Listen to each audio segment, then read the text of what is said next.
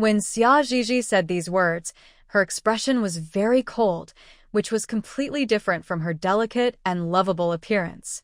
Cen Weiguo was clearly shocked by this side of Xia Zhizhi. Zhizhi. Before Cen Weiguo could say anything, Xia Zhizhi raised an eyebrow and interrupted him with a smile.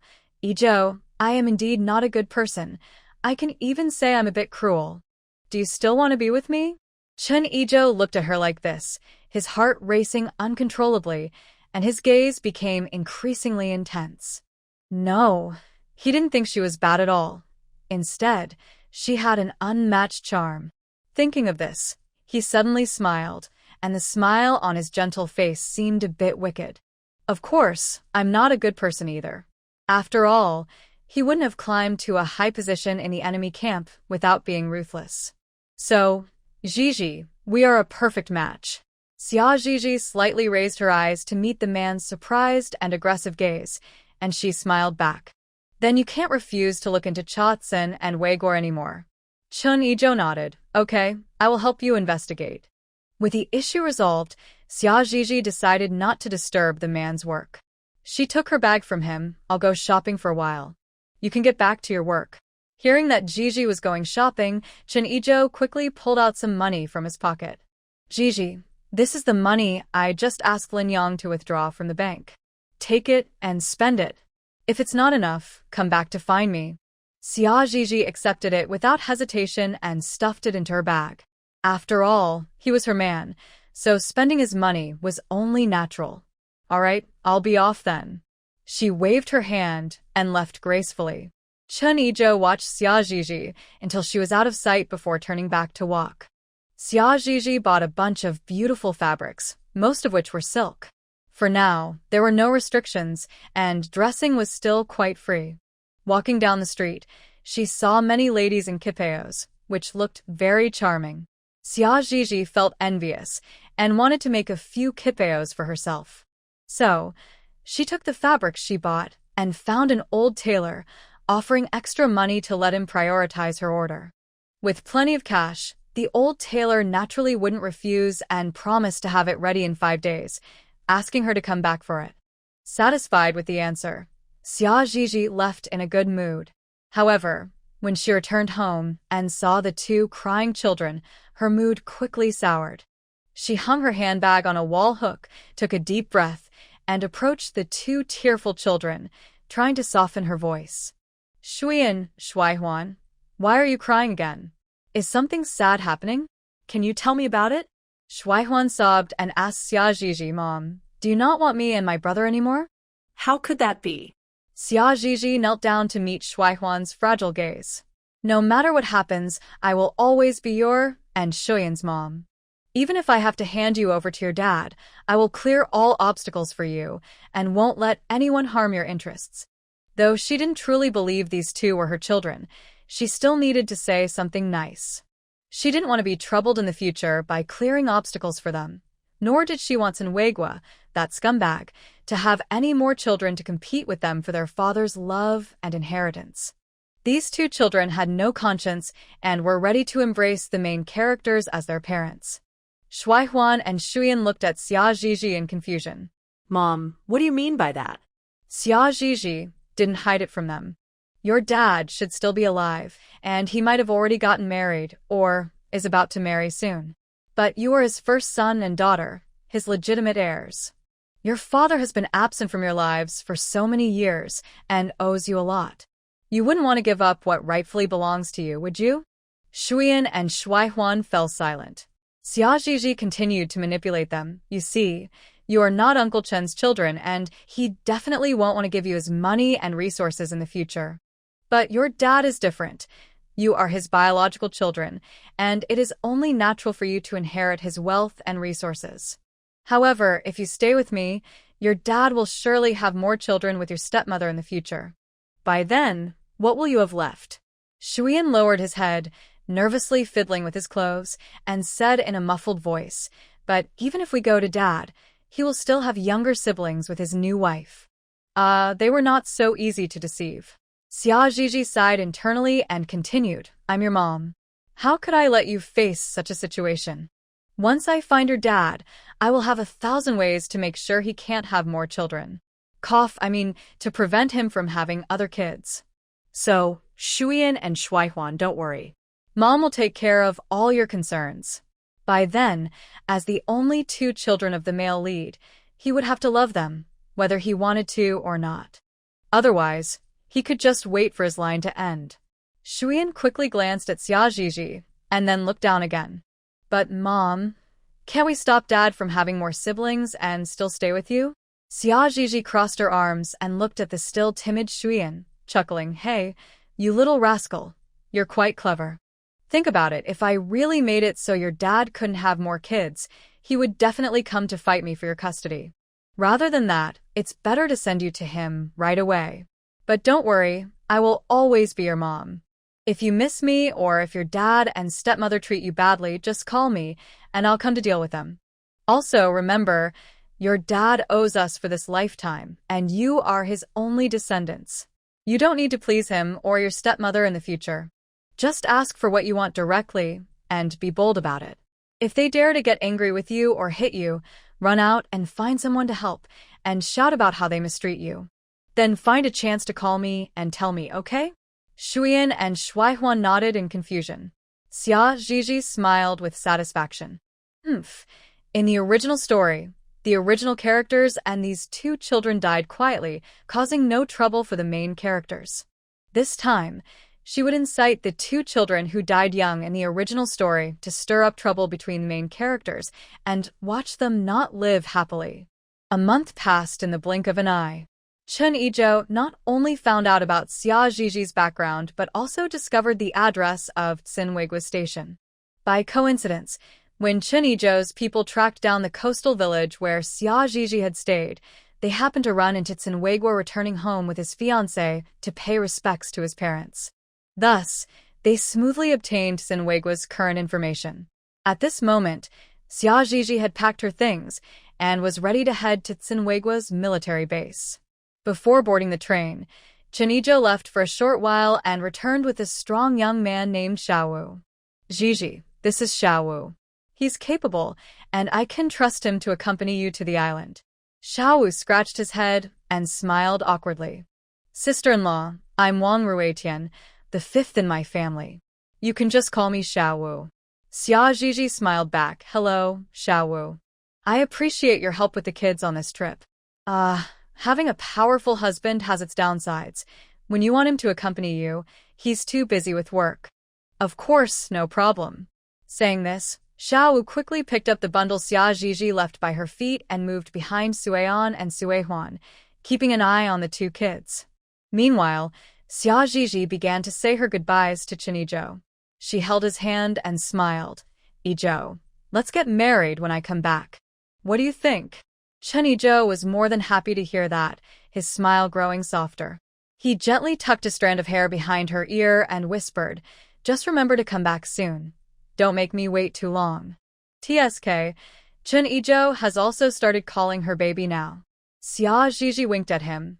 Don't worry, as soon as I solve this, I'll head back. They exchanged sweet words until the train arrived, and they reluctantly parted ways.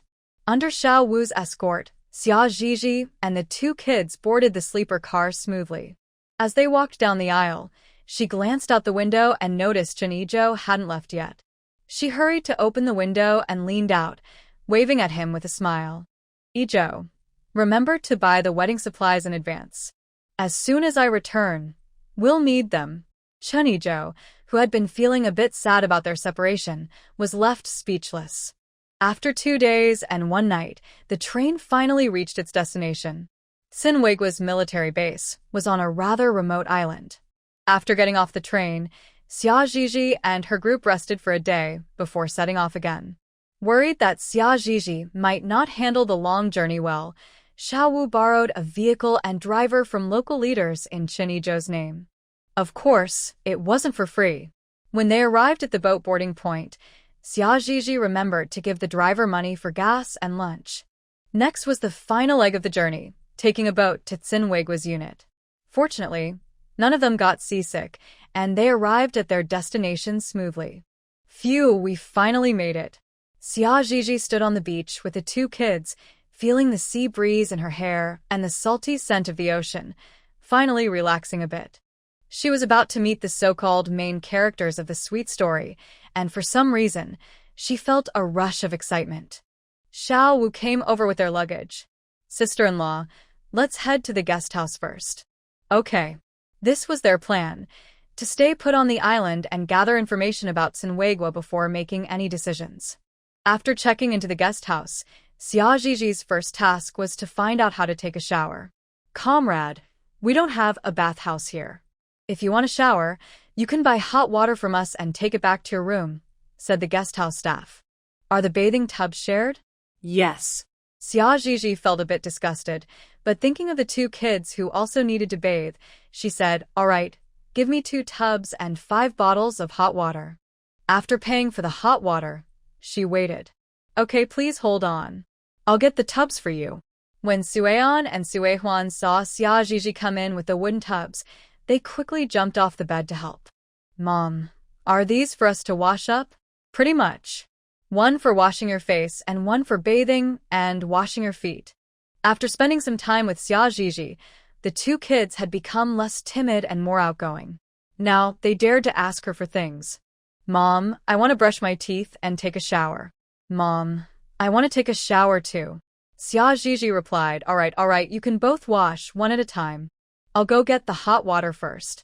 Children from poor families learn to be independent early. The two kids were used to bathing themselves, so Xia Ziji prepared the hot water, found clean clothes and towels, and left the room with peace of mind. The guest house was not far from the military base. Xia Ziji stepped outside, pretending to stroll around while actually sending her spiritual energy to probe into the base. Thanks to the high-level elixirs and spirit plants provided by Qin Ruxue in her past life, Xia Ziji's spiritual energy had become much stronger, allowing her to probe 10 times further than before. She could almost scan the entire 160-meter area near the entrance of the base. Broken mirror. When will Cen Weiguo be alone outside the base? She wanted to find an opportunity to take action. The heavenly mirror calculated, "Ziji, don't worry. Tomorrow morning, Cen Weiguo will go to the city's department store to buy an Omega watch for the female lead, Su Qinghuan, to please her. At that time, we can find a chance to end his ability to father children." Xia Ziji paused, catching on to the fact that the male lead was trying to please the female lead, and frowned. "Wait, could it be that the female lead is unhappy because she knows about my existence as his ex-wife and the two kids?" The heavenly mirror confirmed, yes. Xia Ziji's expression darkened. That scoundrel man deserves to be punished. Clearly, Cen Weiguo's people had already informed him that his ex-wife and 2 kids were still alive, yet he had the money to spend on another woman. Very well, indeed. Tomorrow, not only would she castrate him, but she would also strip him and throw him into the sea, exposing him as the first eunuch since the founding of the country. The heavenly mirror eagerly agreed. "Ziji, go for it. I'll help you keep watch." Xia Ziji snapped. Useless broken mirror. You have no practical use at all. No more wandering around. It's annoying. The heavenly mirror. Weak and helpless. The next morning, as the time for the male lead to leave the military district approached, Xia Ziji hurriedly sent Xiao Wu and the 2 children out to buy food. She pretended to take a shower, locked the door, filled a basin with hot water, and then began to use her spiritual power to locate the male lead. The heavenly mirror had shown her the storyline of the male and female leads, like watching a movie. She remembered the faces of both the main characters and the supporting ones. So, when the male lead, Cen Weiguo, stepped out of the military district, Xia Ziji immediately recognized him and locked onto him with her spiritual power. To be fair, although Cen Weiguo had some flaws in character, his looks were undeniably impressive. He was tall and strong, with a healthy tan, bright and deep-set eyes, and lips that were always tightly pressed, exuding a stubborn and unyielding aura. Overall, he was the type of handsome man who was wild and untamed. Unfortunately, Xia Ziji had a bias against Cen Weiguo. His originally high score in looks dropped to failing in her eyes. No matter how she looked at him, She felt he was just putting on an act. Cen Weiguo, with the aura of a male lead and heightened sensitivity, sensed he was being watched as soon as he stepped out of the military district, feeling a vague sense of unease. He hesitated for a moment, fighting the urge to turn back, and continued walking toward the ship. After finally getting a day off, and with Qinghwan having ignored him for several days, he needed to take this opportunity to buy her something she liked to win her heart. Just before boarding, he felt a chill run down his spine, and his ominous premonition grew stronger, so he couldn't help but look back. His dark eyes suddenly sharpened as he quickly scanned the area. He found nothing. Xia Zhizhi didn't give him a chance to retreat. Her spiritual power turned into a whirlwind, forcefully pushing him into the sea. Ah! Oh no! Someone fell into the sea. Quick, save him. Wait, isn't that Cen Weiguo who fell into the sea? He can swim, so he should be fine, right? But he hasn't come up for a long time. The beach was in chaos. While everyone debated whether to jump in and save Cen Weiguo, he had already been knocked unconscious by Xia Zhizhi and wrapped in her spiritual power, taken to the flower soul space. Xia Zhizhi seized the moment, using her spiritual power to pick up a sharp fruit knife and quickly shredded Cen Weiguo's clothes. Then she raised a butcher's knife and aimed it at the man's root. The whole process was quick and precise. The chemical anesthetic Xia Zhizhi created was comparable to general anesthesia. The unconscious man showed no signs of pain. Worried he might bleed out, Xia Zhizhi kindly used her flower soul power to heal his wounds. She thoughtfully stroked her chin. Not bad. Now Cen Weiguo looks like a eunuch. Who would have thought he'd be the victim today? After saying that, her spiritual power turned into a whirlwind again, returning him to the sea. Sigh, if he accidentally gets rescued and someone sees his hidden condition, that's just bad luck for him. She touched her conscience, found it lacking, and let her hand drop. Rapists deserve to be punished. She thought she was doing nothing wrong. Xia Zhizhi thought confidently. The heavenly mirror also admired her. Xia Zhizhi, you are truly a modern-day king of hell. Not only did she cut off the male lead's pride as a man, but she also ensured his social death. Truly, well done. As her contract partner, the heavenly mirror naturally stood by Xia Zhizhi's side. Finally, the male lead was rescued from the beach. The pieces of his shredded clothes had already been washed away by the waves, leaving him completely exposed, much to the shock of the onlookers. Wow, Cen Weiguo, how? A woman in the crowd gasped, seemingly unable to speak, but her face was filled with excitement. Oh my, this is big news. Cen Weiguo, who was always popular with young nurses and performers, turned out to be a eunuch. Oh my goodness, she would have to spread the word when she got back. Other women were also exchanging glances and gossiping. In the end, it was Cen Weiguo's comrades who squeezed through the crowd to rescue him. Otherwise, those women would have devoured him with their eyes. After this incident, the entire military district went on high alert. Xia Zhizhi and her group were also restricted in their movements and thoroughly investigated. However, since they had alibis for the day of the incident and had just arrived on the island, they were quickly cleared. In fact, the military leaders, including Cen Weiguo himself, believed this was the work of spies. After all, ordinary people couldn't get their hands on highly concentrated ether. Xia Zhizhi hadn't heard any rumors about Cen Weiguo being a eunuch and was starting to feel restless. She couldn't help but ask Xiao Wu. Xiao Wu, what happened that morning? I heard a soldier was attacked at the port. Do you know who it was? Why was there such a big fuss?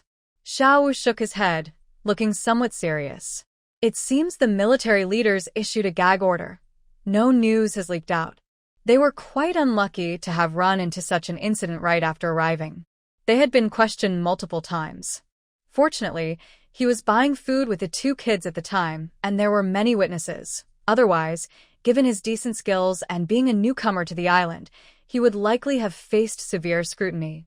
Xia Zhizhi didn't understand Xiao Wu's worries and was rather speechless about the male lead's luck. Why was it so hard to ruin his reputation? What Xia Zhizhi didn't know was that although the military leaders had told the women to keep quiet about the incident, they were not the type to stay silent. The news about Cen Weiguo being a eunuch had spread within a small circle.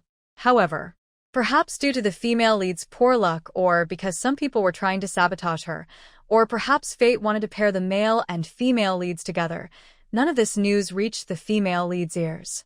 Hearing that Cen Weiguo had been attacked by spies, the female lead, Su Qinghuan, was very worried. She didn't care about being upset over Cen Weiguo having an ex-wife and children. She specifically asked for leave from her superiors to take care of him, washing clothes and making chicken soup, trying to present herself as a devoted partner. Unfortunately, Cen Weiguo was not as moved by her efforts as he used to be. Instead, he remained gloomy, showing signs of depression. After all, what man wouldn't feel hopeless after being made a eunuch? Sadly, Su Qinghuan didn't understand the situation and thought Cen Weiguo was upset because he had been caught and humiliated by the enemy, hurting his pride. So, to cheer him up, Su Qinghuan decided to offer herself and agreed to Cen Weiguo's previous marriage proposal.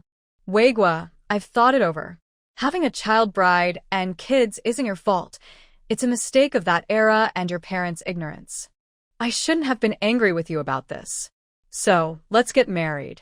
We are together because of love. Let that mistake fade away. Cen Weiguo moved his lips, struggling internally for a moment, but he still lacked the courage to reveal that he had become a eunuch. He closed his eyes and simply replied, worried that delays might cause changes, Cen Weiguo submitted his marriage application with Su Qinghuan to their superiors that same day. Since both worked in the military, their backgrounds had already been thoroughly checked when they enlisted, and they were found to be completely clean. Therefore, their marriage application was approved the next day. Not only was their marriage application approved, but they were also granted housing. Then, they quickly began preparing their home, getting their marriage certificate, and buying wedding supplies. Xia Zhizhi, with the help of the fortune-telling mirror, knew the exact date of their wedding even before the couple did. So, she leisurely stayed at the guest house. Besides occasionally asking Xiao Wu to find out about Cen Weiguo, she spent her time like a tourist, going out to catch seafood or trade for pretty pearls, enjoying a very relaxed time. This left Xiao Wu confused. After nearly a week there, Xiao Wu couldn't hold back and asked sister-in-law, "Have you forgotten something? Mayor Chen is waiting for you to return to H City to get married. Why are you still here having fun?" "What did I forget?" Xia Zhizhi paused, then slapped her forehead in frustration. "Right. We haven't helped Sueon and Suehuan find their dad yet." She jumped up. "Today is a great day, sunny and clear, perfect for traveling. Xiao Wu, let's hurry and take the kids to the military district to see their dad." She grabbed her prettiest red velvet bag, slung it over her shoulder, and smiled brightly at Xiao Wu and the two kids. The fortune-telling mirror sighed, "Zhizhi, it seems your acting skills have improved. If I didn't see how well you groomed yourself, I would think you just decided on a whim. Your outfit is a bit too eye-catching. The main couple is getting married today, and you look even better than the bride. She might not be happy about it." Xia Zhizhi raised her eyebrows and huffed, "I don't care if she's happy, as long as I'm happy. Of course, it would be even better if she wasn't happy. She deserves it for always saying that Xia Linlang is a child bride and feudal nonsense. Xia Linlang's real identity is that of a wealthy young lady, okay? If it weren't for her misfortune with the Cen family, they wouldn't even be worthy of carrying her shoes." Though this was a bit harsh, it was true.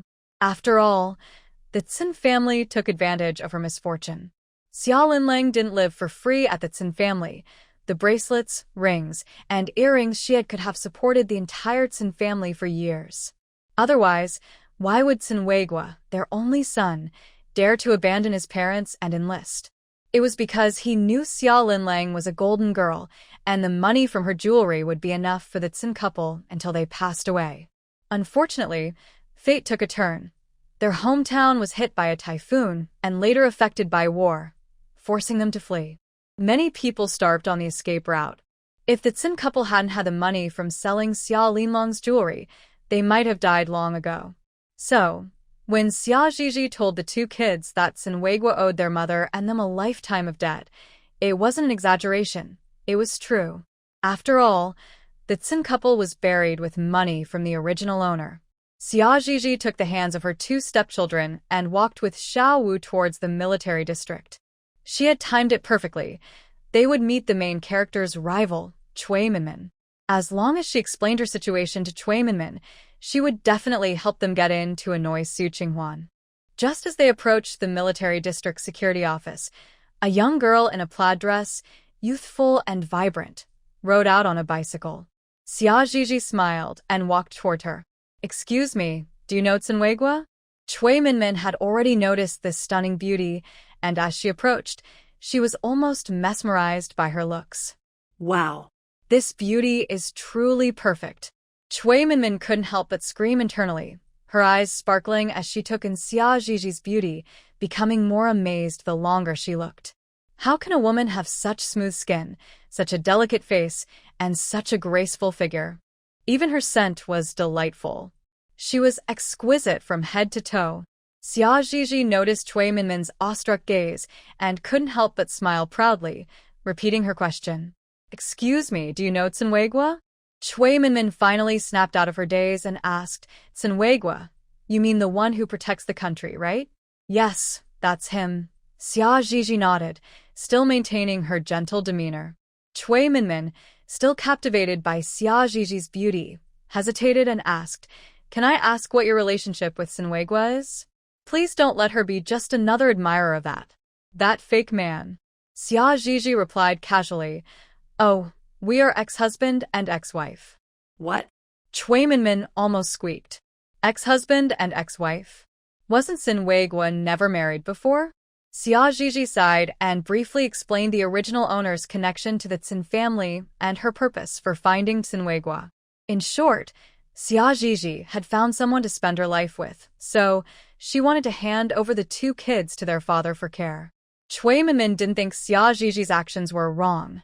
She had been forced to be with Cen Weiguo, and the kids weren't conceived willingly. The girl had worked hard to raise the children, so it was only right to let Cen Weiguo take care of them. Thus, Cui Minmin confidently promised to personally take them in to find Cen Weiguo. With Cui Minmin's help, the soldier at the military gate let them in after registering their information, saying they were her distant relatives. Honestly, if Cui Minmin hadn't guided them, Xia Zhizhi and the others would have had to wait a long time at the gate until they confirmed Cen Weiguo's identity before being allowed in. It wouldn't have been as easy as it was now. The wedding of the main characters was arranged in the military cafeteria. When Xia Zhizhi and her friends arrived, the newlyweds were just toasting the leaders. Phew, they arrived just in time. Xia Zhizhi relaxed and smiled even more beautifully. She glanced at Cui Minmin, who immediately shouted loudly, "Captain Cen, look who I brought with me." Her voice was filled with obvious glee, causing Cui's father, sitting at the leader's table, to frown and scold her without thinking. "Minmin, what nonsense are you talking about?" Cui Minmin retorted, "Dad, I'm not being silly. Do you see this beautiful sister next to me? She is Cen Weiguo's ex-wife, Xia Linling." She hugged Xia Zhizhi's shoulders and pushed the two little kids forward. "Look, these two are the twins that Linling gave birth to for Captain Cen. Shuyan and Shuaihuan, the boy in the red flower is your dad, call him Dad." Shuyan and Shuaihuan looked at the man who resembled them and felt complicated, but they obediently called out, "Dad." At that moment, Cen Weiguo had no time to pay attention to the suddenly appeared kids. His full attention was on Xia Zhizhi. The moment he saw her, his previously blurred memories of his ex-wife suddenly became clear. He quickly merged the image of Xia Linling with the one in front of him, Xia Zhizhi. Looking at his stunning ex-wife standing not far away, he felt a storm of emotions inside. Wait, Xia Linling was this beautiful? It made sense that Xia Linling wouldn't look down on him. Ugh, what was he thinking? Cen Weiguo clenched his fists, trying to ignore the rising regret in his heart, and said hoarsely, "Linling, I thought you and your parents had perished long ago." He completely forgot what Chunizhou's people had told him half a month ago. Xia Zhizhi couldn't help but roll her eyes and said bluntly, "Enough with the pretenses. Half a month ago, Izhou's people told you that I and the kids were alive, yet you didn't say a single caring word. What are you pretending for now? Cen Weiguo was speechless, realizing he had indeed gone too far. Recently, Qinghuan had even argued with him about this. Su Qinghuan looked very upset. She never expected Cen Weiguo's ex-wife to show up at such a crucial moment with 2 kids. In front of so many people, she didn't dare to show her anger. Otherwise, she would be criticized by the older women present. Thinking of this, she could only force a smile and assert her position to Xia Zhizhi, saying, "Sister Xia, look, now I am legally married to Weiguo, recognized by the law. As for your previous marriage, I heard you were Weiguo's child bride. Child brides are outdated customs that we should discard." Mentioning outdated customs, the original wives present were displeased. "Wait, Su Qinghuan, if we go by your logic, then the blind marriages, are also outdated customs that should be discarded, right? You're encouraging the men here to abandon their wives and children. That's really malicious."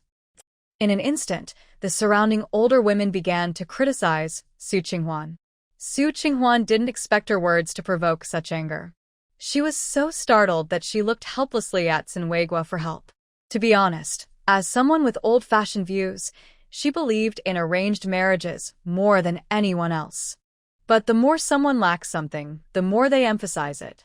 When she first arrived in this world, her speech and actions were out of place, making her seem laughable. Su Qinghuan, feeling shy, didn't want to be seen as an old-fashioned lady, so she overcorrected and became someone who constantly emphasized outdated customs. Before Cen Weiguo could clarify for her, Xia Zhizhi's disdainful voice suddenly rang out. "Wait. I need to clarify something in front of everyone. I, Xia Linling, am not Cen Weiguo's child bride." She crossed her arms, raising an eyebrow. "Cen Weiguo, if you haven't lost your memory, you should know that I got separated from my family when I was just 13, and that's how your family rescued me. And I didn't ask your family for money or food to support me. Not only did I not let you spend money on me, but I also pawned my jewelry to support your family. Yet your family repaid my kindness with malice, forcing me to marry you. If it weren't for having these 2 kids of yours, I would have left long ago and wouldn't have come back to find you." She looked at Cen Weiguo's pale face, nudged Shuyan and Shuaihuan, and continued, "These 2 kids are named Shuyan and Shuaihuan, your children. From now on, you'll take care of them. I'm about to start a new family, and it's inconvenient for me to bring them along. Besides, as their mother, I've raised them for 6 years, so it's only fair that you, as their father, take over now. You better not make excuses to avoid this." Cen Weiguo was now unable to refuse. These 2 kids were his last bloodline. Without thinking, he agreed. "Weiguo." Su Qinghuan panicked and tugged at his sleeve. "We just got married, you can't do this. Qinghuan, Shuyan, and Shuaihuan are my children. As their father, I should take care of them." Cen Weiguo interrupted her. Thinking about his current condition, he couldn't help but feel bitter. It was impossible for Su Qinghuan to have a child of her own, so it was better to take good care of Shuyan and Shuaihuan. As long as she treated them well, they would eventually bond. Darn enemies, why did they only harm him? Not only did they castrate him, but they also gave him some kind of drug that left no trace, making everyone think he was a eunuch. He couldn't explain it before. Now, with Shuyan and Shuaihuan, who looked so much like him, the rumors about him being a eunuch should be dispelled, right? Cen Weiguo even felt a bit relieved thinking about it. He glanced at his stunning ex-wife, sighing inwardly. If she had appeared earlier, he could have given the 2 kids a complete family. But unfortunately, there are no ifs. Su Qinghuan was almost in tears.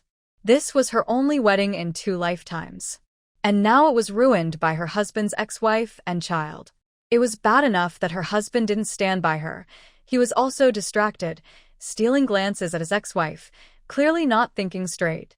He had previously claimed that everything was arranged by their parents and that he had no feelings for his childhood bride, his ex-wife. Now it seemed that was all a lie. His ex-wife was not just a childhood bride. Cen Weiguo was clearly after her money, or perhaps her looks, taking advantage of the situation to marry her. She felt like a complete joke today. Her wedding would likely become a source of laughter for many in the future. Seeing Su Qinghuan's unwilling expression, Cen Weiguo felt a bit unhappy, but since he was in the wrong today, he said nothing. He arranged a separate table for Xia Zhizhi and her group so they could eat, then forced a smile, and took Su Qinghuan to toast the leaders and his close friends. They had already received their marriage certificate, and the wedding was underway. They couldn't just walk away now. Regardless of what others thought, they had to continue with the ceremony. To be fair, a man who could be the main character had a mindset that most people couldn't match. Of course, Xia Zhizhi was also exceptional. No matter how others viewed the situation, she remained calm, even joking with her new friend Cui Minmin. The bride, Su Qinghuan, was not handling it well. Throughout the toasts, her face was long, and her unhappiness was evident. Everyone noticed and dared not joke around or say anything more, fearing they might upset the sensitive bride. However, not everyone was so perceptive. One military wife, oblivious, made a comment to Su Qinghuan, clearly enjoying her misfortune. "Little Su, you're lucky. You just got married and won't have to endure childbirth. You already have children. Unlike us, if we want kids, we have to endure 10 months of pregnancy and give birth ourselves." Su Qinghuan didn't understand the hidden meaning in the military wife's words, but Cen Weiguo's face changed dramatically. He shot a cold glance at the military wife and the man next to her.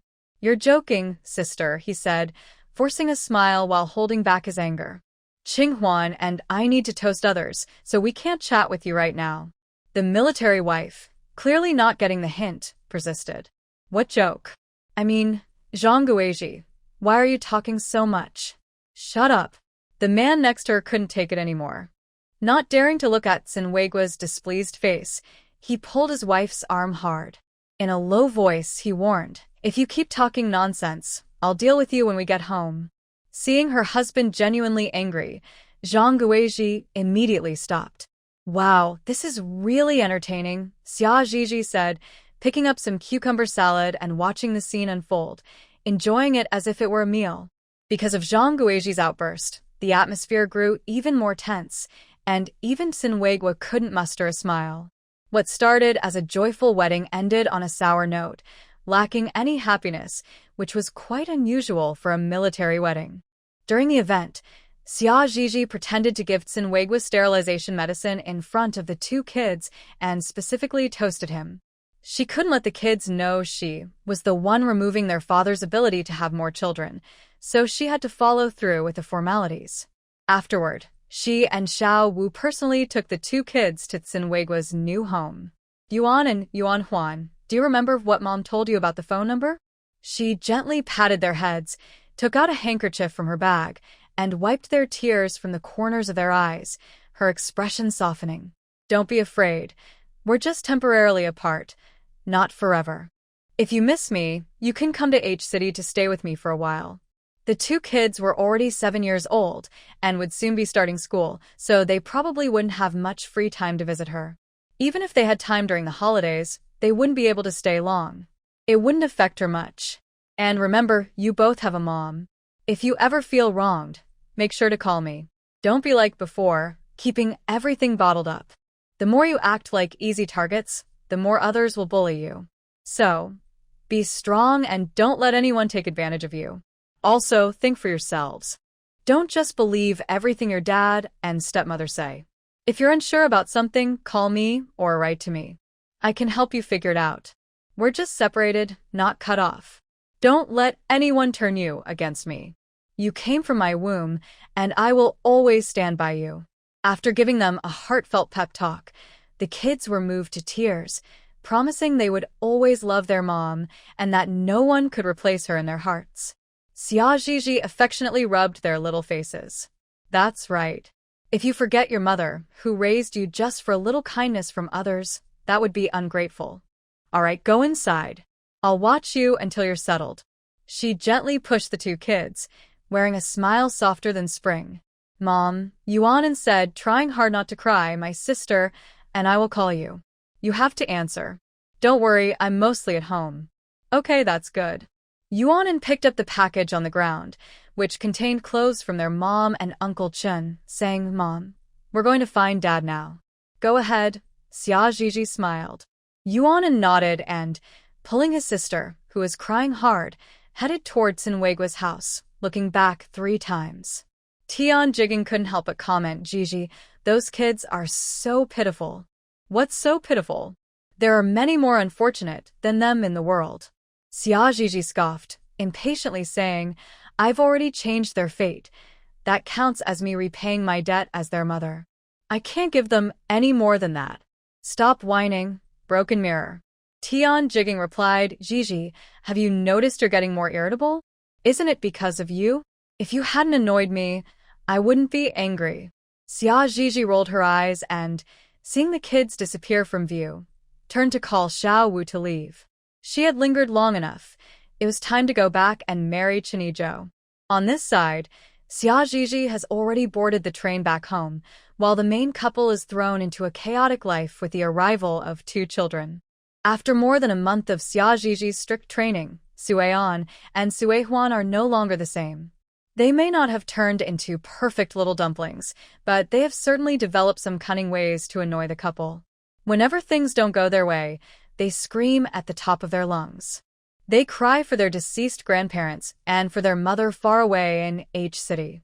Cen Weiguo is somewhat tolerant.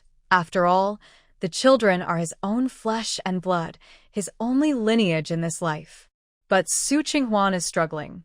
Several times, she nearly lost her temper. After discovering that her husband was unable to perform, and not only could he not have children, but also couldn't fulfill his marital duties, she found that her 2 stepchildren were not easy to handle either. She didn't know where they learned to air their family's dirty laundry. Whenever things didn't go their way, they would rush out of the house to a crowded place, crying and wailing. It was as if she had wronged them in some huge way, leading the political commissar's wife to come over several times to talk to her, worried that she was mistreating the children left by her husband's ex-wife. Su Qinghuan felt wrong too. Sister-in-law, I'm really not mistreating them. It's just that these 2 kids have been taught to be so difficult by their mother, always opposing me. What do they need so much pocket money for at their young age? What if they lose it? The political commissar's wife patted Su Qinghuan's hand and said earnestly, Xiao Su, Suean, and Suehuan are not unreasonable children. They just miss their mother and want to call her, which is why they're asking you for money. Be a bit more patient with them in the future. Don't jump to conclusions before they even have a chance to explain. And she added, what do you mean by being taught to be so difficult by their mother? She looked at Su Qinghuan disapprovingly. Their mother raised them alone for so many years, being both father and mother. As a widow, if she didn't teach them to be tough, how would they survive in such difficult times? The political commissar's wife had seen through it. Su Qinghuan's intentions were not entirely pure. No matter how much she resented Cen Weiguo and his ex-wife for having 2 children, she shouldn't slander them like this. Su Qinghuan. She was left speechless. Su Qinghuan was furious. Those 2 kids were truly doing it on purpose. Why didn't anyone believe her? With Suean and Suehuan constantly stirring the pot, this sweet couple's story gradually turned into a tale of suffering and family ethics, filled with daily arguments over trivial matters. There was no longer the sweetness and happiness from the original story. Fortunately, Su Qinghuan had a strong mindset rooted in traditional values. Even if her husband couldn't provide her with a happy life, she could still endure and carry on. Otherwise, if a different type of woman faced Cen Weiguo's situation, she would have run away long ago. Xia Zhizhi didn't care much about the chaos at the couple's home. After returning to H City, she immediately got her marriage certificate with Chen Weiguo and then held a relatively grand wedding. Xia Zhizhi began her shamelessly happy life with Chen Weiguo. Some people may seem gentle and refined, but in private, they can be quite open-minded. No matter the type of knowledge, he was very accepting. His learning ability was exceptional, making him both lovable and frustrating. The result of their happy time together was that less than 2 months after their wedding, Xia Zhizhi became pregnant. Of course, she had control over her pregnancy, even deciding how many children to have. Xia Zhizhi wanted to take advantage of having a nanny at home to quickly give birth to all 3 children, so she became pregnant with triplets. However, unlike before, this time she had fraternal triplets. When Cen Weiguo learned that Xia Zhizhi was pregnant, he was both surprised and delighted, nearly moved to tears. He knelt beside her, pressing his ear against her still flat belly, his voice choked with emotion. "Zhizhi, we're going to have family ties again." His parents and siblings had all died early, which was why he had devoted himself to the revolutionary cause. Xia Zhizhi gently stroked his hair, silently comforting him. After 9 months, the triplets finally arrived. Cen Weiguo was a perfect father, far more patient and educational than the men from Xia Zhizhi's previous lives. With Cen Weiguo managing both home and work, Xia Zhizhi began to enjoy her role as a carefree mother. Aside from occasionally checking if the nanny was mistreating the children or plotting to swap them out, she spent the rest of her time indulging herself. She would even give Sueon and Suehuan some ideas to create small conflicts between the couple. Life couldn't be better. With Cen Weiguo's protection, they smoothly got through the years of hardship, and soon it was 1971 when the triplets graduated from high school. This time, Xia Zhizhi regretted not thinking ahead. She had given birth to the children a few years too early and now faced the issue of sending them to the countryside. Cen Weiguo had been promoted to the secretary of the H City Committee, and as a leader, he had to set an example and couldn't let his children avoid going to the countryside. So, when it came to deciding who would go and who would stay, the whole family was worried and couldn't eat. As the eldest brother, the first to speak was the eldest son. "Mom and Dad, I'll go." The second son, who always followed his older brother, quickly added, "Mom and Dad, I'll go to the countryside with my brother. Let the youngest stay and work." The youngest has great creative talent and is suited for the Weapons Research Institute. If he goes to the countryside, it would be a waste of talent and a loss for the country. Xia Zhizhi felt regretful. "If I had known, I would have waited a few more years to have you." Sigh. How could she have forgotten about the countryside issue? The eldest son, being a caring boy, quickly comforted her. "Mom, it's not your fault. This policy changed suddenly. None of us could have predicted it." Xia Zhizhi. "I actually knew, I just didn't think it through." Cen Weiguo didn't want to see Xia Zhizhi upset, so he patted her shoulder. "All right, don't be sad. It's not a bad thing for boys to gain experience in the countryside for a few years. We can find a way to bring them back later. Or the eldest can take the opportunity to achieve something in the countryside and become a grassroots leader. As for the second son, if the military is recruiting, I'll notify you right away." Cen Weiguo had considered each child carefully. His children were exceptional, and wasting their potential in the countryside was not an option. They needed opportunities to work in fields suited to them and shine. With 2 kids going to the countryside, Xia Zhizhi didn't know what to pack for them. So, she decided to just give them money, lots of it. She also gave them tickets, no matter what kind, so they could buy whatever they needed. "Debao, Erbao, don't worry. The place you're going to is not far from your Uncle Cen's military base. If you run into any trouble, you can go to the army to find him." Xia Zhizhi said confidently, "I was the one who took care of his parents' funeral. He owes me for life, so don't be polite with him." Over the years, Xia Zhizhi and Cen Weiguo had kept in touch because of the kids, even if it was just him calling to tell her not to fill their heads with nonsense. Their relationship was okay. To ensure the kids had someone to look out for them in the countryside, Xia Zhizhi arranged for them to stay in a village near Cen Weiguo's military base. Debao and Erbao hesitated. "Mom, won't Dad be angry about this? Dad is quite possessive, and if he finds out they're using their mom's connections to see Uncle Cen, he might cut off their allowance." Xia Zhizhi glared. "He wouldn't dare. Just don't worry about bothering Uncle Cen. I'll handle your dad. I won't let him get mad over this." Debao and Erbao exchanged glances, mourning for their dad. When Su Qinghuan heard that 2 of Xia Zhizhi's triplets were going to the countryside, she didn't even have time to feel happy. Then she heard Cen Weiguo say that Xia Zhizhi had arranged for the kids to stay near their base and asked him to look after them. Su Qinghuan. She really wanted to curse. Was she doomed to be haunted by Xia Zhizhi for life? She had already sent Cen Sueon and Cen Suehuan, her wicked stepchildren, far away to join the army or get married. Now, she was facing another wave of trouble from Xia Zhizhi's nasty kids. Over the years, Su Qinghuan and Xia Zhizhi had often clashed because of Sueon and Suehuan. But Su Qinghuan was careful not to go too far with them, so she mostly ended up losing. After all, Cen Weiguo had lost his ability to have kids early on, and Sueon and Suehuan were not just his only remaining bloodline but also Su Qinghuan's future support. She couldn't afford to be too harsh on them. What if they held a grudge? If Cen Weiguo died before her, she would have no one to bury her. That would be terrible.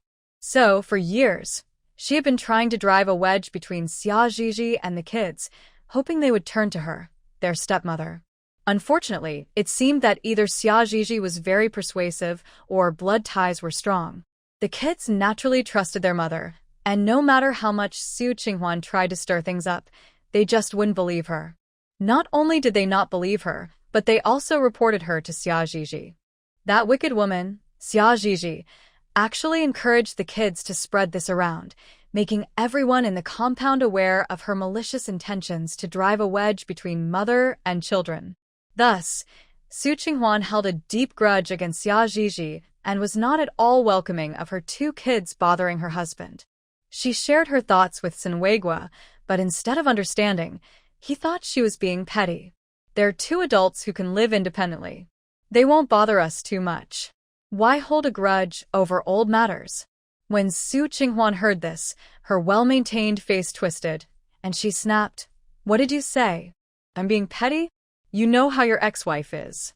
She treats you like a servant and always orders you around with such confidence. I'm just worried about you." By the end, his tone softened a bit. After all, he had been raised with traditional values and was used to putting his husband first, so he didn't dare to go against him. Cen Weiguo, however, wasn't moved by her concern. What's the big deal? She's just like that. I'm used to it. To be honest, both the original owner and Xia Zhizhi were very proud. But the original owner was cold and looked down on those she didn't like. Xia Zhizhi, on the other hand, was proud and domineering, always ordering others around without a second thought. Especially when she asked Cen Weiguo to do something, she always reminded him that if it weren't for her taking care of his parents' funeral, they wouldn't even know where their remains were. Cen Weiguo had nothing to say in response.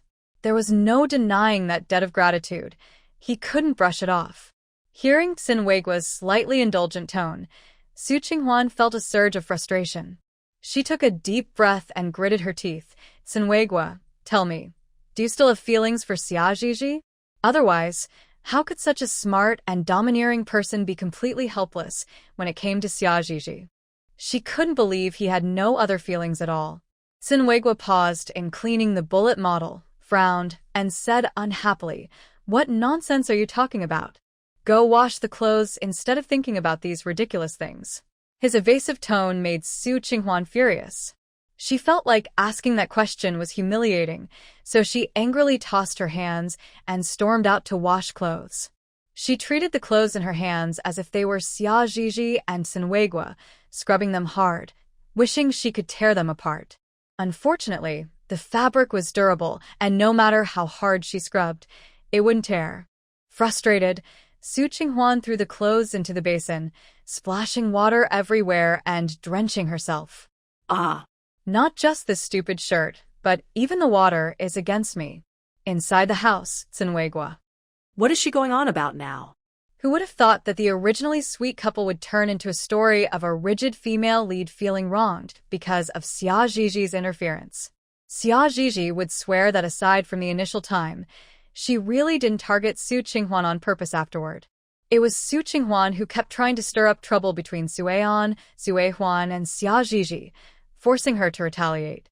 From beginning to end, Xia Zhizhi only disliked Cen Weiguo.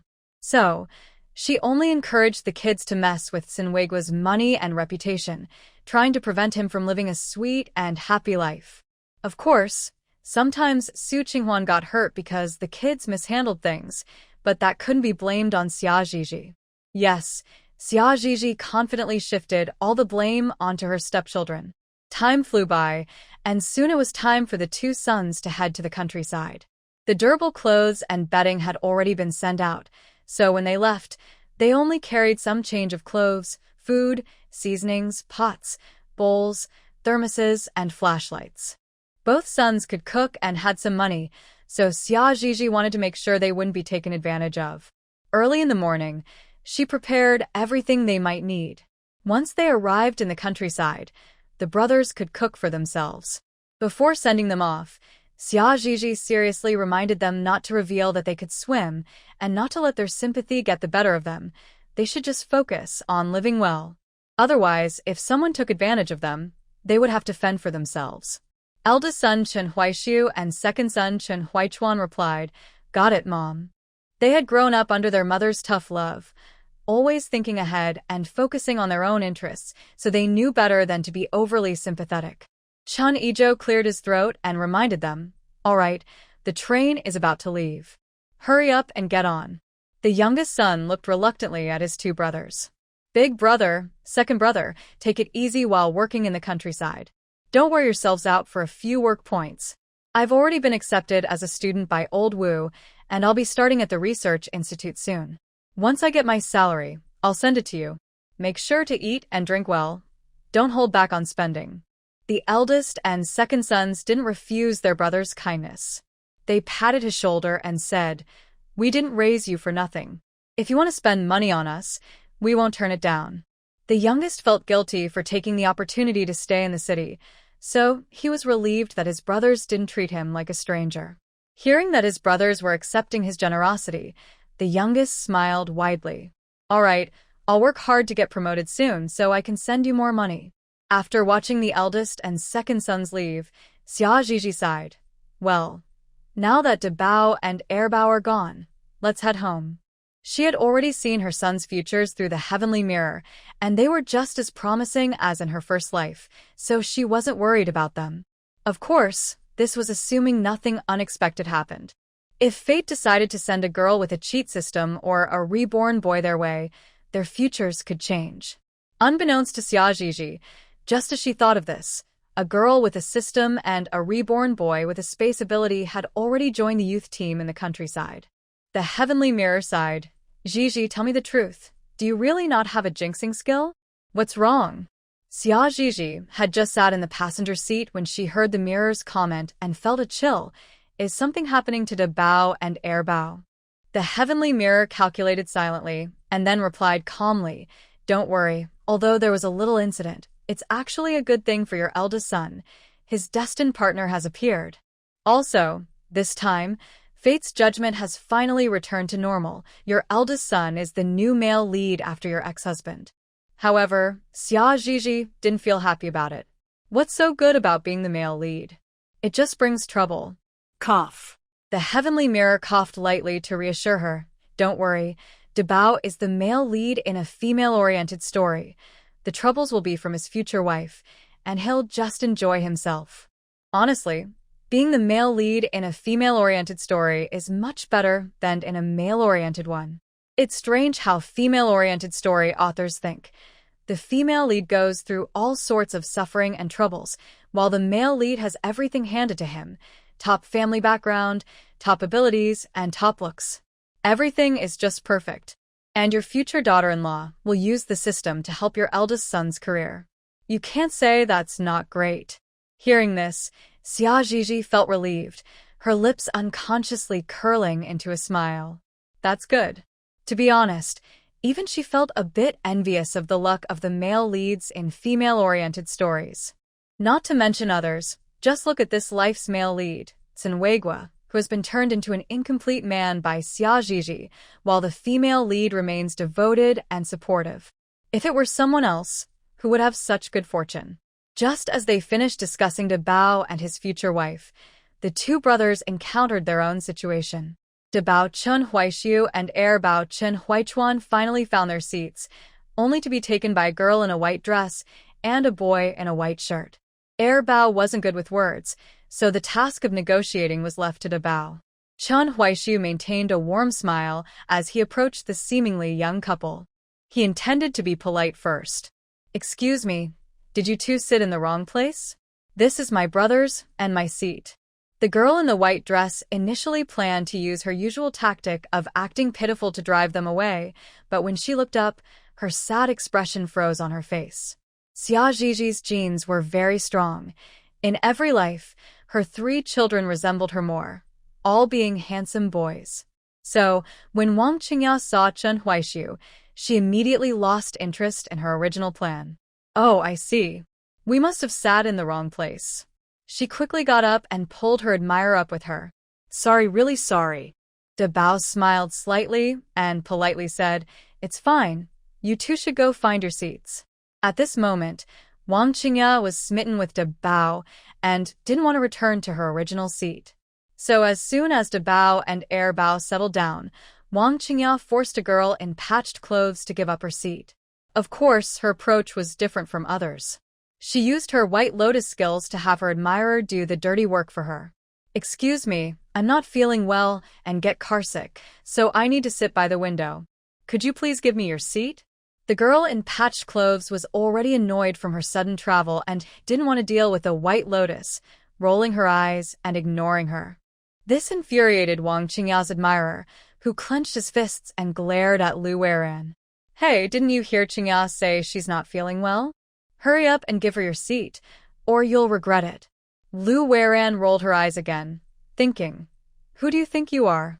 Do you really think the world revolves around you? You can feel however you want. It has nothing to do with me."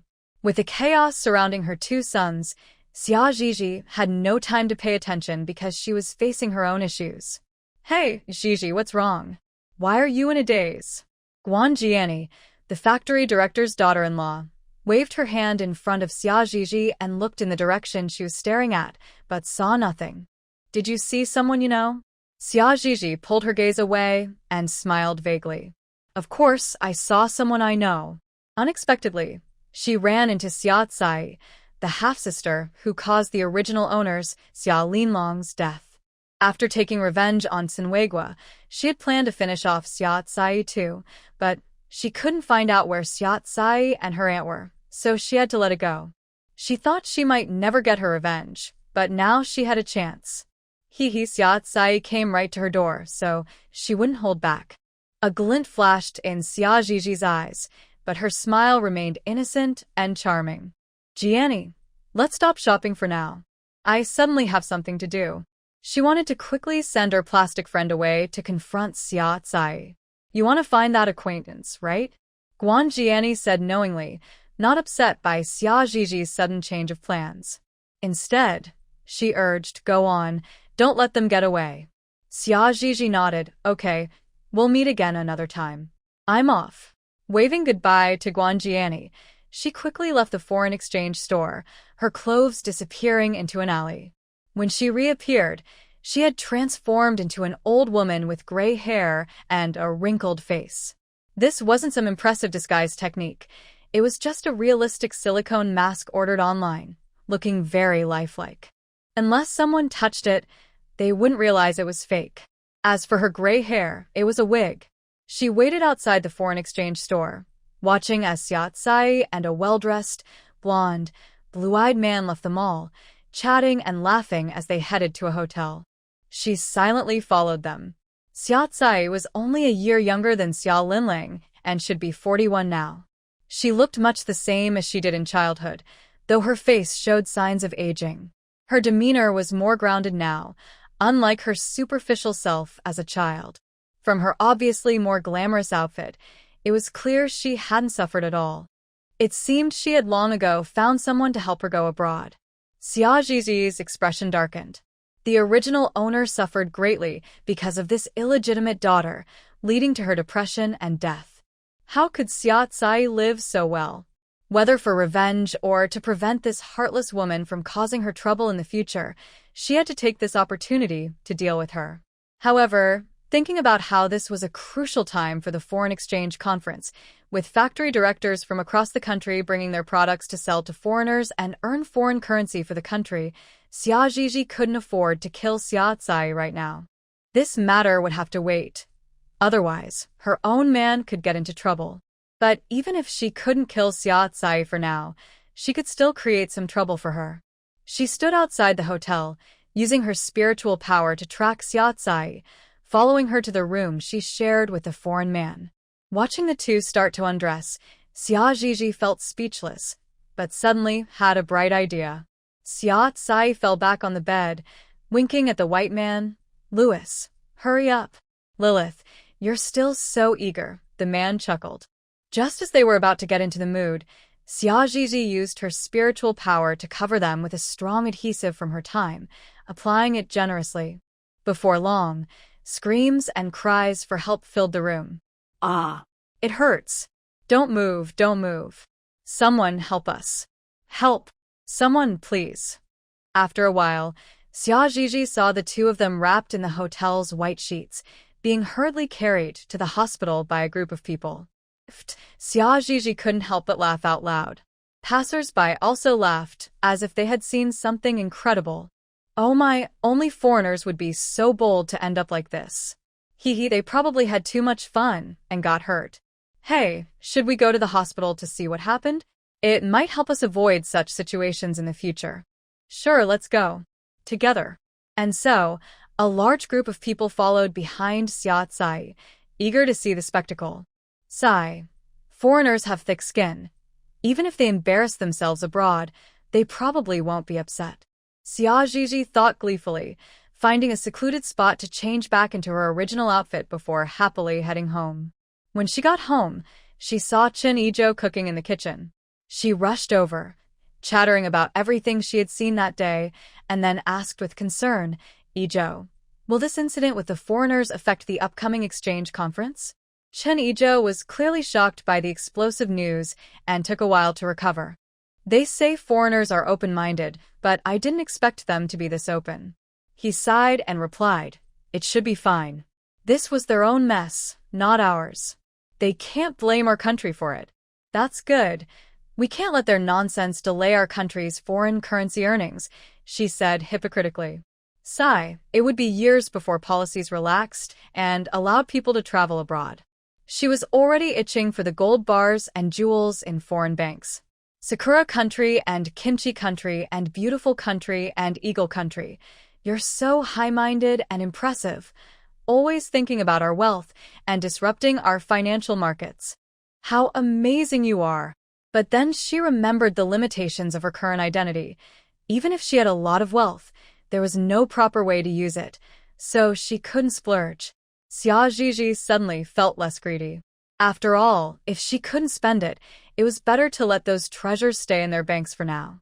When she had time and energy in the future, she would find a way to bring those treasures back to her storage ring. While Xia Zhizhi was lost in thought, Cen Weiguo had already skillfully finished the last dish, braised ribs. "Zhizhi, it's time to eat. Today's lunch is all your favorite dishes." Xia Zhizhi, always sweet-tongued and good at providing emotional support, said, "Weiguo, you're the best to me. What should I do if I love you more and more?" Cen Weiguo's smile widened, and he pretended to be serious. "Cough, we're already an old married couple. Why say such things?" It made him feel shy. Ugh, what old married couple? We're clearly in our prime, so don't say that again. Okay, I'll listen to you. Zhizhi will always be 18. That's more like it. Without the interruptions of their 3 sons, the couple returned to their sweet romance, creating a cozy atmosphere. Xia Zhizhi was enjoying a sweet life, while conjoined twins Xia Tsai and Louis were having a fierce argument in the hospital. "Louis, you can't do this." "I disagree," Xia Tsai screamed. At this point, they were inseparable, and one of them had to sacrifice a part of themselves to separate. Louis couldn't bear to lose his own part and immediately told the doctor to operate on Xia Tsai, ensuring his part would be fine. As for Xia Tsai, she was just one of his lovers. He didn't care about the consequences of the surgery for her. Xia Tsai, being selfish by nature, couldn't pretend to be submissive anymore and screamed in refusal to Louis's proposal. The doctor had warned that her uterus might be removed. Not to mention she had no children. A woman without a uterus would age quickly, becoming like a wilted flower. Having relied on her youthful looks to navigate among the wealthy for years, how could she accept this? It was her means of survival. Seeing Xia Tsai's firm refusal, Louis, angry and embarrassed, said, "Lilith, while my patience lasts, You better be sensible. Otherwise, when we return to the beautiful country, you won't have it easy. Fear flashed in Xiao Tsai's eyes as she recalled Louis's methods. Now she was truly in a dilemma. Whichever choice she made would lead to a bad outcome. If she chose to keep her body intact, she would surely face Louis's furious revenge upon returning to the beautiful country, trapped in a desperate situation. If she chose to sacrifice her body, she would only be able to survive in misery, with no good days ahead. Who was to blame for her predicament, creating such a strong bond between them? As for why Xiao Tsai didn't choose to stay in the country and escape Louis's grasp, it was because she had already obtained citizenship in the beautiful country. Even if she wanted to stay, her home country wouldn't accept her. In the end, Xiao Tsai couldn't withstand Louis's threats and compromised. Rather than die, she preferred to live in misery. After the surgery, Louis had no issues, while Xiao Tsai remained in the hospital for recovery. She couldn't leave her bed until the exchange meeting was over and had to be carried onto the ship. Before long, the exchange meeting was in full swing. Xia Zhizhi had plenty of good things in her space and wasn't interested in the items at the exchange meeting, so she went to visit Xiao Tsai in the hospital instead. Louis was quite generous. To compensate Xiao Tsai for losing an organ, he arranged a private room for her, hired a caregiver, and gave her a large sum of breakup money. At this moment, Xiao Tsai's mood wasn't too bad. With the money she had and the jewelry she had collected from wealthy men over the years, if she spent wisely, she could still live comfortably for the rest of her life. Xia Zhizhi knew this, which is why she came to visit her. Before entering the hospital room, she put on gloves and took out a syringe from her space, filled with a chemical agent that could quickly induce leukemia. This was her new invention. According to the Heavenly Mirror, Xiao Tsai had more than just Louis as a benefactor. Even Zhou Peilon's husband, who had pushed Xia Linling into the sea, was one of her patrons. It seemed that the bond between these two plastic sisters continued in the beautiful country. Since that was the case, she wouldn't hold back from taking them both down. Xia Zhizhi hid the syringe behind her back and confidently pushed the door open. This time, she appeared as a blonde, blue-eyed beauty, with a realistic mask, wig, and even colored contact lenses. She wore a black vintage dress from her previous life and red high heels. From the outside, there was no trace of her being from Huagua. Xiao Tsai was sitting up in bed, being fed by a caregiver, when she saw a beautifully dressed woman with a complex fragrance walk in. "Miss, who are you?" Xiao Tsai asked, confused, as she didn't seem to recognize this person. Xia Zhizhi smiled slightly, casually sitting beside Xiao Tsai's bed, speaking in fluent English. "Oh, it doesn't matter if you don't know me, but you should know my sister, Elsa." Elsa? Louis's wife, the daughter of the biggest mafia boss. Xiao Tsai's eyelids twitched. She quickly sat up straight, her attitude becoming respectful. Suppressing her panic, she asked awkwardly, "Did the lady send you to find me?" Could it be that the earlier commotion was caused by someone sent by Elsa? But hadn't Elsa already broken up with Louis and moved out? Why would she target an insignificant person like her? She was clearly the least noticeable among Louis's lovers. Xiao Tsai felt like crying, terrified by her own assumptions. She feared that as soon as she set foot in the beautiful country, she would meet her end. Xia Zhizhi smiled without answering, instead taking out the prepared syringe, gently tapping it and looking at her. "Do you know what's inside?" What? Xiao Tsai gulped, frightened. Xia Zhizhi leaned in close to Xiao Tsai's ear and whispered something, then handed her the syringe. "I won't decide for you, Lilith. You choose." Xiao Tsai looked at the bright red liquid in the syringe, her teeth chattering. Finally, she closed her eyes, steeling herself, and injected it into her arm. Xia Zhizhi nodded in satisfaction. "My sister said she's very unhappy with your friend who always tries to check you out. You can only choose one.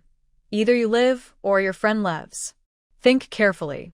After saying this, she patted Xiao Tsai's shoulder and left gracefully. She suddenly realized how useful the Heavenly Mirror was. Just one glance at Louis and Xiao Tsai allowed her to clearly predict their lives and futures. She couldn't have known so much useful information without threatening Xia Zai to willingly become her test subject. What she whispered to her earlier was also a lie. Her new drug would induce acute leukemia, leading to death within 2 months. No treatment would work. Unless she intervened with her flower spirit power, there would be no solution. Once she dealt with Zhou Peilon, she would go to Elsa for the antidote, but she expected only trouble in return. The exchange meeting was very successful, and Xia Zai and Louis were about to return. Xia Zhizhi had avenged the original owner and secured a bright future for the 3 children. Her husband was also rising in his career, making her life prosperous. After the policy changes, Xia Linlong's parents returned to develop in the country. With the help of her parents and brother, Xia Zhizhi always had money. She spent the latter half of her life enjoying a laid-back life. She never faced any hardship. You could say that aside from a bit of discomfort at the beginning, she spent the rest of her time happily thanks to her powerful husband. Her 3 sons remained as devoted to her as ever, and her daughters-in-law dared not argue with Xia Zhizhi, nor would they say anything bad about her in front of their husbands. Xia Zhizhi passed away content, surrounded by the cries of her descendants. And the author doesn't even know what they wrote. The review keeps getting rejected, which is really frustrating. Crying JPG. Xia Zhizhi woke up once again, this time as a newborn. The heavenly mirror excitedly shouted, "Zhizhi, bad news. Your biological mother is about to swap you with another child. Baby Xia Zhizhi." "Is that true?" Xia Zhizhi asked in confusion. "Why is my biological mother doing this? I'll take a look." The heavenly mirror paused, observing her biological mother's face for a few seconds.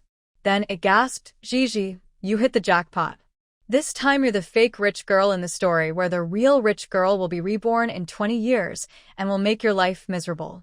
Originally ready to scream and stop her biological mother from swapping the swaddles, Xia Zhizhi thought, to forget it, since the real rich girl will eventually come back to torment her, she might as well not suffer in vain, right?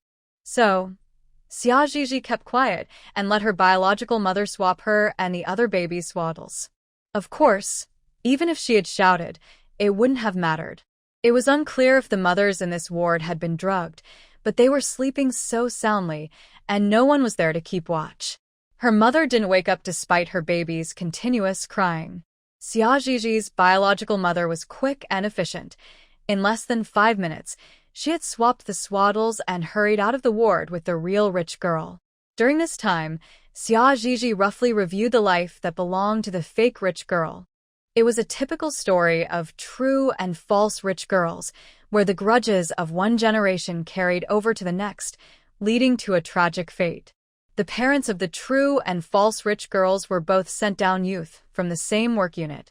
The mother of the fake rich girl, Qian Zhaodi, and the mother of the true rich girl, Chu Ning, were originally good friends. Of course, this friendship was genuine in Chu Ning's heart, but it raised questions in Qian Zhaodi's mind. One was the only daughter of a cotton mill director, while the other was one of many daughters in a family that favored sons. It was clear how different their upbringings were. If Qian Zhaodi hadn't befriended Chu Ning and received financial support from her, she might have been forced to drop out of school after elementary school. The so-called friendship was more like a rivalry, and that's how these 2 plastic friends were. Qian Zhaodi didn't feel grateful for Chu Ning's help. Instead, she developed resentment and dissatisfaction, thinking that Chu Ning was merely being charitable and didn't truly consider her a friend. She thought this way, but knew she had to rely on Chu Ning to catch her breath in that son-preferential family, so she didn't dare to confront her. Until they graduated high school and decided to go to the countryside together, their friendship was still intact. However, during this trip to the countryside, the 2 friends fell out over a man. Yes, this man was Xia Yunchuan, the father of the true rich girl, whose family background was comparable to Chu Ning's, with both parents working in the system in the capital. Although their positions weren't very high, they could still be considered children of high-ranking officials.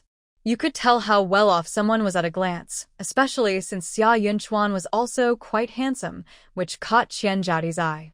Unfortunately, Xia Yunchuan had no feelings for her and fell in love at first sight with her good friend, Chu Ning. Xia Yunchuan was a man of principle. He treated Qian Zhaodi coldly, but was warm and enthusiastic towards Chu Ning. He not only brought her food and drinks, but also helped her with farm work, knowing she wasn't good at it. With Xia Yunchuan's relentless pursuit, it didn't take long for Chu Ning to fall for him. This nearly drove Qian Zhaodi mad. She felt that if it weren't for Chu Ning's seduction, Xia Yunchuan would have seen her good side. So, she started a series of schemes against Chu Ning. Chu Ning was a bit naive, but Xia Yunchuan was not easy to mess with. He helped Chu Ning through every crisis and later exposed Qian Zhaodi as the mastermind behind it all. The two plastic friends had a fierce argument and finally fell out completely. After getting Chu Ning's consent, Xia Yunchuan retaliated against Qian Zhaodi, pairing her with a male youth from the work unit who was known for being a leech. This trapped her in a cycle of constantly catching mistresses, leaving her no time to meddle in their marriage. Later, when the college entrance exams resumed, Chu Ning and her husband went to a prestigious university in the capital. Qian Zhaodi and her husband both failed the exams and had to wait until the youth returned to the city to go back to the coastal city where Shi Haiping lived. Qian Zhaodi thought she would never see Chu Ning and her husband again, but unexpectedly, after the policy changes, the coastal city where Shi Haiping's family lived became the first open city. It attracted many foreign investors and businessmen from Hong Kong, and various private factories sprang up, leading to rapid development. In just a few years, Chu Ning and her husband resigned from their stable jobs and brought all their assets to start a factory and build a company in the coastal city. Xia Yunchuan had a keen business sense and quickly thrived in the coastal city, and his beloved wife gave birth to a clever son. When Qian Zhaodi saw this couple again, the gap between their statuses had widened even more. One was a restaurant waitress, while the other was a wealthy boss and his wife, who also had a son, looking incredibly sweet and happy together. This scene deeply pierced Qian Zhaodi's heart. From then on, she began to pay attention to this couple again, and when she learned that Chu Ning was pregnant again, her jealousy grew. Just as she was planning to come up with a bad idea to make Chu Ning's pregnancy end in miscarriage, she unexpectedly found out she was pregnant too, thus planting the seeds for the swap. She knew that wealthy families like Chu Ning's would definitely give birth in private hospitals, so she started saving money frantically and borrowing from relatives and friends when she fell short. Finally, she saved enough to go to a private hospital. Upon learning that Chu Ning had been admitted to the hospital to give birth, even though it wasn't the due date, Qian Zhaodi insisted on having a cesarean section. That's how the child swap incident happened today. However, Xia Zhiji couldn't understand one thing. Was it the plot at work, or was Qian Zhaodi really able to convince a nurse to drug Chu Ning with just a few tears? It was truly insane. Qian Zhaodi was hospitalized and, lacking money, endured the pain after giving birth before being taken home. Until she started elementary school, Xia Zhiji had not seen this woman again. The next morning, the nanny finally arrived to take care of Chu Ning. Mama Chen carefully opened the door and saw Mrs. Xia still sleeping. She lifted Xia Zhiji's small body and noticed the diaper she hadn't changed all night. She patted her chest, feeling relieved.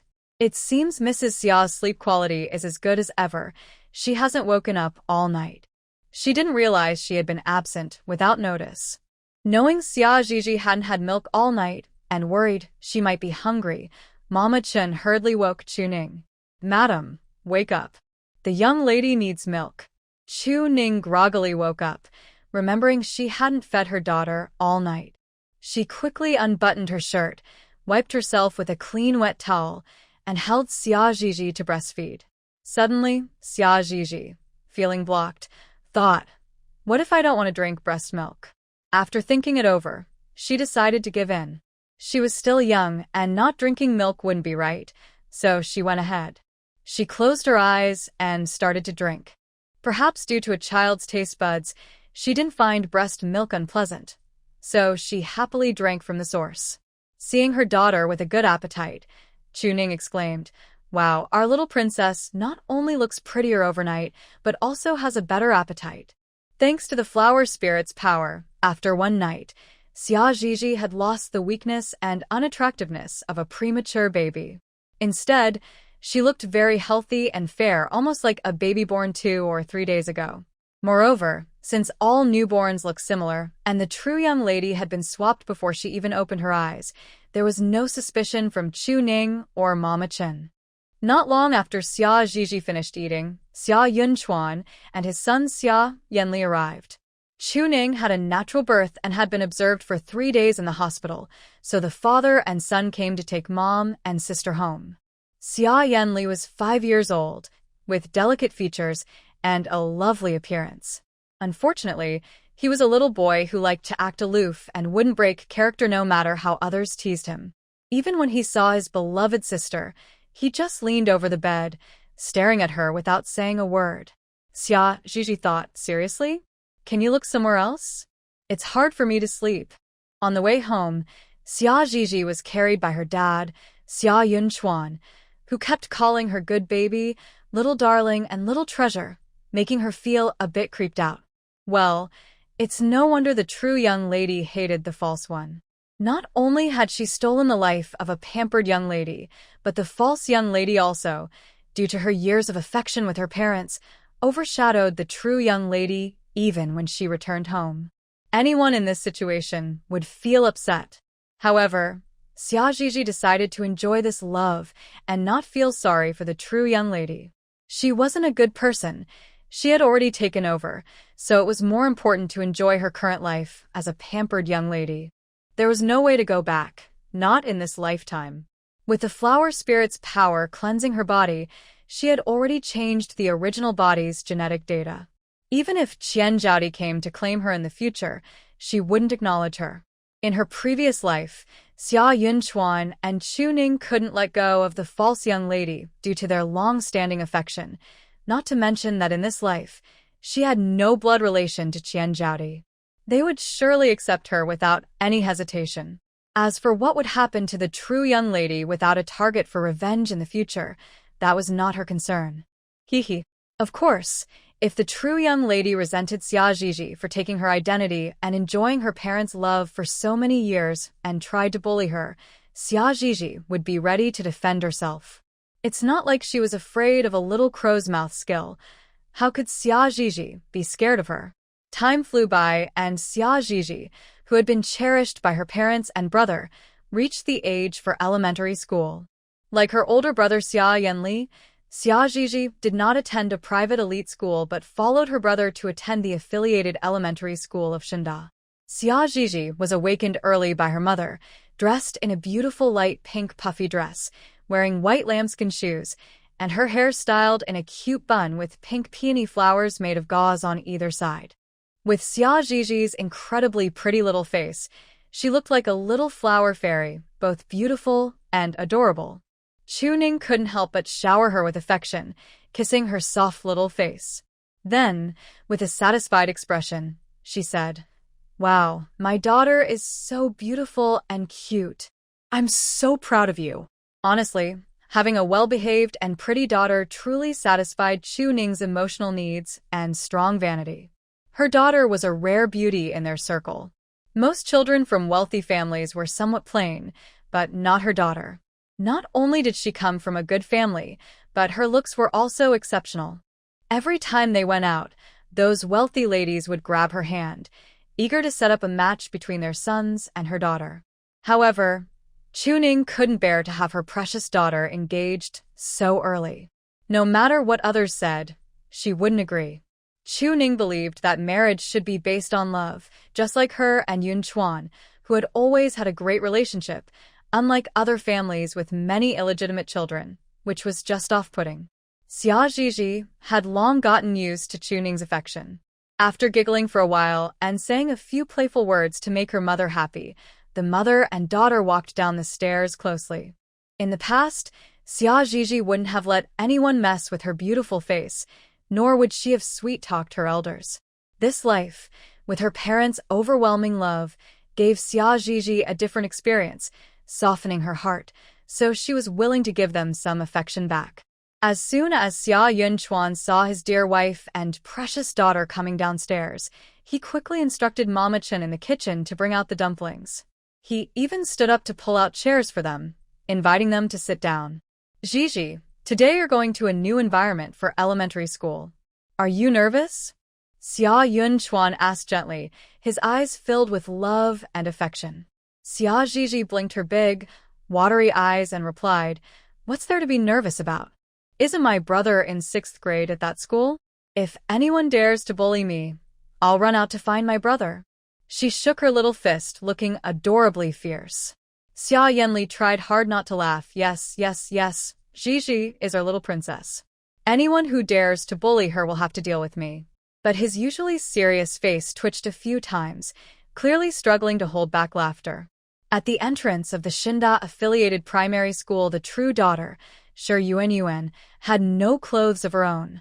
She wore her brother Shi Juanxing's clothes, which were too small for her, and patched blue cloth shoes on her feet.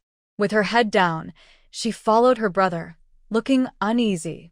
"Stinky girl, I'm going to the supermarket at the school gate to buy a bottle of soda. You find your class by yourself. If you can't find it, ask someone. Don't bother me, okay?" Hearing her brother's impatient tone, Shi Yuanyuan nodded sadly. "Got it, brother." As she watched her brother leave her behind and enter the small supermarket, she let out a heavy sigh and walked toward a man who looked like a teacher. Just as she was about to ask him where Class 2 of Grade 1 was, she heard a commotion behind her. She paused and turned around. A family of beautiful boys and girls got out of a luxury car, and the most eye-catching was a little girl who looked like a princess, surrounded by admirers. The moment she saw Xia Gigi, Shi Yuanyuan could only think of one long sigh. That young lady looked so beautiful and noble, radiating a confidence that she would never have in her lifetime, shining brighter than the sun. It made anyone facing her feel inferior. Shi Yuanyuan felt as if she had been burned and quickly looked away, no longer caring about asking for directions, and hurriedly walked into the school. Meanwhile, Xia Gigi had no idea that she had almost crossed paths with the true daughter. Holding her dad's hand with one hand and her mom's with the other, her brother helped carry her backpack, and a few childhood friends surrounded her as they happily walked toward their class. "Dad, Mom, I'm the smartest. I don't want to stay in grade 1 forever. I want to skip a grade and join my brother. Can I?" On the way, Xia Gigi kept pestering her parents to agree to her request to skip a grade, but they insisted that it was better for children to follow the usual path and refused to agree. Xia Yunchuan didn't want his precious daughter to be unhappy, so he had to compromise.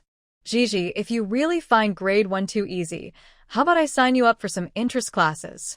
Nowadays, girls like dancing, playing the piano, and oil painting. You can choose what you like, and I'll hire a private tutor to teach you." Xia Gigi hesitated for a moment and thought that this wasn't a bad idea. Learning something new would be more interesting than continuing to study what she already knew. She felt like she had already attended 2 lifetimes of college, and sitting in a classroom as an elementary student was too boring. It was better to learn something she hadn't done before. So she counted on her fingers. "Dad, I want to learn piano, guzheng, dancing, and skiing. Can you arrange that for me?" Xia Yunchuan frowned with worry.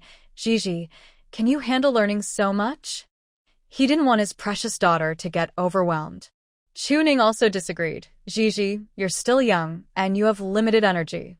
Let's learn one thing at a time, okay?" Xia Gigi puffed up her cheeks. "Don't worry, Mom and Dad, I know what I'm doing. If I really can't manage, you can just drop a few subjects for me." Hearing his little sister say she knew what she was doing, Xia Yanli found it amusing but didn't dare to laugh out loud, or his sister would start bothering him again. Not only did he not laugh, but he also helped persuade their parents. "Mom and Dad, since my sister says she knows what she's doing, let's let her try.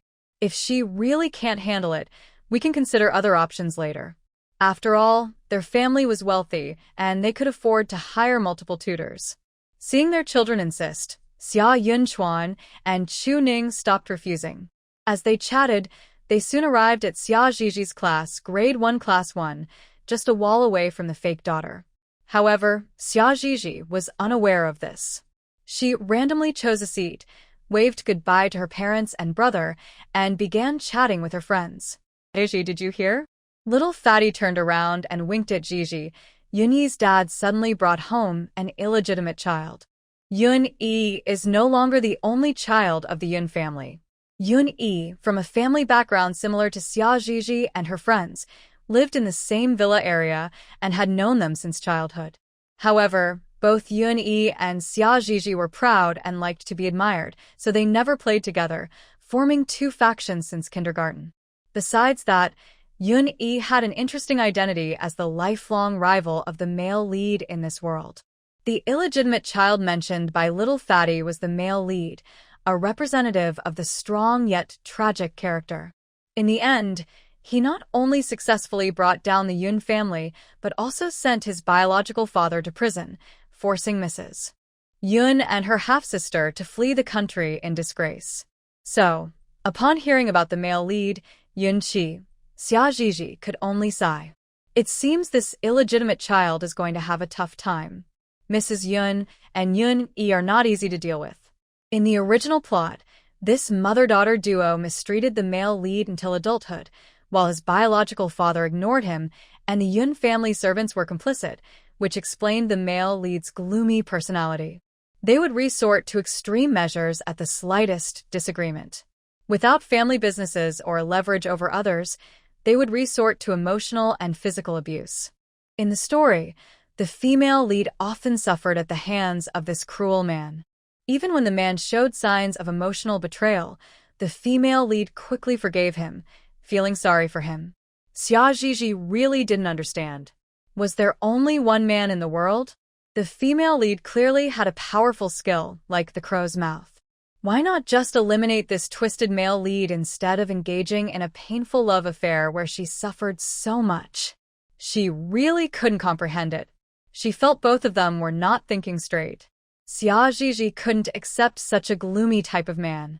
If a relationship wasn't sweet and marriage wasn't fulfilling, why keep such a man around to add to her troubles?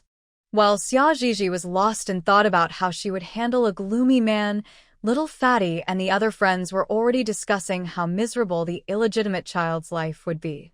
I heard my mom say that Mrs. Yun has been catching cheating partners for years and has probably had many mistresses aborted.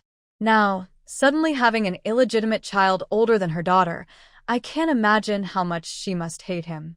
Yeah, this illegitimate child is going to have a tough time. I hope Mrs. Yun doesn't bully him to death. After all, he's still a human being. Exactly. This illegitimate child isn't even a result of Mr. Yun's affair. I heard he was born from a college sweetheart. Even if Mrs. Yun is angry, she shouldn't take it out on him. On the first day of elementary school, the routine was pretty much the same. The homeroom teacher's first task was to ask the students to introduce themselves. Then, they handed out new textbooks and briefly explained the course schedule before starting the actual lessons. Xia Gigi flipped through the textbooks. The knowledge was typical for elementary students, and even if there were things she hadn't learned before, she could remember them with just a quick glance. She turned to the first page and continued to listen to the teacher, mimicking the others by moving her mouth as if reading the sounds aloud, while actually feeling bored and wanting to sleep. Sigh, school days are really hard to get through. At noon, her brother Xia Yanli came to pick her up for lunch. Seeing his listless sister, Xia Yanli smiled gently and pinched her soft cheek. "What's wrong with our little princess? You look so down." Xia Gigi glanced up lazily at her brother and complained, "What else could it be? Of course, it's because class is too boring, and I feel like sleeping." "Oh, I see." Xia Yanli didn't think much of it and comforted her. "Be good, sister. You'll get used to it in a few days." Xia Gigi thought, "Did I really can't get used to this at all?" She already had 2 college diplomas. Who could still pay attention to elementary school lessons?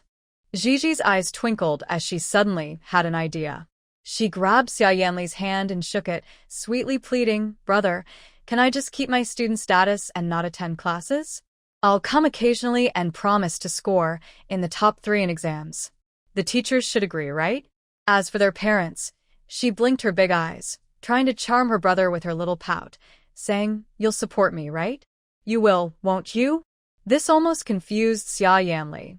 Gigi, I want to agree, but our family doesn't let me decide. Mom and Dad won't listen to me either. He frowned, feeling a bit troubled. Their parents were very traditional and believed in doing things according to age. They were afraid that their children would pick up bad habits from wealthy kids, so they didn't even let them attend private schools, let alone give special privileges to skip classes. It was obvious they wouldn't agree to Gigi's idea. Gigi looked at him in frustration. You're so useless. After saying that, she angrily pulled her hand away from Xia Yanli and turned, quickly walking toward the school gate. Gigi thought she looked quite impressive being mad and would surely intimidate her brother. She completely forgot she was only 7 and couldn't pull off a cool act. She was just adorable. The little girl stomped ahead, while her brother, trying hard not to laugh, chased after her, coaxing the little one. The scene was quite amusing. Some teachers and older students watched and chuckled. I didn't expect the genius Xia Yanli's sister to be so cute. What should I do? I suddenly want a sister too, said a boy who was good friends with Xia Yanli. His buddy next to him slapped him on the back, saying, "Wake up. With your looks, your parents can't possibly have such a cute sister. Just go home and wash up and sleep." Another chimed in, shamelessly claiming that since they were good friends with Xia Yanli, Gigi was like their sister too, so he shouldn't put pressure on his parents. Meanwhile, Shi Yuan, who was walking nearby, felt envious. Being a girl too, she wondered why others could easily win everyone's affection while she felt neglected by her parents and annoyed by her brother, stuck in the shadows, silently envying those who bloomed brightly. At this moment, Xia Gigi had already gotten into their car, completely unaware that many were laughing at her cute antics behind her and didn't know how much the true rich girl envied her. Initially, she sat with a pout, arms crossed, leaning against the car door, ignoring her brother. But soon, her clever brother managed to win her over with his allowance and promised to take her to the stone gambling site. Xia Gigi lifted her chin proudly and said, "Since you're so sincere, I'll forgive you. However," she added, "how much pocket money do you have left? Is it enough for me to buy 2 pieces of material?" Enough, of course. In front of Xia Gigi, Xia Yanli wasn't his usual serious self. He couldn't help but smile around her. "If it's not enough, I'll give you all my savings from these years to play with." Xia Gigi was delighted and snuggled closer to her brother, wrapping her arms around his, sweetly saying, "I knew you were the best. Love you, brother. Here's a little heart for you." Seeing his sister acting cute, Xia Yanli laughed. "A brother who gives money is a good brother, otherwise, he's a bad brother." "Xia Gigi, you're quite materialistic." Xia Gigi huffed, disagreeing with him. "Everyone is materialistic, okay? It's just that others pretend well, and I don't bother to pretend." Xia Yunchuan and Chuning both loved their kids. Although they were strict about their education, they didn't limit their spending money. The couple often gave their children allowances. However, since one was in kindergarten and the other in elementary school, they usually ate all their meals at home, so they rarely spent their pocket money, which gradually piled up. Having tasted the benefits of stone gambling in her past life, Xia Gigi wanted to save some money before the true rich girl returned. In case the true rich girl targeted her in the future and their parents didn't favor her, she wanted to have her own savings to rely on if she ever needed to leave home. Ahem. Of course, given the affection Xia Yunchuan and Chuning had for her now, such a situation was unlikely to happen, but Xia Gigi still wanted to be prepared. After all, she couldn't stand being wronged at all. If she really couldn't get along with a true rich girl in the future, she would have the means to move out. Xia Yunchuan and Chuning usually had lunch at the company, so the siblings ate together. Aunt Chun prepared a lunch that was not only balanced with meat and vegetables, but also delicious, and the siblings enjoyed their meal. However, Gigi was still Gigi. Her appetite was enormous. Without mentioning the dishes on the table, she devoured 2 big bowls of rice, which was twice as much as her brother, who was in his growth phase. The contrast was striking. Who would have thought that such a cute girl could eat like an adult man? After the lunch break, Xia Gigi was sent into the classroom by her brother. As soon as she sat down at her desk, The chubby boy turned his plump body towards her, excitedly making faces. Gigi, did you see that new guy at the back? That's Yunyi's half-brother. Xia Gigi. What a coincidence. She turned her head to look back and, without needing the chubby boy to point him out, her gaze was instantly drawn to a strikingly handsome face standing out among the ordinary elementary school students. Chubby, you know what? Yunyi's brother is actually quite good-looking, as expected of the male lead. Not to mention his presence, he was still young and didn't have that kind of aura yet, but his pretty face really stood out among the regular kids. The chubby boy didn't like that Gigi was praising another boy's looks. He sucked in his belly, his chubby face serious. Gigi, if I lose weight, I'll definitely look better than him. Just wait and see. He fantasized that one day, Gigi would only want to look at his handsome face. Gigi nodded perfunctorily. Okay, I'll wait. But Chubby, Yunyi's brother must be quite old, right? Why is he in the first grade like us? The story officially begins after the true rich girl is reborn, so she only knows a little about the male lead's childhood and has no idea where he went to school. The chubby boy stroked his double chin and pretended to be wise. It seems that Yunqi's mother was bedridden for years and couldn't afford to send him to school. Later, to secure a better future for Yunqi and to get medical expenses from Uncle Yun, Yunqi's mother approached him, trading Yunqi for the medical fees. I see, Xia Zhizhi said. It seems Yunqi's mother had big plans for him, but unfortunately passed away due to illness. In the story, Yunqi's mother might not have lived to see him become an adult because of this. It should have been because of Yunyi's mother. But it was also Yunqi's mother's greed that led to her downfall. Knowing Mr. Yun's preference for sons over daughters, she secretly plotted to use her son to seize the inheritance of the Yun family. However, while scheming against others, she should have considered whether she had the ability to compete with Mr. Yun's legitimate wife. Mrs. Yun's background is not simple. If it weren't for Mrs. Yun's family support, Mr. Yun's business wouldn't be this successful today.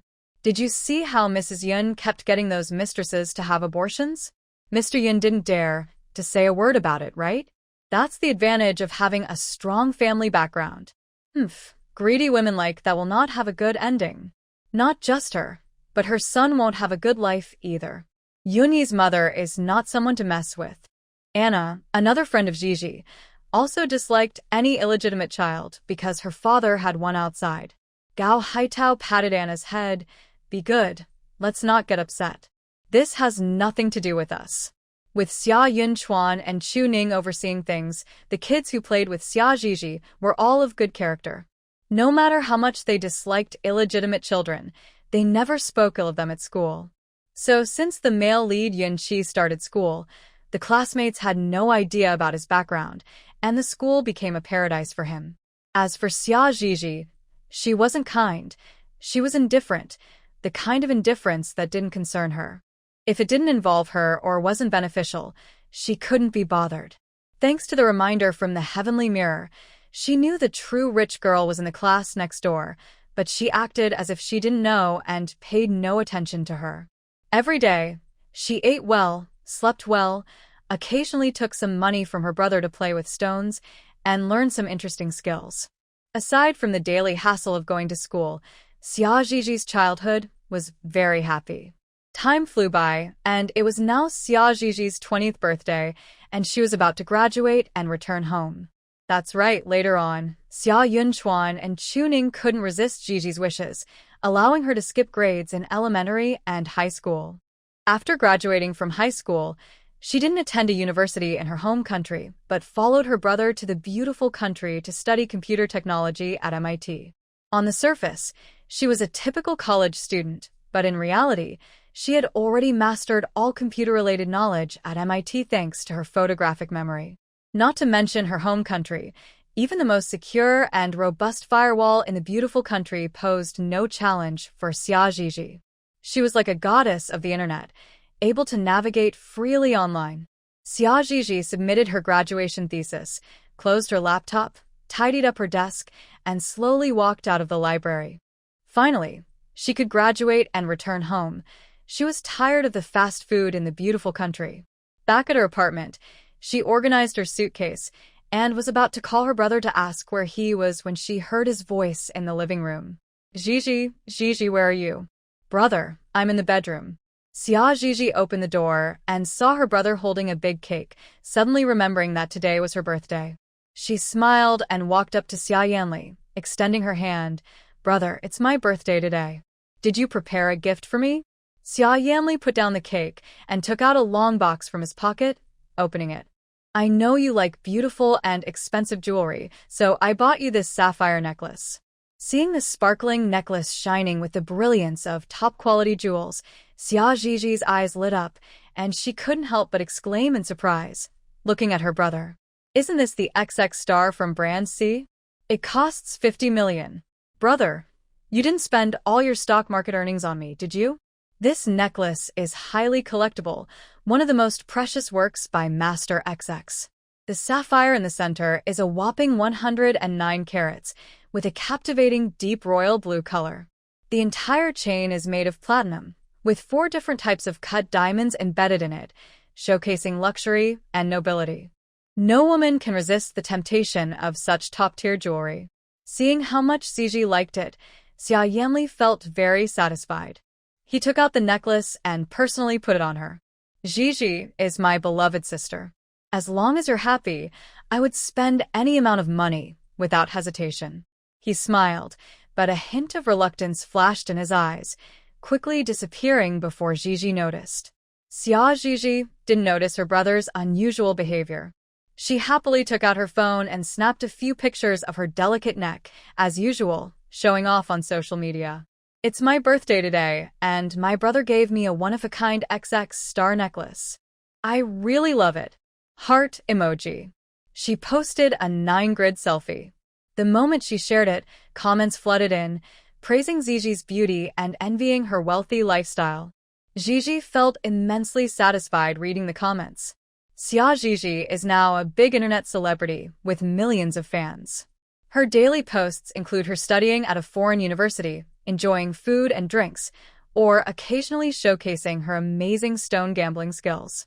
Perhaps it's her good looks, her incredible stone gambling ability, or her wealthy background, but within a week of being online, her followers surpassed 1 million, and in a year, they reached over 10 million. Online, everyone calls her goddess Gigi. Every time she posts, there are countless compliments, making Gigi feel very happy. Next comes the usual birthday routine, making wishes, blowing out candles, and enjoying a luxurious lunch made by her brother. Yanli has also graduated with a master's degree, and they have a flight booked for 3 p.m. After lunch, the siblings didn't bother to clean up and left the dishes for the housekeeper. They grabbed their luggage and hurried to the airport. Coincidentally, as soon as they got on the plane, Gigi saw the male lead, Yunqi. Even more coincidentally, Yunqi's seat was just 1 aisle away from Gigi's. Gigi, what a coincidence. You're also going back to the country today? Seeing Gigi walk over, Yunqi's icy demeanor melted, and he smiled slightly at her. Gigi understood his reaction and could only smile awkwardly. Yes, what a coincidence. She wondered when Yunqi started to have feelings for her, secretly liking her and even following her abroad. If it weren't for the time she caught her brother warning him not to bother her, she wouldn't have known that Yunqi was secretly in love with her. But he is the official match for the female lead, and she has no interest in that. It's not that she fears becoming a supporting character. She just isn't interested in gloomy, sensitive men. She wants a partner who can love and support her unconditionally. She has no patience for misunderstandings, being locked away for no reason, or any kind of emotional turmoil. Seeing Gigi's usual distant attitude, Yunqi felt a bit discouraged, and his hair drooped sadly. He bit his lip, about to ask Gigi if she disliked him because of his illegitimate child status. Unfortunately, Yanli didn't give him a chance to bother Gigi. He quickly put 2 headphones in her ears, telling her to enjoy watching TV, and shot Yunqi a warning look, signaling him to stop bothering her. Yunqi. Yanli was still so annoying. Gigi was an adult, yet he interfered in her relationships. At that moment, Yunqi didn't think about anything else. He assumed Xia Yanli disliked his status as an illegitimate child and thought he was unworthy of Gigi, which was why he was trying to block him. So, Yunqi secretly vowed to achieve something significant after returning home, hoping to impress Xia Yanli and remove any reason for him to stop Gigi from dating him. Fortunately, Gigi was unaware of this deep-thinking male lead's thoughts. Otherwise, she would be speechless. Her attitude was so clear, yet he thought Xia Yanli was the biggest obstacle in his romantic pursuit. Sadly, normal people often fail to understand deep thinkers. Whether Gigi was watching TV or trying to sleep, the deep-thinking male lead kept staring at her without a break. It made her feel uneasy, and she couldn't sleep well. Eventually, Xia Yanli couldn't take it anymore and called Yunqi out for a little talk, which made Yunqi behave a bit more. "Brother, you're the best." Xia Gigi almost cried with gratitude. She never expected to feel annoyed about being too beautiful one day. This male lead was definitely not a good person. He was infatuated with her beauty and had the audacity to keep staring at her like a creep. What good person could tolerate that? Xia Yanli walked over and gently ruffled her hair. "Don't worry, let's switch seats." He took Gigi's place, ready to confront Yunqi if he dared to bother her again. With a gloomy Xia Yanli in between, Yunqi didn't dare to look their way for the rest of the flight. It wasn't until they landed that he stopped Gigi. "Xia Gigi, do you know I like you?" Before Gigi could respond, Xia Yanli interrupted, "Yunqi, Gigi is still young. Don't think about marriage, it's pointless. Also, even if you marry our Gigi, the Xia family won't help you fight for family assets." Just give up on that idea. To prevent his sister from being swayed, he deliberately twisted Yunqi's words, portraying him as a scumbag trying to deceive Gigi for family wealth.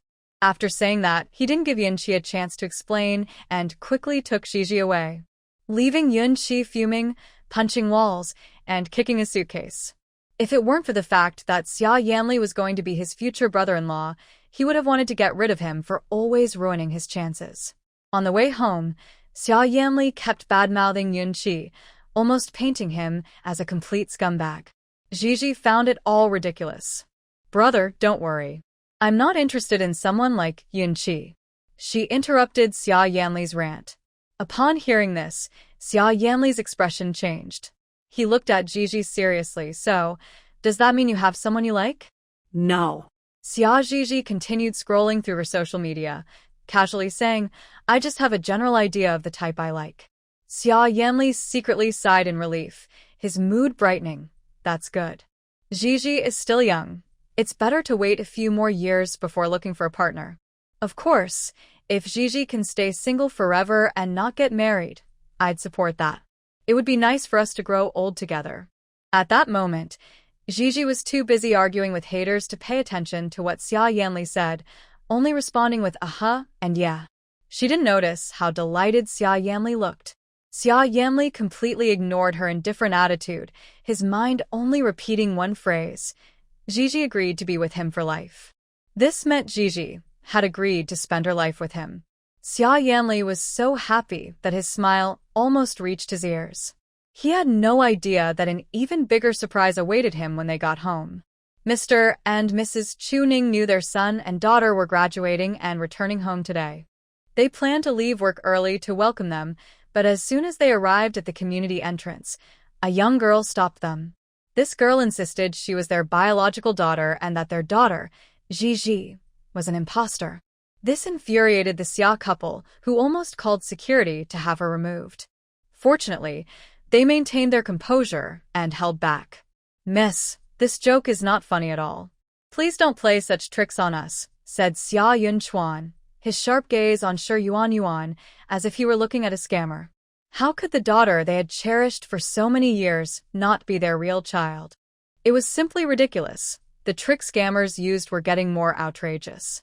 The real daughter, Shi Yuan, bit her lip, her eyes red and shaking her head. "It's not like that. I'm telling the truth. I really am your biological daughter. If you don't believe me, we can do a paternity test." Seeing she was still unyielding, Chu Ning's expression darkened. "Miss, judging by your age, you should still be in school, right? It's better to focus on your studies instead of resorting to these desperate measures. Otherwise, your parents will be heartbroken. The real daughter, Yuan, felt both angry and hurt that her biological parents wouldn't believe her. She pulled out a photo of her adoptive mother and shoved it in front of Xia Yunchuan and Chuning. You know Qian Zhaodi, right? She's the one who switched me and Xia Qiantang. She hated you too, but couldn't do anything to you, so she took her resentment out on me, your real daughter. While you showered Xia Qiantang with love, I lived a miserable life under her, suffering abuse and insults. Now, she even wants to sell me to that useless brother for a bride price. By the end, Yuan was crying uncontrollably. She should have been loved and lived a life of luxury, but it was all ruined by Qianzhao Di and her daughter. Unfortunately, Xia Yunchuan and Chuning felt no sympathy for her. Instead, their expressions were quite strange. They exchanged glances and couldn't help but say in unison, "Miss, wait. Don't cry.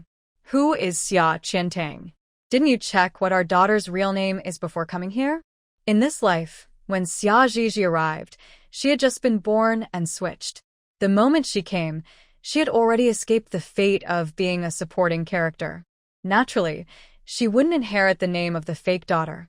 Also, even if your family has caused you trouble and your life has been tough, you should deal with your family, not come here to claim us as your relatives. At this point, Chuning had completely regarded Yuan as someone driven to desperation by her family. Her gaze was filled with pity mixed with annoyance. Even if you were harmed by your family, you shouldn't harm their precious daughter. Could it be that you're fundamentally flawed? What? Upon hearing her biological parents' words, Yuan's crying abruptly stopped, and she gasped in disbelief. What do you mean? How could your daughter not be called Xia Qiantang? According to the timeline, Xia Qiantang should have already entered the entertainment industry by now. With her identity as a top-tier rich girl and her bold, genuine persona, she must have gained countless fans and become a rising star. Even if Xia Qiantang was a stage name, Xia Yunchuan and Chuning shouldn't react this way. In a panic, Yuan fished out a cheap phone from her pocket, not caring whether it had data, and shakily typed in Xia Qiantang's name. The results were filled with either novels or random videos of strangers. How could this be? How could there be no one named Xia Qiantang? Yuan was on the verge of breaking down, starting to doubt if her belief in reincarnation was just a dream. But that didn't make sense either. She had truly lost the memories of this life, only retaining memories from her past life. They say reincarnation doesn't make one wiser. Before her reincarnation, Yuan was a woman without thoughts or opinions, exploited by her family her whole life, living as a mediocre housewife. After her reincarnation, she didn't bother to find out about this life situation and rushed to confront her adoptive parents, hurrying to the Xia family's villa to claim them. This led to a huge misunderstanding. Now, Xia Yunchuan and Chuning were even more convinced she was a scammer. "All right, we need to go home. Miss, please step aside and don't block our car," Xia Yunchuan said, growing impatient with the scammer. Yuan was unwilling to leave. She had just fallen out with her adoptive parents and had nowhere else to go. So she grabbed Chuning's arm, preventing her from getting in the car, crying and shouting, "Mom, I'm not lying. You really are my mom. You have to believe me. Let's do a paternity test. I really am your biological daughter." Before her death in her past life, she remembered exactly what Qianzhao Di had said to her, especially how her daughter was pampered by Xia Yunchuan and his wife, marrying a man with great conditions because of her identity as the Xia family's daughter. That proud attitude couldn't be fake. Chuning looked at Yuan's erratic behavior, frightened, and thought the girl might be mentally ill. She kept trying to shake her off. "Let go. Let go." Seeing his wife being harassed, Xia Yunchuan quickly called security for help. At that moment, a black Maybach slowly drove up. Inside the car, Xia Zhizhi had just put her phone away when she saw a crowd blocking the villa entrance. "Hey, isn't that my parents in black suits?" Xia Zhizhi said, spotting her parents among the crowd. Xia Yanli replied, It seems so. What do you mean, seems? It's definitely them. Xia Zhizhi quickly knocked on the window. Stop, Uncle Wang, stop. With a screech, the car stopped. Xia Zhizhi hurriedly unbuckled her seatbelt, opened the door, and rushed out, confirming with the heavenly mirror whether the real daughter had come to claim her family, while quickly walking over. The heavenly mirror replied, yes, the real daughter just reincarnated and couldn't wait to claim her family. Unfortunately, she acted too hastily and didn't check the Xia family structure. When she saw Xia Yunchuan and Chu Ning, she immediately mentioned Xia Qiantang, creating a misunderstanding. This made Xia Yunchuan and Chu Ning think she was crazy for money, not even knowing the Xia family's background, trying to scam them. Now, no matter how she explains, Xia Yunchuan and Chu Ning won't believe her and won't cooperate for a paternity test. Xia Zhizhi thought, how can there be such foolish people? With such intelligence, they could be the main character? Heaven's choice is quite peculiar. The heavenly mirror chuckled. Every main character has their purpose. If they weren't foolish, how could they end up in complicated love stories with men? Normal people can't stand such things, right? Only those chosen by heaven as foolish main characters enjoy suffering. To clarify the timeline, Xia Yunchuan and Chu Ning graduated from university in 1981, started a business in 1983. Their eldest son Xia Yanli was born in 1985, and Zhizhi was born in 1990, making her a post-90s child. The commotion here was too loud, attracting quite a few onlookers. After over 20 years of development, the Xia family now has countless businesses, ranking among the top 5 in the country in terms of total assets. What's even more remarkable is that the couple who runs the Xia group has remained deeply in love for years, without any messy affairs, and their children are both outstanding in their own ways. While other wealthy families face various troubles, the Xia family enjoys consistent happiness and harmony. They are considered one of the most respectable families in the wealthy circle. At this moment, the residents of the villa area saw a young girl causing a scene with Mr. Xia and his wife, and their curiosity was piqued. They wondered if Mr. Xia could no longer resist loneliness and was having an affair. Hastily gathering around, they were disappointed to learn from the security guard that it wasn't a mistress causing trouble, but rather the girl had come to claim her family ties. At this time, Shi Yuan was still clinging to Chu Ning, crying uncontrollably, pleading for a paternity test. Her heartfelt display made many question her identity as a fraud, and a small number began to suggest that Xia Yunchuan and his family should consider the paternity test. If it's true, you can recognize your biological daughter. If it's false, this girl will have no reason to bother you anymore. Just as Chu Ning showed signs of hesitation, a clear voice interrupted her thoughts. Dad, Mom. Xia Zhizhi, protected by her brother, finally squeezed in. Ignoring Shi Yuan's surprised gaze, she quickly walked over and affectionately linked her arms with Xia Yunchuan and Chu Ning. In a sweet voice, she said, Dad, Mom, what are you doing here? I thought I was seeing things just now. Chu Ning, seeing her daughter whom she hadn't seen in a year, was excited and began to pinch her arms and hold her hands. Didn't your brother take good care of you? You look thinner. Xia Yunchuan also patted Xia Zhizhi's head. You do look thinner. Let's go home. Dad asked Chen Ma to prepare a big feast of your favorite dishes.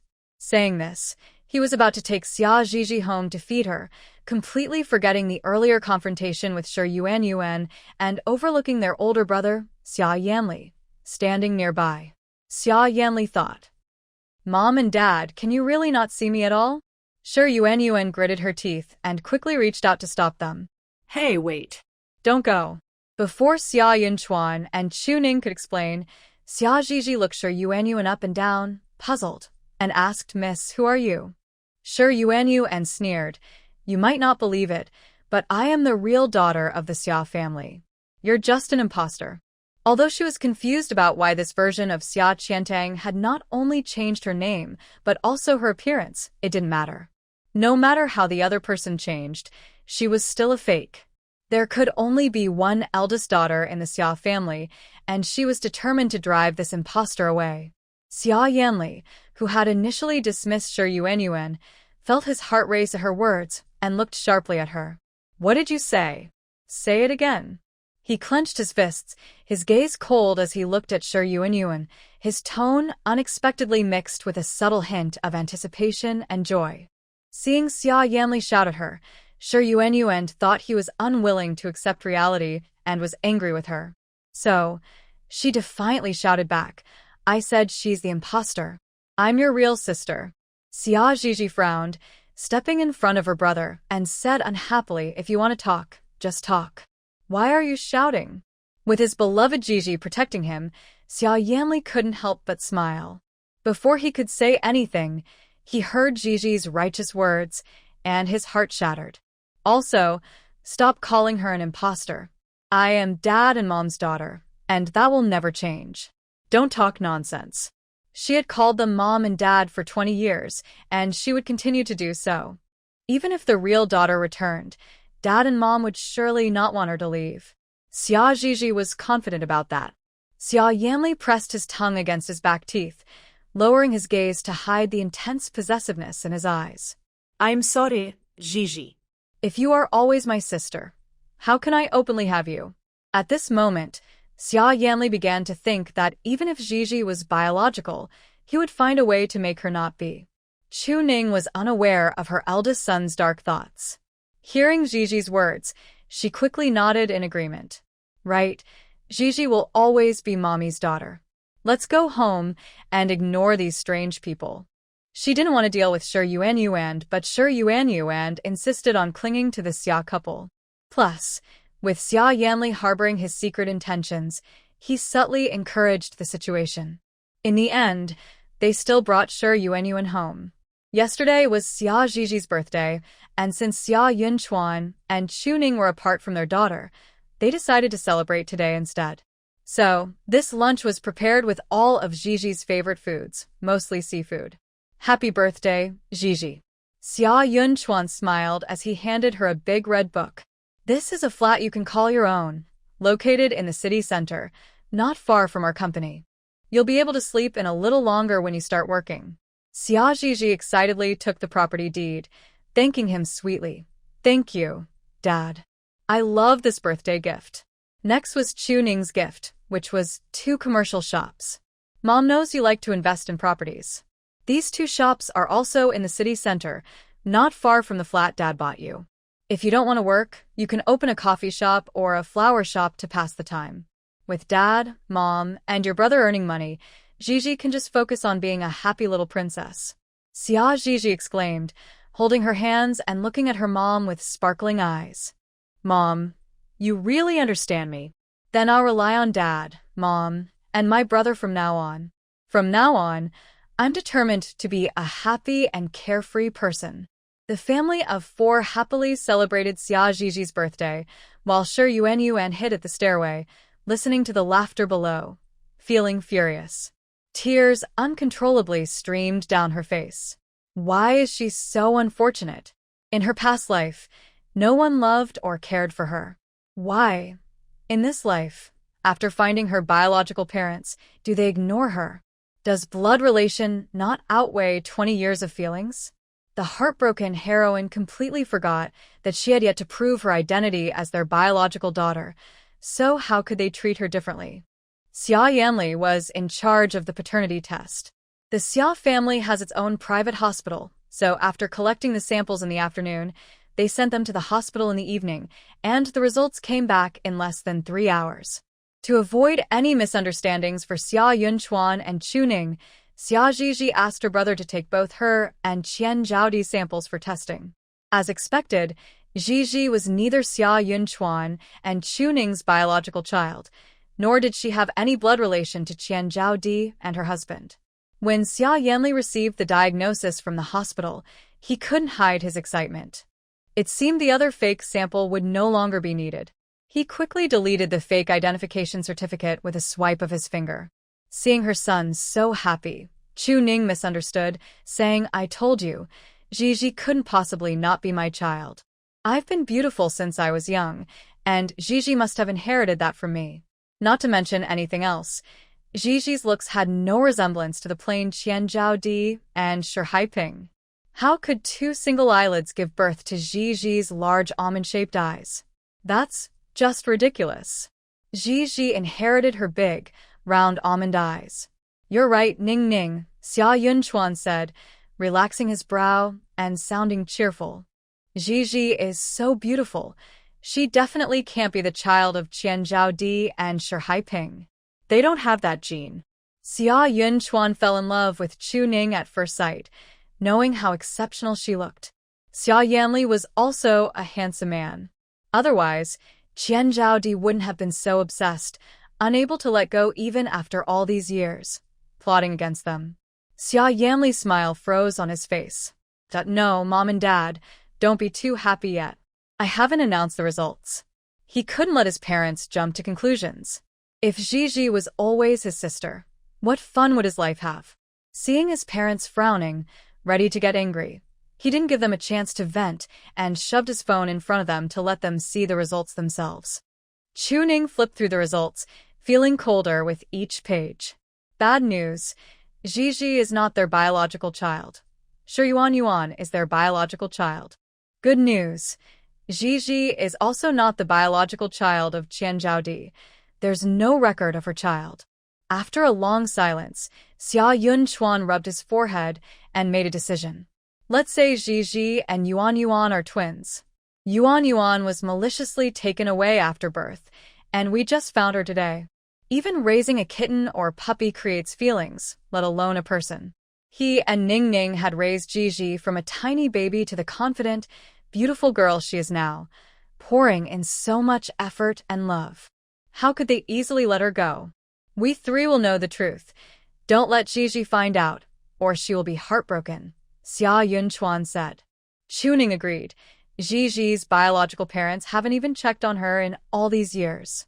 They must have given up on her. Gigi will always be my daughter. And so, Xia Yunchuan and his wife made their decision. Xia Yanli, who hadn't spoken the whole time, thought, is my opinion not important? Why don't you ever listen to me? After leaving the study, Xia Yanli completely forgot his parents' warnings and started thinking about how to make them accept his marriage to Gigi. But first, he needed to make Gigi fall in love with him. Once Gigi loved him, he would temporarily move her household registration, and when they got married, they would be on the same household register. He figured his parents wouldn't be too angry. So, he went to the third floor and knocked on Gigi's door. It quickly opened a crack, revealing Gigi's beautiful, makeup-free face. Brother, did the test results come out? Having just showered, she still had moisture on her skin, and her eyes were glistening, making a certain scheming person's throat tighten. Xia Yanli's gaze shifted, and he coughed awkwardly. Ahem, Gigi, the results are in. You are indeed not Mom and Dad's biological child.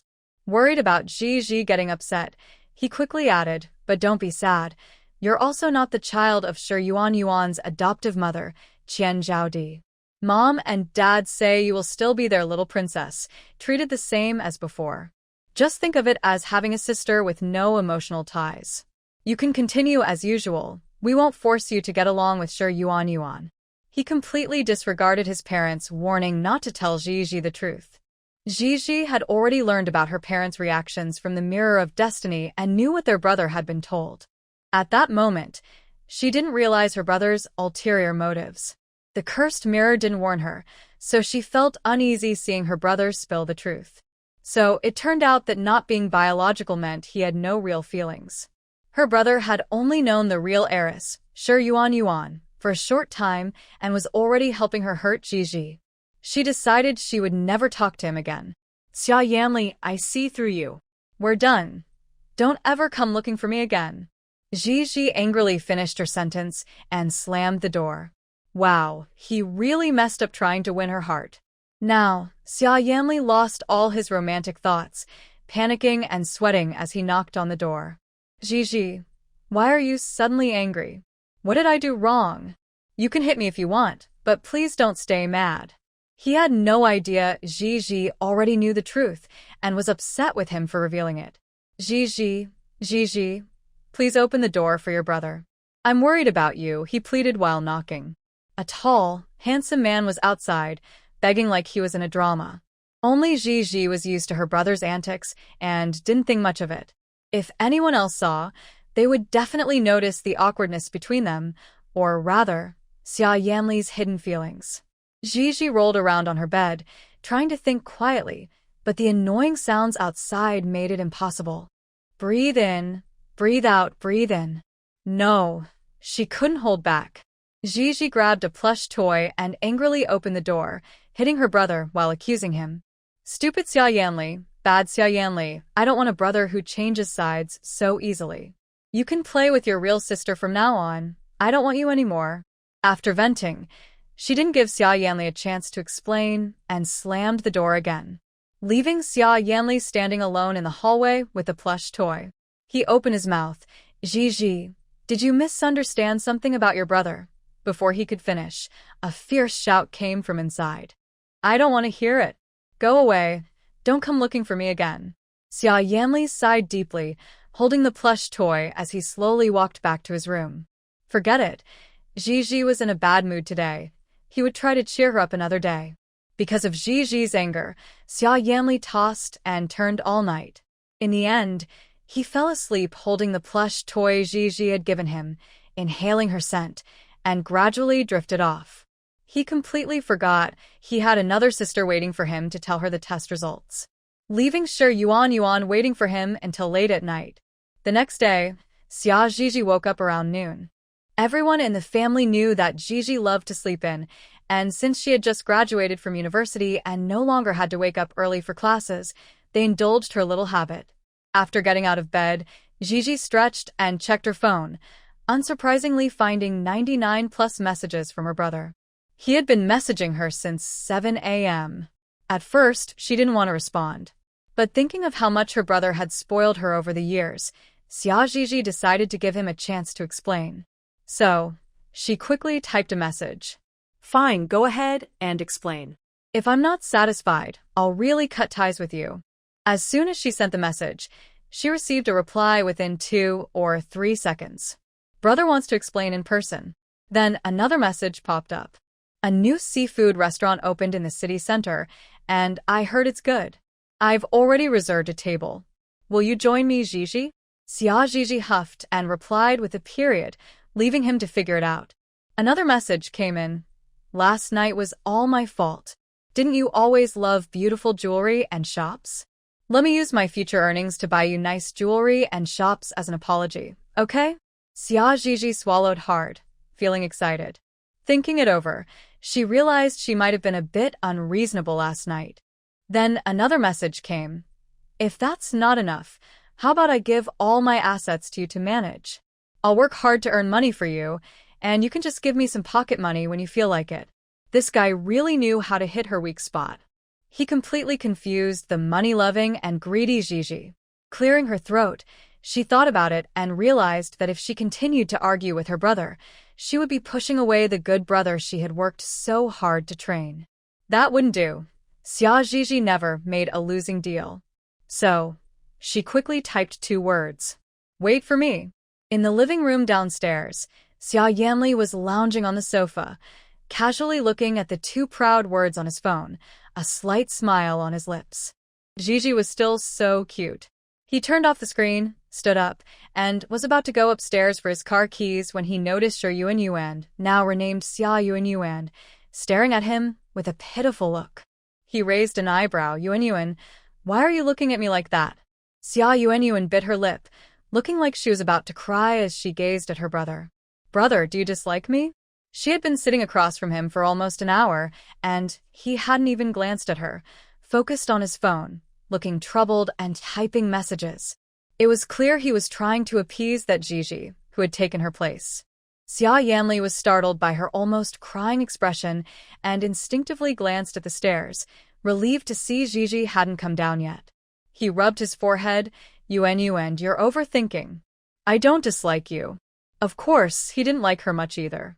Even though they were siblings by blood, they had just met, and he felt no real connection, almost like with a stranger. He could only say he would try to get used to her presence. And you should stop crying. We don't have anyone in our family who likes to cry. If Gigi saw her, she would definitely be annoyed.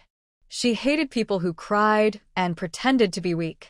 With a face that looked pitiful but a heart full of malice, Xia Zhizhi crossed her arms, thinking, since I can't act well enough to be a white lotus or a green tea witch, I'll just equally dislike all those who are good at acting. Xia Yuanyuan. My brother really dislikes me. It's all Gigi's fault. It's definitely because of her that Mom, Dad, and my brother don't treat me well. Although she didn't know what had happened to change the original Xia Qiantang into the current Xia Zhizhi, forcing her original plans to be put on hold, it didn't stop her from resenting the fake who had taken her identity for 20 years. Watching her younger sister start crying again, Xia Yanli frowned, too tired to deal with this not-so-smart sister, and turned to go upstairs. When Xia Zhizhi came downstairs, only the sharply dressed Xia Yanli was in the living room. Xia Yuanyuan had been sent out with a bank card to go shopping for clothes. His newly recognized sister was always crying, and he had finally managed to cheer up Gigi a bit. He didn't want Yuanyuan's tears to ruin the mood. Xia Yanli skillfully took the handbag from Gigi and held her hand, wearing a smile that was noticeably different from usual. Gigi, are you starving? Let's go eat. Xia Zhizhi looked at him strangely. Brother, you're acting weird today. Is it that obvious? Very obvious. Okay, after we eat, I'll explain. The siblings had held hands since childhood, so Gigi didn't think much of it, but to the male lead, Yunqi, it seemed wrong. Yunqi, who had been following them, watched as they entered the restaurant together, his expression instantly turning cold. Xia Yanli, you're really something. No wonder you never let me get close to Gigi. He must have some hidden motives. He had always seen Xia Yanli as a potential brother-in-law and had been careful not to offend him. Thinking of this, Yunqi felt a surge of anger and slammed the steering wheel. Meanwhile, Xia Zhizhi and Xia Yanli followed the waiter to a private room, ordering a bunch of seafood they loved, plus a dessert for after the meal. After handing the menu back to the waiter, she finally had time to ask Xia Yanli about yesterday. Her expression changed as she crossed her arms and questioned, Brother, can you explain why you treated me like that yesterday? Xia Yanli moved his chair closer to her and smiled. Gigi, I thought about it all night and still don't know what I said wrong. Can you give me a hint? Xia Zhizhi was at a loss for words. Could she say she knew about his conversation with their parents in advance through the heavenly mirror? That was hard to say, but she was frustrated with her brother for intentionally exposing the truth in front of her, so she could only act unreasonable. Wow, now that you have a real sister, you're starting to brush me off, your fake sister. You kept messaging me, saying you'd explain, but now that we're face to face, you don't even know what you did wrong. Tell me, are you doing this on purpose to annoy me? Xia Zhizhi puffed out her chest, glaring at him with a fierce look that lacked any intimidation. Who knew the pain of a little white flower? She really looked easy to bully. Now named Xia Yuanyuan, Sure Yuanyuan was shopping in the mall with the money given by Xia Yanli. She bought everything, regardless of whether it suited her style, indulging in luxury items she had only admired before but couldn't afford. She filled in the address of the Xia family's villa.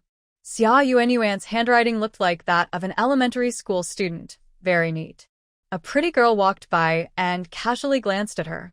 Wait, isn't that the address of Gigi's family? Anna turned back, lifted her sunglasses, and looked Xia Yuanyuan up and down. Her first impression was that Xia Yuanyuan was above average in looks but lacked makeup and style, with no charm at all. She curiously asked, Hey, beautiful, what's your relationship with Gigi? Why did you fill in her family's address? She knew all of her best friend's relatives and friends, but she had no memory of this girl. Xia Yuanyuan looked up and saw a stunning face with exquisite makeup. She paused, feeling like she had seen this person somewhere before. I'm Xia Yuanyuan, the biological daughter of Xia Yunchuan and Chuning. From the tone of this beautiful girl, it seemed she had a good relationship with Xia Zhizhi. She had initially wanted to blurt out that Xia Zhizhi was a fake rich girl. However, thinking of how her family favored Gigi, she feared that if they found out, they would dislike her even more, so she decided to keep quiet. Anna frowned, looked at her again, and didn't dig deeper. She planned to ask her best friend later.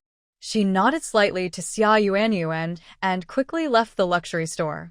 If she remembered correctly, the girl named Xia Yuanyuan was a classmate of hers and Gigi's from elementary to middle school. She remembered her because Xia Yuanyuan had a mother who favored sons over daughters, often causing a scene at school, which disrupted Xia Yuanyuan's studies. This made her the subject of ridicule among classmates. If this Xia Yuanyuan was indeed the biological daughter of the Xia family, then Gigi wouldn't. Thinking this, Anna lost interest in shopping. She took the elevator to the underground parking lot, turned the steering wheel, and quickly drove away from the mall. Just as Anna left, Xia Yuanyuan began to inquire about Anna's background from the staff. From the staff, she learned that the beautiful girl who had just left was named Anna, the heiress of Angxi jewelry, and was still in college. Angxi jewelry? Anna? Another twist in the story. In her previous life, the heir of Angxi jewelry was the illegitimate son of the Angxi Group CEO, which had led to a bloody incident that made headlines. That's why she remembered this so clearly. As she walked out in a daze, she felt that so much had changed in this life. Xia Gigi was not like Xia Qiantang. She was the biological daughter of Qiandi, making her flawless. Trying to use this to stir up trouble between her and her parents and brother wouldn't work. Plus, she had a bunch of close rich friends supporting her. Unlike her, who was disliked by everyone. Lost in her thoughts, Xia Yuanyuan didn't pay attention to the road and was nearly hit by a speeding luxury car, stumbling and almost getting caught under it. Yunqi glanced at the rearview mirror, annoyed, as he saw a young girl lying on the ground, not getting up. Darn, is she trying to scam me? With a cold expression, he got out of the car, strode over to Xia Yuanyuan and kicked her gently, looking down at her. Hey, are you dead? His tone was very harsh. Xia Yuanyuan was initially a bit angry, but when she looked up and saw Yunqi's face, her pupils shrank and her heart raced. On the other side, Xia Gigi was unaware that the main characters had finally met.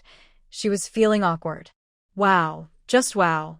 She never expected her brother would confess to her and even propose marriage.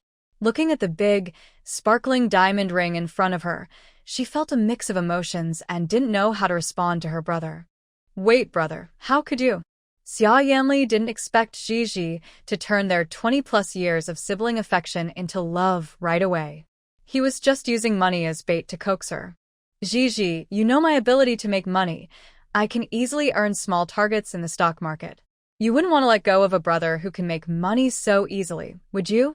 If I marry another woman, I'd have to split my assets with her, and then I wouldn't be able to spend money on you as freely, as I'd have to consider my wife's feelings. What if your sister-in-law doesn't get along with you? I'd be in a tough spot then. Xia Gigi. This is not acceptable. She frowned and looked at him unhappily. Brother, can't you marry a reasonable and understanding wife? This ungrateful brother had promised to leave the family fortune to her, so why did he have to find her a sister-in-law who would only annoy her? Xia Yanli clearly understood the look in Gigi's eyes and felt a pang in his chest. He bitterly smiled, realizing that Gigi had no possessiveness over him at all. Gigi, when I get married, it's only natural that my earnings will be shared with my wife. Besides, apart from saints, no one can willingly give up their interests. Xia Gigi looked at him again. But brother, what if I like someone powerful? You only have money, not power. Yes, she was that vain and materialistic. No matter how many lifetimes she lived, her criteria for choosing a partner never changed. She only liked men who stood at the pinnacle of power or had the ability to reach it. Xia Yanli felt like he was pierced through the heart, but Gigi, powerful men are either older or married, and their children would be about your age. What do you want from that? He tried to dissuade her from this ridiculous idea. Xia Gigi frowned. Not giving up? Brother, don't lie to me. Are there really no young and handsome men in powerful positions? Before Xia Yanli could answer, she thoughtfully added, even though Grandma and Grandpa are retired now, they used to work in the system, so they should have connections, right? How about I ask them sometime? Hearing this, Xia Yanli couldn't smile anymore. Grandma and Grandpa loved young people who worked in stable jobs. If Ji really asked them, they might introduce her to some capable young men. Feeling anxious, he impulsively slipped the big diamond ring onto Ji's ring finger, cupped her face, and kissed her on the lips. Gently caressing her soft lips, he smiled dangerously and said softly, Ji, you're now wearing the ring I gave you, so you can only be my fiancé. You're not allowed to think about those pointless things anymore. Otherwise, I don't know what I might do. Please don't push me, okay? Seeing her brother's dangerous gaze, Ji covered her mouth, her heart racing. Oh no. It seems her brother has become a bit twisted. In the evening, at the Xia family's dinner table, Xia Yunchuan and Chuning looked at their two distracted daughters and then at their overly attentive son, Xia Yanli, who was focused on Ji, filled with confusion. Ji, Yuan, what's wrong with you? Why are you so distracted while eating? Although they asked both girls, Xia Yunchuan and Chuning instinctively focused their worried gaze on Ji. Before Ji could respond, Xia Yanli shamelessly said, Mom and Dad, Ji might be a bit out of it because she just started dating. She'll be fine in a few days. In Xia Yanli's view, since Ji accepted his engagement ring and took his first kiss, they were naturally in a relationship. Ji lowered her head, chewing angrily on the spicy squid, feeling resentful. Ugh, who is dating him? Her brother is so shameless. What? Ji is dating someone? When Xia Yunchuan and Chuning heard this, they immediately turned into alarmed parents, unable to believe Ji would date anyone. They shot a disapproving glare at their useless son. What kind of brother are you? Ji is so young. How can you let her be tempted by those outside? What if those bad men play with our little princess's feelings? Xia Yanli rubbed his nose. Mom and Dad, don't worry. Ji's boyfriend is very reliable, I promise. Only Ji could toy with him. He would never play with her feelings. Xia Yunchuan didn't trust his son's judgment. Who is that guy? You bring him here tomorrow so I can check him out. If he's not a good person, Ji can't be with him no matter what. Ji bit her chopsticks, enjoying the drama as she looked at her brother. Hey, let's see how you handle Mom and Dad. Xia Yanli glanced at her helplessly, thinking how ungrateful she was for enjoying his predicament. But he definitely couldn't introduce her to their parents yet. He had just changed his status, and Ji hadn't fully realized it. His priority was to make Ji like him and agree to marry him. He could confess to their parents later. Mom and Dad, don't rush. Ji isn't planning to get married. She's just dating. It's not appropriate to call someone over for an evaluation like this, Xia Yanli advised. Chuning shot him a look. What's inappropriate? Ji is still young, and your dad and I are just worried about her getting hurt, clang. On the other side, Xia Yuan couldn't take it anymore and threw her silver chopsticks down. Mom and Dad, you only care about Ji every day and don't care about me at all. My arm is hurt so badly, and you didn't even ask about it. I'm your biological daughter, and you're being so unfair. Xia Yuan's pent-up grievances exploded at that moment. Clearly, she was the real daughter of her parents, the brother's real sister, yet they kept fussing over a fake daughter with no blood relation while ignoring her. It was heartbreaking, truly heartbreaking. In her past life, it was understandable that Qian Zhaodi and her husband treated her poorly since they weren't her real parents. But what about Xia Yunchuan and Chuning? She was their real daughter, and after suffering so much in the Shi family, how could they not care about her? Chuning moved her lips. No, Yuan, your dad and I are not ignoring you. To be honest, feelings develop over time, and she didn't know how to treat this suddenly appeared biological daughter. Besides, this child had such a twisted personality. She never fought for what she wanted, never spoke up, and only seemed satisfied when someone brought her what she wanted. Unlike Ji, who boldly asked for what she liked from her parents. After a long day at work, having to guess this daughter's sensitive thoughts was exhausting. Xia Yunchuan openly showed his displeasure. Xia Yuan, where did you learn to throw things around? Don't you have any manners? How did she turn into a rural shrew, throwing chopsticks and bowls around? Did she learn that from Qian Zhaodi? To Xia Yuan, This scene became evidence that her biological parents didn't like her and favored the fake daughter, Gigi. She wiped her tears, glared hatefully at the culprit Gigi, and ran out of the dining room. Gigi, who was innocently being glared at, immediately felt unhappy, her little face long. Dad, Mom, what does that mean? I didn't provoke her.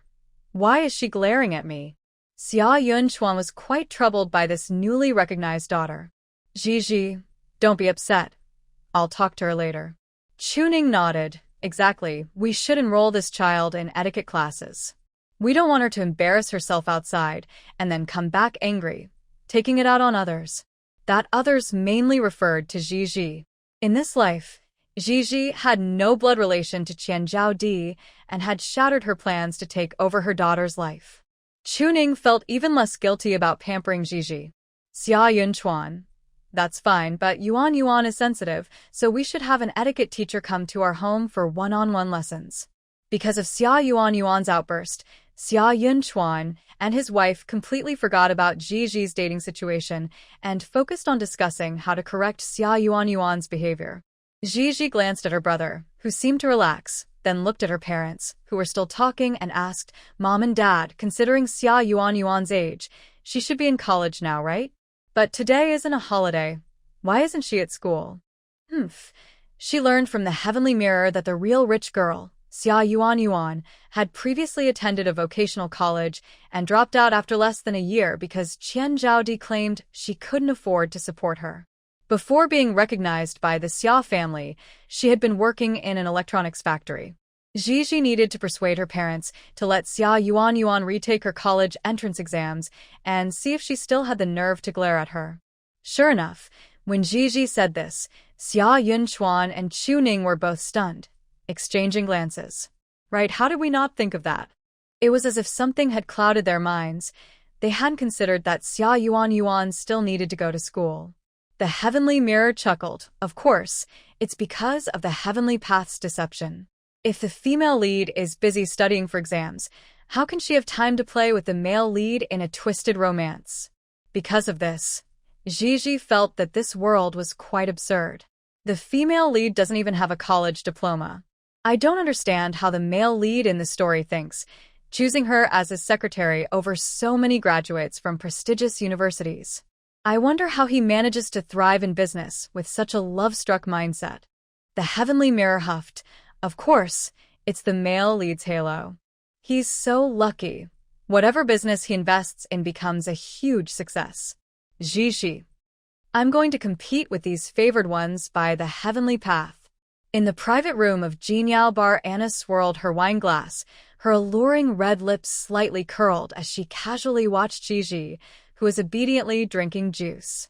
So, your family is really playing out a true and false rich girl drama? She couldn't help but laugh. It won't be like in the novels, right? Gigi, you're the wicked fake rich girl, constantly opposing the real rich girl, and in the end, you get punished by her? Xia Gigi looked at her speechlessly. What? Is my wicked side that obvious? Why can't I be the heroine and the fake rich girl be the villain? Anna held back her laughter and nodded. The heroine is either just and kind, a resilient little flower, or a decisive, bold woman. You only meet the heroine standard with your looks. In other aspects, you don't match at all. After knowing Xia Gigi for so many years, Anna was well aware of her character. Aside from her unbeatable beauty and remarkable intelligence, her personality was hard to describe. Of course, to close friends, these were just minor flaws. They not only didn't dislike her but found her sincerity and unpretentiousness charming. To outsiders, however, it was a different story. She embodied all the dark traits of a wicked supporting character, loving only herself, selfish, and never willing to lose. If someone displeased her even slightly, she would retaliate fiercely. Even if someone hadn't provoked her, her sharp tongue often made people wish they could disappear. Xia Gigi looked at her with deadpan eyes. Anna, I've been thinking. I haven't been feeling well lately. When you're in a bad mood, your luck also tends to be bad. If I can't get you good stuff, you won't be mad at me, right? Upon hearing this, Anna quickly dropped her playful expression and fell silent. If it weren't for Gigi, she wouldn't be able to hold her position as the heir of Angxi jewelry, so she better not speak carelessly. Gigi is so beautiful. Of course, she's the heroine, Zhao Duanyan said, shooting Anna a disapproving look, habitually flattering Gigi. Zhao Duanyan, once a chubby kid, had now shed his baby fat and looked like a cute little puppy, his looks rivaling those of male stars on TV. With innocent puppy eyes, he gazed at Xia Gigi, his affection clear. Gigi, I just learned about all this from Anna. If I had known earlier, I would have bought a ticket to come back and comfort you. Xia Gigi didn't accept his affection and rolled her eyes at him. Chubby, you should focus on studying. Otherwise, I'm really worried you won't graduate. Don't tell anyone I'm your childhood friend. I don't have a foolish friend like you. It was unfortunate. She didn't know why she chose to attend a university in Germany, and now she was struggling. Zhao Duanyan held his heart, looking at her with sorrow. Gigi, you're still so heartless. My heart hurts. Stop being dramatic. Gigi rolled her eyes again and bluntly said, no matter how you flirt with me, my heart won't waver. Why not? Zhao Duanyan felt like the sky was falling.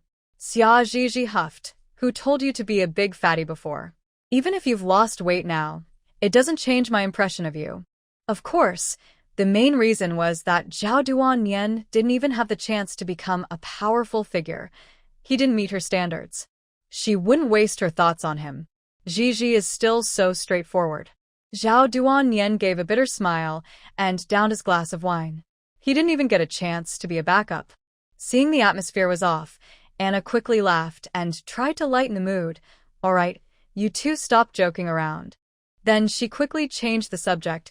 Gigi, how is the true rich girl? She hasn't caused you any trouble, right? Hearing this, Zhao Duanyan immediately set aside his sadness and looked at Gigi with concern. Yeah, Uncle Xia and Aunt Chu haven't changed their attitude towards you, right? They won't have any issues because of the newly recognized Xia Yuanyuan, will they? Xia Gigi took a sip of fresh watermelon juice and calmly waved her hand. Don't worry, my parents are just as they always are, thinking of me first, much better than the newly recognized Xia Yuanyuan. As for Xia Yuanyuan herself, she's a nobody with no intelligence or skills, unable to stir up any trouble. Even if she tries to act up, I can easily put her in her place. In her previous life, Xia Yuanyuan managed to defeat Xia Qiantang mainly because Xia Qiantang was a big star, a public figure, and Xia Yuanyuan exploited online public opinion to drive her crazy. Plus, the male lead, Yun Qi, used underhanded tactics to cut off Xia Qiantang's resources and create scandals that ruined her career. The two of them worked together to leave Xia Qiantang with no way out. That's why Xia Qiantang ended up making many irreversible mistakes. However, Xia Gigi was different. Although she was also a semi-public figure, she was a skilled hacker in private. If they tried to use the internet to attack her, they were just dreaming. With just a flick of her hand, she could crash all their servers. Anna sighed in relief. That's good. As long as no one is making things difficult for you.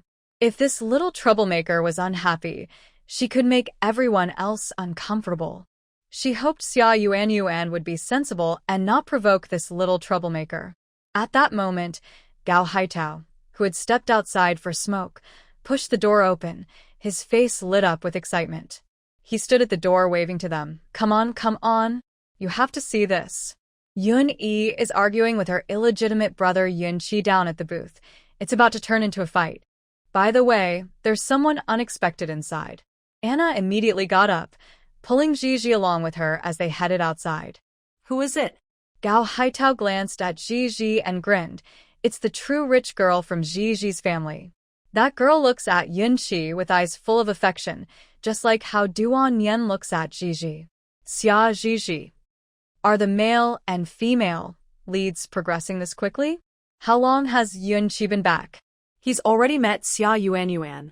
Upon hearing this, Anna quickened her pace. What are we waiting for? Let's go see the excitement.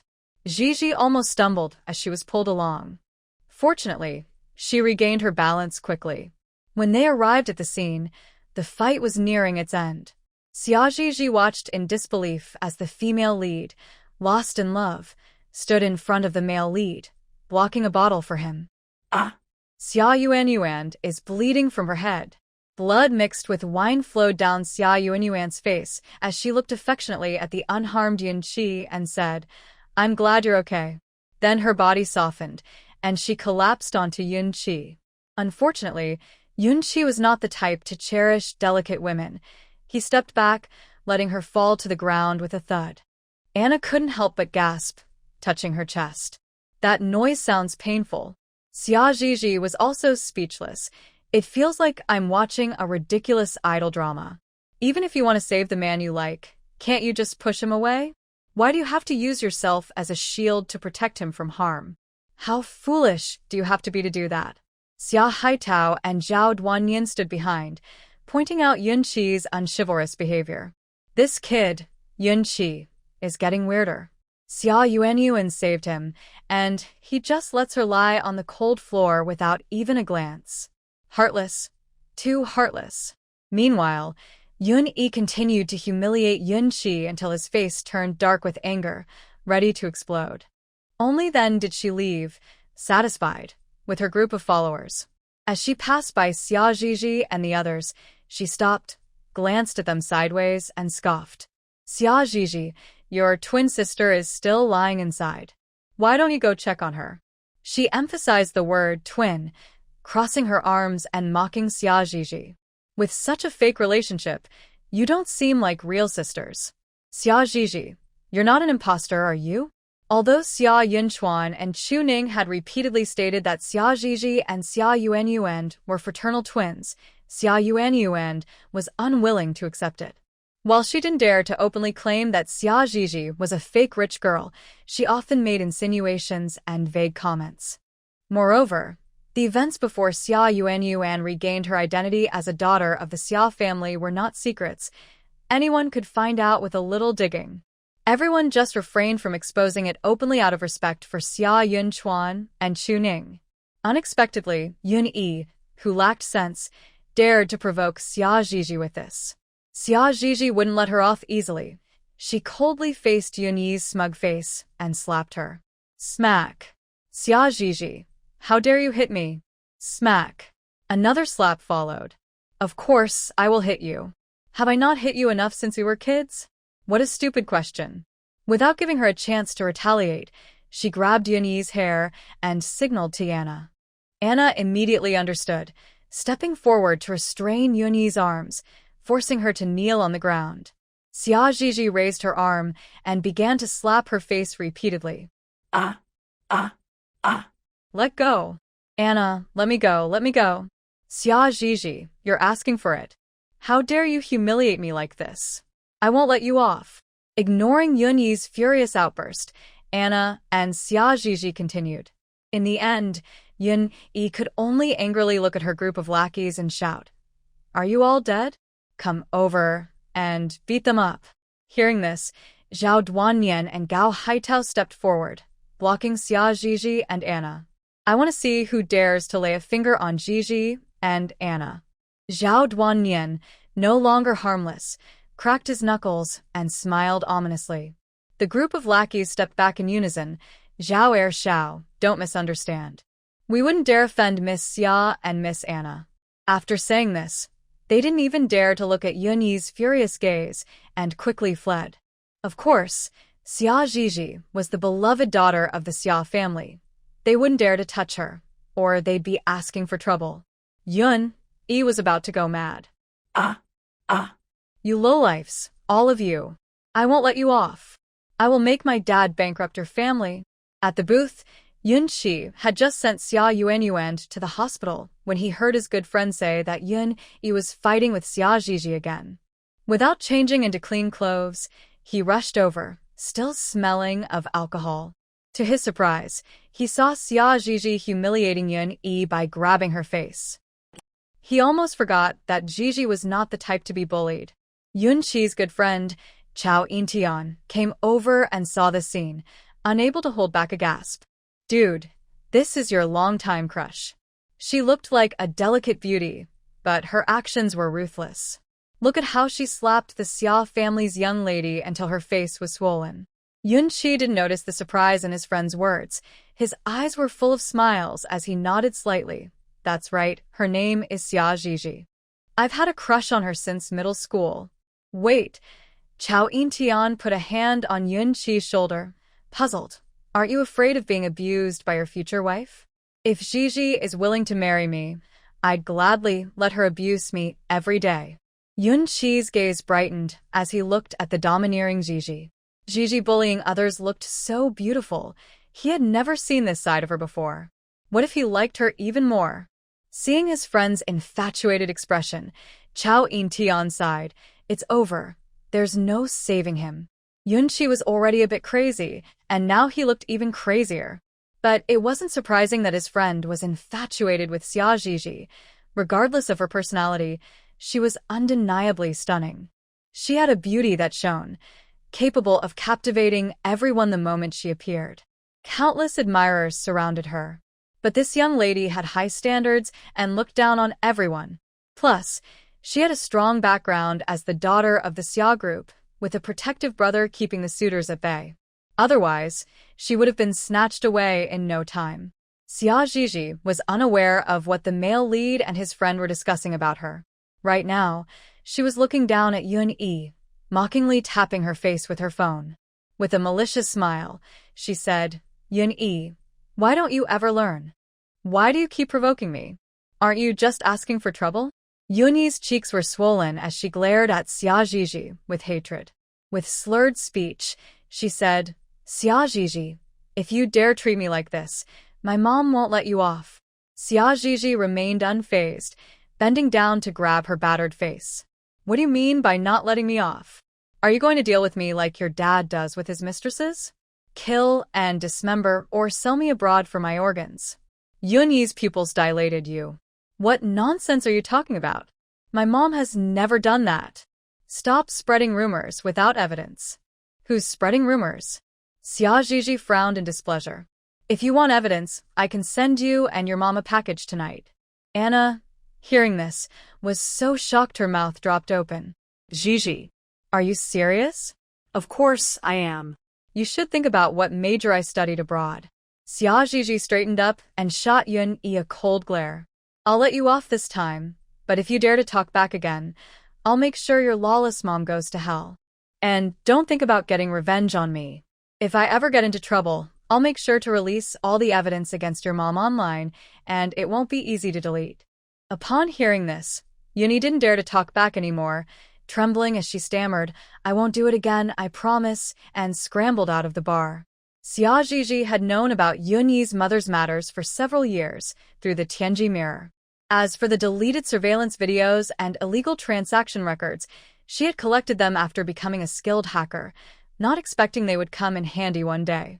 To be honest, Yun-yi really knew how to create trouble. Why did she have to provoke her? Zhizhi. At that moment, Yun-qi walked over. Ignoring Zhao Duanyan, who was glaring at him, he looked down at her with a clear sense of aggression in his eyes. Don't worry, this bar is mine. I've already had the surveillance footage destroyed. Even if Yun-yi wants to report it, there's no evidence to prove you did anything. Xia Zhizhi. Honestly, she hoped she wasn't taking on the role of the male lead's beloved from the original story. But her body was strong. She would never get sick, nor would she go blind and need the male lead to pressure the female lead into donating corneas. And her kidneys wouldn't fail either, so she wouldn't need the female lead to donate one in the future. If that were the case, wouldn't her presence reduce the female lead's hardships? Could the male lead still be the tormentor, and end up with the female lead? Seeing Xia Zhizhi staring blankly at his face, Yun-qi mistakenly thought she was captivated by his looks. He felt pleased and took the opportunity to say, Zhizhi, I don't have your contact information. Can you share your number? I've been wanting to invite you to dinner, but it's a pity I didn't have your contact info, which made it difficult. In fact, Yun-qi did have Xia Zhizhi's phone number, but she never answered calls from unknown numbers, so calling would be pointless. His goal this time was to exchange phone numbers with Zhizhi. Hearing Yun-qi's almost candid words, Zhao Duanyan's alarm bells rang. He stepped forward to stand in front of Zhizhi. He met Yun-qi's gaze, forcing a smile as he said, Thanks for helping Zhizhi with the surveillance issue, young Master Yun. However, I heard you recently started working at Yun Corporation's headquarters. You must be busy for a long time. Gigi dislikes disturbing others while they work, so let's not exchange contact information. We wouldn't want to distract you from your job. That would be a big mistake. Speaking of which, young Master Yun had sown many seeds over the years, yet his results remained zero. He still only had one son and one daughter. What could he do? His ruthless wife never gave those seeds a chance to take root and bear fruit.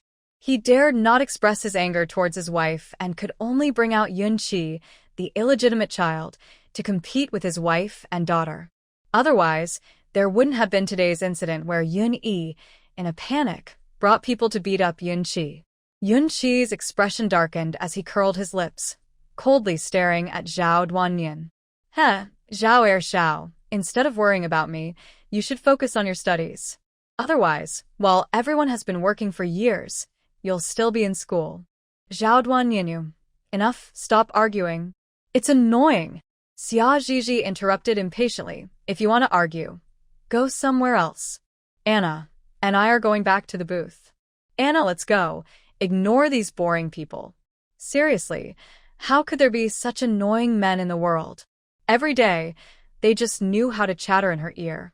She took Anna's hand, ignoring the infatuated looks from Yun Qi and Zhao Duanyan, and walked towards the booth in her high heels. Hey, Anna, Xia Zhiji, wait for me. Gao Haitao, not caring about the two men's jealousy, hurriedly followed. As the booth door closed, the noisy sounds outside were instantly cut off.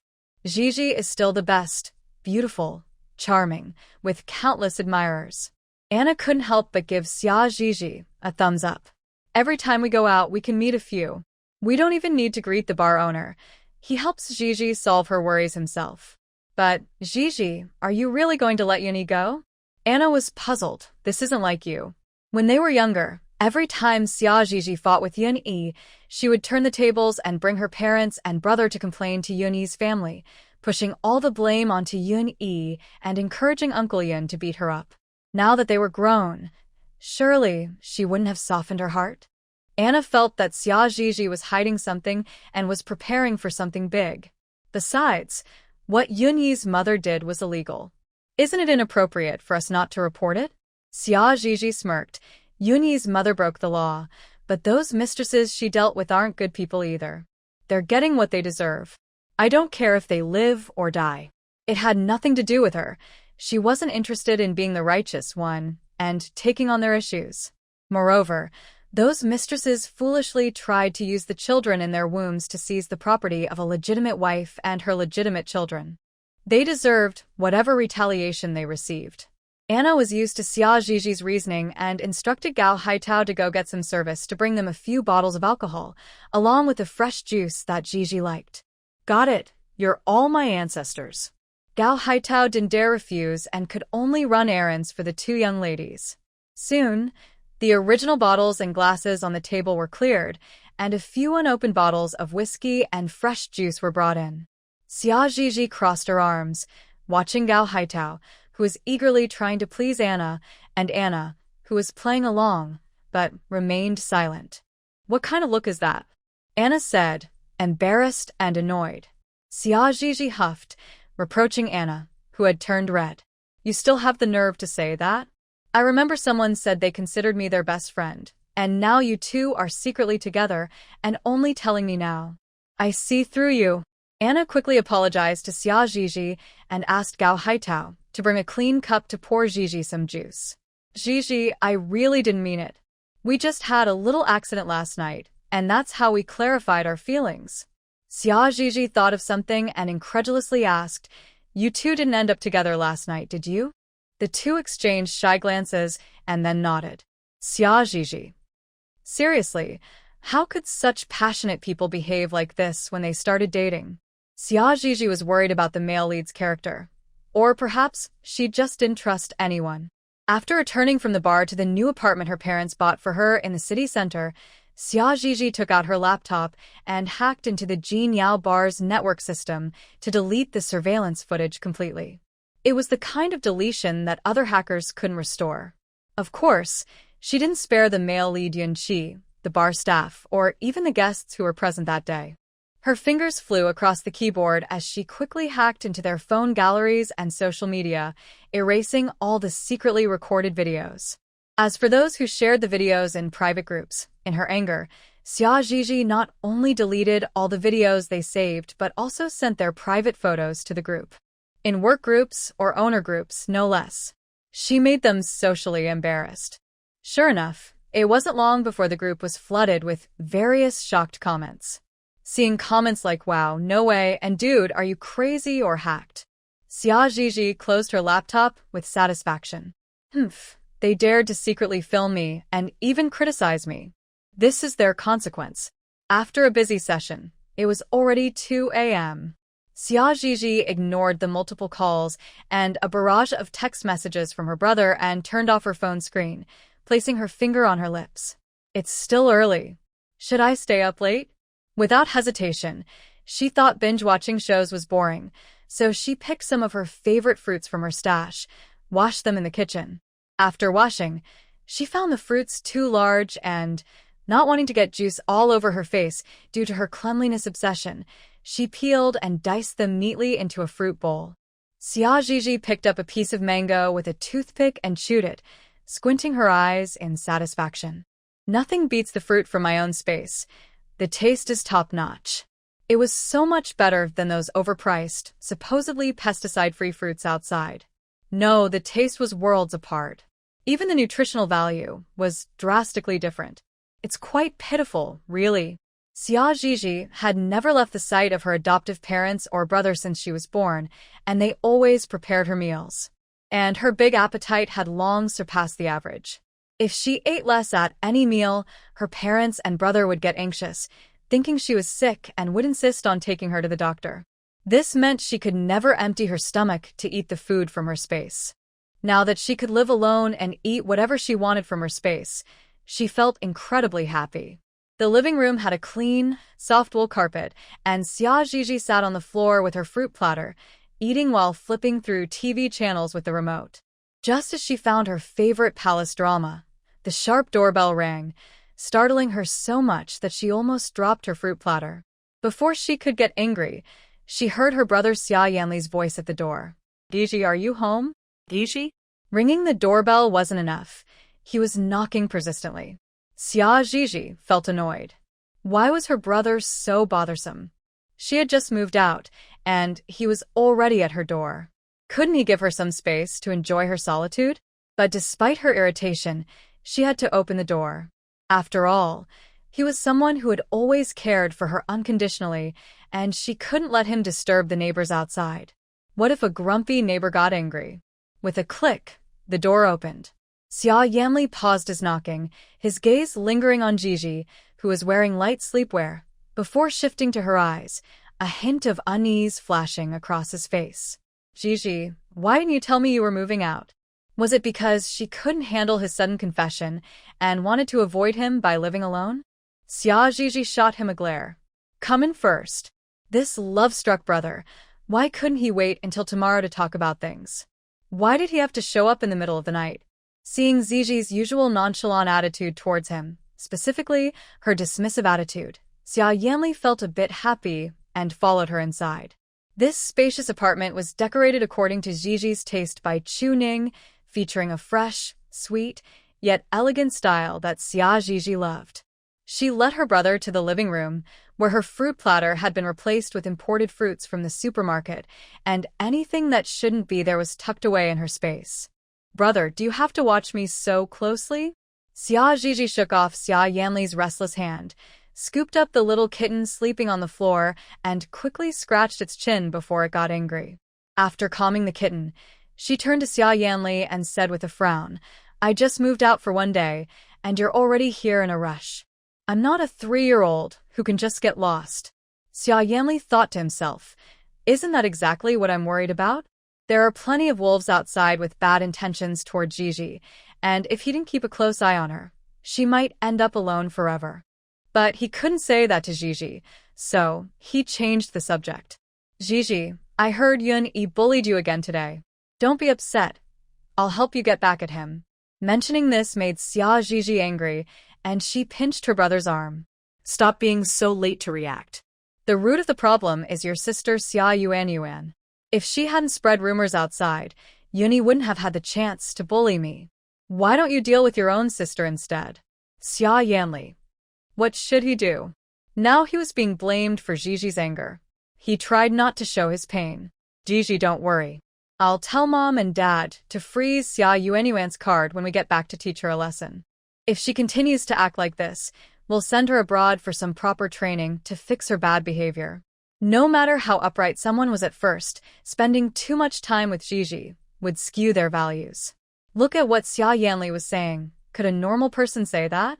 Favoritism shouldn't go too far. Xia Gigi was speechless for a moment, but quickly regained her composure. If Xia Yanli couldn't be unconditionally biased towards her, he didn't deserve to pursue her. As for whether the real rich girl Xia Yuanyuan would face unfair treatment, that wasn't something Xia Gigi cared about. Feeling better, she became more agreeable. Next, Xia Yanli seized the opportunity, and with his smooth talk, he not only convinced Gigi to let him move in to help her with chores, but also almost got her to agree to be his assistant, following him to work every day. If Xia Gigi's lazy nature wasn't already ingrained in her, she might have even agreed to work for her brother. Xia Couch Potato Gigi. There's no way she's going to work. It's simply impossible. Actually, Xia Gigi has already accepted that Xia Yanli is her future partner. Otherwise, she wouldn't have easily let him move in. Of course, this isn't because of love. She does have some feelings, but her vanity is what matters least to her. Instead, she had the Tianji mirror check all the promising young men in the country, but none met her ideal partner criteria perfectly. Some rely on their wives for support and use connections to climb the ranks. Others are deceitful, with dirty hearts and minds. The rest are just average-looking, and Xia Gigi finds them unappealing. In short, none satisfy her. Rather than that, she might as well be with her childhood companion, her cheap brother. Not only is he smart, but he also tolerates Xia Gigi's bad temper and doesn't mind her occasional meanness. Aside from not being in a high position, he scores full marks in every other aspect. The Tianji mirror chuckled. You with your meanness? Xia Gigi, you really know how to flatter yourself. Being very mean would be more accurate. Who learns to be good from good people? Now they just learn to gang up and bully others. At least your hacking skills are top-notch. Even if you get into a fight, you won't leave any evidence. Otherwise, just wait for the Xia family stocks to plummet. Honestly, Xia Gigi doesn't usually resort to violence. Her childhood friends, Anna and Zhao Duanyan, always help her restrain her opponents when she gets angry, making it easier for her to slap someone. Of course, if it were just Xia Gigi alone, she would never dare to fight someone in public. If she lost, it would be a huge embarrassment. She wonders how Xia Yanli convinced his parents to let him move out and live with her. Once he arrived, he took over all the household chores, pushing out the part-time help Xia Gigi had hired. Xia Gigi only needs to relax, eat, and occasionally go shopping with the main card Xia Yanli gives her or hang out with her friends. The Tianji mirror said, Gigi, Xia Yuanyuan has cursed you again. Xia Gigi leaned against Xia Yanli, her fingers still picking up equipment while occasionally accepting his snacks. What is she unhappy about now that she wants to bother me again? Previously, when Xia Yuanyuan was just recognized, she felt wronged because no one in the family favored her, and she was angry with them.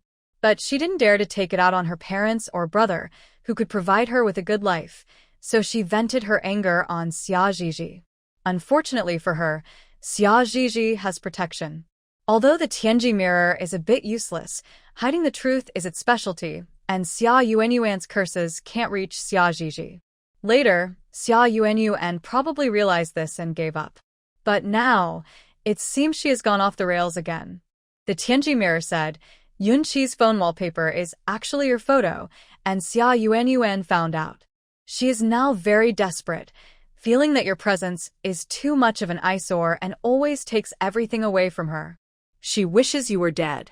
Xia Gigi casually replied, shooting an enemy's head from the opposite building with a sniper rifle. She can only think about it. Even if she dies, I won't. The Tianji mirror asked, "Aren't you afraid she might try to harm you? Isn't that what you're for?" Xia Zhizhi pushed away her brother's hand and changed her position to keep playing games. "You monitor her, and if she makes any moves, let me know in advance." The Tianji mirror. I knew this lazy person was hopeless. By the way, did I forget to tell you? Xia Yuan has been working as Yun Qi's personal secretary for a while now. Xia Zhizhi replied with a sound, suddenly remembering something. By the way, what happened to Yun Qi's white moonlight in the original plot? Will she appear again? In the story, a girl from a slum, Yi Nanyan, saved Yun Qi's life. From then on, Yun Qi obeyed Yi Nanyan and thought his gratitude was love for a long time. Because Yi Nanyan, the little green tea, stirred things up, the female lead was misunderstood by the male lead, leading to much heartache. The Tianji mirror said, Yi Nanyan is now an assistant at Yun Qi's company and has already fought Xia Yuan several times, leaving her without a chance to fight back. Did Xia Yuan not use her curses on Yi Nanyan?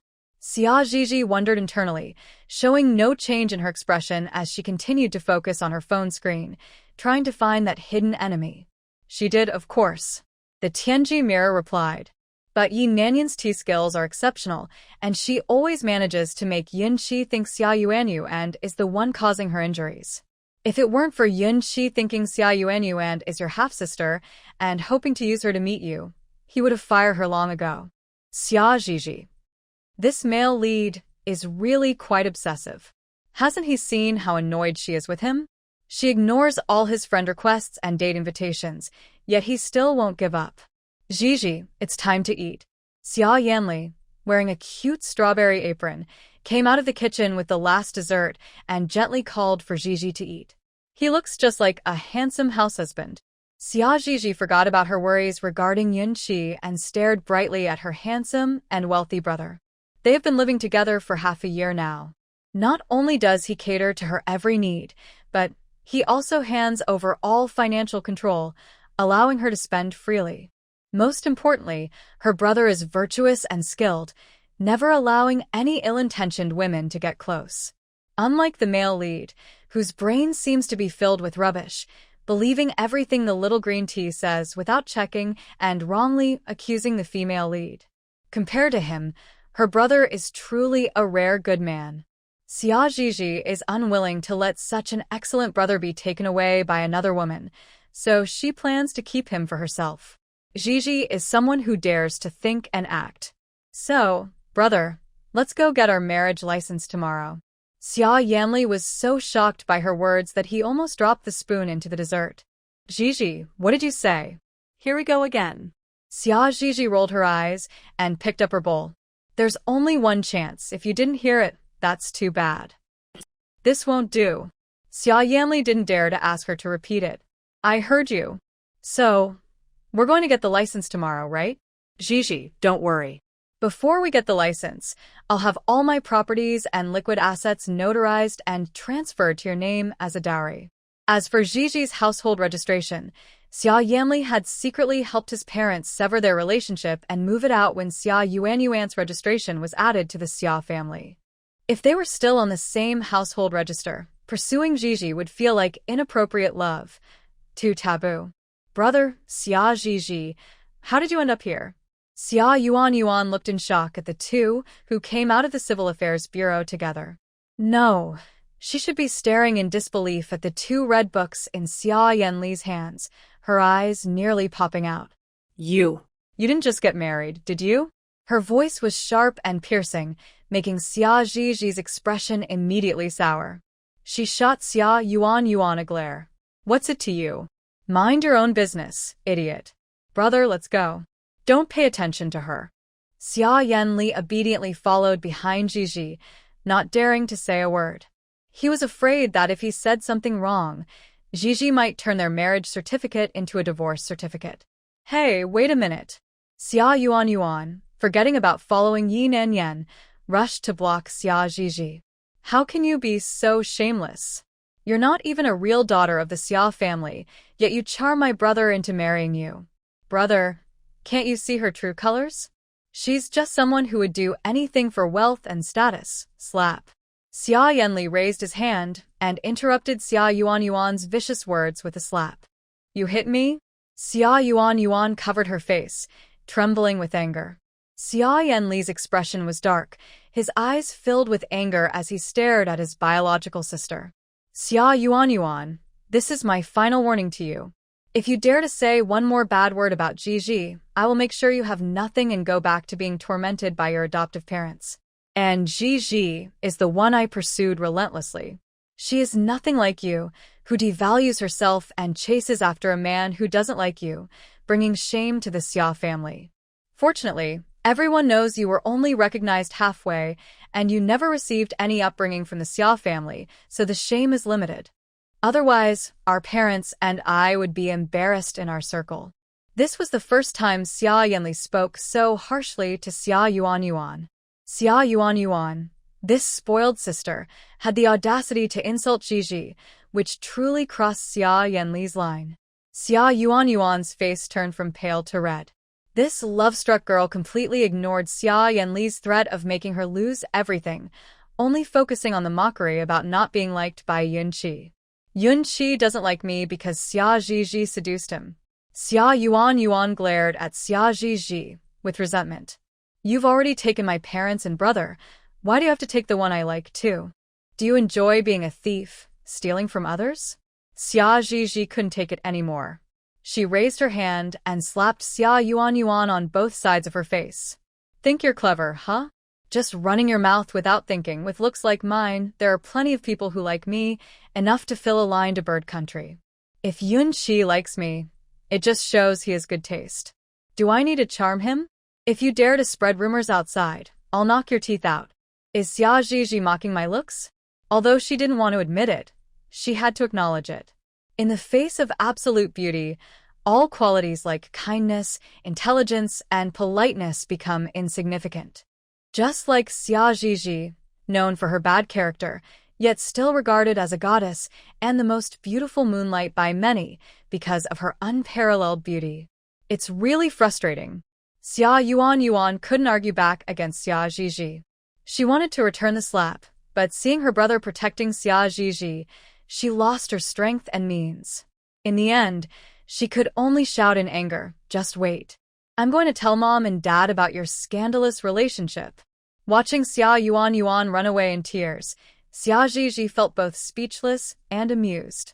This female lead is really a pushover, so easy to bully. No wonder the male lead picks on her and does all sorts of illegal things with her. Aside from being able to talk back a bit or using her weak curse skills to cause minor harm, she's really not a threat at all. What they didn't notice was that their conversation was overheard by Yi Nanyan, who had returned. Yi Nanyan looked at Xia Zhizhi's slender figure and suddenly had a thought. It seemed she had found a way to win over Yunqi. With people coming and going at the Civil Affairs Bureau, Xia Zhizhi didn't pay much attention to her surroundings. Otherwise, she would have noticed that Yi Nanyan bore a striking resemblance to her. If she went to a plastic surgery clinic for minor adjustments, even changing her face shape, they could look about 70% alike. But at that moment, Xia Zhizhi was too busy to care about such trivial matters, and the heavenly mirror didn't dare interrupt her. Once in the car, Xia Zhizhi asked, Brother, do you think Mom and Dad will be angry that we got married without telling them? Xia Yanli calmly turned the steering wheel. Don't worry, I'll take the blame and say I kidnapped you. I won't let Gigi be in a difficult position. Hearing this, Xia Zhizhi sighed in relief and leaned back in her seat. All right, since you're so considerate, I can't not give you this chance, can I? You'll bear the brunt of Mom and Dad's anger. Even though she was the one who suggested marriage first. So what? She was the best at avoiding responsibility. Even if her brother didn't mention it, she would make sure he took the blame. The two entered the house around the same time as Xia Yuanyuan, not giving her a chance to slander them. Xia Zhizhi quickly covered Xia Yuanyuan's mouth and dragged her upstairs. Woo woo woo. Xia Zhizhi, you little brat, playing dirty. In the living room on the first floor, Chuning looked at the two in confusion. Hey, what's going on with you two sisters? Don't start fighting again. Xia Yunchuan cleared his throat. Don't worry, Gigi knows what she's doing. Little girls, even if they fight, won't cause much harm, so let them play. Once Chu Ning heard this, she stopped worrying. True. The two continued to drink tea and chat. Meanwhile, Xia Yanli, who had been carefully choosing his words for a while, thought, "So, do I have some kind of invisible background? Why do Mom and Dad not even look at me?" Feeling a bit down for a few seconds, Xia Yanli cleared his throat to announce his presence. "Dad, Mom, I have something to tell you." Xia Yunchuan didn't even bother to lift his eyelids. "Just say what you want. Stop acting all shy and awkward." He had already noticed his son's unusual nervousness and wondered what trouble he had gotten into outside. It was quite strange. Cough, cough.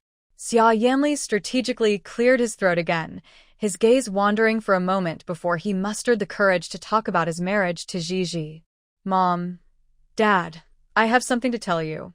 You might not accept it, but please give me another chance." I would still do the same.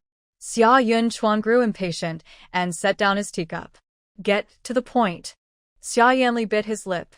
"Dad, I married Gigi." Chu Ning was so shocked that she spat out her tea, staring at her son in horror. What did you say? Was she imagining things? Xia Yunchuan lost his earlier calm, his gaze turning cold as he fixed his eyes on his son. "Yanli, say that again. Who did you marry?" Facing his father's oppressive gaze, Xia Yanli showed no fear. "Dad, I married Gigi." He met his father's gaze firmly, just as he had promised Gigi in the car, taking all the responsibility upon himself before his parents could ask anything. "Dad, Mom, if you want to blame someone, blame me. I'm the one who's strange. I had feelings for Gigi even before Xia Yuan was recognized. I'm the one who pursued her relentlessly. You know Gigi's personality. She loves money and enjoys life. I just needed to tempt her with expensive jewelry and my savings a few times, plus I've taken care of her since we were kids. She couldn't resist the temptation and fell for me." Chu Ning was furious, raising her hand to hit her son several times. "Xia Yanli, you're going to drive me crazy. Gigi is naive and doesn't understand love. How could you lure her like this?" She had always wondered why her son disliked others pursuing Gigi and always interfered. It turned out he had ulterior motives all along. Xia Yunchuan clearly realized this too, his face darkening. "Xia Yanli, tell me, when did you start having these inappropriate feelings for Gigi?" He couldn't believe it and wanted to confirm with his son. Xia Yanli touched his nose, feeling a bit guilty. "I think I started having those feelings after Gigi entered her senior year. But at that time, I didn't realize it.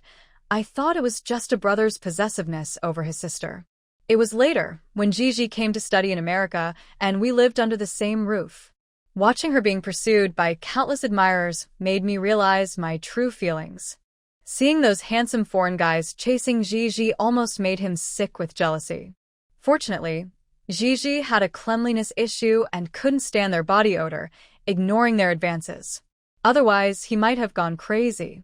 Xia Yunchuan felt like he was about to lose his mind, the room spinning. He never realized his son had such strange tendencies. Taking a deep breath, he asked, "Xia Yanli, you haven't done anything inappropriate with Gigi, have you?" Xia Yanli was taken aback by the question and almost swore. "Dad, what are you saying?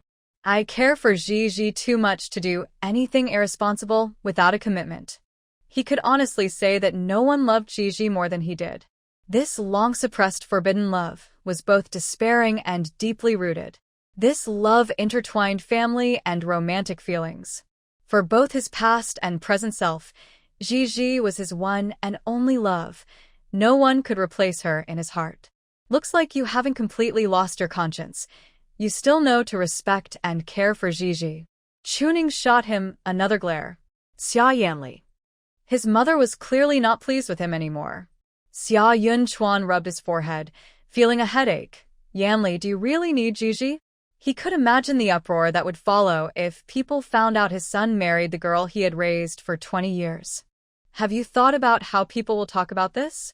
What kind of criticism Gigi will face? Have you considered that?" More importantly, Gigi was still naive, or rather, she didn't have any thoughts about love. Was he not afraid that Gigi would meet someone she liked and demand a divorce, ruining their sibling bond? He thought about this and asked. Xia Yanli laughed. Dad, you still don't understand Gigi. She doesn't care about love. All she thinks about is money and power. So, her criteria for choosing a partner are simple.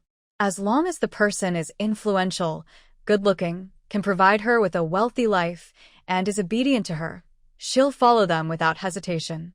Unfortunately, there are hardly any who meet all those criteria.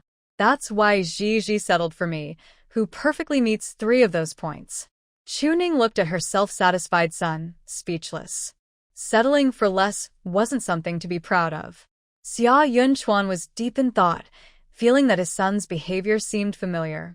After a while, he realized his son was just like him when he pursued his wife. So, love-struck behavior must be hereditary. Thinking this way, Xia Yunchuan hesitated to oppose his son's relationship with Gigi. He didn't want to ruin their happiness and end up with his son alone and childless. With a stiff face, Xia Yunchuan reluctantly said, "Take good care of Gigi from now on," and pulled his wife, who wanted to say more, back to their room. He needed to persuade his wife that their son's relationship with Gigi was acceptable. Wasn't she always worried that Gigi would suffer if she married someone else?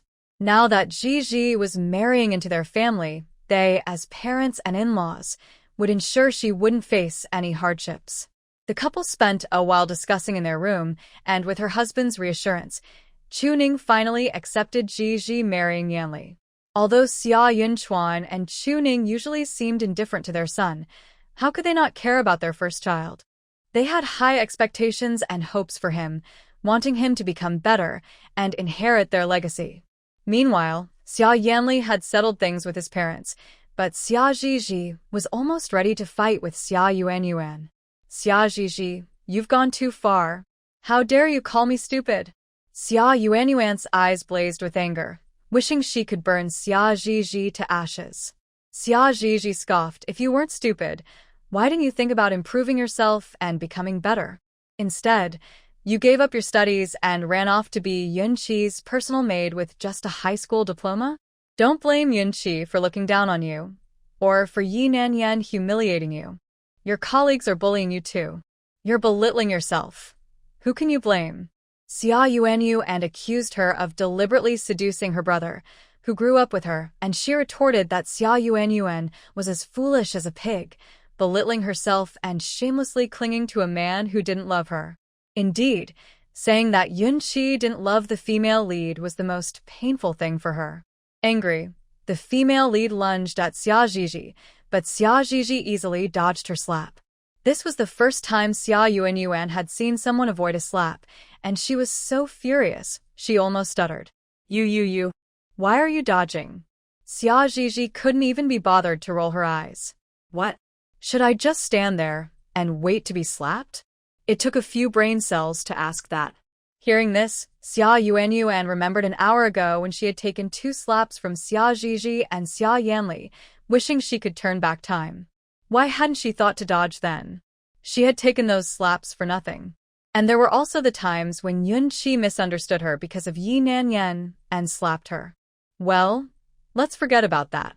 Yunqi was the man she loved deeply. If he wanted to hit her, so be it. What if she dodged and he thought she was cunning and disliked her even more? Knock, knock. A knock on the door interrupted, and Xia Yanli's voice came from outside. "Gigi, the issue is resolved. You can come out now." Xia Gigi immediately forgot about arguing with Xia Yuanyuan, hurriedly opened the door, and saw the man smiling at her, blinking her beautiful eyes. "Brother, did you really convince Mom and Dad?" Xia Yanli took Xia Gigi's small hand and led her to his room. "Of course. Mom and Dad are very reasonable. As long as I show that we truly love each other, they will definitely support us."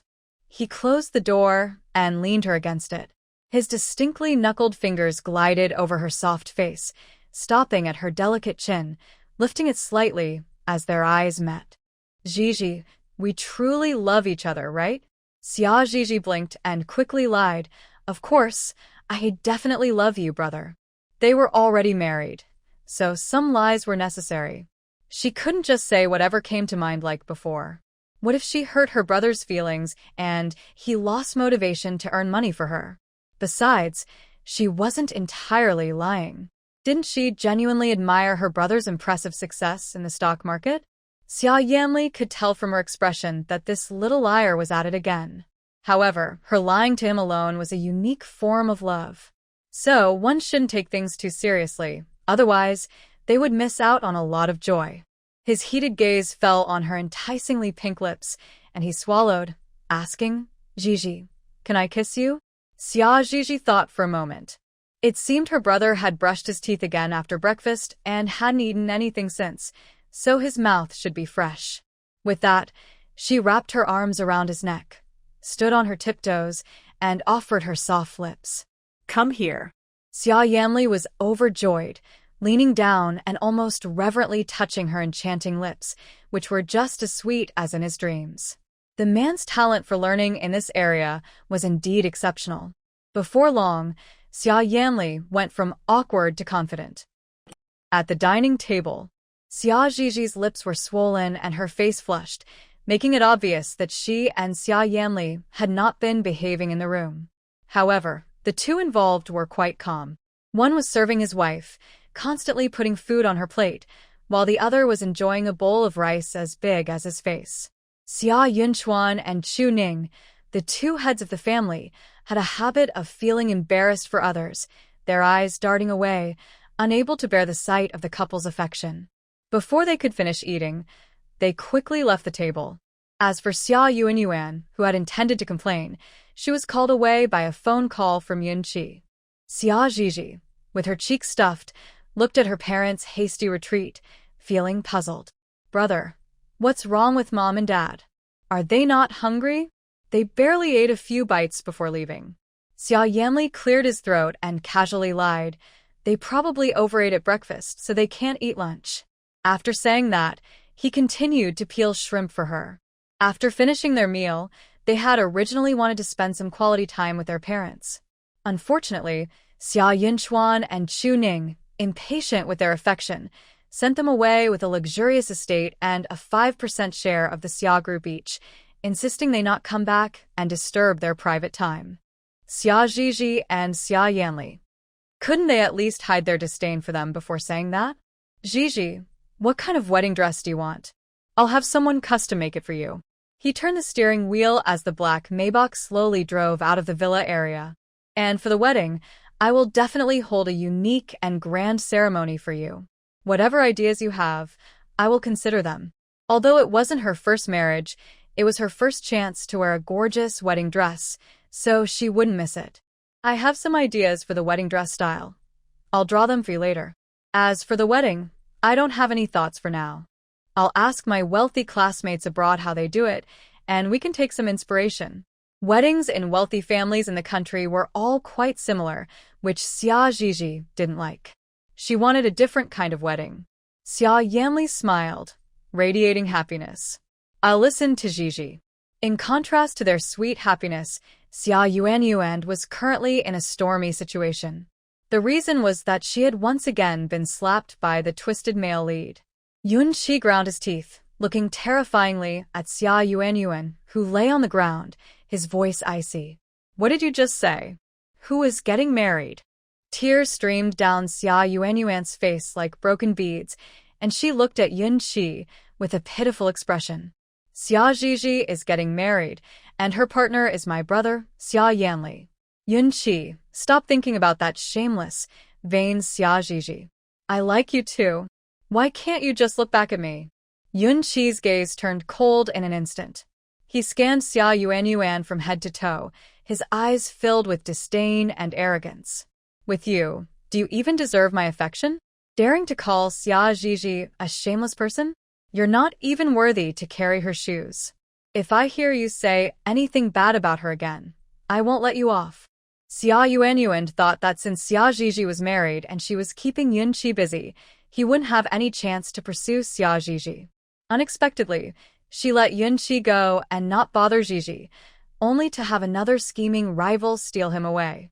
"Yi Nanyan, why do you look like Xia Gigi now? Seeing Yi Nanyan swaying her hips and coming out of Yunqi's office with a smile, Xia Yuanyuan felt so angry that she wanted to scratch Yi Nanyan's face. Yi Nanyan, pleased with her refined appearance, looked innocently at the furious Xia Yuanyuan. What's Xia Zhizhi? Who is that? I just made a few adjustments. I didn't get surgery to look like someone else. Don't misunderstand, Sister Yuanyuan. Anyone who believes your nonsense is a fool. Xia Yuanyuan's face twisted in anger. Sister Yuanyuan, what kind of expression is that? It's so scary. Yi Nanyan pretended to be frightened, stepping back and accidentally falling into Yunqi's arms as he came out of the office. Watching this scene through the Tianji mirror, Xia Zhizhi thought, honestly, Yi Nanyan's personality and acting skills seem to fit this type of face better than mine. What should I do if I'm a bit angry? The Tianji mirror dryly comforted her. It's okay, Zhizhi, you're more beautiful than her. No matter how many times she gets surgery, she can't match your beauty. Let's not compare my weaknesses with others' strengths. Xia Zhizhi didn't feel much better. I have my own charm. It's normal to be prettier than a mere human. That's not much of a compliment. If someone praised her as the most beautiful in the world, she'd be happy. But saying she's prettier than a plastic surgery girl was a bit off-putting. Isn't that comparing someone who's not even in the same league? The broken mirror doesn't speak at all. Seeing that Zhizhi was about to get angry again, the Tianji mirror quickly changed the subject.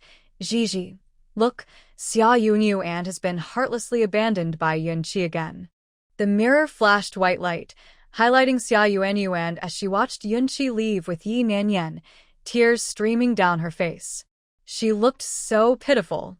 Xia Zhizhi was speechless. Why is she crying again? In just a moment, they had acted out something she couldn't understand. The Tianji mirror explained, oh, Yi Nanyan accused Xia Yuanyuan of being upset by her face and pushed her, causing her to twist her ankle. And then Yunqi scolded Xia Yuanyuan without listening to her explanation and took Yi Nanyan to the hospital. Xia Zhizhi. A bunch of crazy people acting out a drama here. I won't watch anymore. It's making me uncomfortable. She tossed the Tianji mirror into her little wooden house in space, turned on the TV, and found a light-hearted comedy to watch. Finally, it was time for Xia Zhizhi and Xia Yanli's wedding. After 6 months of preparation, their wedding was incredibly luxurious. On a private island filled with stunning red roses, private planes landed one after another, and the guests were all wealthy and influential.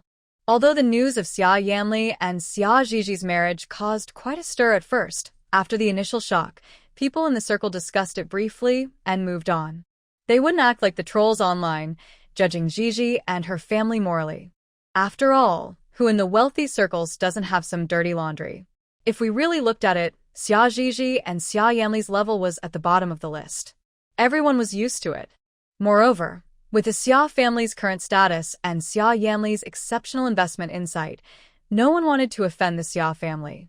So, the invited guests were very polite and didn't dare say anything negative. Not just the guests. Even Yunqi, who came with Xia Yuanyuan, didn't say anything inappropriate. The Tianji mirror sighed. So, you need to have strength.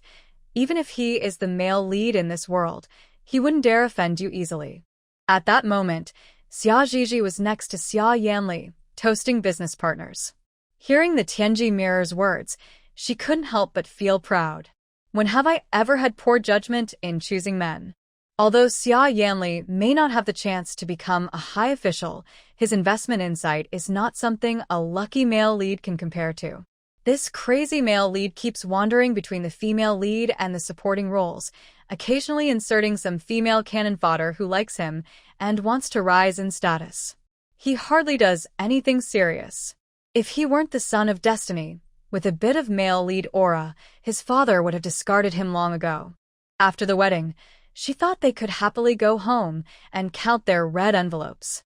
They were halfway home when they unexpectedly received a call from their parents, asking them to return to the old house immediately. Why do Mom and Dad want us to go back so late? Xia Zhizhi wondered. Xia Yanli turned the steering wheel and headed back to the old house. If I'm not mistaken, it should be related to Xia Yuanyuan. She's probably about to marry Yunqi, he said calmly. What? Xia Zhizhi was shocked. When did they get together? Didn't Yunqi always dislike Xia Yuanyuan? Xia Yanli sneered. He still doesn't like her, but he thinks marrying Xia Yuanyuan is beneficial, so he's reluctantly going along with it.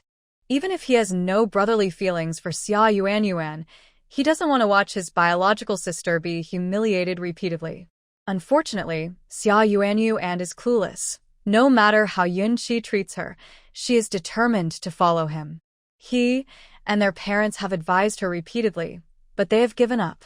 Xia Zhizhi once again looked down on Xia Yuanyuan's desperate behavior. Clearly, without a bit of sense, she doesn't deserve to be chosen as the female lead by destiny. She couldn't help but ask, "Brother, has Yunqi been heavily pressured by his stepmother and stepsister recently? Otherwise, why would he suddenly want to marry into the Xia family?" Xia Yanli nodded. Pretty much. The Yun family's matriarch has been putting pressure on him, and now he doesn't dare openly support Yunqi. If Yunqi doesn't have any outside help, he will probably be in trouble soon.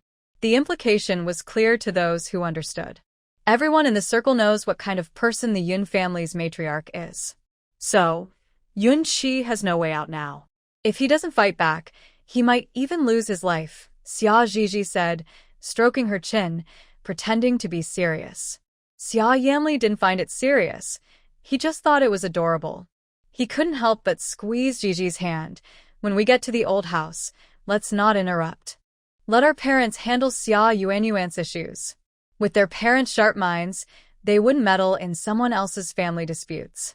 If Xia Yuanyuan cries and makes a scene, they can just sit back and watch the show. Mom and Dad, Yunqi will be your son-in-law in the future. You must help him fight for the family fortune, or I will hate you for life. Xia Yuanyuan felt that she had been maliciously swapped since childhood, suffering under her adoptive parents, all because her biological parents did not take care of her. The debts her biological parents owed her could never be repaid in this lifetime. So she boldly demanded that her biological parents unconditionally support Yunqi from now on. Xia Yunchuan slammed his teacup down on the coffee table and looked coldly at Xia Yuanyuan. Xia Yuanyuan, what did you just say? Say it again. Chuning also looked troubled. However, she had already been disappointed in this biological daughter long before, so she felt no more disappointment now. She could only sigh again in her heart. After all, she hadn't grown up with her. It was forgivable to be foolish, but not to be ungrateful and unable to understand good advice. No wonder she favored Gigi. Xia Yuanyuan was someone who couldn't read the room. In her eyes, Yunqi was far more important than her biological parents, so she didn't care whether her parents were happy or not. She only wanted to help Yunqi achieve his goals. So, despite her parents' obvious displeasure, she persisted in demanding their help for Yunqi to fight for the family fortune. This is what you owe me. I can forgive you for favoring Xia Zhizhi before, for stopping my card and threatening me to go abroad. But you must help Yunqi through this tough time, or I will never forgive you. She straightened her back and fearlessly met Xia Yunchuan's gaze. Yunqi was the man she had secretly loved in her past life, and now that she finally had a chance to be with him, she had to help him through his low point. She had to help him no matter what. Ha! Xia Yunchuan was so angry he laughed, completely giving up on this foolish daughter. Fine, Xia Yuanyuan, whether you forgive us or not, your mother, and I don't care. When you marry Yunqi, I will make a statement to sever our father-daughter relationship. You will no longer be a daughter of the Xia family. From now on, do whatever you want. Your mother and I won't interfere. In short, I will not risk offending others to help Yunqi fight for the family fortune. Just give up on that idea. And don't use my name to give Yunqi any benefits. If I find out, I will personally suppress Yunqi. To be honest, if the Yun group didn't have the support of the Yun matriarch's family, how could it have grown to this point? It can be said that 80% of the Yun group's success is thanks to the Yun matriarch. For Yunqi, a love child, to jump out now and boldly compete with the Yun matriarch for the fruits of her hard work is simply ridiculous. If he helps Yunqi, he would be aiding and abetting wrongdoing. Anyone with self-respect would not get involved in such matters. Dad, how can you be like this? Xia Yuanyu and couldn't believe her father could be so heartless. She was so angry she almost jumped off the sofa, but Yunqi held her back just in time to prevent her from making things worse. He couldn't be bothered to look at this foolish daughter anymore. He hadn't developed much affection for her, so he didn't feel any loss. He turned to the silent Yunqi. Yunqi, I can see you are ambitious and capable. If you are truly a man, stop coveting what others have and go out and build your own career. Yunqi clenched his fists and lowered his gaze. Uncle Xia, I understand. He wouldn't seek help from those who looked down on him anymore. After saying that, he stood up. His gaze briefly lingered on Xia Zhizhi, who was happily leaning against Xia Yanli. Then he quickly looked away and focused on the indifferent Xia Yunchuan and Chu Ning. Suppressing his humiliation, he said, Uncle Xia, Aunt Chu, whether you believe it or not, I truly want to marry Yuan Yuan. Yuan Yuan often speaks without thinking. What she said earlier may have sounded harsh, but I hope Uncle Xia and Aunt Chu won't blame her. If there's blame, it should be on me. Yuan Yuan was just anxious for me and spoke out of turn. Xia Yunchuan and Chu Ning had no reaction, but the love-struck female lead was deeply moved. Yunqi, I knew you had feelings for me. Xia Yuan looked at Yunqi with teary eyes, feeling that her persistence had finally paid off. She could finally see the light at the end of the tunnel. Don't plead with them. They only care about that morally corrupt daughter, Xia Zhizhi, and have never valued me. If they don't want me, then I don't want them either. From now on, having you is enough for me. Xia Zhizhi felt a pang of jealousy. The female lead was so foolish that she made it hard for her to bully her in the future. Xia Yanli didn't even lift his eyelids. He leaned back on the sofa, half embracing Zhizhi, seriously playing with her delicate hand as if studying a priceless antique. He was completely uninterested in the commotion around him. Seeing that the Xia family either ignored them or watched them like a show, Yunqi could no longer continue the act. He suppressed his displeasure and maintained a polite demeanor. Uncle Xia, Aunt Chu, it's getting late, and I have some matters at home, so I'll take my leave now. Xia Yuanyu and quickly grabbed her bag. Yunqi, I'll go with you. After sending off the eccentric couple, Xia Zhizhi checked the time. Wow, it was already 9 p.m. At this hour, there was no need to return to the city center, so she decided to stay at the old house for the night.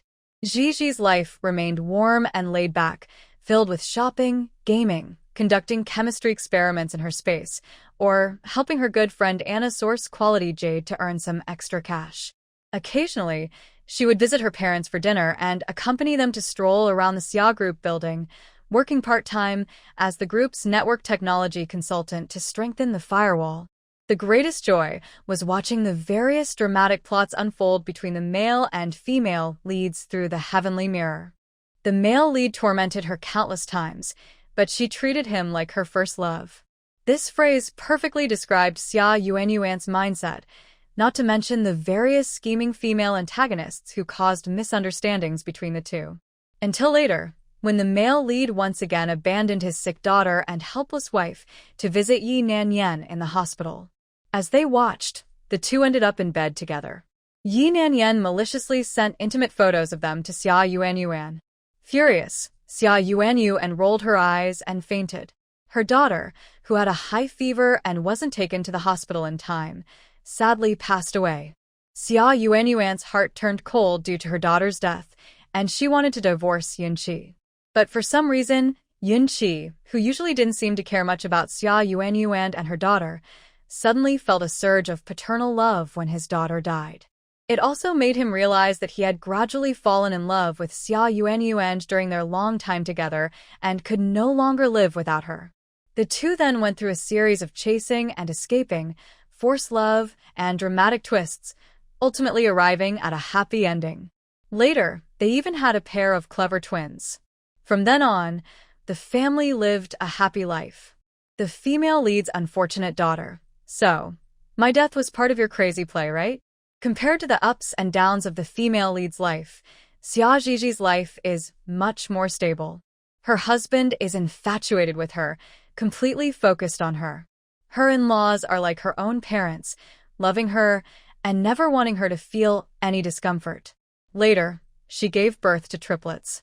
They are her little helpers, and with them, she can accumulate good deeds for a lifetime, exchanging them with the heavenly way to repair the source of the heavenly mirror. As a mother, she can relax for generations. Otherwise, the heavenly mirror wouldn't allow her to enjoy such a lazy life. Xia Yunchuan and Xu Ning kept their promise. After Xia Yuanyuan and Yun Qi got married, they gave Xia Yuanyuan enough money to last a lifetime and completely cut ties with her under a lawyer's notarization. Unfortunately, Xia Yuanyuan, not thinking clearly, took the money and immediately supported Yun Qi's startup. Kia Yun Chuan Yatsu Ning. Later, they caused a series of ridiculous incidents, almost becoming a joke in high society. Especially when Yun Qi, for his outside lover Yi Nanyan, went so far as to sell Xia Yuanyuan's kidney and cornea, leaving her missing several body parts. No matter how others advised Xia Yuanyuan to report him and get a divorce, she refused to listen, stubbornly clinging to Yun Qi. After learning all this, Xia Yunchuan and Xu Ning felt a moment of pity, then quickly felt relieved that they had the foresight to cut ties with Xia Yuanyuan early on. Otherwise, who knows how many people would laugh at them for failing to raise their daughter properly. Later, with 3 clever little grandchildren, they had even less interest in their foolish daughter's affairs. They eagerly handed over the company to their son and focused on taking care of their unreliable children, fearing that they might neglect the 3 kids when they weren't watching. The unreliable son Xia Yanli and unreliable daughter Xia Zhizhi. They weren't step-parents, so how could they neglect their own kids? Seeing the defiant looks in their children's eyes, Xu Ning couldn't help but roll her eyes. She didn't know who kept tempting the children with junk food in front of them, making them cry. Xia Yunchuan, watching the scene, smiled as he made a move on the chessboard. Such happiness continued. And Xia Zhizhi woke up again in a dirty, smelly small loft apartment. She raised her chubby black hand to cover her pounding head, feeling extremely unhappy. Heavenly mirror, get out here. The heavenly mirror quickly appeared, shaking its cracked surface, sounding obsequious. Zhizhi, do you need something from me? Xia Zhizhi gritted her teeth, glaring at it, and said slowly, what do you think? Seeing her messy appearance in the mirror, she was furious. The heavenly mirror shook again, grinning foolishly. Hey, this is just a coincidence. I didn't want this. Anyway, since we're here, don't be mad. Let me show you the original owner's experiences. Before Xia Zhizhi could respond, the mirror flashed and began rapidly displaying the original owner's life over the past 20 years. 2 hours later, Xia Zhizhi's anger flared even more. With a dark expression, she clenched her fists and started smashing the heavenly mirror. Useless broken mirror. Just when I finally got to enjoy life, you make it harder for me. I'll smash you. Zhizhi, spare me. I was wrong. I won't do it again. The heavenly mirror begged. But Xia Zhizhi ignored it, repeatedly smashing the mirror into the trash pile, sending it flying and then slamming it back down over and over. Yes, it was a trash pile. The original owner was even lazier than Xia Zhizhi, not washing clothes or cleaning the house, and even left takeout containers and leftover drinks piled up, too lazy to throw them away. It made the place stink. Occasionally, little flies buzzed around the garbage. For a cleanliness freak like Xia Zhizhi, this was unbearable. In this life, Xia Zhizhi became an online scammer. The original owner used her sweet voice to cast a wide net online, dating many wealthy men. Overall, she scammed nearly 10 million. Especially the 4 top boyfriends, boyfriend A, boyfriend B, boyfriend C, and boyfriend D, who were all very generous. Every time the original owner pretended to be sick or claimed she couldn't afford food and hinted for money, they would transfer thousands, and when in a good mood, even 6 or 7 figures. Unfortunately, the original owner didn't know that the 4 men actually knew each other. They were all abandoned by the girl they loved, who left without a word to chase another man abroad, feeling frustrated. At that moment, they accidentally met the original owner in a game, where she kept begging for money using her sweet voice. In their bad mood, they suddenly became interested in playing with the original owner. Especially after discovering she was a fat, ugly, insecure girl with no background, their interest peaked. They pretended to be attracted to her and successfully added her on WeChat. Then they acted like fools, starting an online romance with her, smoothly entering her circle. They wanted to play a game of lifting her up and then bringing her down, starting their journey of throwing money at her. This explained how the original owner could always scam them despite her poor excuses. The original owner died because the four men's beloved girl suddenly returned home, and they lost interest in playing these silly games with her. So they all messaged her at once, threatening to report her for fraud and demanding she return all their money, or they would send her to jail. Having bought this small apartment and spent money on renovations, she had nothing left. Overwhelmed with fear and possibly having some heart issues, she suddenly died. The heavenly mirror, amidst the trash, cried out, reminding Gigi. Gigi, the police will be at your door soon. Have you thought about how to deal with this? How should I respond? What a joke. Those debts belong to the original owner, not me. Why should I pay them back? Xia Gigi, the stingy one, immediately decided to run away. Broken mirror, hurry up. Show me when the police will arrive, so I can plan my escape. The magic mirror hesitated. Gigi, repaying debts is a matter of principle. Is it really right for us to run away? Stop with the useless talk. Xia Gigi twisted her face, quickly put on a pair of oversized sweatpants, and kept talking. I have no morals and no sense of law. Let's say I didn't spend a single cent of the money from those four scummy men. Even if I did, I still wouldn't pay it back. Once it's in my pocket, there's no way I'm giving it back. That's just a dream. Hurry up, broken mirror. If you keep nagging, I'll throw you in the stinky ditch. Seeing Gigi getting agitated again, the magic mirror quickly reported the police arrival time. Dear Gigi, the police will arrive in 15 minutes. We need to move faster. Xia Gigi's face was cold as she held her breath and stepped over a pile of moldy garbage, grabbing a large backpack and rushing into the elevator. This world is very unkind to fat people. It's even harsher to those who are both fat and ugly.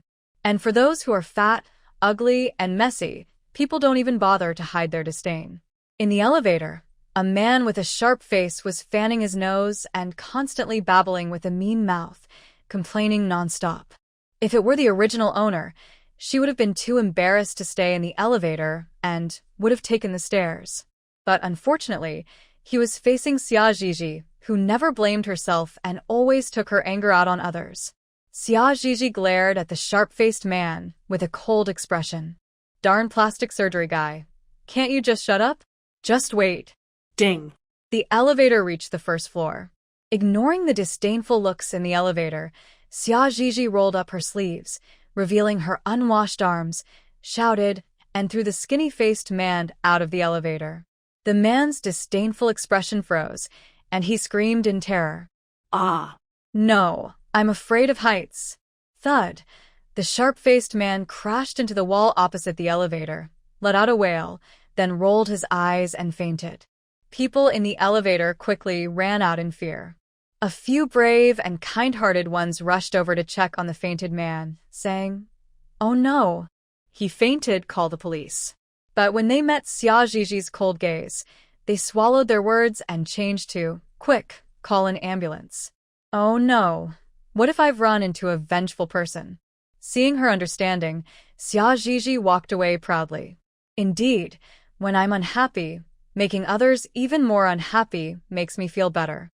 The magic mirror, hiding in the flower spirit space, watched Gigi and felt dimmer and less present. It didn't dare to say anything or ask questions, fearing that the angry Gigi would remember it. Not long after Gigi left, 2 police officers and a suited man arrived at the original owner Zhang Xiaoman's door, knocking for a long time with no response. "Zhang Xiaoman. Zhang Xiaoman. Are you home?" After calling her name for a while, there was still no answer. The suited man, Liao Yuanzhou, frowned. That dead fat girl isn't hiding inside, is she? No way. If Zhang Xiaoman doesn't come out, how will he see her terrified, crying, and begging for mercy? Lu Heng and the others were waiting to see the video he secretly recorded. So, he turned to the police and said, "What if Zhang Xiaoman had an accident inside? Should we break down the door and check?" Before they arrived, they had confirmed that Zhang Xiaoman was still inside, not expecting that the place would be empty now. The two police officers, out of professional instinct, thought the same. What if Zhang Xiaoman had committed suicide? Thinking this, their expressions became serious, and they quickly stepped back to run and break down the door. After hitting it over 10 times, the not-so-sturdy door finally fell down. A strange foul smell rushed in, revealing piles of trash of all sizes. The elite man had never seen such a scene and couldn't help but gag. Darn, does this fat girl live in a garbage dump? There could even be a fly party in here. The two police officers didn't say anything, pinching their noses as they quickly searched inside, checking everywhere, even digging through the trash, but still found no one. Well, now it was clear. Lawyer Liao, Zhang Xiaoman must have run away. We need to check the surveillance to find out where she went. One of the police officers with phoenix eyes asked, "Do you want to come with us?" Liao Yuanzhou frowned. Since she had run away, what was the point of going? It would just be a waste of time. "I'm not going. Let me know when you find Zhang Xiaoman." Darn Zhang Xiaoman, she wasted his whole morning. When he finds her, he'll make her pay. While Liao Yuanzhou was fuming from the foul smell, Xia Zhizhi, who had successfully obtained a new identity, was in a good mood. After typing away at an internet cafe for a while, Xia Zhizhi successfully acquired an identity as a wealthy overseas Chinese with many inheritances. As for the ID and passport, once she returns to her original appearance, she just needs to report the loss to the police, get a certificate, and then go to the consulate to apply for a travel document. After that, she can fly to the beautiful country to get a new ID and visa. Xia Zhizhi moved quickly, casually entering a large shopping mall, finding a restroom, and after 10 minutes, she came out as her true self. Wearing a custom-made light blue qipao that perfectly fit her beauty, she looked as radiant as moonlight, giving off an aura of a cold fairy high above. Carrying a beautiful silver handbag, she walked gracefully out of the mall. Just as she passed by a pair of police officers, a smug smile appeared on her lips. The magic mirror exclaimed, "That was close. If you had been any slower, those police officers might have caught you." Xia Zhizhi elegantly got into a taxi, tucking her hair behind her ear. She silently rolled her eyes. "Look at you, so timid. You've lived for so long and still scared of this and that. How embarrassing." Xia Zhizhi acted quickly and boarded a flight to the beautiful country that very night. Her current persona is a stunning, educated woman, orphaned with no relatives, and possessing a large inheritance, making her a super-rich beauty. Of course, her identity was created using her hacking skills. She doesn't own any real estate or much liquid cash, just a lot of gold and jewelry that can be converted into cash. So, as soon as she got off the plane, she didn't even take a break. Dragging her suitcase, she first went to replace her ID and visa, then headed straight to the largest auction house in Minneapolis. After auctioning off a few pieces of jewelry she didn't particularly like but were worth a lot, Xia Zhizhi transformed into a millionaire, equivalent to a billionaire in local currency. Being cautious, before leaving the auction house, she remembered to change her appearance in the restroom. After walking a bit and confirming no one was following her, she finally relaxed. There was no choice. The beautiful country was too free, and she was afraid of being robbed at gunpoint. She wasn't used to the food in the beautiful country and didn't want to stay there longer, so she went back to the airport and bought a ticket for the next flight home. A month later, using the knowledge she learned from her financial mogul brother and husband in her past life, Xia Zhizhi skillfully bought and sold stocks in the market, rapidly growing her assets from millions to over $1 billion. Converted to local currency, that's about $10 billion. To be fair, her top-notch hacking skills combined with advanced financial knowledge were a winning combination. Her hacking skills allowed her to investigate the market controllers, knowing when to buy or sell just by accessing their computers and chat apps.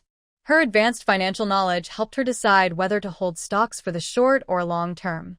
Mission accomplished. Xia Zhizhi pushed her laptop aside and stretched, saying, "I've sold all the short-term stocks. Now it's time for me to enjoy life." She stood up and walked to the floor-to-ceiling window, admiring the bustling night view below.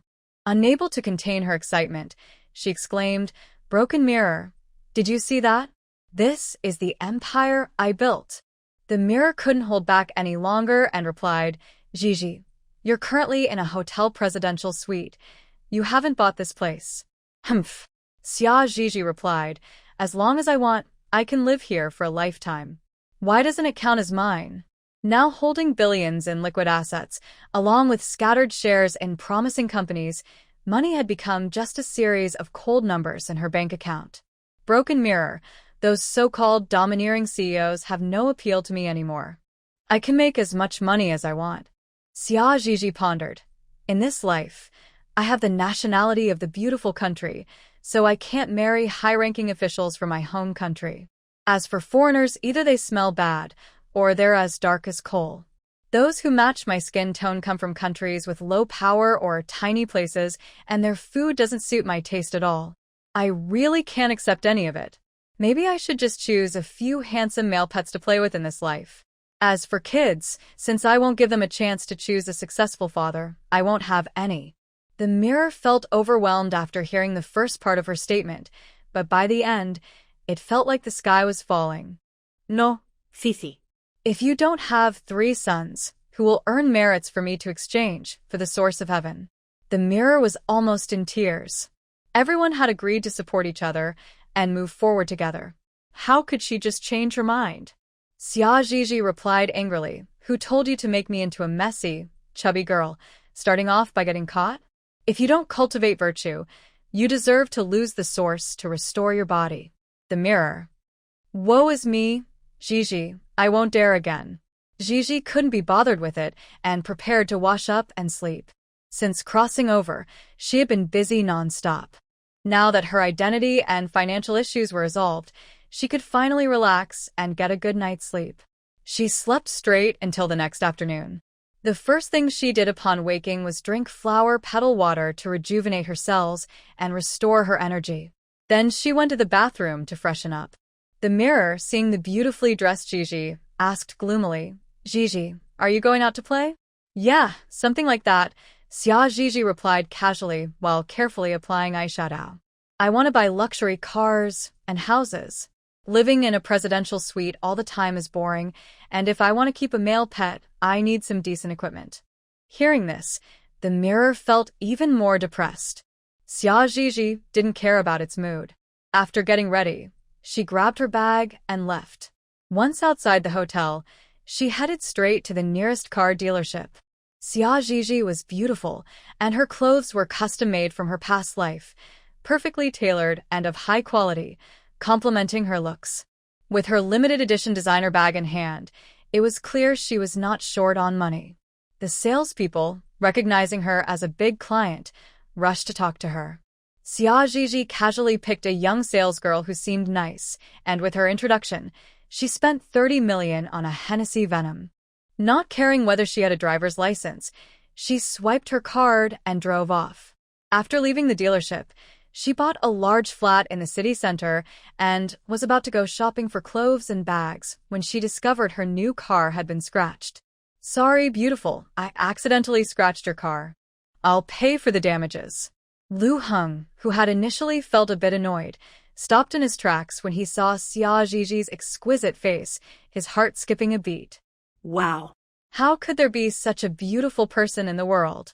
This girl seemed to embody all the beauty of nature, with a face like a flower, a voice like a bird, a spirit like the moon, a demeanor like willow, a body like jade, skin like snow, and a grace like autumn water. She was breathtakingly beautiful. She looked like a fairy under the moon, beautiful yet unattainable, and like a mystical creature in the mountains, exuding an irresistible charm. Innocent yet alluring, she embodied both qualities perfectly. Lu Heng instinctively rubbed his eyes and pinched his arm hard, realizing it wasn't an illusion or a dream. His heart raced uncontrollably. Hey, what are you staring at? Xia Zhizhi impatiently glared at him, took out her phone, opened the messaging app, and shoved the QR code in front of him. This car is new, and it got scratched by your vehicle right after I bought it. I haven't even had time to get insurance, so you need to pay me $1 million first. Let's add each other as friends first. If that's not enough, I'll ask you for more later.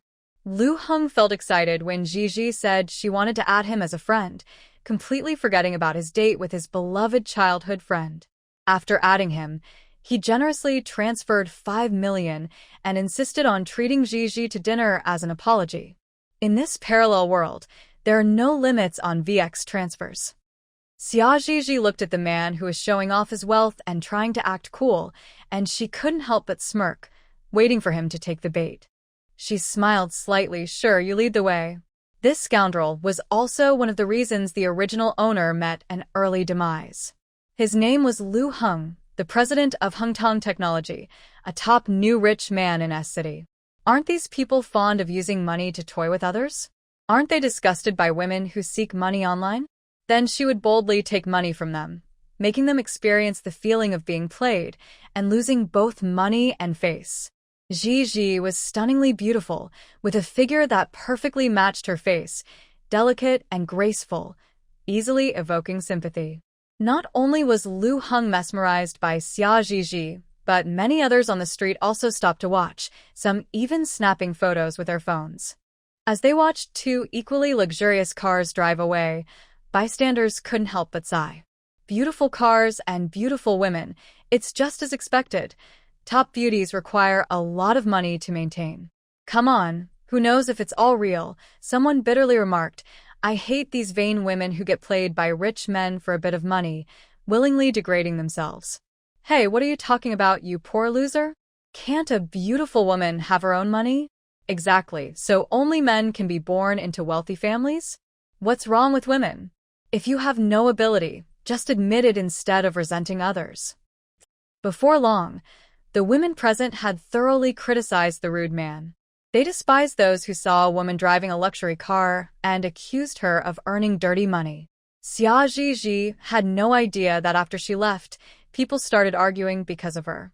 At that moment, she was sitting in a Western restaurant, swirling her wine glass, casually watching Lu Heng and subtly showcasing her charm. Stop. Mr. Lu, I'm not interested in your background. Xia Zhizhi raised her hand, interrupting Lu Heng's chatter. What do you mean? I understand. I'm just an ordinary person. Only a man whose body, looks, and status match mine deserves to pursue me. Mr. Lu, do you think you qualify? She set down her wine glass, her eyes sparkling like water, gliding over the sharp features of the man, his strong arms, chest, and abs with a teasing gaze. Miss Xia Yu. Lu Heng's heart raced uncontrollably again. He swallowed hard. He should have been repulsed by such a scrutinizing gaze. Yet deep down, he felt a flicker of anticipation. Miss Xia, what do you mean by that? He asked. Pretentious. Feigning ignorance. Xia Zhizhi rolled her eyes internally, withdrawing her gaze and her expression cooling. Oh, it's nothing. Just teasing you.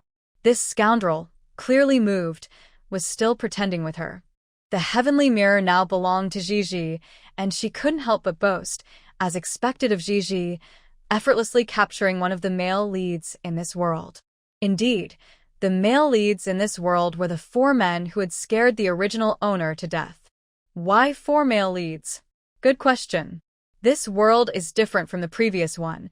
It's a rather unconventional world, a world made up of, well, you know, the male and female leads spend their days tangled in romantic drama. The original owner was merely a pawn mentioned by the male lead, not even qualified to appear. The female lead, Tang Su, was the illegitimate daughter of a second-rate family in S-City. According to the heavenly mirror, she had extraordinary talent, and any man who got close to her would fall hopelessly in love with her body. The first male lead, Liao Yuanzhou, was the second son of the Liao family, one of the 4 prominent families in S-City, running a law firm, and now one of the top lawyers in the country. The second male lead, Cui Shiren was the third son of the second branch of the Cui family, a typical spoiled rich kid who had previously come up with the idea to toy with the original owner. The third male lead was the man in front of her, Lu Heng. He didn't have a significant background. Both his parents were university professors, and he built his own business from scratch to reach his current status. The fourth male lead was a surgeon named Shin Chong, who came from an orphan background but gained fame in the medical field due to his genius mind and flawless surgical skills. To be honest, Xia Zhizhi wasn't very interested in these male leads. She was more curious about the female lead with extraordinary talent and charm. Broken Mirror. Do you think the female lead in this world has the essence of destiny? She asked excitedly. Otherwise, how could she handle the antics of four equally talented men? The female lead in this world was just an ordinary human woman, without any healing powers or super abilities. Her endurance was indeed extraordinary. After all, she often spent 3 to 4 days without leaving the house with the male leads. The heavenly mirror seemed to open the door to a new world. Zhizhi, you make a good point. Why didn't I think of that before? No, don't play with Lu Heng just yet. Let's hurry to find the female lead. Xia Zhizhi leisurely cut her steak, unhurriedly saying, "What's the rush? We can look for her tomorrow. First, let me deal with this male lead." The heavenly mirror was furious, but couldn't say anything. You don't need the essence of destiny to fix yourself, so of course, you're not in a hurry, not considering my feelings at all. Meanwhile, Lu Heng watched Xia Zhizhi, who was calmly enjoying her steak, feeling as if he had been scratched by a cat, wanting to ask her if what she said earlier was true. But the person in front of him didn't even glance at him, as if she hadn't just flirted with him. This made Lu Heng hesitant to speak, afraid he was just imagining things and would make a fool of himself. So, you see, when a woman possesses stunning beauty and excellent qualities, these so-called domineering men, even if they develop feelings for her, will only feel insecure and won't dare to use any domineering tactics against her. Unlike the female lead in this world, who was imprisoned and forced into love. In Xia Zhizhi's case, they wouldn't even dare to think about it. They would only rack their brains to please her. Underground parking lot, Mr. Liu. What do you mean by this? Xia Zhizhi looked at the trunk of Lu Heng's car, filled with brand-name bags, crossed her arms, and smiled at him. Isn't it obvious? Lu Heng's cold expression softened, and he smiled back at Xia Zhizhi, his eyes hinting at deeper meanings that only adults understand. It's a gift for the beautiful Miss Xia. He knew that young girls love brand-name bags and pretty jewelry. While having dinner with Xia Zhizhi, he called his assistant to rush to the mall and buy several of the latest brand-name bags. He even had the limited edition ruby necklace originally meant for his childhood friend Tang Su delivered. Only someone as beautiful and capable as Miss Xia deserves such unique jewelry. Xia Zhizhi took the jewelry box from Lu Heng, opened it, and found a ruby necklace worth $1 million. She had plenty of rubies like this in her collection, most of which were gifts from her brother in her past life when he was still in college and had little money. So, she wasn't particularly impressed. With a calm expression, she simply said, "It's not bad," while subtly showing off her $6 million glass snowflake bracelet on her wrist, indicating that she had plenty of jewelry at this level. No need to pretend to be rich in front of her. Lu Heng's gaze sharpened slightly, losing some of his earlier confidence, and he asked with a smile, "It seems Miss Xia knows a lot about jewelry. Even a random piece you wear isn't cheap." During dinner, he had only learned that Xia Zhizhi's parents had passed away and that she had considerable assets, but he didn't know how much she truly had. Xia Zhizhi placed the ruby necklace back in a box, looked at him, and said lightly, "It's just okay. I have about 180 gems of this quality." Worried about scaring Lu Heng, she downplayed it. In her past lives, not counting what she accumulated in the country, she had raided countless treasures from foreign bank vaults. Not to mention other sapphires, emeralds, or fancy diamonds. Just in rubies, she had over a dozen boxes, all of high quality, with each one worth over $1 million after processing. So, unless it was top-tier jewelry worth tens of millions, these few million pieces seemed quite ordinary to her and held no appeal. The assistant, who had been silent, thought, Mr. Liu, spending money to impress her is a bit embarrassing. Indeed, wealth cultivates confidence. Xia Zhizhi was no longer the same. Her storage ring was filled with treasures, giving her a strong sense of security. She would no longer smile just to please someone for a few pieces of jewelry. Lu Heng discreetly swallowed, his eyes reflecting a glimmer of realization that Xia Zhizhi was hinting at her vast collection of jewelry. Initially captivated by her beauty, he now felt drawn to her substantial background. It's better to marry someone from a similar background. Their values and perspectives would align, unlike Su Su, who, like him, came from an orphanage and lacked ambition, making her unworthy of being his future partner. With this thought, Lu Heng became increasingly attentive to Xia Zhizhi and even offered to drive her back to the hotel. Sure, then I'll trouble you, Mr. Liu. Xia Zhizhi smiled slightly, secretly giving a thumbs up. First he tried seduction, then he offered benefits. With both aspects in her favor and no family burdens, it was clear that no man could resist her. She declined Lu Heng's request to share a car, and they drove off separately, completely forgetting about the assistant. The assistant wiped his face, thinking, well, this is my fate. Even the boss didn't mention giving him a bonus, which was quite disheartening. Xia Zhizhi's advantages made Lu Heng very interested. So, in the following days, he tried various ways to ask her out on dates. Unfortunately, Xia Zhizhi was busy moving. Somehow, he learned about it and volunteered to help, not only buying furniture and appliances, but also tidying up her home. In just a few days, Xia Zhizhi moved in. Thanks to Lu Heng, Xia Zhizhi also met the female lead and her 3 official partners. The female lead, Tang Su, was only considered cute but had a curvy figure that matched the traits of a typical female lead, and she had a strange aura that was very attractive. It was the kind of attraction that could stir up unwanted thoughts. Lu Heng, who had been attentive to Xia Zhizhi, suddenly turned into a dog seeing a meat bone when he saw the female lead, his eyes immediately fixated on her.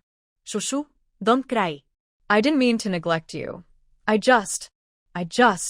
He didn't know how to explain that as soon as he left Su Su's side, he forgot his feelings for her and quickly fell for Xia Zhizhi. Tears in her eyes, Tang Su tried to ignore the stunning Xia Zhizhi beside her and looked at Lu Heng with a pitiful expression. Brother Liu, do you not like Su Su anymore?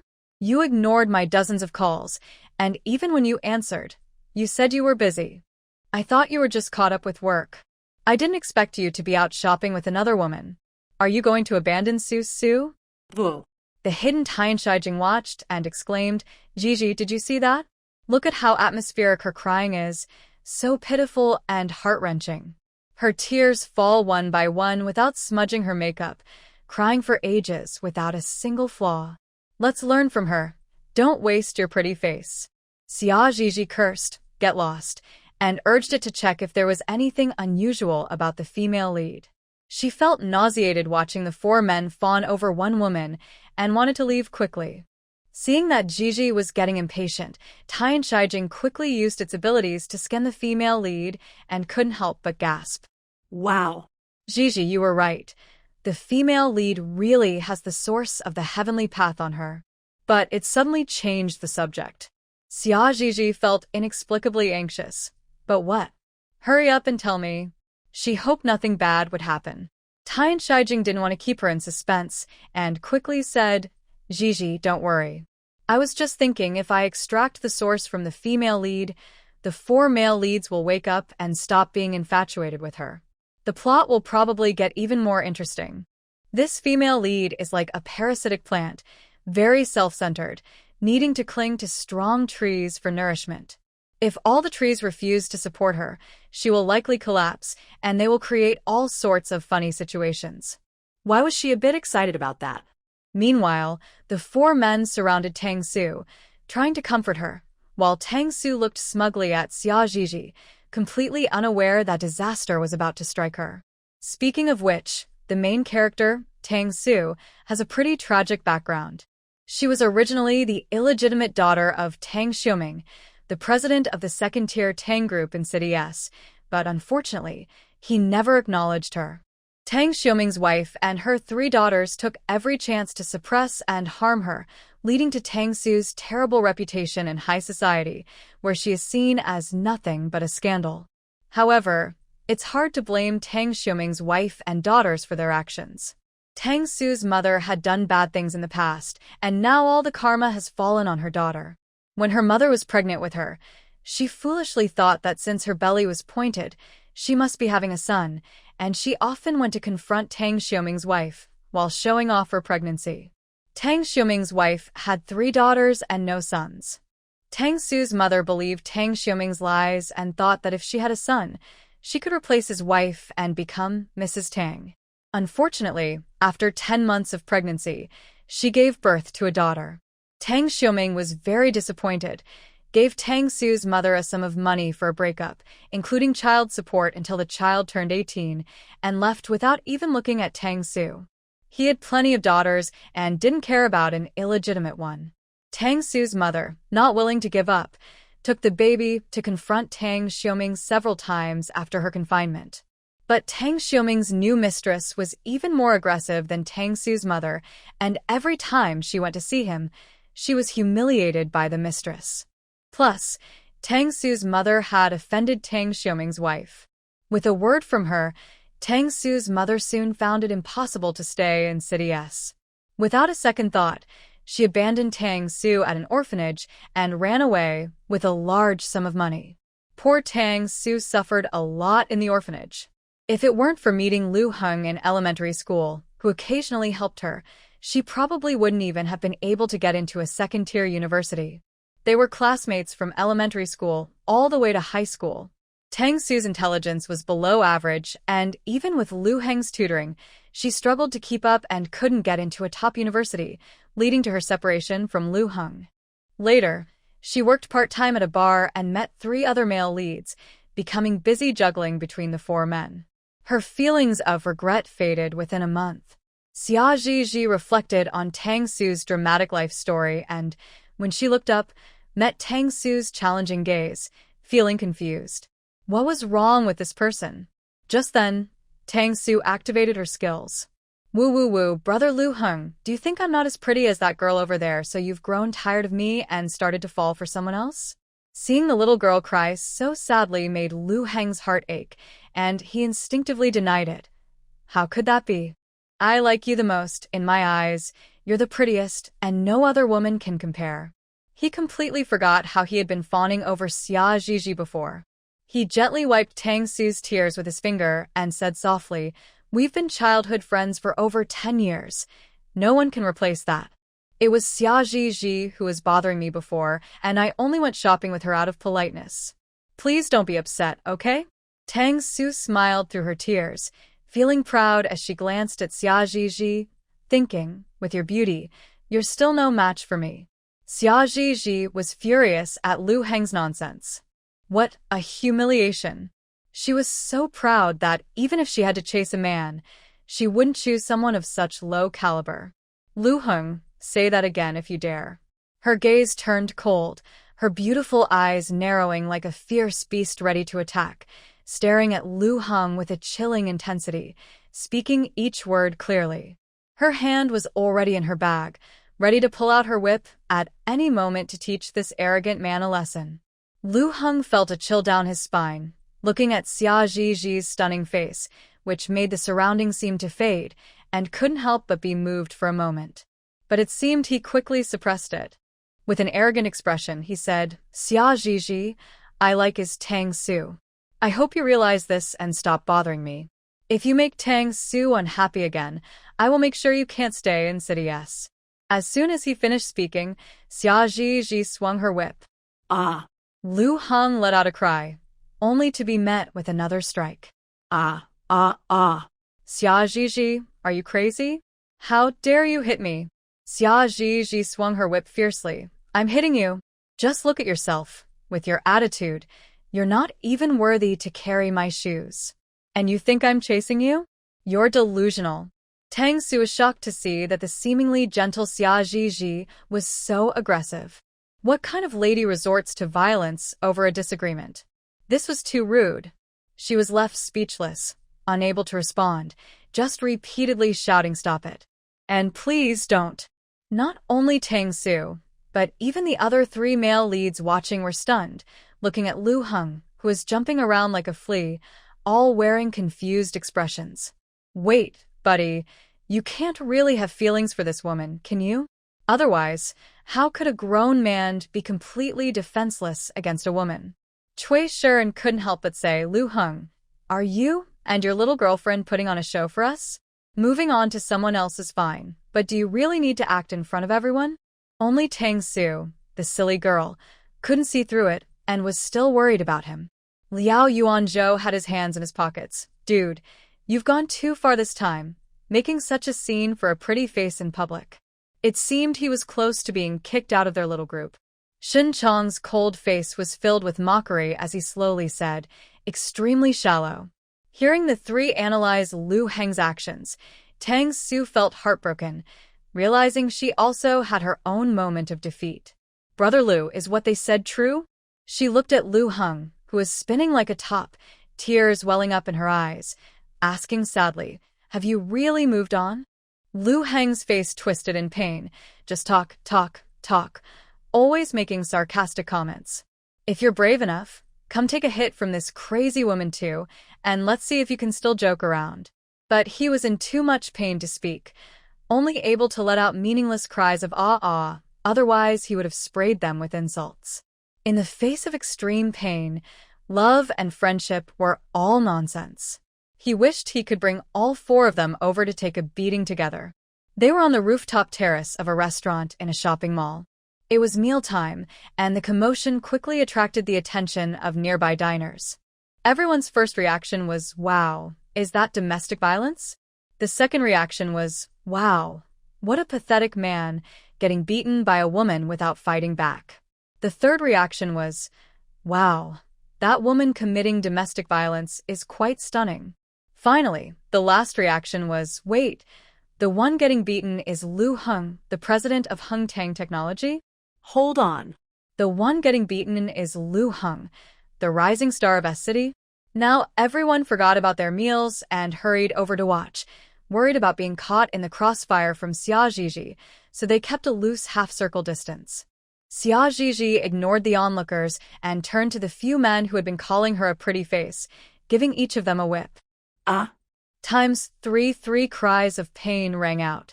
The snakeskin whip was made from the skin of a snake demon from the cultivation world, enhanced with rare materials, making it extremely powerful. When it struck, it caused not just physical pain, but also a feeling that pierced the soul. It was unbearable. Otherwise, how could Xia Zhizhi, a woman of normal strength, beat a man so easily? Pathetic men, who are you calling a pretty face? Do you want to lose your mouth? Xia Zhizhi looked down at the foul-smelling men, swinging the whip as if it were a mere illusion, the sound distorting the air. The three who only received one whip were fine, but Lu Heng trembled in fear. A man doesn't easily shed tears, but he was at his breaking point. At that moment, Lu Heng no longer had the arrogance he had before. Tears and snot flowed down his face. Zhizhi. Huh? Xia Zhizhi narrowed her eyes, causing Lu Heng to shiver. No, Miss Xia, I was wrong. I upset you earlier. Please forgive me just this once. He really didn't want to be hit again. He had no idea what material the whip was made of, but it hurt so much it felt like he wanted to die. It was pure torture. Unfortunately, he was here begging, while his good friends and childhood sweetheart were trying to drag him down. Cui Shiren gritted his teeth, touched the rapidly swelling whip mark on his arm, and glared at Zhizhi. All right, Xia Zhizhi, you've messed with the wrong person. Even Lu Heng can't protect you now. I will make you wish you were dead. In S-City, the four major families held immense power. If it were anyone else, they might be scared, but would Xia Zhizhi be afraid of him?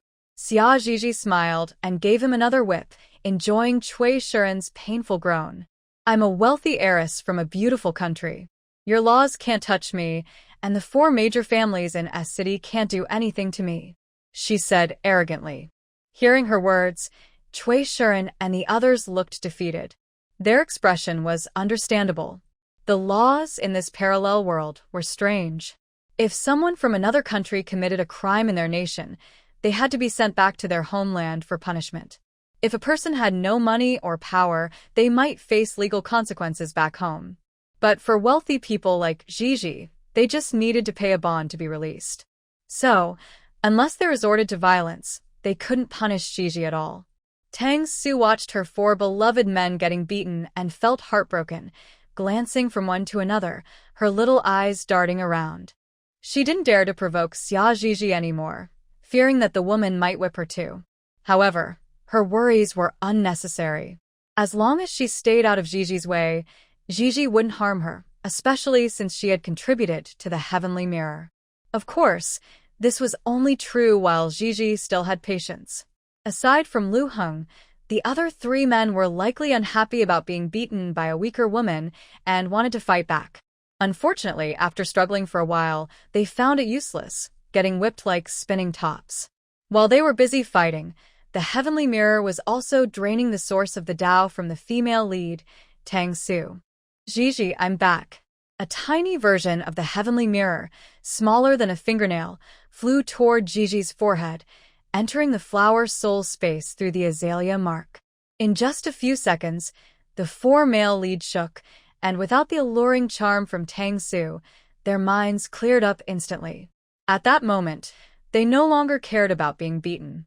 Memories of their ridiculous affairs with Tang Su flashed through their minds, especially how they had all agreed to share one woman.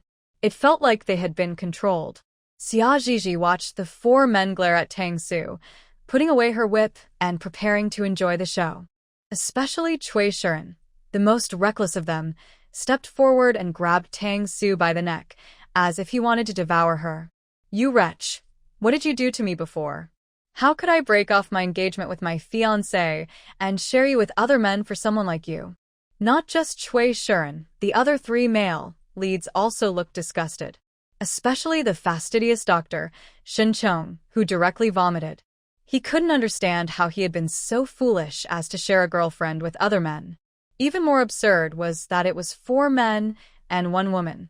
It was utterly disgusting. At this moment, he no longer blamed Xia Gigi for hitting him. He felt that her whips had awakened him. Not just Shen Chong, the other 3 had similar thoughts. They were even grateful to have woken up in time. Otherwise, they would have faced rejection from everyone. They were right. Their final outcome would indeed be rejection. After the charm left Tang Su, she became unremarkable among ordinary people, just slightly better in figure, not a great beauty. Moreover, as a female lead in a story about multiple men, she had no limits and could attract the male leads anytime, anywhere. More importantly, the female lead was naturally infertile. They would all end up without heirs, and their families would ultimately give up on them. Especially Liao Yuanzhou and Cui Shiren, who were from wealthy families, ended up with nothing, and their parents disowned them for the shame they brought. Tang Su was being choked and couldn't breathe, desperately trying to hit Cui Xian's hand. Let go, let go. Seeing Tang Su's face turning purple and her eyes rolling back, the onlookers quickly rushed in to help. With great effort, they finally pulled Tang Su away from the furious Cui Xian. Tang Su, however, seemed to forget the danger. Perhaps still believing in her mysterious charm, she caught her breath and lunged back into Cui Xian's arms, sobbing.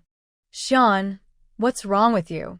Why are you suddenly so fierce with me? You clearly said you wouldn't hurt me at all.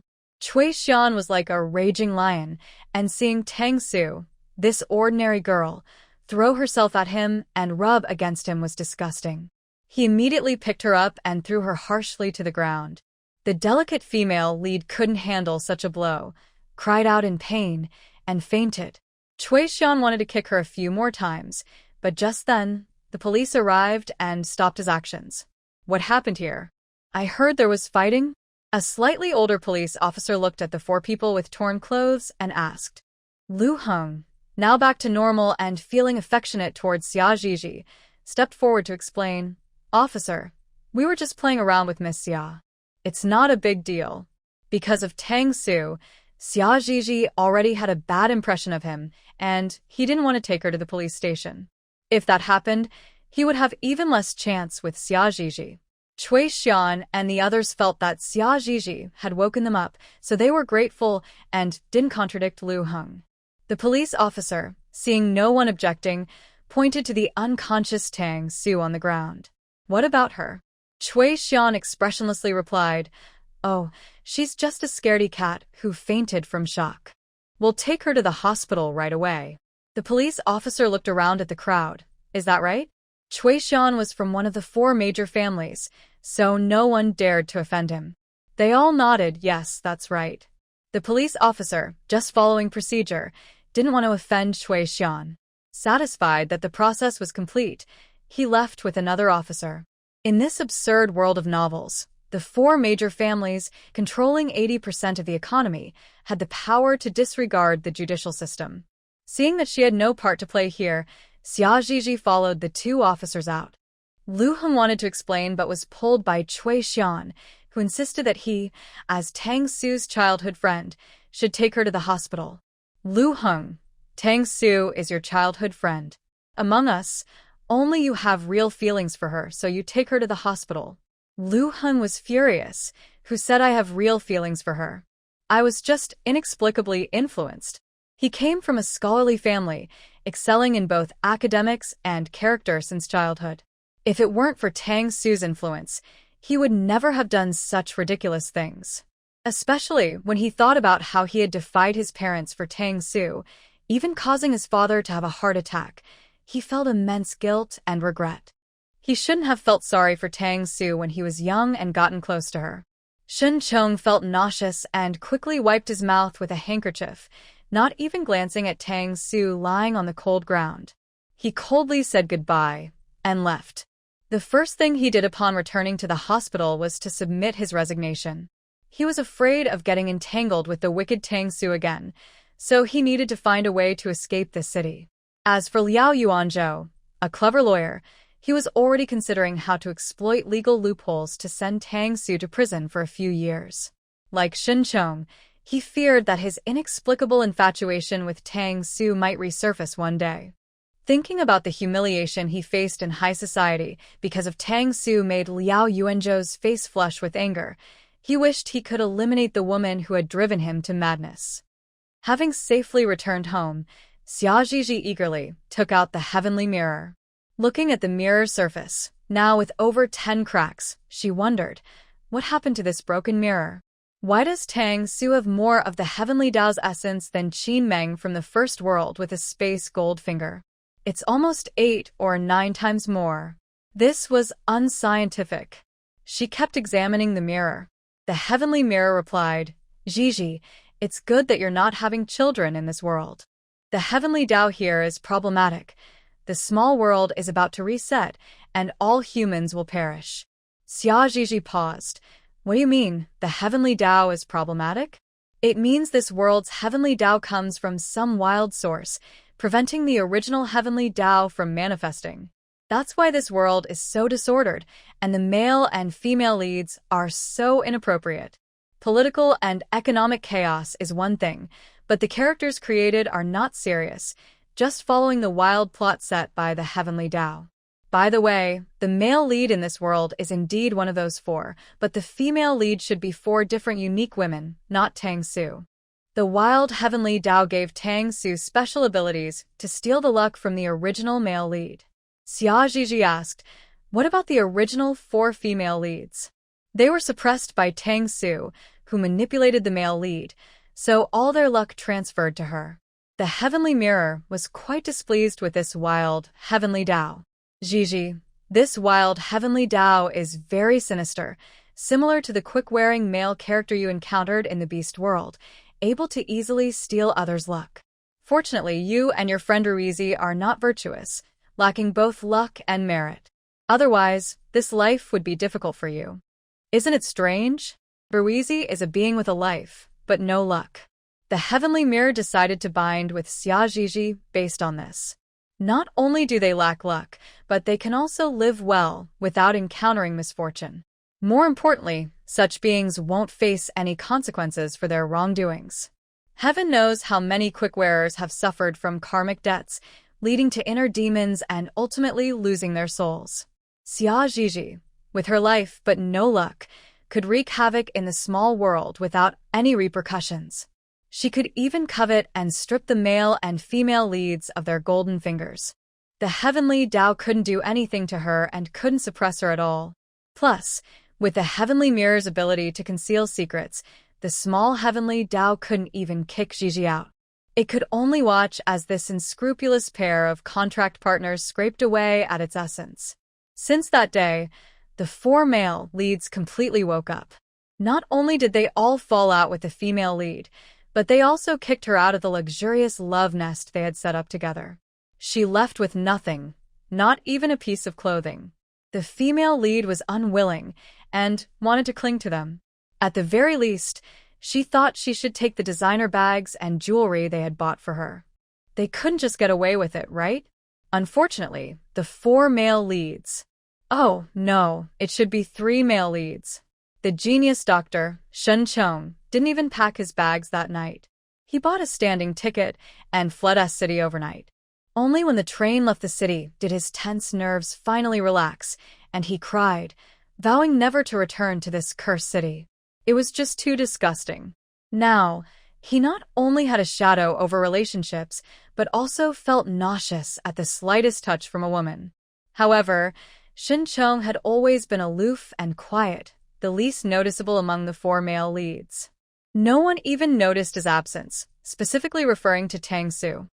The remaining 3 male leads ruthlessly rejected Tang Su's requests, especially the hot-tempered rich heir, Cui Shiren, who would have loved to send Tang Su out naked if it weren't inappropriate. You shameless woman! You've ruined my future and made me infamous, and you still want to take advantage of me? Dream on. Before meeting Tang Su, Cui Shiren was a bit of a playboy, but he was quite capable. His family was even planning to let him manage an entertainment company. Unfortunately, before he could implement his plans, he met Tang Su. From then on, his morals went out the window. His grandfather realized he had been blind to spoil such a person and completely withdrew his affection for his grandson. Forget about the entertainment company. Even the 3% shares he was supposed to receive were taken back. Of course, this was partly due to the instigation of competitors within the family. After all, the Cui family was large and prosperous, but there were many descendants. The more they gave him, the less others would get. If there was a chance to push someone out, everyone would do their best to sabotage him. What do you mean I've ruined your future and made you infamous? Tang Su felt more wronged than anyone, feeling both angry and aggrieved. Clearly. You were the one who always wanted to play risky games, dragging me into public places to cause trouble. When I refused, you didn't listen, did you? Of course, this refusal was a mix of wanting to reject and wanting to accept, and only Tang Su knew her true feelings. Enough. Liao Yuanzhou couldn't stand Tang Su's nauseating act any longer and looked grimly at the black-clad bodyguards nearby. What are you waiting for? Hurry up and throw her out. Cui Shiren felt the same. There was no point in talking to this woman, and he didn't want to be infected by her stupidity. Hearing the boss's command, the bodyguards quickly raised their forks and, ignoring Tang Su's screams, worked together to throw her out. Ah. Let me down. Let me down. Yuanzhou. Shiren. Brother Liu. Don't you all want me anymore? You promised to treat me well for life. As Tang Su watched the luxurious villa grow distant, thinking of how heartless the men had become, she panicked and began to cry loudly. It shouldn't be like this. Her life shouldn't be like this. She had always been successful with men before.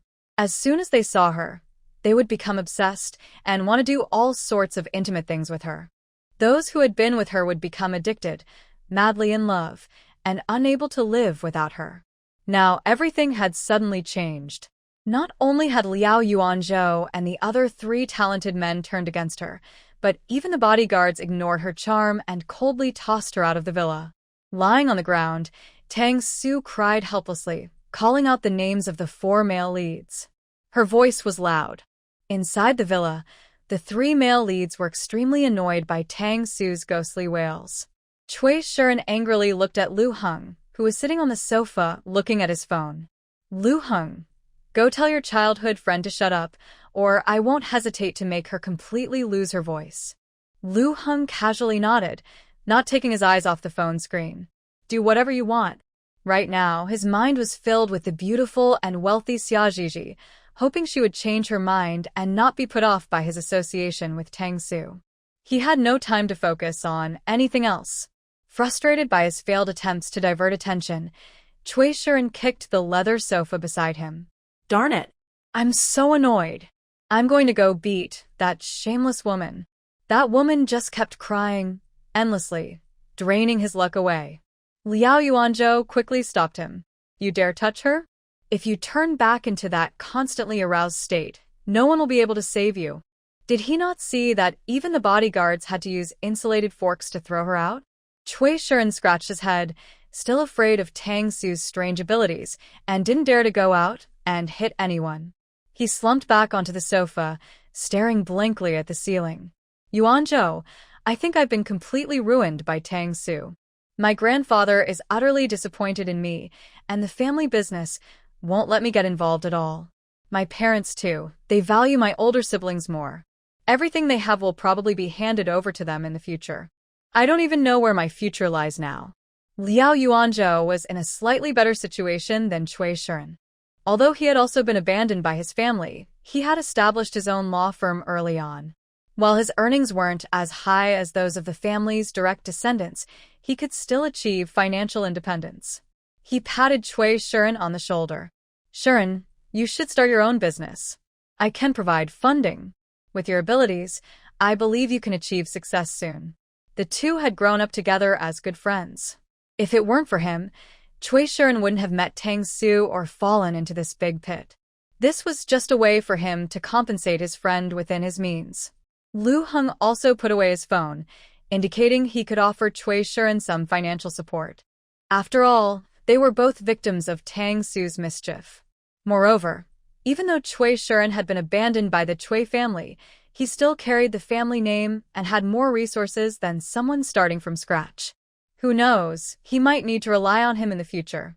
By offering help now, they would build a bond of gratitude.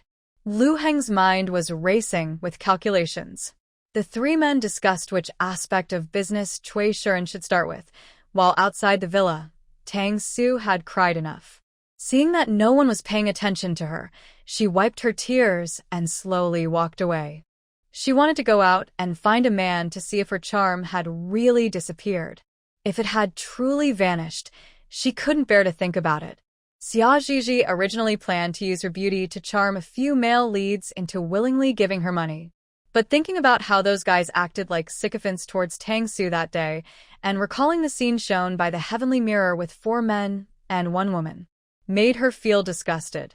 Not only did she not want to actively charm them, but even the thought of being objectified by them made her sick.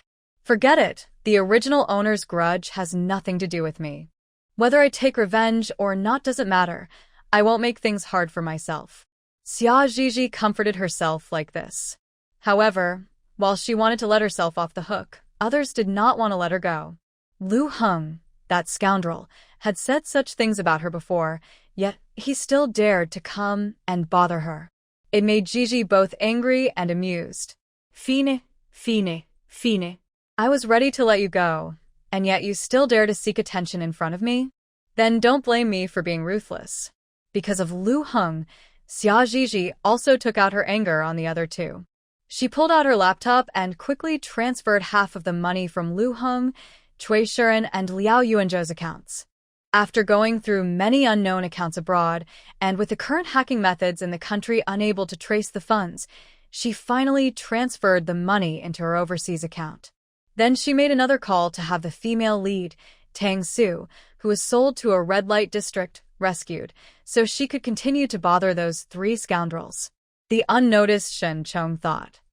It seems no one really cares about me. In truth, Xia Zhizhi hadn't completely forgotten Shen Chong. It was just that with the little money in Shen Chong's bank account, she found it unworthy of her skills as a hacker.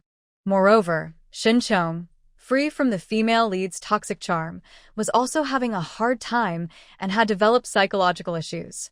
His life was destined to be lonely. Xia Zhizhi thought he was already pitiful enough, so she decided not to deal with him. With Xia Zhizhi secretly providing support and accurately tracking the 3 male leads' whereabouts, as soon as they left their homes, Tang Su would always find them to bother.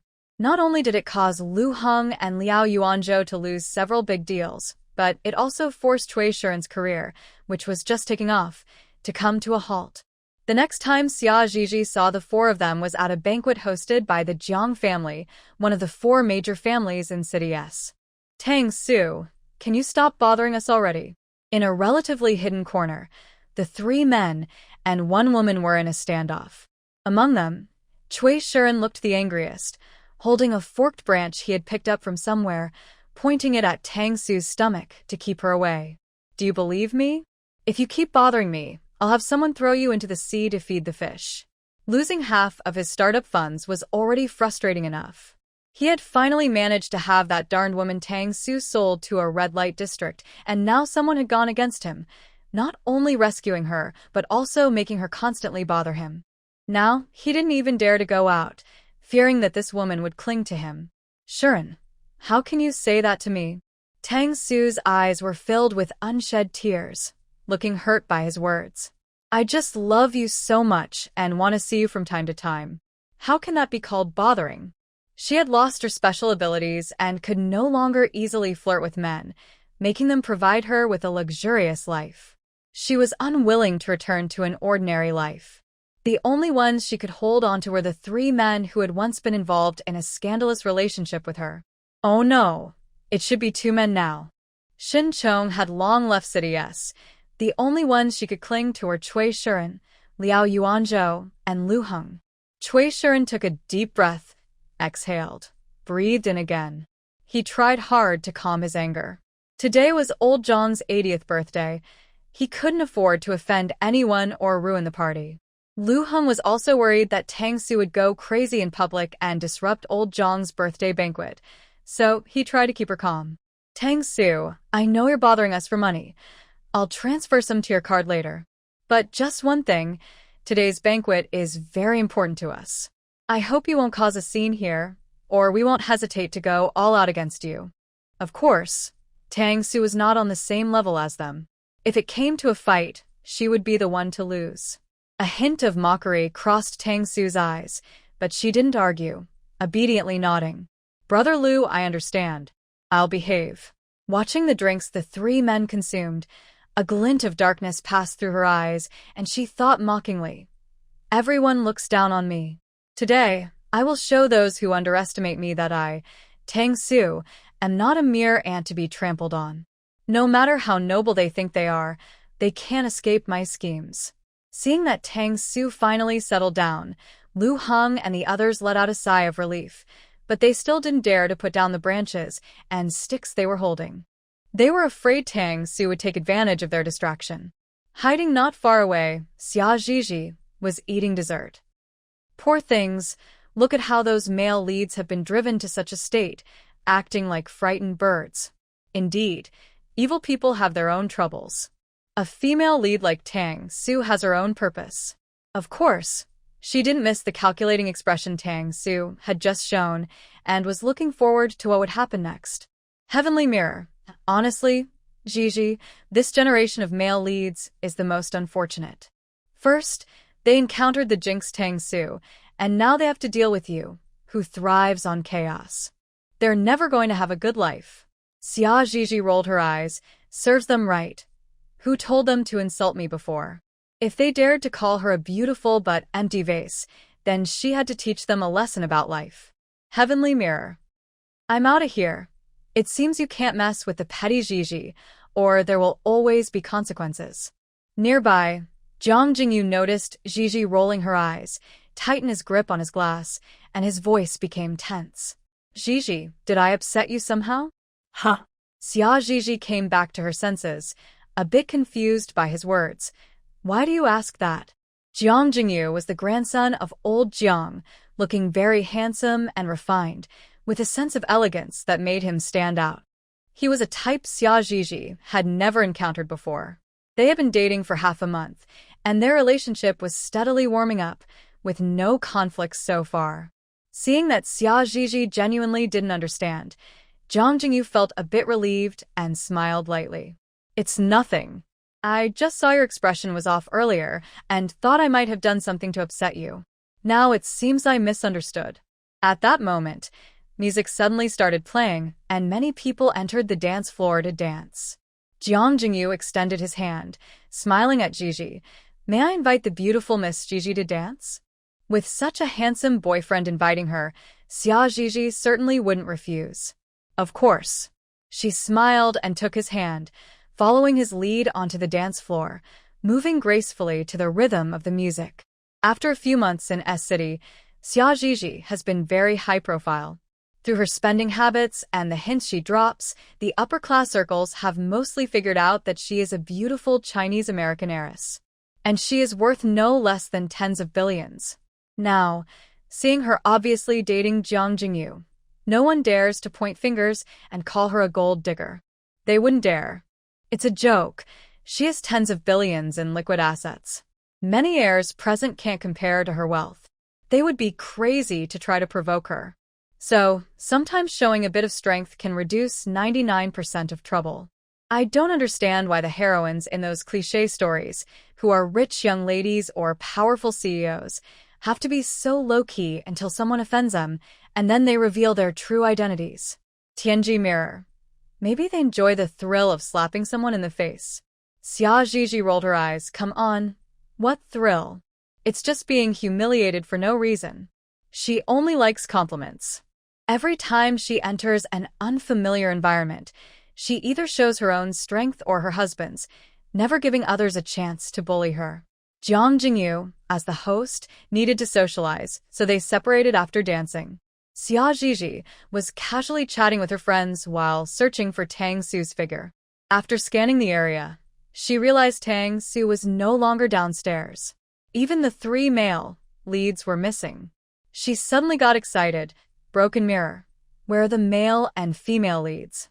It can't be. Tianji Mirror. Gigi, you're right. Right now, the female lead and the 3 male leads are in a passionate situation, and the female lead's black lace underwear is hanging on Liao Yuanzhou's arm. What are we waiting for? Let's expose them quickly. As she was thinking about how to discreetly lead people to the resting room of the male and female leads, the female lead had already made arrangements. Suddenly, a sharp scream came from upstairs. The people downstairs exchanged glances, sensing something big was happening, and rushed upstairs. Seeing this, Xia Zhizhi quickly put down her drink and ran upstairs, lifting her skirt. Hey, Zhizhi, wait for us. A few friends trying to curry favor with her hurriedly followed. When they reached the scene, a crowd had already gathered at the door, blocking the entrance completely, making it impossible to see anything. Xia Zhizhi assessed the situation and pushed open a nearby resting room, dragging out a stool to stand on. Luckily, there's no one taller than the door frame blocking the view. Otherwise, standing on a stool wouldn't help. She silently sighed, crouching down, her gaze passing over the dark heads, landing on the 4 people on the big bed inside. Wow. Is this some kind of chaotic film set? Why do the 3 male leads look like they've been violated? Their expressions of embarrassment and anger while clutching the blanket are just too funny. Xia Zhizhi laughed uncontrollably. The other onlookers were in a similar situation. But everyone was dignified and tried to hold back, only letting out muffled laughs, which made the 3 men inside even more embarrassed. One young man who knew Cui Xian and Liao Yuanzhou was trying hard to suppress his laughter, his shoulders shaking. Uffed. Cui Xian. Liao Yuanzhou, can you not make your little girlfriend's escapades so sensational? It's embarrassing for everyone. Haha, right? I've lost count of how many times I've seen you all naked. I'm almost tired of it. Try to tone it down a bit. We big men are fine, but there are plenty of young ladies here. Don't ruin their eyes. Ha ha ha. Those who didn't get along with the 3 laughed heartily. Cui Xian's eyes turned red with anger. He picked up an ashtray nearby and threw it at Tang Su, who was covering her chest and pretending to be shy. Which? Dare to scheme against me? I'll kill you. Tang Su screamed, a cut appearing on her forehead as blood streamed down. Cui Xian still felt unsatisfied and quickly picked up a bitter tea seed from the ground, not caring whose it was, and kicked it at the desperately dodging Tang Su. Which, you wanna die? I'll help you. Ah. With that kick, Tang Su spat out blood. While coughing up blood, she clung to Cui Xian's leg, begging, Xian, I'm sorry. I won't do it again. Please don't hit me. Now you know you're wrong? Where were you before? I'm going to kill you. Cui Xian was furious with Tang Su, feeling like she was a sticky plaster he couldn't shake off. Lu Heng and Liao Yuanzhou saw that Cui Xian was out of control and hurriedly stepped in to stop him, not wanting him to kill her in front of so many people. Xian, don't be impulsive. The two grabbed Cui Xian's arms, preventing him from getting closer to Tang Su. There were many competitors outside watching. If he really killed her, they wouldn't let him off the hook. Just then, hotel staff and security arrived, politely dispersing the crowd and taking the bleeding Tang Su to the hospital. The hotel staff were worried. They couldn't let anyone die in their hotel.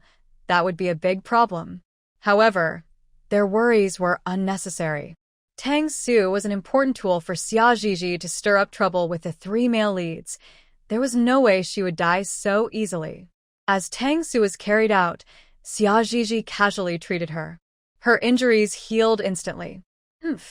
In a world without Xia Zhizhi, the male and female leads would have continued their shameless antics forever. She had to make sure they stayed in line. Otherwise, letting her loose to harm other innocent girls would be too cruel. Tianji Mirror, having you is truly their blessing. In their past life, the three male leads were at least bewitched by the female lead's strange charm, happily being together. In this life, they are clear-headed. Being forced to entangle with the female lead again would be so painful, right? Xia Zhizhi replied irritably, I don't care if they're in pain. Anyway, in the original plot, these three weren't good people. They harmed many ordinary people just to get back at the female lead.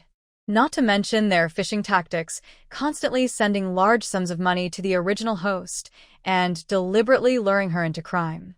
She hadn't planned to take revenge on the original host, but wasn't that greasy CEO Lu Heng getting on her nerves again? They could only blame their bad luck. Xia Zhizhi has a pure and charming appearance, resembling a delicate flower. She fits the description of many early novel heroines. However, compared to the bland beauty of those heroines, her features are more refined, as if enhanced by a thick beauty filter, making her stunningly beautiful. Even if a gorgeous woman stands next to her, she cannot overshadow Xia Zhizhi's charm. Instead, she becomes a mere background.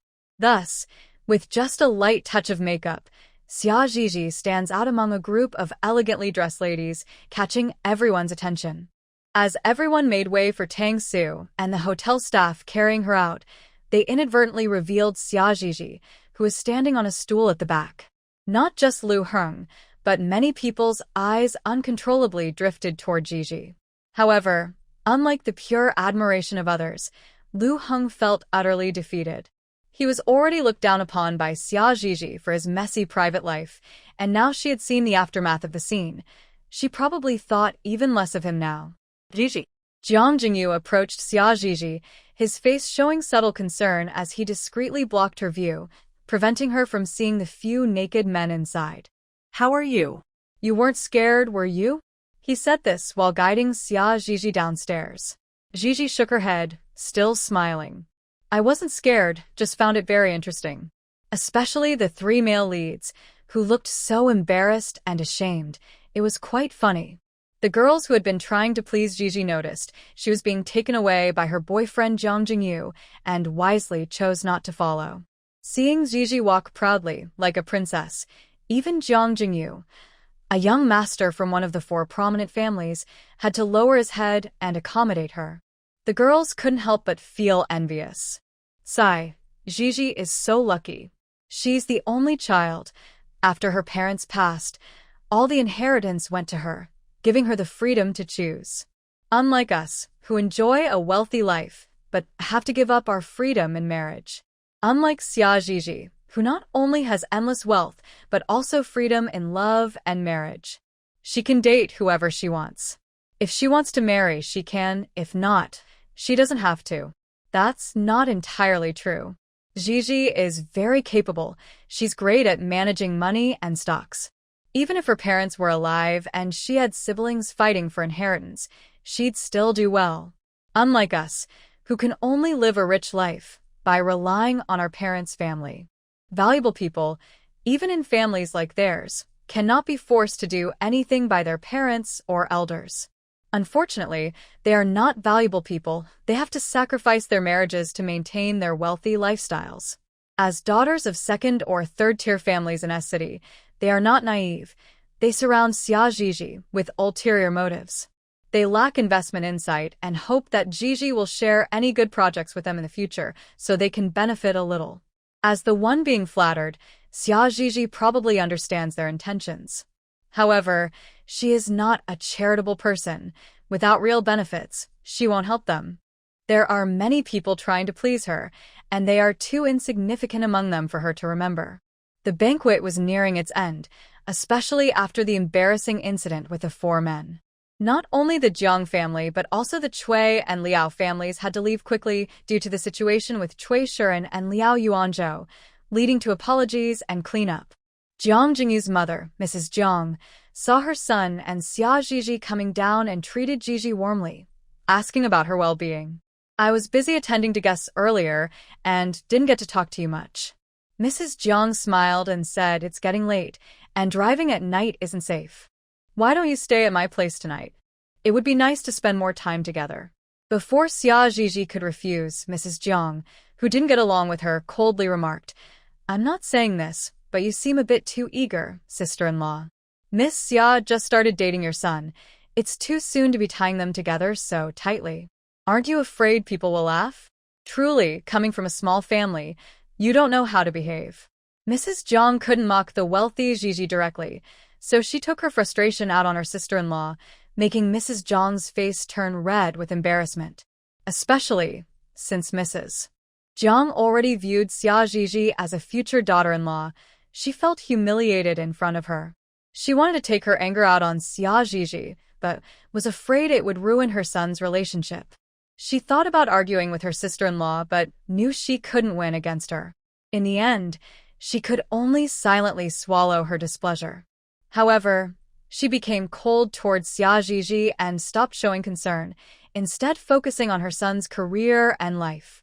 Jiang Jingyu had always disliked the constant scheming and noise of the old house, so he moved out to live alone for peace. Mrs. Jiang rarely got to see her son. Now that she finally saw him, shouldn't she care for him? But Xia Gigi, who was clearly being sidelined, was unhappy. She didn't give Mrs. Jiang any face, pouting and rolling her eyes before turning to leave. How dare she treat her like this? In this money-driven world, with her current wealth and status, it was generous of her not to show her displeasure. Mrs. Jiang was truly out of line. Because of her, Xia Gigi also felt displeased with Jiang Jingyu. After all, he was just a pretty boy. It was a miracle she was dating him. He didn't even stand up for her when his mother treated her poorly. He really had no awareness of his position. She decided to block him when she got home. Seeing Gigi leave angrily, Jiang Jingyu panicked, quickly shaking off his mother's hand to chase after her. Gigi, are you angry? My mom is just like that." Before Jiang Jingyu could finish, Xia Gigi raised her hand to interrupt him. "Stop. I don't care what your mom is like. I'm not interested. We're done. Don't bother me again. Seeing you is annoying." To be honest, in the vain mind of Xia Gigi, Jiang Jingyu only pleases her with his looks. He has no other qualities that attract her. In her past life, her brother, though not a powerful official like her previous husbands, had an exceptional ability to earn money. He not only loved Xia Gigi throughout his life, but also taught her how to make money. What does Jiang Jingyu have? Aside from being a member of the Jiang family, which holds no appeal for Xia Gigi, he only has his looks. Unfortunately, Xia Gigi is not infatuated. She is already beautiful enough and prefers to admire herself. If a man has no power or wealth, or cannot match Xia Gigi's wealth, he is not attractive to her, no matter how handsome he is. Jiang Jingyu is just that kind of person to her. He is someone she can easily discard. because he has nothing of value that she desires. Jiang Jingyu was hurt by the disdain and impatience in Xia Ziji's eyes. He knew she was serious but still asked, Ziji, are you serious? His voice was dry. She was the first girl to make his heart race, and he feared hearing the answer he didn't want. Ha! Xia Ziji scoffed, poking Jiang Jingyu's chest with her hand, her expression arrogant. Jiang Jingyu, don't think too highly of yourself. To me, you are nothing. You think I would compromise for you in front of your mother? You're not worthy. After saying that, she ignored his hurt expression, scoffed again, and turned to leave the hotel.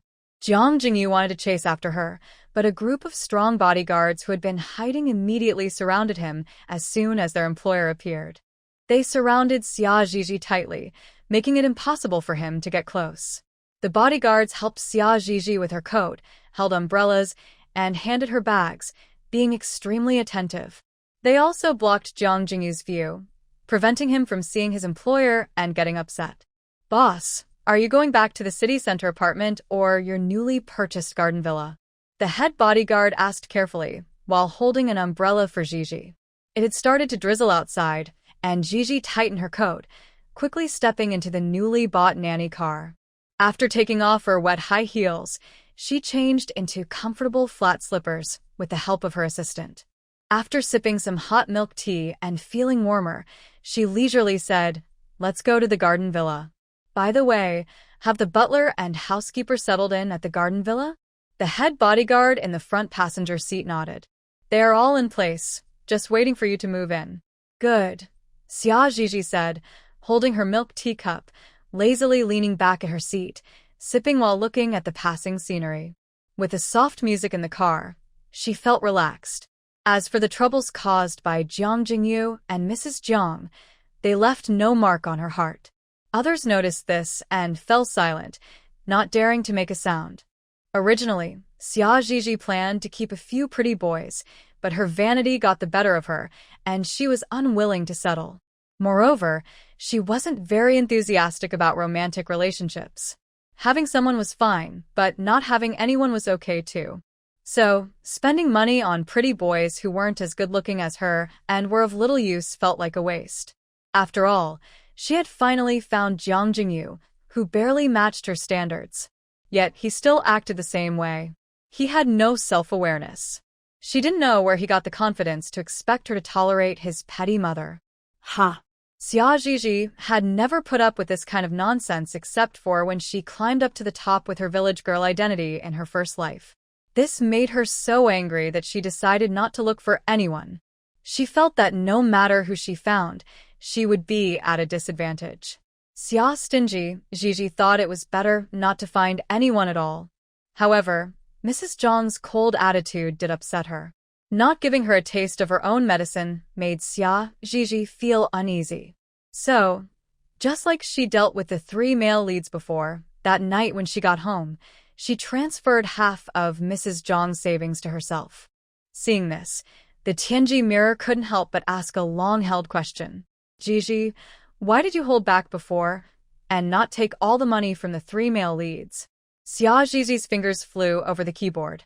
After transferring the money, she accessed Mrs. Zhang's phone, looking through her albums and chat records, trying to find some dirt on her.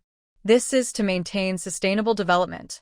The 3 male leads are my blood bags. I need to ensure they don't disrupt the company's operations while making sure they don't have any extra money. Since she took half of their money last time, the remaining amount was just enough to keep the company running, leaving them with no money for food. They could only maintain a decent life by selling cars and watches. Tianji mirror. Truly, a woman's heart is the most poisonous. Fortunately, Xia Ziji didn't know what Tianji mirror was thinking. Otherwise, it would have to experience the joy of the gutter. Click, click, in the quiet, warm beige bedroom. Only the sound of typing and barely audible breathing could be heard. Finally, Xia Ziji paused her fingers, stopping the computer screen on a chat page. Looking at the ambiguous chat records and the millions in transfer records, Xia Ziji silently smiled. How wonderful! She hadn't realized that the seemingly dull and petty Mrs. Jiang had the audacity to keep a man outside behind Mr. Jiang's back, and it was even her first love. Xia Zhizhi was someone who would repay any grievance. Whoever dared to upset her would face 100-fold or 1,000-fold of her displeasure. So, without a second thought, she used Mrs. Jiang's account to screenshot and send those ambiguous chat records and transfers to the Jiang family chat group. In just 2 seconds, the Jiang family chat group exploded. People in the group started frantically at Mr. Jiang. Fourth, look at your wife. She's not being virtuous and is using your money to keep a man. Little brother, I told you your wife wasn't good. You still defended her. Look, she's cheating on you. The younger generation was eagerly watching but didn't dare to speak up in the group. The brothers and sisters-in-law of the same generation as Mr. Jiang and Mrs. Jiang, however, acted like moral guardians, fiercely criticizing Mrs. Jiang. Not only did they criticize, but they also urged Mr. Jiang to take the 3 kids for DNA tests. Don't be a fool and raise someone else's child. These people in the group felt it wasn't enough. They even went so far as to wear pajamas and gather at Grandpa Jiang's door, shouting for him to stop being a coward and to confront his shameless wife. The Jiang family's old house is a huge luxury estate with many small villas. Aside from Grandpa Jiang living in the main house in the center, his 4 sons, along with their wives and children, live in the surrounding villas. So, it wasn't long after the news spread that Uncle Jiang, second Uncle Jiang, third Uncle Jiang, and their families quickly arrived at 4th Uncle Jiang's door. The nanny tried to stop them but couldn't, so she could only watch helplessly as the large group rushed in and ran upstairs. Jiang Jingyu and his 2 sisters stood at their parents' door, looking grimly at their noisy uncles and aunts, trying to prevent them from entering. Uncle, second uncle, third uncle, what do you mean by this? Jiang Jingyu asked coldly. Jiang Jingkuan, the youngest son of Uncle Jiang, smiled at Jiang Jingyu. Father and the other uncles just want to check on 4th uncle, right? Why are you so nervous, Ayu? Could it be that you 3 siblings are not really 4th uncle's children? Jiang Jingyu shot a sharp look at Jiang Jingkuan. Jiang Jingkuan, watch your words. Jiang Jingyu's 2 sisters glared at Jiang Jingkuan in anger. While they were angry, they also felt a hint of panic and resentment towards their mother. Could it be that they really weren't their father's children? Their mother must have been living too well and secretly raised a man, causing their bloodline to be questioned now. Inside the house, 4th Uncle Jiang questioned Mrs. Jiang about her affair and whether their 3 children were illegitimate. At first, Mrs. Jiang denied it, claiming someone was framing her. But when 4th Uncle Jiang confronted her with her phone and the transfer records, she fell silent. She quickly wiped away her tears, realizing she couldn't escape the Jiang family's investigation. She decided to give up and said, "Husband, I didn't want it to be this way. But ever since I found out you were keeping a mistress and had an illegitimate child with another woman, my anger has only grown. Back then, you promised to love me forever and never cheat.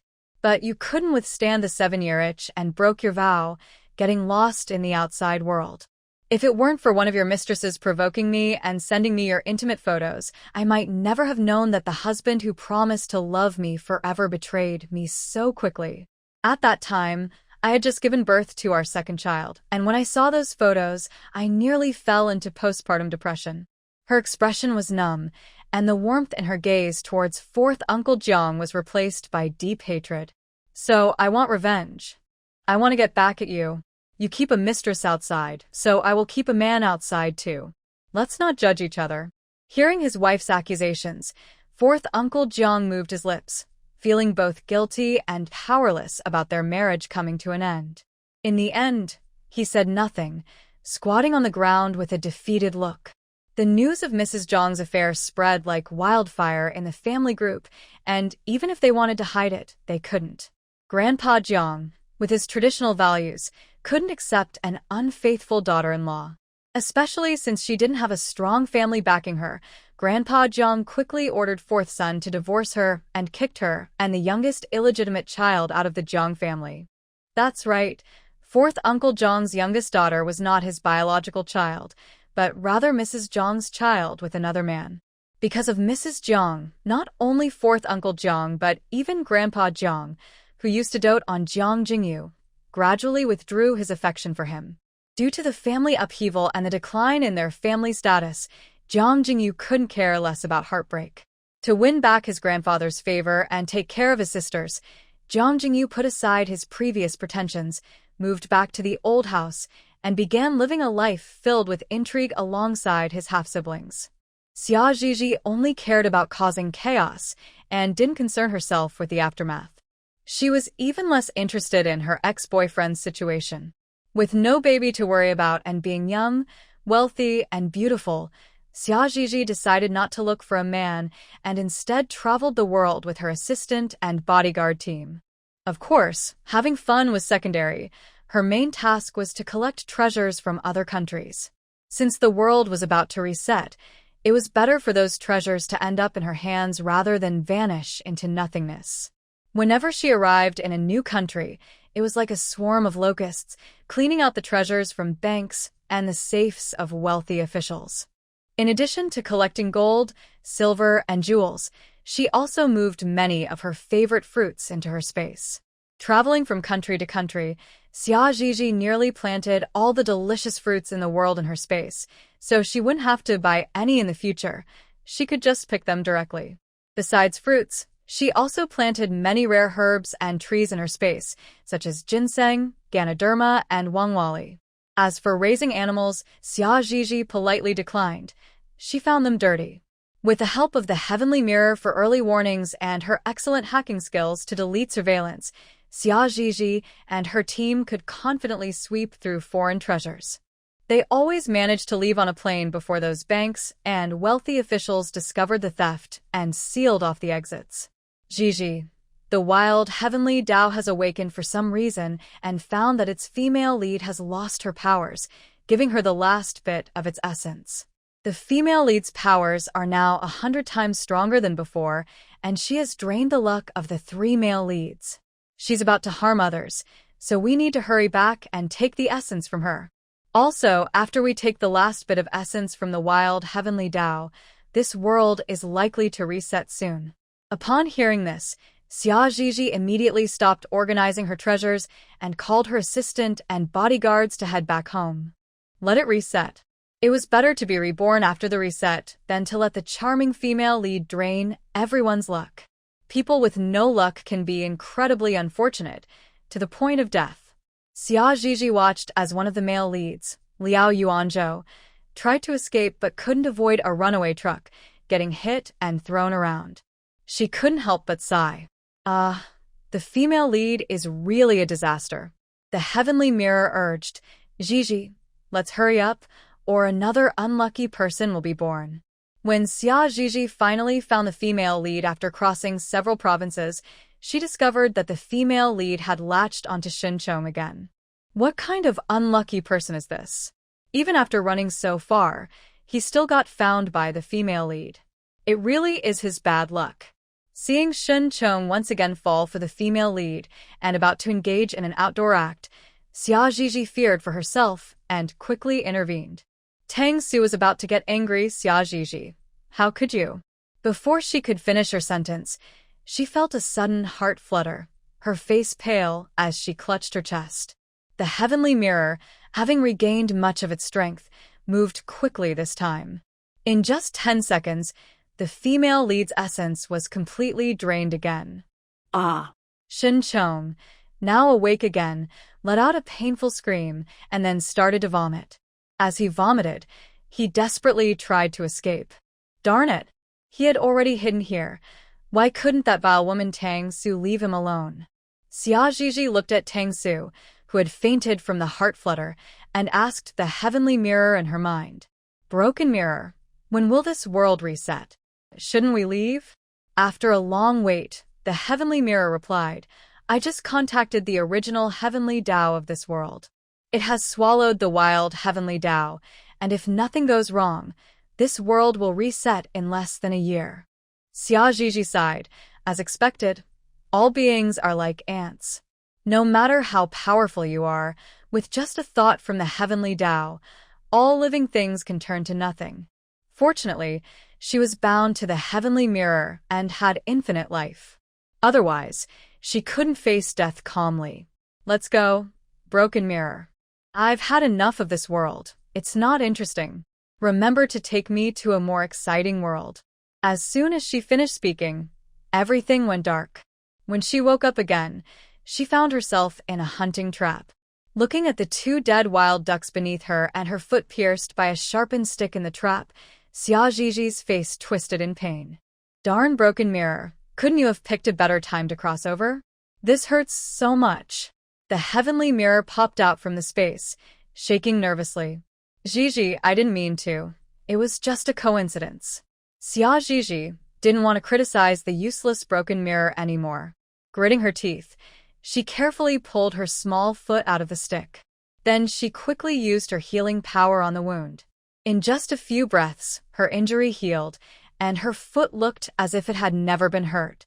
Broken mirror, hurry up and show me the original owner's life experience. The heavenly mirror didn't dare delay and quickly played the original owner's brief life story. After watching for almost 2 hours, Xia Ziji felt speechless. To sum it up, the original owner's life could only be described in 2 words: cannon fodder. And a cannon fodder that only became more stubborn after setbacks. In this world, the female lead is Xia Fubao, the cousin of the original owner, Xia Xiaoya. This female lead is much stronger than the one from the last world. She's a lucky female lead. And she's a very domineering and powerful lucky female lead. Everyone knows what that means. Everyone must treat her well, genuinely and sincerely. No one can harbor ill will or harm her, or they will face misfortune. If someone steals Fubao's things or anything she values, they might choke on food or water, or worse, lose an arm or a leg. If someone tries to harm her, they might end up half dead or worse. The consequences are severe. The original owner, Xia Xiaoya, had stolen an egg from Fubao this morning. Not only did she get beaten by her biased grandmother, but she also fell into a trap while foraging for wild vegetables. As a result, the original owner became disabled and had a limp. The original owner was a stubborn and jealous child. No matter how her parents advised her not to be jealous of Fubao or steal from her, she refused to listen. She insisted on opposing Fubao.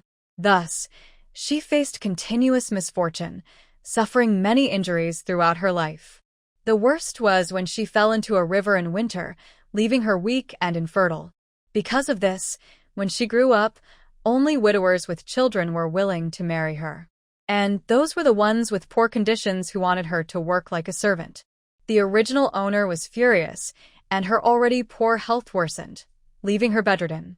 While she was stuck with widowers, Fubao married the grandson of a high-ranking official. Listening to Fubao boast about her wonderful marriage and future prosperity made Xia Xiaoya so jealous that she couldn't catch her breath and died. What a domineering, lucky girl. Xia Ziji didn't comment on Xia Xiaoya's stubbornness, but sighed to the heavenly mirror. Broken mirror, you're going to be happy again this time. This lucky girl is much stronger than the last world's female lead.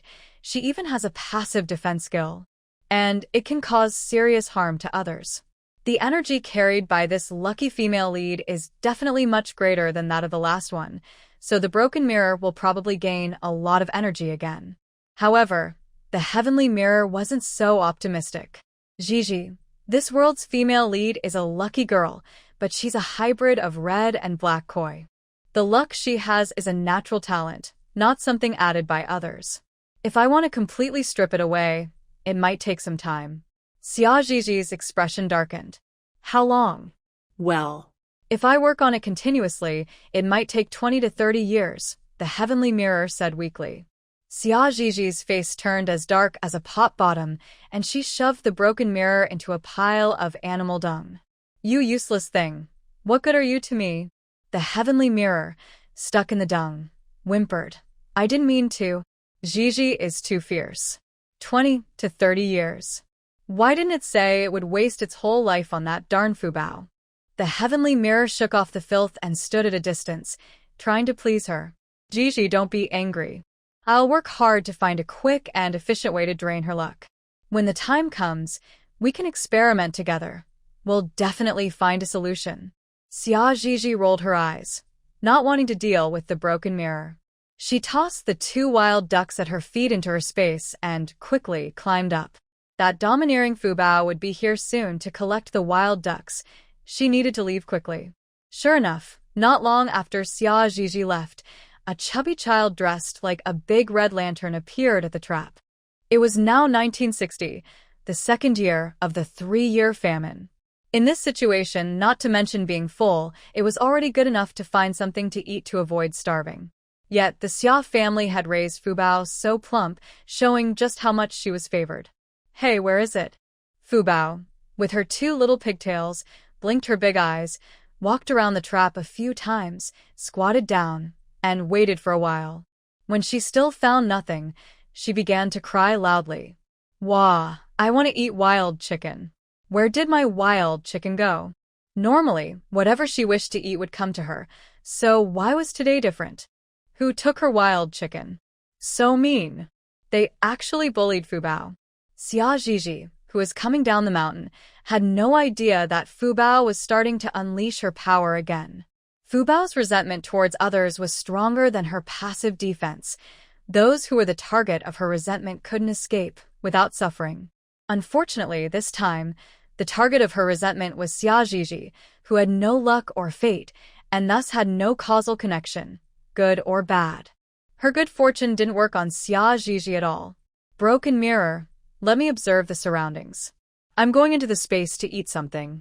After crossing over, Xia Zhizhi had only used her flower spirit power to heal and eliminate the hidden dangers caused by hunger in her body.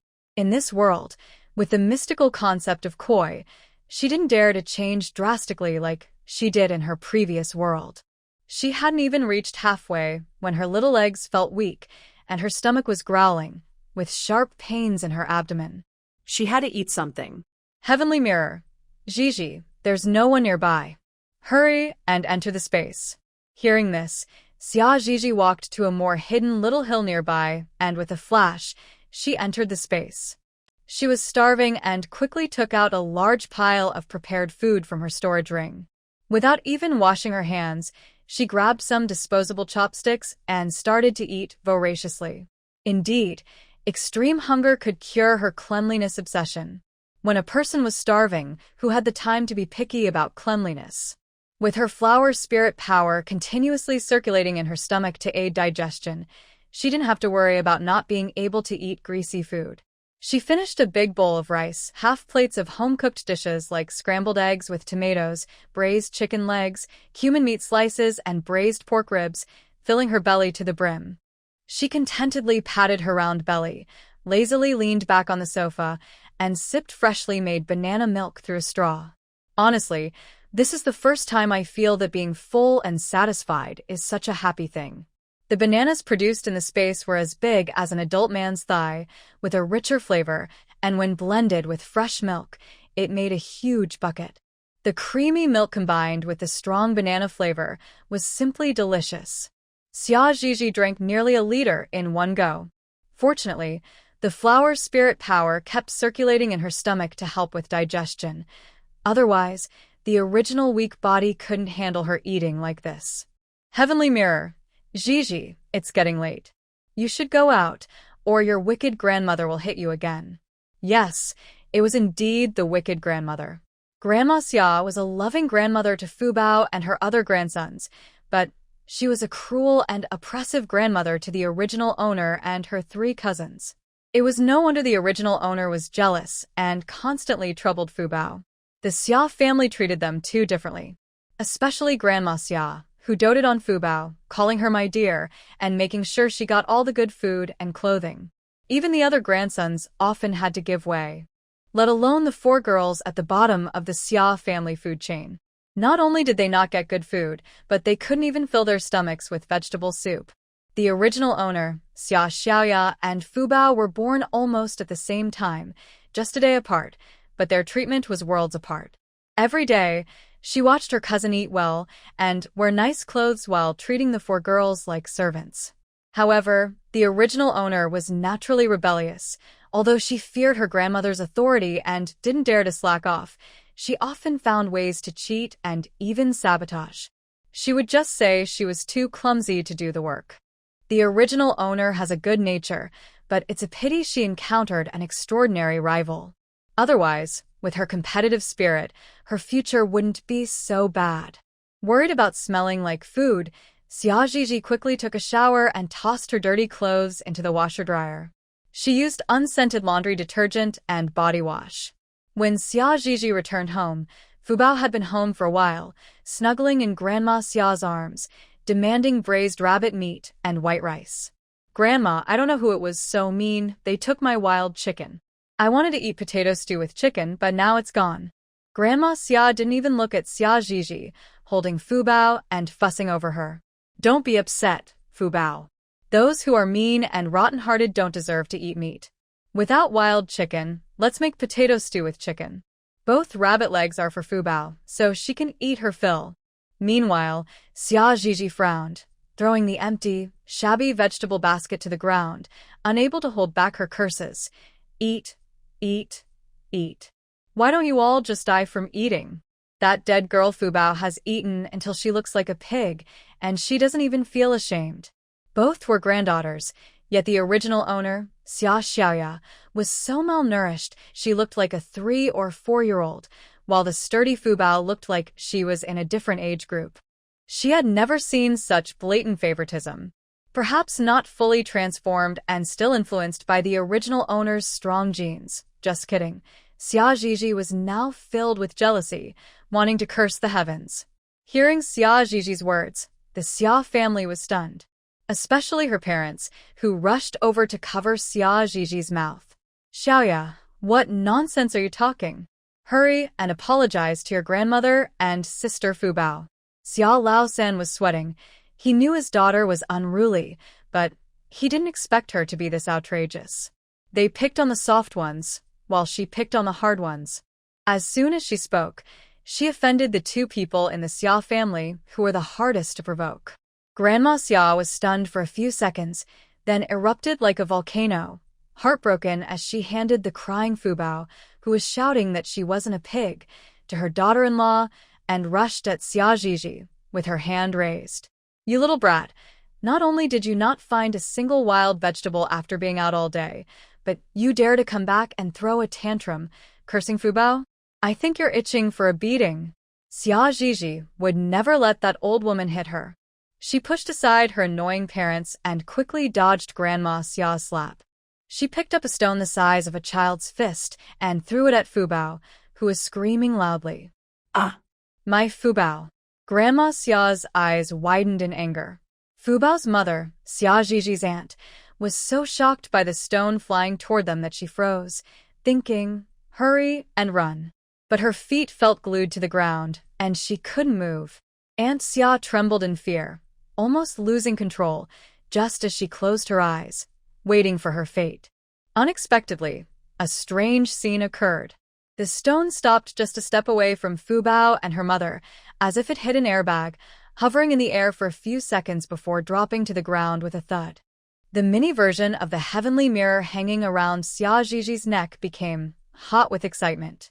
"Jiji, your experiment is on the right track. Whenever Fubao is in danger, her good luck will explode, and I can absorb her luck at a speed 1,000 times faster than usual. The more dangerous the situation, the faster her luck flows." Xiaojiji smiled slightly, her previously bad mood brightening like the sun breaking through clouds. "That's great. I'll treat her well from now on." Fortunately, there was a shortcut. If she had to spend 20 or 30 years on Fubao, she would really go crazy. Thinking this, she threw several more stones. "That little girl, how dare you hit Fubao?" Grandma Xia's earlier relief turned to anger as she picked up a broom and swung it at Xiaojiji. Not just her, but also her two sons from the uncle's family came to surround Xiaojiji. "Xia Xiaoyang, how dare you hit our sister? I'll beat you up." Xia Xiaowu clenched his fists, looking fierce, as he and his brother attacked from both sides. "Fine. You think you can bully me just because you're bigger? I'll remember this." Right now, Xiaojiji was small and weak, and fighting against much bigger people would definitely put her at a disadvantage, so she didn't linger. After throwing all the stones she had, she quickly dodged and escaped from the encirclement. It wasn't that Xia Zhizhi was scared. She was just small and needed to grow up safely. Besides the large stash of weapons she had gathered, she only had a snakeskin whip that was a bit more powerful, enough to take on 10 people. Not to mention how hard it would be to pull out the weapons. The snakeskin whip in her storage ring was 3 or 4 meters long and heavy. For a little girl under a meter tall, just picking it up would be a struggle.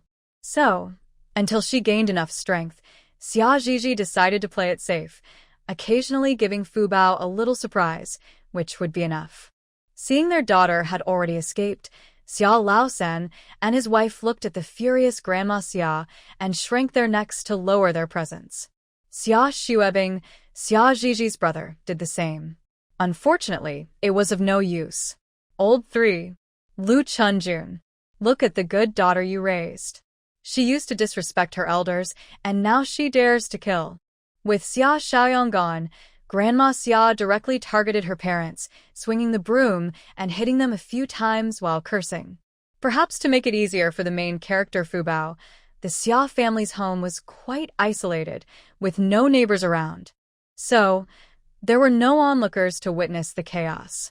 While the Xia family was in turmoil, Xia Zhizhi had already escaped from Fu Bao's 2 brothers and entered her space to watch a movie. Several elderly people in the village had already starved to death, so it was better not to wander around alone. If those desperate people saw her, it could lead to trouble. Feeling it was about dinner time, Xia Zhizhi finally came out of her space and headed home. She held a handful of nitrite, planning to feed it to Fu Bao when she wasn't paying attention.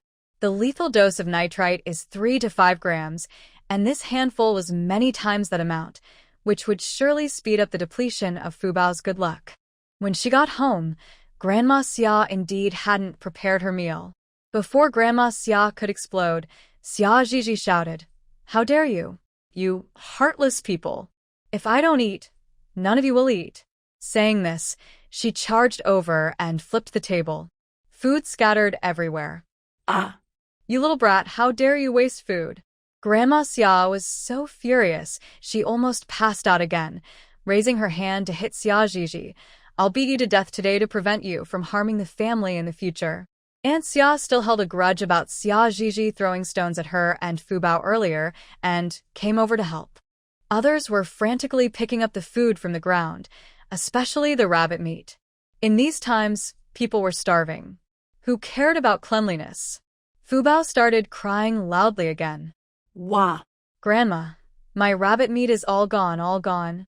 Hearing the commotion, Xia Zhizhi dodged left and right, getting in front of the chubby Fu Bao and slapped her. "Stop crying. You're wasting your good luck." Then, without giving anyone time to react, she mixed the nitrite in her left hand with the egg soup in Fu Bao's hands, pinching Fu Bao's nose to make her swallow it. Of course, she had plenty of time thanks to her parents subtly helping her, blocking Grandma Xia and Aunt Xia's path. After all, they were her real parents and didn't dare to help openly, but they could assist quietly. For example, when Grandma Xia moved left, Xia Laosan moved left too. When Grandma Xia moved right, Xia Laosan did the same, blocking Grandma Xia's way completely. Lu Chunjun did the same, preventing Aunt Xia from hitting her daughter. After poisoning Fu Bao, Xia Zhizhi didn't linger. She gave Grandma Xia and Aunt Xia a provocative look and quickly retreated to the room, locking the door behind her. Grandma Xia was so furious her chest hurt, and she slapped Xia Laosan hard, shouting, "Old 3, get out of my way." Seeing his daughter had already hidden away, Xia Laosan didn't dare to provoke his mother any further.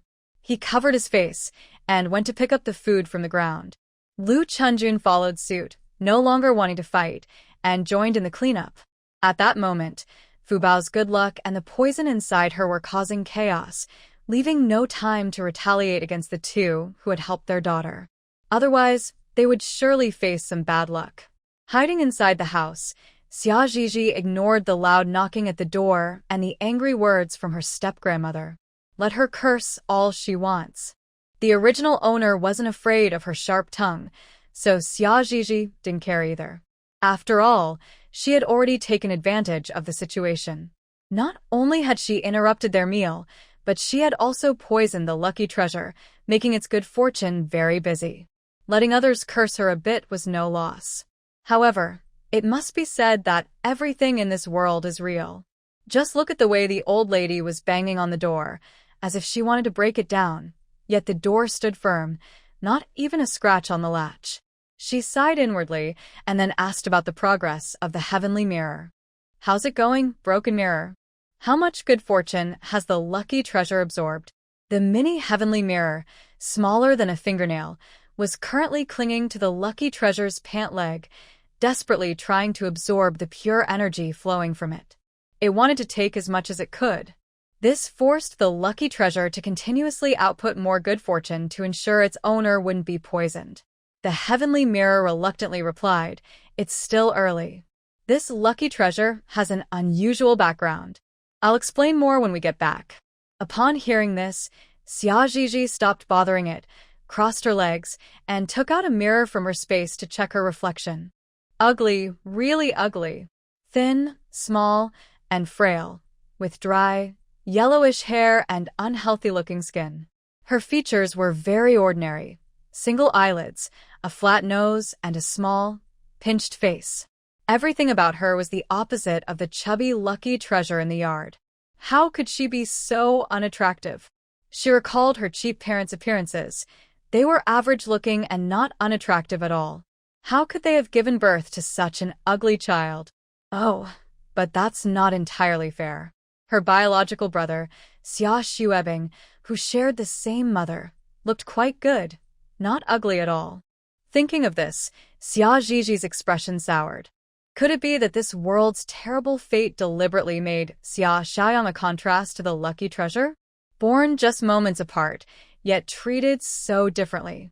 Especially since the original owner was clearly the same age as the chubby lucky treasure, both being 6 years old, but she was a head shorter and barely half the size of the lucky treasure. She was as thin as a monkey, the kind that looked like a refugee. It was clear she had never eaten well as a child, or rather, she had never been full, which resulted in her current frail body. The more Xiaojiji thought about it, the more unhappy she became. What kind of sin had the original owner committed to be born into such a terrible family? Not only did she not have enough to eat, but she was also often beaten and scolded by her cruel grandmother.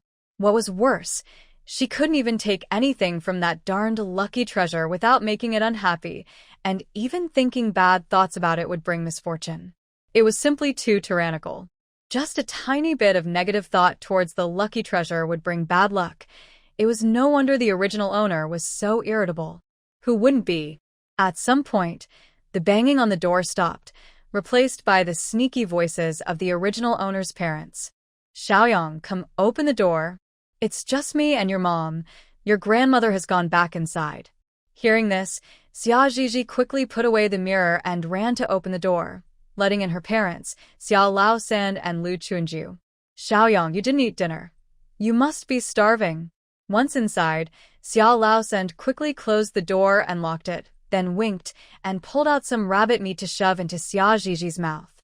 Startled, Xiaojiji stepped back repeatedly. Seeing that Xiao Laosan was still trying to feed her, she immediately refused, saying, "Dad, I'm not eating. You can have it." Xiao Laosan thought the child was rejecting the meat because she thought it was picked up from the ground, so he quickly explained, "Xiaoyang, this meat was in my pocket beforehand, not from the ground. You can eat it without worry." Xiaojiji still shook her head, covering her mouth to avoid being force-fed. "Dad, I really don't want to eat. You and Mom can have it." Lu Chunji looked at her daughter in confusion. "Xiaoyang, what's wrong with you today? You used to grab food when it wasn't offered, but today you're not even tempted by meat. Could she be sick?" She touched her daughter's forehead and then her own, comparing them and finding no fever. Xiaojiji chuckled awkwardly, not wanting to discuss it, and changed the subject. "Mom and Dad, didn't you notice anything different about me today?" Xiao Laosan and Lu Chunju both looked puzzled. "What's different?" "Oh, I've hit the lucky treasure more than once today. Didn't you notice that nothing bad happened to me?" Xiaojiji looked at them, exasperated. In the past, Even thinking something negative about the lucky treasure would bring misfortune. Now, Xia Zhizhi was throwing stones at it and poisoning it. Not a single bad thing had happened. Did the Xia family not notice anything unusual? The silence from Xia Laosan and Lu Chuanji was deafening. To be honest, they had been so anxious that they hadn't noticed this. Xia Laosan rubbed his hands excitedly, his eyes shining as he looked at Xia Zhizhi. Daughter, how did you overcome it? Tell Dad. I'm really scared of the evil nature of the lucky treasure. Lu Chuanju, however, was in tears. Daughter, your dad and I didn't want to take sides against you, to help you deal with your grandmother and the lucky treasure. But you saw how evil the lucky treasure is. Even just thinking a bad thought about her brings misfortune for days. If we openly supported you against your grandmother and the lucky treasure, making her unhappy, we'd probably end up with broken arms or legs. She had been so frustrated over the years.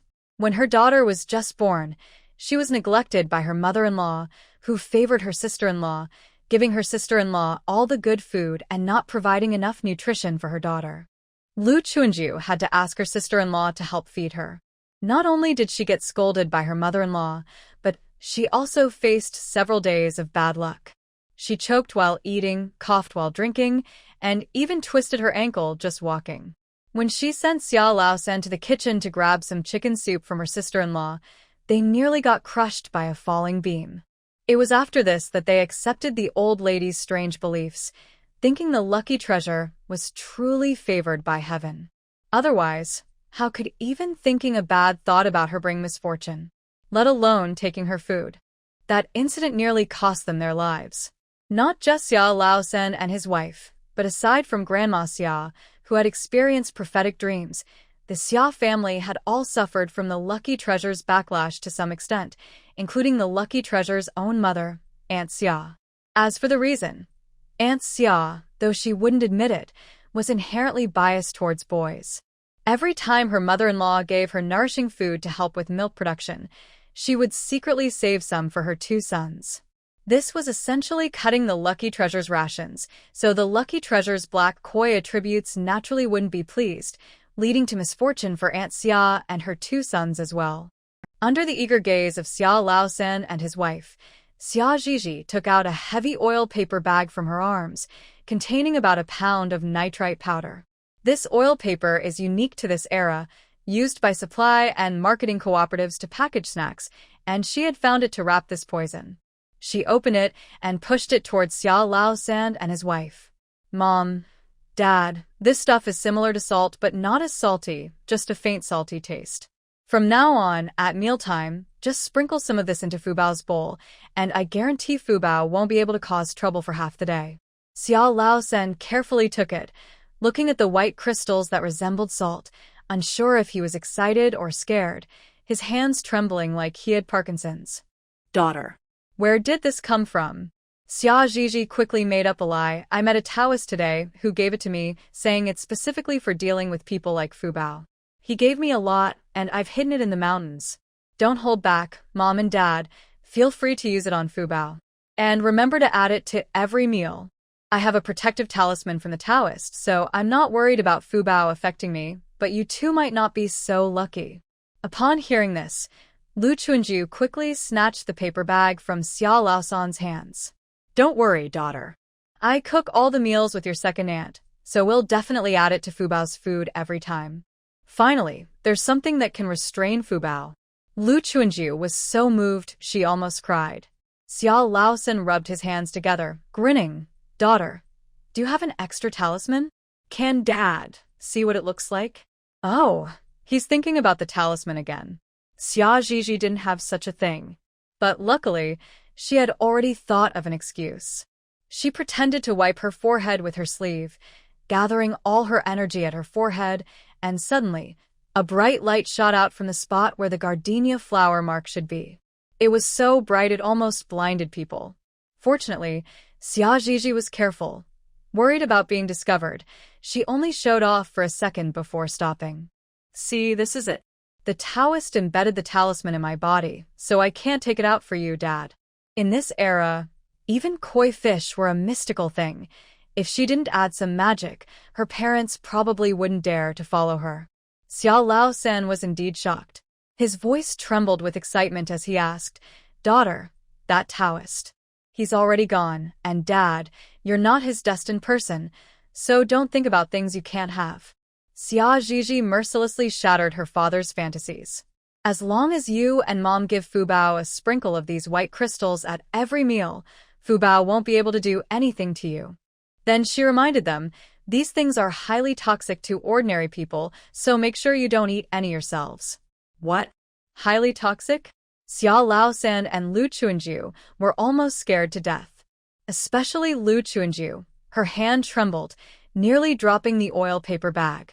Xia Zhizhi wasn't a patient person. She had said what she needed to say and didn't bother with her clueless parents anymore, climbing onto the bed to sleep. Sigh. The blankets were clean, but who knows how many years old the cotton was. It was stiff and didn't keep her warm at all. Xia Zhizhi began to worry about how to get through this winter. She had all kinds of blankets and comforters in her space, but they clearly weren't from this era and couldn't be taken out. She also had cotton in her space, but again, there was no reason to take it out. Now the whole country was suffering from drought. They couldn't even grow food, let alone cotton. Xia Zhizhi sighed deeply, closing her eyes in frustration, blocking out the murmurs of her clueless parents, and quickly fell asleep. The next morning, Xia Zhizhi pinched her nose as she came out of the dry toilet and saw Lu Chuanju sneaking around with a shifty expression, covering her clothes pocket as she headed to the kitchen. Xia Zhizhi couldn't help but twitch her lips. "Oh my, can you be any sneakier? Are you afraid others won't know you're up to no good?" She hurried a few steps to follow her into the kitchen, relieved to find only Lu Chuanju there. "Mom, act natural," she whispered. "Good thing your second aunt isn't here, otherwise, she would definitely notice something's off." Lu Chuanju poured a handful of nitrite wrapped in newspaper into a bowl of eggs, mixing it thoroughly before placing it in the steamer. "It's fine, I've already discussed it with your second aunt. From now on, I'll do all the cooking, and she'll be in charge of washing vegetables and dishes. When I'm cooking, she'll be resting in her room, so she won't see anything." Normally, the cook could sneak a bit of food to fill their stomachs, but that wasn't the case with Fu Bao in their house. As long as Grandma Xia taught Fu Bao to say that whoever steals food will hiccup non-stop, they could catch the thief red-handed. Now, no one in the Xia family wanted to cook because of Fu Bao. Breakfast was still a pot of watery porridge that could reflect a person's shadow, and a plate of wild vegetable dumplings the size of a baby's fist. At the table, Grandma Xia looked at Xia Zhizhi with a strange expression, and when serving food, she only gave Zhizhi a bowl of clear broth with no rice grains. As for the dry food dumplings, there were none. If she weren't worried that this unlucky granddaughter would flip the table, she wouldn't even want to give her a bowl of clear broth. "All right, let's eat." Xia Zhizhi didn't mind Grandma Xia's attitude. She didn't want to eat that watery broth or wild vegetable dumplings anyway. Watching the chubby Fu Bao devour the bowl of egg custard, she pretended to sip the clear broth, secretly sending it into her space to water the plants. Fu Bao thought Xia Zhizhi was jealous of her egg custard, and after finishing, she smugly smacked her lips, teasing Xia Zhizhi on purpose. "Hey, my little temper." Xia Zhizhi raised her hand, glaring fiercely at Fu Bao. "Fatty, big pig, what are you looking at? Want to fight? Fatty, big pig." Fu Bao couldn't accept this nickname and burst into tears. "Fu Bao is not a fatty, not a big pig. I hate you, hate you." This made Grandma Xia feel sorry for her, glaring at the instigator, Xia Zhizhi. She hugged Fu Bao, comforting her. "Don't cry, Fu Bao, don't cry. Our Fu Bao is the luckiest child. That little girl is just jealous of you. Let's not listen to her." Although Aunt Xia was also wary of this daughter, she knew her daughter was her way to keep the other daughters-in-law in check. To prevent her daughter from drifting away, she had to pretend to be angry. "Xia Xiaoya, you've gotten bold, bullying our Fu Bao repeatedly. Today, I'm going to teach you a lesson." She slammed her chopsticks down, glaring as she approached to slap Xia Zhizhi. But Lu Chuanju quickly slapped her back. After a while, Lu Chunjun realized that nothing bad had happened to her, and her face turned red with excitement. This is amazing. Her daughter has encountered a powerful person. Seeing this, Xiao Laosand tentatively cursed Fu Bao in his heart and found nothing happened. He cursed Fu Bao to die, with the most vicious words in his mind. Still nothing. Oh my, it turns out Fu Bao can be dealt with. Xiao Laosand couldn't help but smile, finally free from the need to remind himself to treat Fu Bao well and remember Fu Bao's kindness. Not just this couple, but at the dining table, everyone except the twin sisters, who were just a year older than Xia Zhizhi, sensed something was off. Xia Debo, the beneficiary, felt a sudden chill in his heart, and his face turned ugly. Xia Erbwa and his wife, along with their eldest daughter, Daya, were so excited that they could barely hold their bowls. Dad, Mom, has Fu Bao lost her luck? Daya, who had been like a servant to Fu Bao, washing her clothes and cooking for her, looked eagerly at Xia Erbwa and his wife. Lilia had hit Fu Bao a lot yesterday, and nothing happened. Today, she even scolded Fu Bao, and San Ani slapped Debo's wife, yet neither of them faced any misfortune. Once could be an accident, but twice or thrice can't just be luck, right? Xia Erbwa and his wife moved their lips, glancing nervously at the fierce-eyed Xia Laotai, and were too scared to say anything. Xia Daya. Why does she have such weak parents?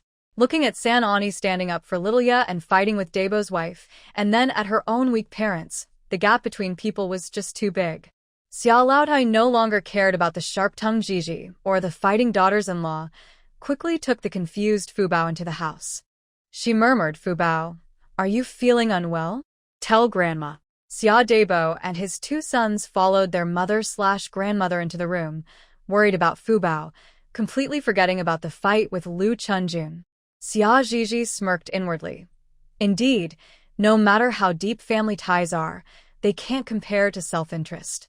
As the beneficiaries, Debo's family should be the most worried about Fu Bao losing her so-called luck. Unfortunately for them, they encountered her, and they would never benefit from Fu Bao's luck again.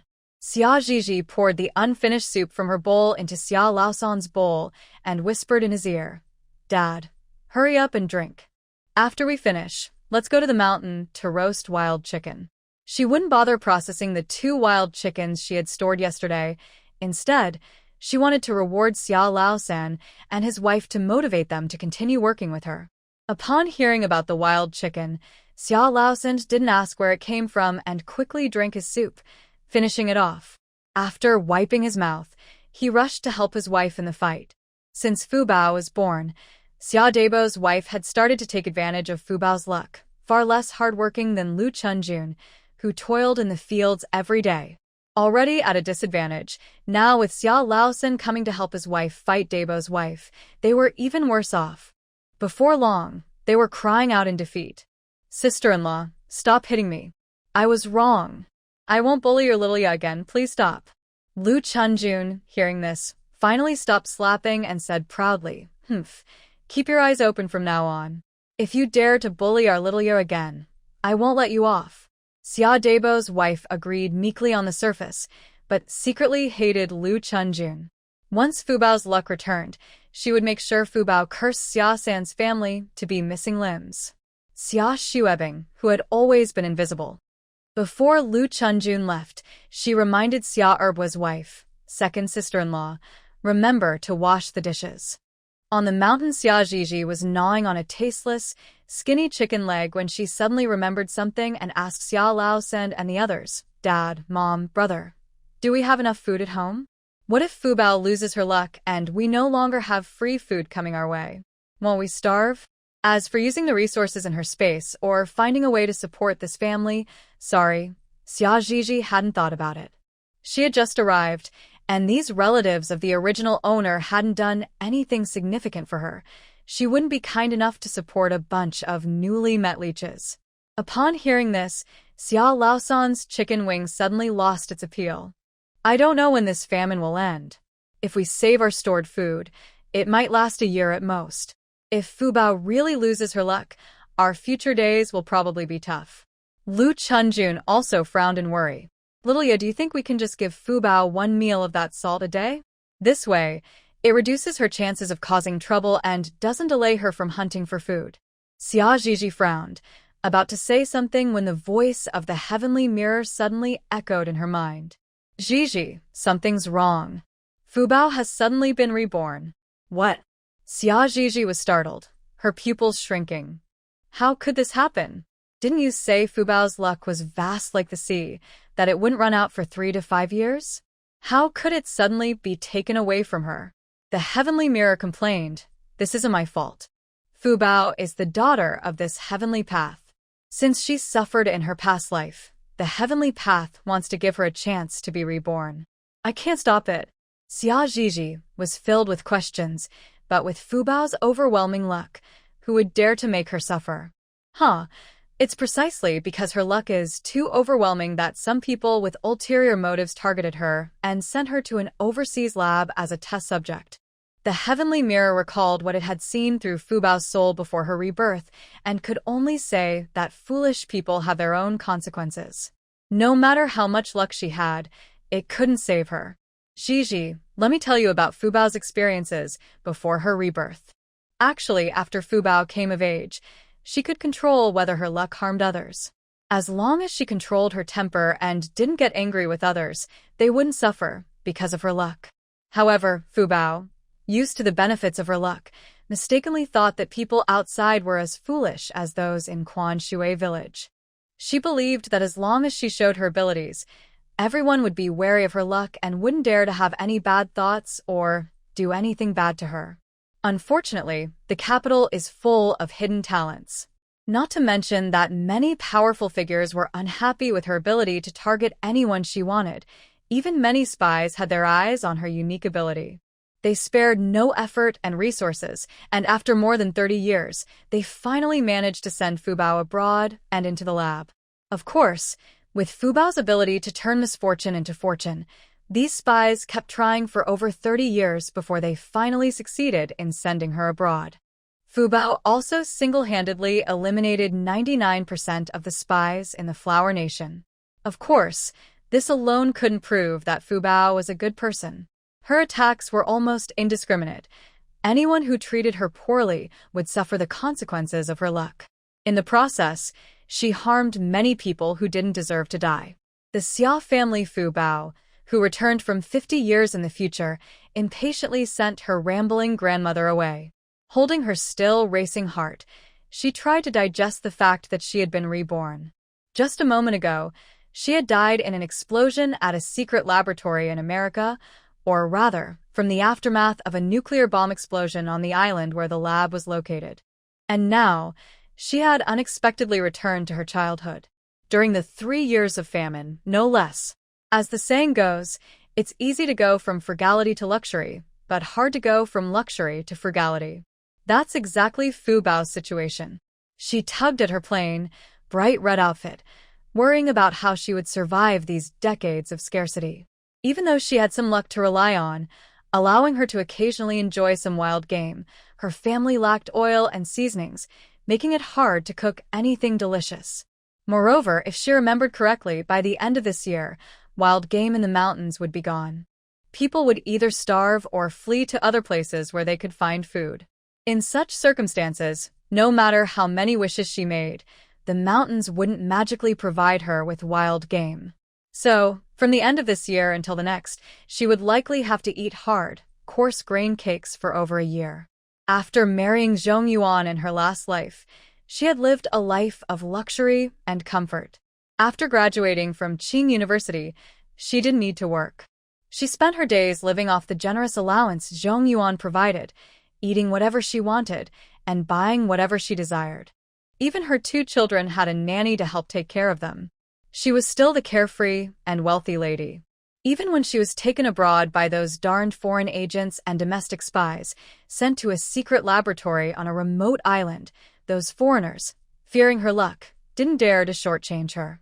Aside from losing her freedom and occasionally having her blood drawn by those lab coats, her treatment was even better than back home. Now, thinking about her drastically changed situation, Fubao anxiously ran her fingers through her hair.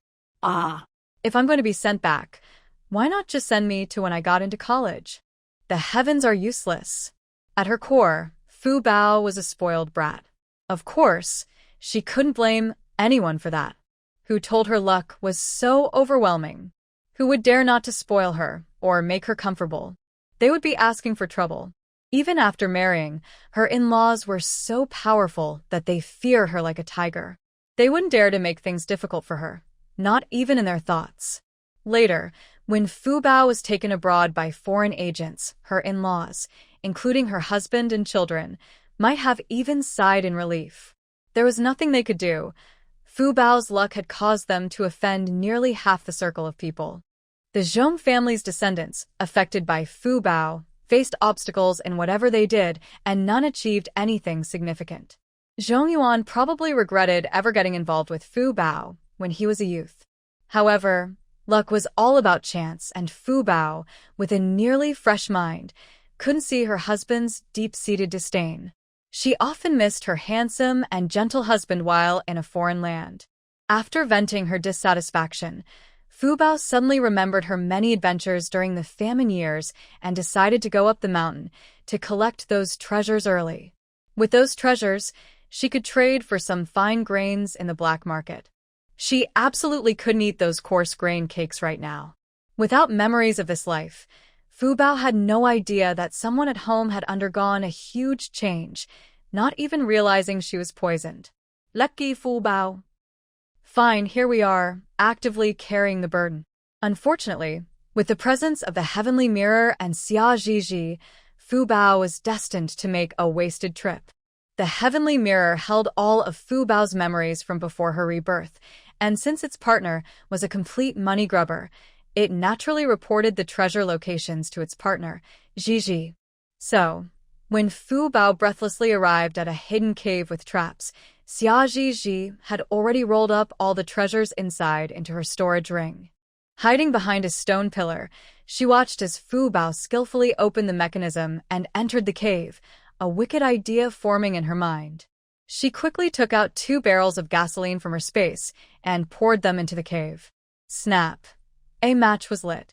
Xia Zhizhi smirked slightly, tossed the match into the cave, and the entrance was instantly engulfed in flames. Worried that the fire might harm the flowers and plants outside, Xia Zhizhi found the stone door switch and turned it counterclockwise, quickly closing the stone door with a loud bang. At that moment, she clearly heard Fu Bao's terrified scream from inside. Zhizhi, well done. The voice of the heavenly mirror echoed in Xia Zhizhi's mind. This lucky fish's fortune is going to drive me crazy. The speed of its operation is hundreds of thousands of times faster than usual. If it keeps running at this speed, I believe I can collect all of Fu Bao's luck in less than half a year. Why is it hundreds of thousands of times? Because Fu Bao's poison hadn't been completely cleared, and with the heavenly mirror, which always followed her, it secretly siphoned off 99% of the release luck. This forced the passive defense mechanism of her luck to frantically release luck to save its master from being burned by the fire. Listening to the heavenly mirror's greedy words, Xia Zhizhi could only respond with a cold laugh. What a nice thought. If we keep putting Fu Bao in life-threatening situations 3 or 4 times a day, we might not be far from being researched ourselves. Fu Bao was no longer the naive girl who only knew how to eat and play. If she kept using extreme measures against Fu Bao, that silly girl might report her, and it would be a loss for both. However, it won't be easy to operate in the future.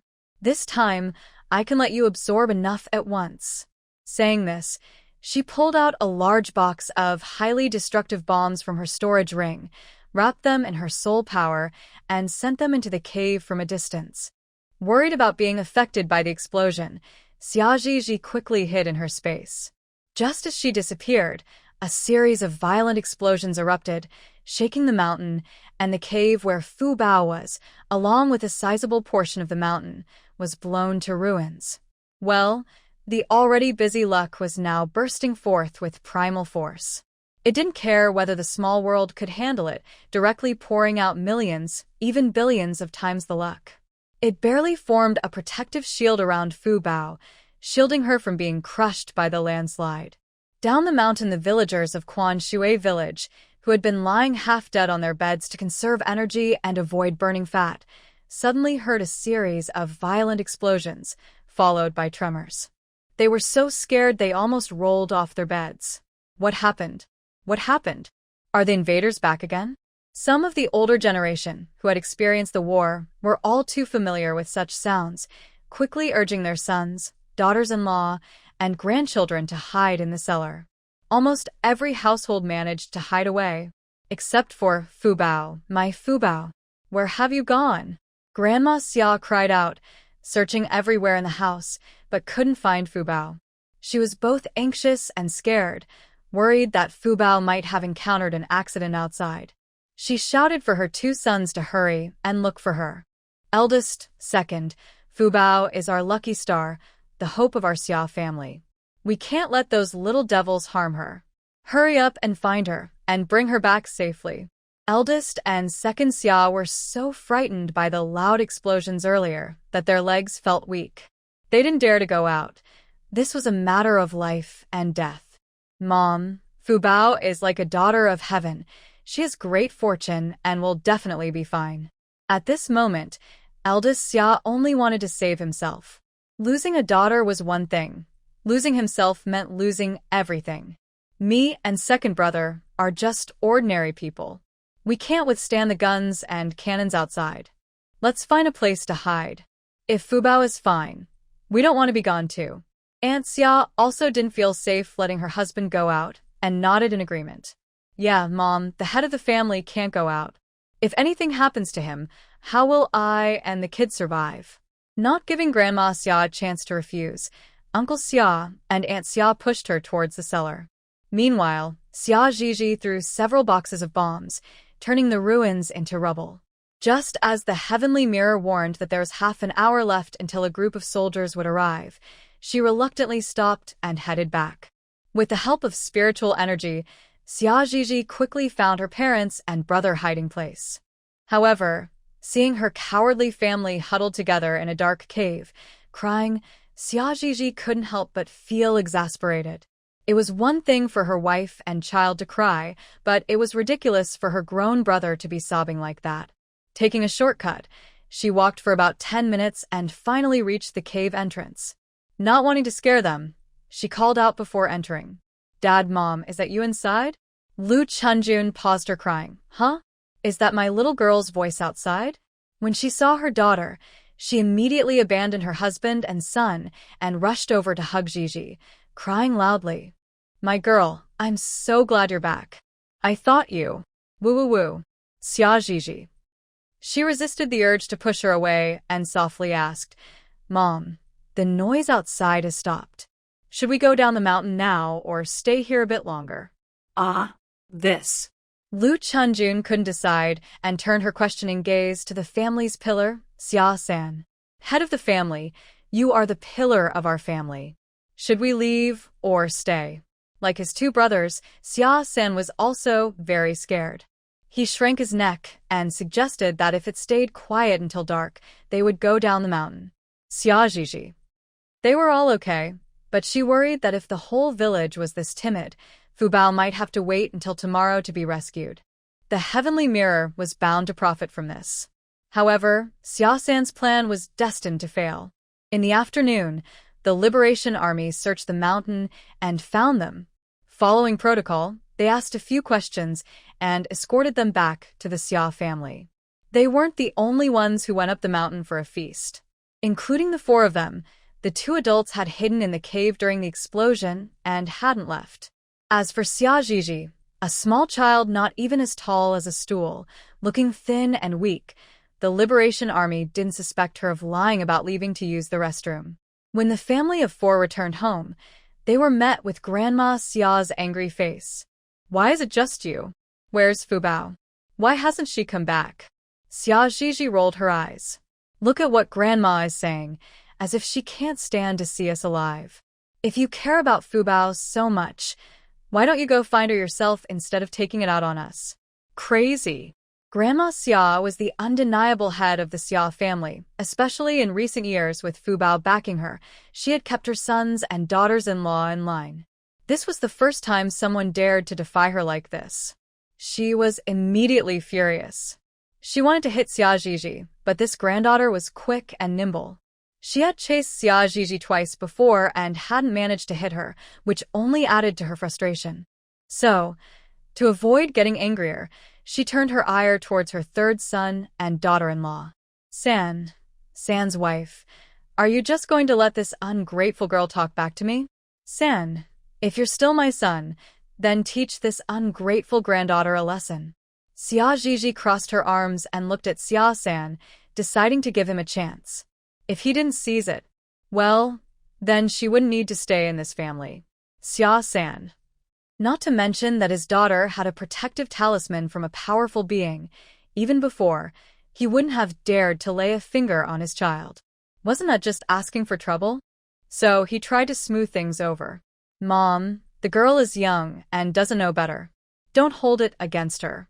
Well, that sounded just like the tone of a husband mediating a conflict between a mother-in-law and daughter-in-law in later generations.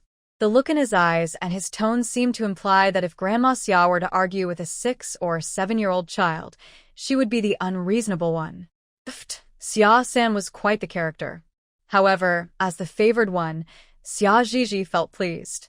She was happy, but as the one being smoothed over, Grandma Xia was nearly furious to death, pointing at Xia San's nose, wanting to scold him for being ungrateful and disrespectful.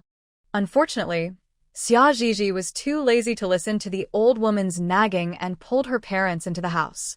Dad, Mom, what are you standing there for? Get back inside quickly. If those devils come back and blow us up, it'll be over. Yes, the mountain where Fubao was located was bombed by the devils, and it had nothing to do with her. Eldest Xia, who had been hiding in the house, heard this and worried that his mother's loud shouting would attract the devils, quickly urged her to go back inside. However, the way he said it was quite harsh. Mom, just calm down. Fubao has great fortune and will definitely return safely. Stop causing a scene here. Mom really was something. If she wanted to find Fubao, she should go look for her herself. Always making a fuss at home. Was she afraid of dragging them down with her? Grandma Xia was now so angry that her breathing became rapid. Well, Fubao had just run into trouble, and now everyone in the family was disregarding her. But ultimately, fearing for her life, she reluctantly shut her mouth and went back to her room. What Xia Zhizhi never expected was that even after more than a day since the heavenly mirror returned, Fubao was still trapped under the rubble. It had already been 7 days since she threw bombs at the mountain. Broken mirror, tell me the truth. Did you suck all of Fubao's luck away? She asked, puzzled. Otherwise, how could she still be stuck under the rubble? If she continued to go without food or water for too long, she might never wake up again. The heavenly mirror also began to doubt whether it had absorbed too much of Fubao's luck. However, after thinking it over several times, it was sure that Fubao still had about 1/10 of her fortune left. Of course, it wasn't that it wanted to leave anything for Fubao. Mainly, Fubao had the luck of both the Red and Black Koi clans, and even with all its might, it couldn't drain it in just a few days. Zhizhi, have I not told you about Fubao's origins? It suddenly remembered.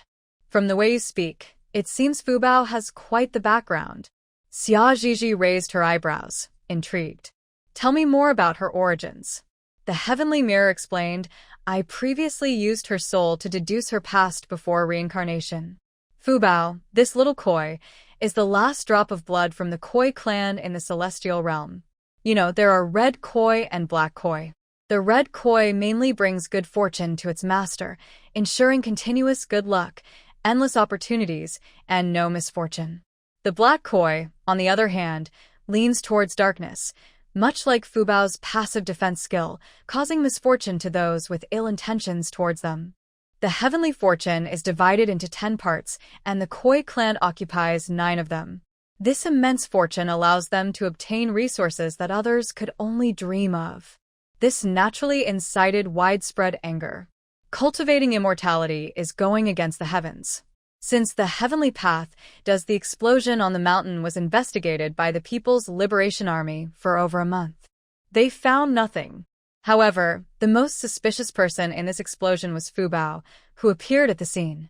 Inside the cave there were gasoline, fire and continuous explosions. The mountain collapsed, and many sturdy metal boxes were deformed. Yet, this little girl not only emerged unscathed but also survived under the rubble for over 7 days without food or water, showing no signs of weakness. This was indeed strange, especially since they found a Japanese telegraph machine and detailed biochemical experiment data among the debris. They seriously suspected that Fubao must have seen something at the scene. So, as soon as Fubao left the clinic, she was taken into a small dark room. She was questioned repeatedly by military professionals for a long time. They used various tactics to ask Fubao why she suddenly thought of going to that cave, how she knew about the cave's mechanisms, and what she saw inside. Fubao. Several times, she almost got caught up in her own words and nearly revealed that she was reborn, which frustrated her greatly. Why was she so unlucky in this life? Starting off poorly, first being attacked by fire, then bombarded, and finally trapped under the mountain for a week was bad enough. Just as she got out of the clinic, she was locked in a small dark room for over half a month. What terrified her the most was, where did her good luck go? Why had it suddenly diminished? She hated the person who questioned her so much that she felt like her teeth would shatter. That person only ended up tripping and spraining their ankle. If it were in her past life, with such hatred, that person would probably have met a terrible end. The Heavenly Mirror also mentioned Fubao's strange actions to Gigi. I don't know what Fubao is thinking. Her brain seems like a decoration. She suffered greatly from her excessive luck in her last life and died tragically in a foreign land, yet she still doesn't know to be more cautious this time. Ever since she was locked in the military's darkroom, she has either been cursing this or blaming that, bringing bad luck to everyone who interacted with her. Now her luck has caught the attention of those with ulterior motives. The current military was not entirely safe. Enemies and spies were everywhere. Xia Zhizhi lay on the bed, biting a straw and holding a large coconut about a meter in diameter, sipping the coconut water. Casually, she said if she wants to court disaster, let her. Her good luck will soon be drained by you. With her smooth, wrinkle-free brain, even if she wants to cause trouble later, she won't be able to make a big mess. Fubao had gotten used to relying on her luck to deal with people she disliked, having no other means. The reason those soldiers were not in life-threatening danger under Fubao's resentment, and even avoided serious injuries, was not only because her luck had significantly decreased to 1/10 of its original power, but also because the Heavenly Mirror absorbed most of her bad luck while alleviating theirs.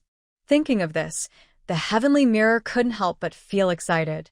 Gigi, this world is truly worth it. Fubao is indeed a lucky child, gathering the fortune of the Koi clan, possessing a solid 90% of the luck from the heavenly path. Now that my main body has regained most of its strength, once I absorb all of Fubao's luck, we can enjoy ourselves freely. Even if we encounter real cultivators in the future, as long as their level doesn't exceed the true immortal stage, I can ensure we escape unscathed. With most of its strength restored, the Heavenly Mirror was now capable of helping its partner escape through time and space. Of course, they were currently navigating through small worlds with rules like believe in science, break superstitions, and no becoming spirits after the founding of the nation, which limited the emergence of overly powerful cultivators. Those outsiders, unless they had resources and spaces for cultivation like Qin Rushua from the previous world, could only reach the foundation building stage at most. Hearing this, Xia Zhizhi felt a bit more at ease. At least you're somewhat useful. If you were always so useless, I wouldn't bother helping you restore your main body. The Heavenly Mirror smiled flatteringly. Good Gigi, in the next few worlds, we can relax a bit. I'll pick some safe vacation worlds for you to enjoy a happy life. How does that sound? At least you have a bit of conscience. Xia Zhizhi said teasingly, but from now on, it depends on your performance. If I'm not satisfied, I won't put in the effort for you anymore. After several worlds, she felt like a tool, with all the good things taken from the female lead being swallowed by the Heavenly Mirror. If the Heavenly Mirror continued to shamelessly exploit her without giving her any rewards, she would quit. The Heavenly Mirror, sensing Xia Zhizhi's thoughts. Oh dear, my beloved Gigi, We are partners who will live and die together for all eternity. After more than half a month, Fu Bao was finally released. Even if Fu Bao was slow to realize, she noticed that her luck had significantly decreased compared to her previous life. However, she didn't sense anything unusual. She also didn't notice that Grandma Xia had previously mentioned that Xia Xiaoya was becoming increasingly difficult, daring to hit Fu Bao and even scold Grandma to her face. She thought it was just the price of being reborn, feeling a bit unhappy about it. It wasn't until she saw Xia Zhizhi, no, she should say the increasingly beautiful Zhizhi, nurtured by the power of the flower spirit for over a month, that she sensed something was off. Who are you? Why are you in my house? She impatiently pushed aside Grandma Xia, who was chattering nonstop, and walked up to Xia Zhizhi, scrutinizing her from head to toe. Before Xia Zhizhi could answer, she suddenly remembered something. Her eyes widened in disbelief. I saw you just came out of Uncle San and Aunt San's room. You must be Xia Xiaoya, right? Xia Zhizhi innocently blinked her beautiful watery eyes. Yes, I am Xiaoya. Why are you looking at me with such unfamiliar eyes, Cousin Fu Bao? We haven't seen each other for just over a month, and you don't recognize me? That's quite suspicious. Could it be that Cousin Fu Bao was buried for too long, and her brain is malfunctioning? Worried that her family would notice something strange, Fu Bao's eyes darted around as she stammered. Maybe that's it. I feel like I've become unfamiliar with my family since I woke up. After experiencing the loss of freedom and a tragic death in a foreign land in her last life, Fu Bao didn't dare to reveal that she was reborn. She didn't want to lose her freedom again. Fortunately, Xia Zhizhi didn't know what Fu Bao was thinking, or else she would be speechless. You know to hide the fact that you are reborn, but why don't you hide your luck? Now, many people in the military probably knew that Fu Bao had a luck-like ability. The heavenly machine mirror has regained much of its power, and its ability to absorb Fu Bao's good fortune has greatly improved. With Zhi's cheap mother, Lu Chunjun, secretly helping by poisoning Fu Bao returned home, and within a month, all her good luck was completely drained by the heavenly machine mirror. Now, not only were Fu Bao and Grandma Xia in despair, but even the enemies who had been watching Fu Bao and planning to send her abroad were also in a panic. Enemy agent. Wait, I've been watching for a month, and for what? Just to be bored? Unwilling to give up, they continued to watch. After enduring hunger for another 6 months, they found that the Xia family was struggling, and Fu Bao had lost so much weight that her jawline was showing.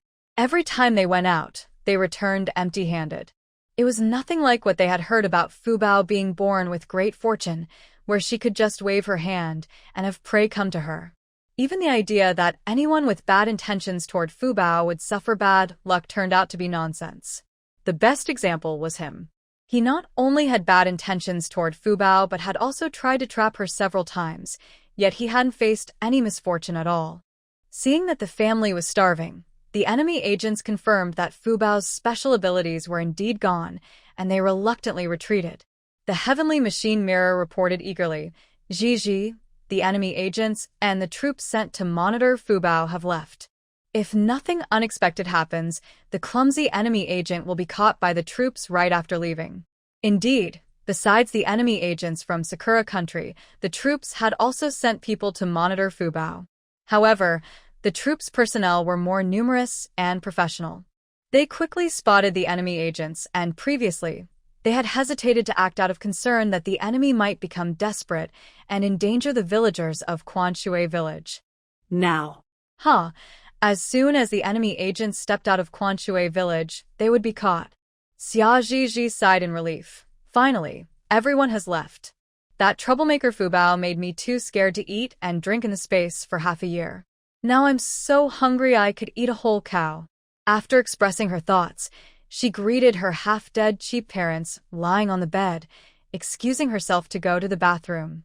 Once inside, she quickly slipped into the space. Time flew by, and it was now 1972. Zhizhi, something's wrong. Your cousin Fu Bao and Zhong Jiqing were caught in bed together. Xia Zhizhi was peacefully fishing by the river when Wang Xiaohua's shout startled her, causing her to drop the fish she had hooked. But she wasn't angry. Watching the drama was more important than fishing. She tossed her fishing rod aside and hurriedly got up to chase after Wang Xiaohua towards the youth station. Xiaohua, wait for me. Zhong Jiqing, also known as Zhong Yuan, was Fu Bao's official match. Who would have thought that with Fu Bao's slight loss of good fortune, the two who should have been in love now found themselves in a situation where the female lead had to force herself onto the male lead. Fu Bao's dead fish eyes. Do you even know what you're talking about? That was my strongest golden finger. My super strong support. It was much better than any so-called family background. Speaking of which, ever since Fu Bao's good fortune disappeared, her treatment at home had also plummeted. No, it wouldn't be right to say it plummeted. Grandma Xia had always doted on her granddaughter the most, and despite her unrealistic hopes, she still loved Fu Bao wholeheartedly. However, because Fu Bao had offended everyone in the family due to her previous good fortune, aside from Grandma Xia, who still genuinely cared for her, everyone else treated her with disdain, including Fu Bao's parents, who changed their attitudes in an instant. After surviving the famine, they no longer allowed Fu Bao to eat the family's fine grains and eggs, insisting that the good things were for the capable male members of the family, reducing Fu Bao to the same treatment as the other girls in the house. Not only did she not eat well, but she also had endless chores. If Fu Bao dared to show any dissatisfaction, Aunt Xia would discipline her harshly, ensuring she behaved. Without the golden finger, no one could withstand the burden of heavy farm work. Fu Bao endured this for over a decade, so how could she still look as delicate as she did in her past life? So it was no wonder that the male lead, Zhong Yuan, found her unattractive. In this life, Fu Bao's appearance had faded significantly. Aside from her delicate features, she looked no different from an ordinary village girl. When Xia Zhizhi and Wang Xiaohua arrived at the youth station, Fu Bao was already fighting with a female youth, while the male lead, Zhong Yuan, stood in the crowd, watching coldly, without saying a word. You shameless girl. Zhong Yuan is mine. How dare you have feelings for him? I won't let you off. Fu Bao was furious and swiped at her. In her past life, Huang Qiuyue had always used her status as Zhong Yuan's high school classmate to create misunderstandings between them. This time, she was even bolder, openly trying to sabotage Fu Bao in front of Zhong Yuan. The most important thing was that Zhong Yuan actually believed her. This was intolerable. Fu Bao was determined to teach Huang Qiuyue a lesson today, so she became even more aggressive. Having done farm work for many years, Fu Bao was much stronger than these delicate girls who had just come to the countryside. She quickly scratched Huang Qiuyue's face, leaving him marked. It was only because the other youths in the yard couldn't stand seeing their own being bullied that they stepped in to help, preventing more serious injuries. However, Xia Zhizhi's gaze sharpened as she noticed a few female youths who were close to Huang Qiuyue taking the opportunity to attack Fu Bao. She immediately rushed over, pulled the girls' hands apart, and sternly questioned, "What are you doing? If you're going to break up a fight, how dare you take the chance to harm our Fu Bao?" After saying that, she raised her hand and slapped each of them. Slap, slap, slap. The hits were heavy, leaving several of them with red marks on their faces. It wasn't that she felt sorry for Fu Bao or wanted to stand up for her. She had personal grievances with these female youths, including Huang Qiuyue, and this was her chance for revenge. They always talked behind her back, so they deserved this. She regretted not being able to slap Huang Qiuyue as well. Sun Baozhu was left dizzy from the slap, and she was furious. "Xia Zhizhi, how dare you hit me?" Since elementary school, Xia Zhizhi had asked her cheap parents to change her name, and the name Xia Zhi had become a thing of the past. Now everyone called her Xia Zhizhi. Using Fu Bao's name, Xia Zhizhi declared grandly, "You've bullied our Xia family, so isn't it only right that I hit you?" A few village women watching also chimed in. "Exactly. You can mediate, but how dare you hit someone privately? Do you think the Xia family is easy to bully? Luckily, Grandma Xia isn't here right now. If she finds out you hit her precious granddaughter, you won't get away with it." To be honest, The villagers really didn't like these young intellectuals who couldn't do anything and always wanted more to eat, especially since they came to the countryside and took food from the locals, while looking down on the farmers, calling them mud-legged behind their backs.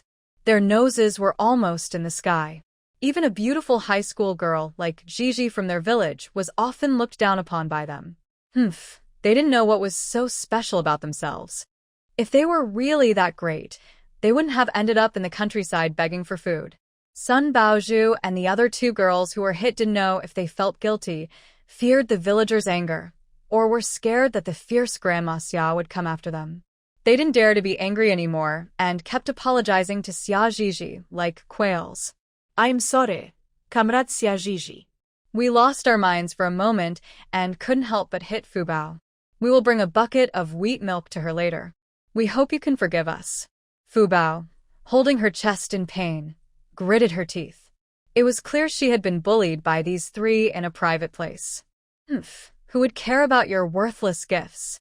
She glared at the three of them and then shot a look at the main culprit, Huang Chuyue, calling her a fox. It was all her fault. If that shameless girl hadn't spread rumors about a Yuan, she wouldn't have to suffer like this now. Huang Chuyue was furious, but couldn't say anything. Darn village girl. She should know her place and not shamelessly cling to Zhong Yuan, then turn around and blame her for talking nonsense. Wasn't she right? Wasn't Xia Fu Bao just a desperate girl who wanted to marry? And a vain one at that. Otherwise, why would she cling to the best-looking young intellectual, Zhong Yuan, and when he didn't fall for her, shamelessly sneak into his bed?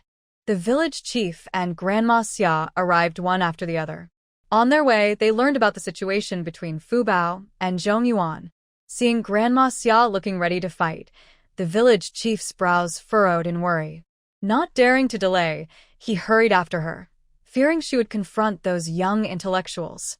If this group of young intellectuals caused a scene at the commune, the leaders would have a bad impression and their village might not get a tractor again. When they arrived, Fu Bao was in a tug-of-war with Zhong Yuan. Zhong Yuan adamantly refused to marry Fu Bao and even threatened that if she complained to the commune, the leaders would see him as the victim and charge her with slander. Zhong Yuan, you shouldn't treat me like this. We should be the closest lovers. You promised to take care of me for life. Fu Bao looked at Zhong Yuan with tears in her eyes, as if he had done something wrong to her, leaving him dumbfounded. Are you crazy? He could no longer maintain his noble image and shouted, Every time we meet, there are others around. When have I ever said such mushy things to you? No, you did say it. You clearly said it. Fu Bao bit her lip, tears streaming down her face. For years, she had hoped her husband from her past life would come to save her in Quanshui village, but instead, she was met with his indifference. She had never seen such cold disdain in her husband's eyes in her past life. Why? Why did her husband change so much just because she lost her good fortune? He had once told her he fell in love with her at first sight. Zhong Yuan's good friend, Liang Quan, couldn't hold back and said, Comrade Xia Fu Bao, do you have some kind of delusion or mental illness? I've always been with A Yuan. Even at work, we were together. I've never heard him say anything like that. Fu Bao turned her accusing gaze from the heartless man to Liang Quan. Liang Quan, why are you treating me like this too? In her past life, Liang Quan had always been quietly devoted to her, never marrying for her sake. Why was he speaking so harshly now? Saying she had a mental illness? Liang Quan, is it possible that in my past life, I didn't want to get married but was just too scared? Fu Bao had almost turned him into a professional bachelor. Every time he went on a blind date, if Fu Bao found out, her possessiveness would cause trouble for the date, leading to either an accident or a disfigurement. He had to remain single for most of his life until he confirmed that Fu Bao was sent abroad and wouldn't return, finally daring to pursue a late-life romance. Xia Zhiji learned about this through the heavenly mirror and looked sympathetically at Liang Quan, feeling sorry for him. What kind of sin did he commit in his past life to end up with such a narcissistic person like Fu Bao? He had been single for over 30 years. In the best years of his life, he never had a relationship, and even at 60, he was still a pure old bachelor. Although he eventually found a beautiful older woman to marry in his late years, he had no chance to leave a legacy, leaving the Liang family without descendants. Fu Bao's look at the heartless man made Liang Quan feel anxious. He instinctively glanced at Gigi, only to meet her sympathetic gaze. What does that look mean? In this life, Xia Gigi was still stunningly beautiful, and many young men, including Zhong Yuan's good friend Liang Quan, had feelings for her. It was hard not to be attracted to Gigi's flawless beauty. So when Liang Quan met Gigi's sympathetic gaze, he was confused but also a bit pleased. It seemed comrade Gigi was quietly paying attention to him. Seeing Liang Quan look at Gigi, Fu Bao gritted her teeth in anger but was afraid of Gigi's ruthless nature and her violent methods, so she didn't dare to say anything. Turning back to Zhong Yuan, who remained calm as if he could easily handle the situation, she couldn't help but make a bold move. Zhong Yuan, you say we didn't have a relationship, but I know you have a red mole on your left waist and another on your right buttock. If we didn't have an intimate relationship, how could I know that so clearly? The young men in the room were shocked, especially Liang Quan, who immediately looked at Zhong Yuan, his eyes wide with disbelief, as if to say, "Dude, when did you guys do that?" Grandma Xia in the crowd suddenly pushed through and rushed to her precious granddaughter, shouting, "Fu Bao, what did you say? Did Zhong Yuan take advantage of you?" Well, that put Zhong Yuan on the spot, marking him as a shameless man. Zhong Yuan's face turned pale with anger. The educated youth from the city were just innocent high school graduates, unable to compete with the notorious Granny Xia from the village. Seeing that Zhong Yuan refused to marry her precious granddaughter, Granny Xia sat down on the ground, threw a tantrum, and started rolling around. "Oh dear, the city-educated youth is bullying us, taking advantage of our precious daughter and refusing to take responsibility. My poor Fu Bao. Zhong Yuan has ruined her reputation, taken all the advantages, and now how will she ever get married? Fu Bao, my dear Fu Bao, if Zhong Yuan doesn't want to marry you, I'll take you to crash into this educated youth point, so Zhong Yuan will carry 2 lives on his conscience." Although Fu Bao was used to Granny Xia's rude behavior, she felt extremely embarrassed in front of her beloved man and rival. Especially since Granny Xia was using this tactic to force her beloved man to marry her, the level of shame doubled. If there were a hole in the ground, Fu Bao would want to dive right in. However, despite her embarrassment, she did not stop her grandmother's actions. Who told Zhong Yuan to avoid her like the plague in this lifetime? If she didn't let Granny Xia pressure Zhong Yuan, it seemed unlikely she would ever have a chance with him. Huang Qiuyue, hearing this, became anxious, fearing that Zhong Yuan would be forced into a relationship with Fu Bao by this old woman. "Granny Xia, what nonsense are you talking about? It's clearly your granddaughter who is shameless, deliberately crawling into Zhong Yuan's bed and acting like a rogue. We won't even report you to the commune. How can you blame our educated youth? If villagers start following your example, thinking they can get an educated husband or wife by acting shamelessly, how will we educated youth survive? We, the educated youth, are here to participate in rural development as instructed by our leaders, not to be mistreated by you. If you dare to force Zhong Yuan into a marriage, we will report you to the higher-ups, saying you local bullies are taking advantage of your numbers to bully educated youth." The village chief broke into a cold sweat upon hearing this. "Huang Yuan, you misunderstood. This is all Granny Xia's idea. Most villagers in Quanshui village are simple and wouldn't have such twisted thoughts." He looked at Zhong Yuan, who was cold and tense, and smiled apologetically. "Zhong Yuan, today's incident is all because Fu Bao had a misguided idea. It doesn't count. It doesn't count at all. And we village leaders do not support Granny Xia's forced marriage behavior, so please don't take it to heart. Also, to prevent such bad behavior from spreading, Granny Xia will have to do a week of manual labor as punishment, with no work points for that week." Zhong Yuan and Liang Quan were not ordinary people. Although the village chief didn't know their backgrounds, the commune leaders had warned him repeatedly to ensure nothing happened to them in the village. With such a reminder, the village chief dared not let Zhong Yuan suffer any injustice. With the village chief's decision, Zhong Yuan finally felt relieved after being troubled by Granny Xiao's noise. He smiled slightly and nodded to the village chief. Thank you for your fairness. No, village chief. Granny Xiao was stunned, quickly getting up from the ground and pointing at the village chief. How dare you punish me? I refuse to accept this. The village chief frowned. Even if you refuse, keep it to yourself. Do you think you have a reason to cause trouble? And you, Fu Bao. The village chief also scolded Fu Bao. You're a young lady. Can't you have some dignity? Is there no man left in the world that you have to cling to Zhong Yuan? Fu Bao felt both angry and ashamed, especially since her beloved man looked indifferent and didn't even glance at her, while the other educated youth looked at her like a clown. Unable to hold back any longer, she sobbed and covered her face as she ran away. Fu Bao. Seeing Fu Bao run off, Granny Xiao worried her beloved granddaughter might do something foolish and hurried after her, forgetting about arguing with the village chief. With the main troublemakers gone, the crowd dispersed, losing interest in the commotion. The village chief then patiently explained a few things to the victim, Zhong Yuan, completely distancing the village leadership and most villagers from Fu Bao and her grandmother's actions. Zhong Yuan, remember to keep your distance from Fu Bao in the future. Ever since she had an accident as a child, she has been acting strangely and speaking oddly. Don't take it personally. He said this, but in his heart, he was puzzled. After all, before the back mountain was bombed by those enemies, Fu Bao was known for her good luck, always finding good things whenever she went out. Now, she was still clinging to the most well-off educated youth, Zhong Yuan. Could it be that her luck had returned? It was worth noting that Zhong Yuan and the others had just arrived less than 2 weeks ago, and they hadn't even revealed their backgrounds yet. Yet Fu Bao had already set her sights on the best one.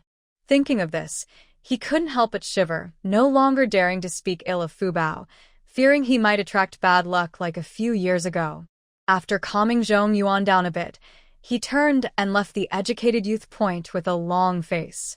To be fair, although Fu Bao's luck seemed gone, its lingering effects were still present.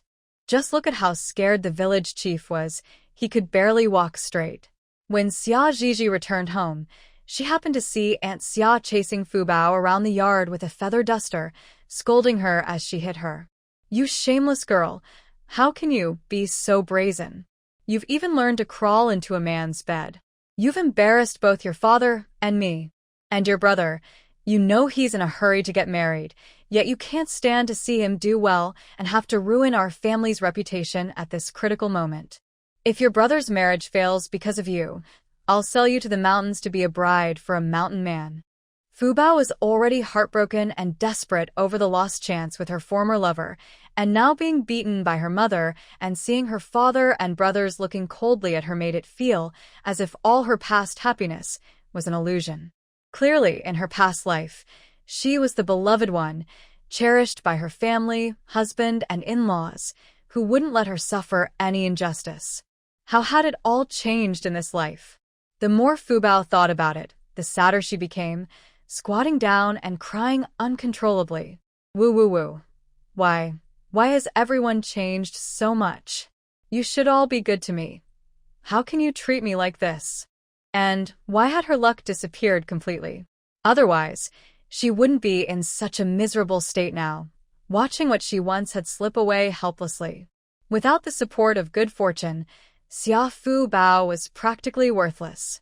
If it weren't for Grandma Xia backing her up, she might have been worse off than the 3 girls at Uncle Xia's house. As for Zhizhi, once the famine was over, she urged her parents to split from the Xia family. From then on, she became the boss of the 3rd household, and no one dared to mistreat her. Of course, at that time, Grandma Xia and Uncle Xia, along with Aunt Xia, were unwilling to let them break away from their control. Unfortunately, their unwillingness couldn't stop it. Zhizhi didn't understand why splitting up was so difficult for other families in the past. She simply took her parents and forcefully divided the household. There was no need to involve village officials or any separation documents. She just smashed open the kitchen cabinets, divided the dishes and pots, and shared the food according to the number of people, taking her share to her own room. Then everyone could live their own lives. Who cared if they agreed or not? If they dared to cause trouble, Gigi would flip their dining table every day and throw firecrackers while they were using the bathroom, making a mess for them. She was determined that if she couldn't live well, neither could anyone else. So, even though Gigi was pretty and had a high school education, which was rare in the countryside, she was seen as a troublemaker by the older women. The young men in the village were warned by their elders not to pursue Gigi. "Hey, and are you scolding Fu Bao again?" Gigi said, her words sharp like poison. "Honestly, Aunt, your way of teaching isn't working. You've hit her so many times and Fu Bao still hasn't learned. It's made my reputation suffer along with second sister and third sister, making it hard for us to marry. You owe us compensation for our damaged reputation, or I will cause a scene today." Aunt Xia was furious. "Gigi, you little brat, what are you dreaming about? You think you have a reputation? Are you joking with me?" She bullied the elderly and picked on the young. She had never seen anyone as shameless as Gigi, whose reputation was already in tatters, yet still demanded compensation for it. Her face was thicker than a city wall. Perhaps out of anger, Aunt Xia was spitting as she spoke. If Gigi hadn't been quick to dodge, that foul spit would have landed on her face. "Aunt, can you please be more hygienic?" Gigi almost felt sick, her face dropping. "Have you not brushed your teeth in years? Your breath smells like a latrine. I almost threw up." Who has bad breath? Aunt Xia's eyes bulged. "I'm talking about you. You're the most unhygienic in the whole Xia family. I don't know how Uncle can stand sharing a bed with someone like you. It's disgusting." Gigi fearlessly rolled her eyes at her, then walked over to Lu Chunju, asking for bathwater. "Mom, is there any hot water left at home? I want to take a bath." Lu Chunju smiled. "Yes, I just boiled 2 pots of hot water this morning. I'll get it for you. Dad will bring the bathtub." Xiao Lao-san tucked the sunflower seeds into his pocket and headed to the storage room. Gigi nodded in satisfaction and walked to her room, leaving Aunt Xia blushing and gasping, nearly choking with anger. In her heart, she silently cursed. "Ah, Gigi, you little brat, how dare you point your finger at your elder and insult me?" As for why she didn't dare to shout back, well, just look at the snakeskin whip wrapped around Gigi's waist. That thing left a deep impression on Aunt Xia, and she didn't want to experience it again. "Mom, where's your mother-in-law? Why didn't she come out to stop Fu Bao from being hit?" Gigi leaned over the edge of the bathtub, enjoying her mom's scrubbing service. Lu Chunju rolled her eyes. What else could she be doing? Of course, she's off to complain to the village chief. She had to deal with a week's worth of manure without getting any work points. How could that stubborn old woman agree? Gigi chuckled. Well, now Grandma's plans have backfired. Not only did she not get the expected son-in-law, but she also offended the village chief. Even if she wants to find some easier work in the future, she probably won't get it. Lu Chunju suddenly paused. It seems that the young man named Zhong Yuan has quite a background. Gigi replied, "Yeah, he's from a high-ranking family in the capital. Otherwise, why would Fu Bao be so eager to get into his bed?" Honestly, if she didn't find Zhong Yuan off-putting because he had been with Fu Bao before, she might have considered flirting with him. He was the best candidate she had encountered within her limited options. Sigh, a high-ranking family from the capital. Lu Chunju's eyes lit up. "Daughter, Fu Bao can't do it, but you can. You're much prettier than those city girls, and you have a high school education. Zhong, the young man, will definitely notice you." Gigi. "Thank you, but I don't need him to notice me." Besides, even though Zhong Yuan came from a good family, he didn't plan to pursue a military or political career, which didn't meet Gigi's standards for a partner. In the endless, dense mountains and forests. Bang! Bang! Bang! After a fierce gunfight, the originally dominant military force fell, leaving only one commander struggling to hold on. "Zhonglin, you are surrounded.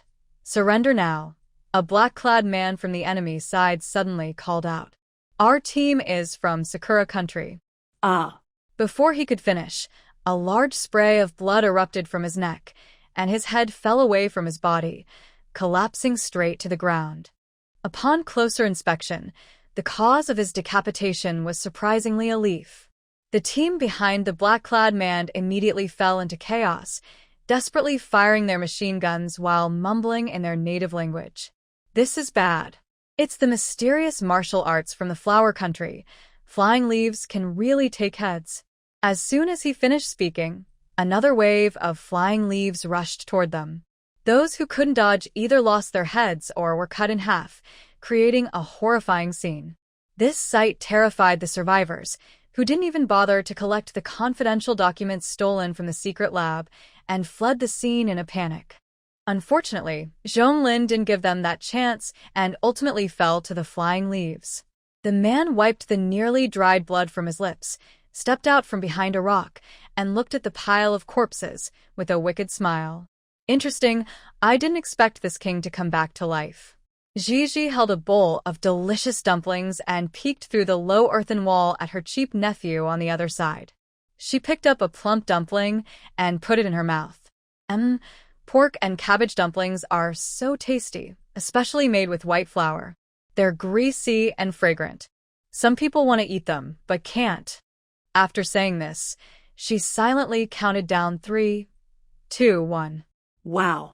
Her cheap nephew suddenly cried out, unable to eat the pickles and steamed bun in his hands, rolling on the ground and demanding white flour dumplings. "Grandma, I want to eat white flour pork dumplings. I want white flour pork dumplings." Aunt Xia hurriedly picked up her grandson, who was rolling on the ground, and gently comforted him. "Sweetheart, there's no pork at Grandma's house. We can buy some meat another day." Xia Shuwen's wife, Lanin, was angry at her son for being so easily provoked by Gigi's words. "All you think about is eating. Don't you see if you even deserve to eat meat? Your dad and I work hard in the fields. We don't have that much money to buy you meat." After scolding her son, she was still not satisfied and ran to the wall of Gigi's house to yell at her. "Gigi, don't you have any respect for your elders? You're supposed to be the child's aunt. Do you really need to hold a grudge like this?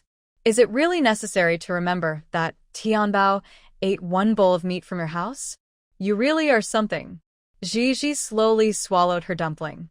"Sister-in-law, your words are quite amusing. What do you mean by just one bowl of meat? That's not just a bowl. It's taking without asking, it's stealing."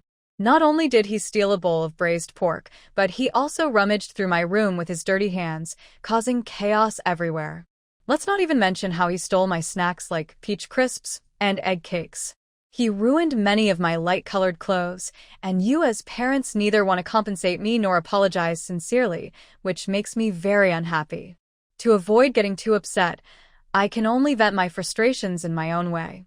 She lifted her eyelids and glanced at Lanin with a calm expression. "Even if you have complaints, keep them to yourself. Otherwise, my whip is not to be taken lightly." Indeed, she was that petty. It didn't matter if they were adults or children. If they provoked her, she would definitely retaliate. Lanin gritted her teeth in anger. "Fine, fine, fine. Since you won't let it go, I, Lanin, am not a pushover either. We'll see." Gigi's attitude was dismissive. She didn't take her seriously. "All right, good luck with that." That dismissive attitude again. Lanin was so angry she could grind her teeth. Gigi didn't care if others were angry. Since they couldn't discipline their child, she could teach him a lesson herself. Don't think she didn't know that Tianbao, this mischievous child, was encouraged by this sister-in-law to steal food from their house. They were all relatives, and their family couldn't bring themselves to argue with a 3- or 4-year-old child. She could only say she miscalculated. In their family, aside from the useless brother Xia Shuebing, the rest were thick-skinned and calculative to the bone. Especially Gigi, who cared nothing for face. As long as someone provoked her, whether old or young, she would retaliate. Fubao watched her angry sister-in-law return to the dining table and sneered, "Self-inflicted humiliation." This sister-in-law really had no self-awareness. She didn't even consider her own worth while trying to scheme against Gigi. Since Fubao was reborn, although her memories of her past life as Xia Xiaoyao were fading, she clearly understood that with Xia Xiaoyao's rough features, she could never grow into Gigi's stunning appearance. Clearly, It wasn't just her who was reborn. Xia Xiaoya's essence must have changed too. Even though Fu Bao was reborn, she was still quite naive. Realizing that Jiji was not the original Xia Xiaoya, she boldly confronted Jiji. As a result, she received a beating from Jiji. In front of her, Jiji killed a chicken with a whip and used her homemade corpse-dissolving liquid to turn the dead chicken into a puddle of water. If you dare to run out and say anything, I'll make sure you die without a sound. After threatening the simple-minded Fu Bao, she nearly scared her into wetting herself. From then on, Fu Bao never dared to provoke Jiji again. She also didn't dare to be curious about Jiji's background anymore. Just based on that method of disposing of bodies, it was clear she wasn't a good person. Given Fu Bao's naivety, besides the threat, Jiji later had the now-recovered Tianji mirror place a restriction on Fu Bao, preventing her from revealing the truth about Jiji's changed essence. Fu Bao's mocking voice was loud, and Lan Yin, who was already simmering with anger, exploded again. "What are you saying, you jinx?" Before she could even settle onto her chair, Lan Yin slammed the table, stood up, threw her chopsticks, kicked the stool, and even slapped Xia Shuwen on the back. "Xia Shuwen, you useless coward. Are you just going to watch me get bullied by your sisters?" If the cheap daughter-in-law only scolded her daughter a bit, Aunt Xia wouldn't mind, but if she dared to yell at her beloved son, that was unacceptable. Before Xia Shuwen could say anything, she slapped Lan Yin. "What are you doing? How dare you hit my son?" Lan Yin was fierce but also cared about her reputation. She didn't want to fight with her mother-in-law, so she could only slap her husband again. "You coward! Are you just going to let your mom bully me?" Xia Shuwen winced in pain and quickly stopped his mother from pulling at his wife. "Mom, calm down, stop hitting." If this continued, he would end up taking more slaps. Aunt Xia glared at her useless son and shouted at his wife, "All right, are we eating or not? If not, get off the table." On the surface, she was scolding her wife, but in reality, she was reprimanding the troublemaking daughter-in-law. Grandma Xia also wore a stern face and added a reprimand. "Shuwen's family, Fu Bao, is our lucky charm. You and Shuwen can live in this nice brick house because of Fu Bao's fortune. If I hear you call Fu Bao a jinx again, you'll be kicked out of this brick house." Before Fu Bao's good luck faded, she had found many good things in the mountains, like precious herbs such as ginseng and ganoderma, nearly a dozen of them. The family's brick house was built from selling a 50-year-old ginseng. Xia Shuwen's wedding expenses also came from this money. Xia Jiji happily enjoyed 2 big bowls of dumplings while listening to the loud argument nearby. "Mom and Dad, my translation fee should have arrived. I need to go to the county town and won't be back for dinner, so you don't need to prepare anything for me." After starting high school, she successfully obtained a translation certificate at the provincial library due to her proficiency in English and Russian. Now, she had earned quite a bit of money translating foreign classics for the provincial library. Being the only one in the family who could earn money, she held the financial power at home, so her words carried weight. "Jiji, when you come back, remember to buy some lard. We're almost out of it at home." Jiji went to the county town almost every week, and with her small whip in hand, Lu Chuanju and Xia Laosen weren't worried about her safety. Xia Shuebing pushed Jiji's bicycle out of the storage room and said shyly, "Jiji, I want to eat the braised pork from the state-run restaurant." "Sure, no problem." Xia Jiji took the bicycle and confidently replied, "I'll make sure to buy more meat dishes, don't worry." Even if her brother didn't ask, she would buy it anyway. There was no choice.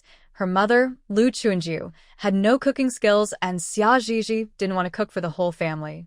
So, to enjoy a proper meal, she had to buy from the state-run restaurant. She secretly took some ginseng from Grandma Xia, planning to sell it in the county town's black market to buy some fabric for new clothes. After her clothes were ruined by Tianbao, she thought about asking Xia Shuwen and Lan Yin for compensation. But the couple's combined savings didn't even total 5 yuan. That wasn't enough to buy a single outfit for Xia Jiji. Aunt Xia, who was always supporting her brothers, wouldn't give her any money either. In the end, she had to rely on Grandma Xia, who was devoted to the main family. After all, Everything she had would eventually go to the main family, so she considered it as helping her eldest grandson and great-grandson pay off debts in advance. As she passed the big banyan tree at the village entrance, Xia Zhizhi didn't want to chat with the group of women, so she pedaled hard and kicked up a cloud of dust. Cough, cough, ugh. Xia Zhizhi is in such a hurry to reincarnate. She rides so fast. I wanted to ask her to bring something back for me. Humph. What are you thinking? That girl Xia Zhizhi looks down on us peasants and doesn't want to deal with us. Come on, Wang Chuanyo, with your attitude of wanting to take advantage without paying, who would want to help you carry things? It's normal for Zhizhi to be annoyed with you. What are you talking about? Who's taking advantage? I'm just a bit short on cash right now. I'll pay it back later. Besides, Xia Zhizhi earns so much money every month. Why is she so stingy over this 80 cents? Ha! If you're so brave, go tell Lu Chunju that and see if she doesn't slap you. Why should she let you spend her hard-earned money? You. Zhizhi gradually couldn't hear their conversation anymore, but she could guess what they were saying, just jealousy over her monthly translation fees. In reality, her monthly earnings were over 100. But to avoid trouble, she told others it was only 30 or 40, along with some receipts. Even so, the villagers were envious. If they didn't know that Xia Zhizhi was ungrateful and could even lash out at her elders, some shameless people would want to make her their daughter-in-law. They didn't even consider if their own sons were worthy. The wild ginseng Zhizhi took from Grandma Xia was nearly 100 years old, a rare item with no market value. She sold it for 3,500 yuan to a black market leader. In a bigger city, she could probably sell it for more. However, Xia Zhizhi didn't lack such things now and didn't feel sorry about it.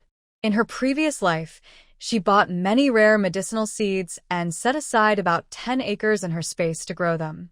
The ginseng in her space, which had only grown for over 10 years, was even thicker and more potent than the 100-year-old one. If it weren't for the trouble caused by the kid Tianbao, who ruined her clothes, she wouldn't have bothered to steal these things from Grandma Xia. Unfortunately, just as she left the black market, she ran into a group of red armlets face to face. Xia Zhizhi instinctively touched her face. Fortunately, she was wearing a homemade black mask. Oh no, the red armlets are here. Everyone run! Someone shouted, and a large group of people rushed out of the black market. Zhizhi didn't dare to delay. Before the red armlets caught her, she quickly turned and ran with the crowd. She didn't know if it was because she hadn't checked the calendar before going out, but after finally shaking off the red armlets, she barely caught her breath before running into soldiers capturing spies. The worst part was that the darn spy grabbed her as a hostage. Xia Zhizhi. I really don't know if I should say a curse word. The spy held her neck with one arm and pointed a gun at her head, threatening the two plainclothes soldiers across from them. Put down your guns, or I'll shoot her. The soldiers tried to reason with the spy. Hong Qingkai, don't be impulsive. I said put down your guns. Great. This spy was very stubborn and wouldn't listen to the soldier's advice, even bending his finger as if about to pull the trigger. Captain? The soldier looked at the most handsome man with a charming yet sinister aura. Zhizhi's eyes lit up. She had a feeling this man had a bright future. Before she could ask her fortune-telling mirror for details about him, she met his captivating gaze, and his cold voice echoed in her ears. Comrade, once you sacrifice yourself, I will apply for martyr status for you, so your family can enjoy all the benefits. You can rest easy. You can rest easy. Rest easy. Go ahead. Xia Zhizhi was momentarily stunned. When she realized what he said, she almost died from anger. What kind of quality is this? How did he get into the military? I want to file a complaint. Not just Xia Zhizhi, but the spy behind her was also stunned. Wait, aren't you soldiers supposed to prioritize the safety of the people? How can you? Zhonglin raised an eyebrow. That's true, but sometimes special circumstances require special measures, right? Sacrificing this comrade can prevent more innocent people from being harmed later. Isn't that a good deal? A good deal? My life is worth 1,000 times more than anyone else's. Xia Zhizhi was almost furious, shouting, Get lost. I'm not done living yet. Why should I listen to you and sacrifice myself for the country? No way. After saying that, she pulled out a rusty fruit knife from her pocket, quickly grabbed the spy's arm holding the gun, pushed, jabbed, and twisted. Ah! The spy screamed in pain. Seeing this, the soldiers quickly opened fire. Soon, the spy was shot full of holes. To extract information about his contacts, several soldiers didn't kill him but focused on non-lethal areas like his arms and legs. When he fell, disbelief was written all over his face, unable to accept that he had been defeated by a seemingly weak woman. However, due to excessive blood loss, he quickly fainted. Quick, get him to the hospital to stop the bleeding. Zhonglin put away his gun and checked the spy's wounds. He hadn't hit any major arteries, so it wasn't a big issue. He then turned to the side where Xia Zhizhi stood, holding a fruit knife, still in shock. Their eyes met, and he was caught in a pair of misty, beautiful eyes that seemed to hold endless tenderness. Zhonglin's originally stern gaze softened uncontrollably as he stared at those eyes for several seconds. Realizing what he was doing, he awkwardly looked away. His heart began to race uncontrollably. Thump, thump, thump. Each beat disturbed his thoughts. Darn. He had been so focused on the spy that he hadn't noticed how beautiful the hostage's eyes were. They were the most stunning eyes he had ever seen in this life or the last. So beautiful that he almost felt enchanted. In his past life, he had been a lonely regent for over 30 years due to a strange poison. Although he had never been in love, he had seen enough to know what it looked like. Yet, he couldn't believe he had fallen for a woman just because of her incredibly alluring eyes. He stubbornly continued to look at Xia Zhizhi. Wow, still so captivating. His heart was still racing foolishly. It felt like it was mocking him, reminding him that he was so shallow, falling for a girl just because of her pretty eyes. Even when he clearly saw the disdain and irritation in her eyes, and she even rolled them at him, he still felt enchanted. What was wrong with him? Xia Zhizhi noticed the man staring at her endlessly, and her anger flared up. She had already learned from the Tianshu mirror that this man was Zhonglin, the half-brother of the male lead, Zhongyuan. He was originally a regent from a fictional dynasty before crossing over. Most importantly, he was a typical greasy male lead from ancient literature, often saying things like "woman and you're dead," but he had been killed early on by a system-empowered female character. Somehow, he had crossed over with his internal power into this small world. However, Xia Zhizhi had regained most of her strength thanks to the Tianshu mirror, so she wasn't afraid of this greasy man. She immediately pointed at him and shouted, "Look, look, look at you. Never seen a beautiful woman before? With someone like you, being so lecherous, you don't even have the basic decency of a soldier. You keep saying I should sacrifice myself for the country. Why don't you go die instead? Who knows how someone like you got into the military?" Pa. After venting her anger, she didn't give the greasy man a chance to respond and quickly ran away. Zhonglin was left stunned. In his past life, he was a regent, and in this life, he was a commander from a prestigious family. No one had ever dared to speak to him like that. His sharp eyebrows slightly raised, and he almost blurted out something cheesy like, "Woman, I'll remember you." He barely stopped himself in time, recalling how foolish he had just been.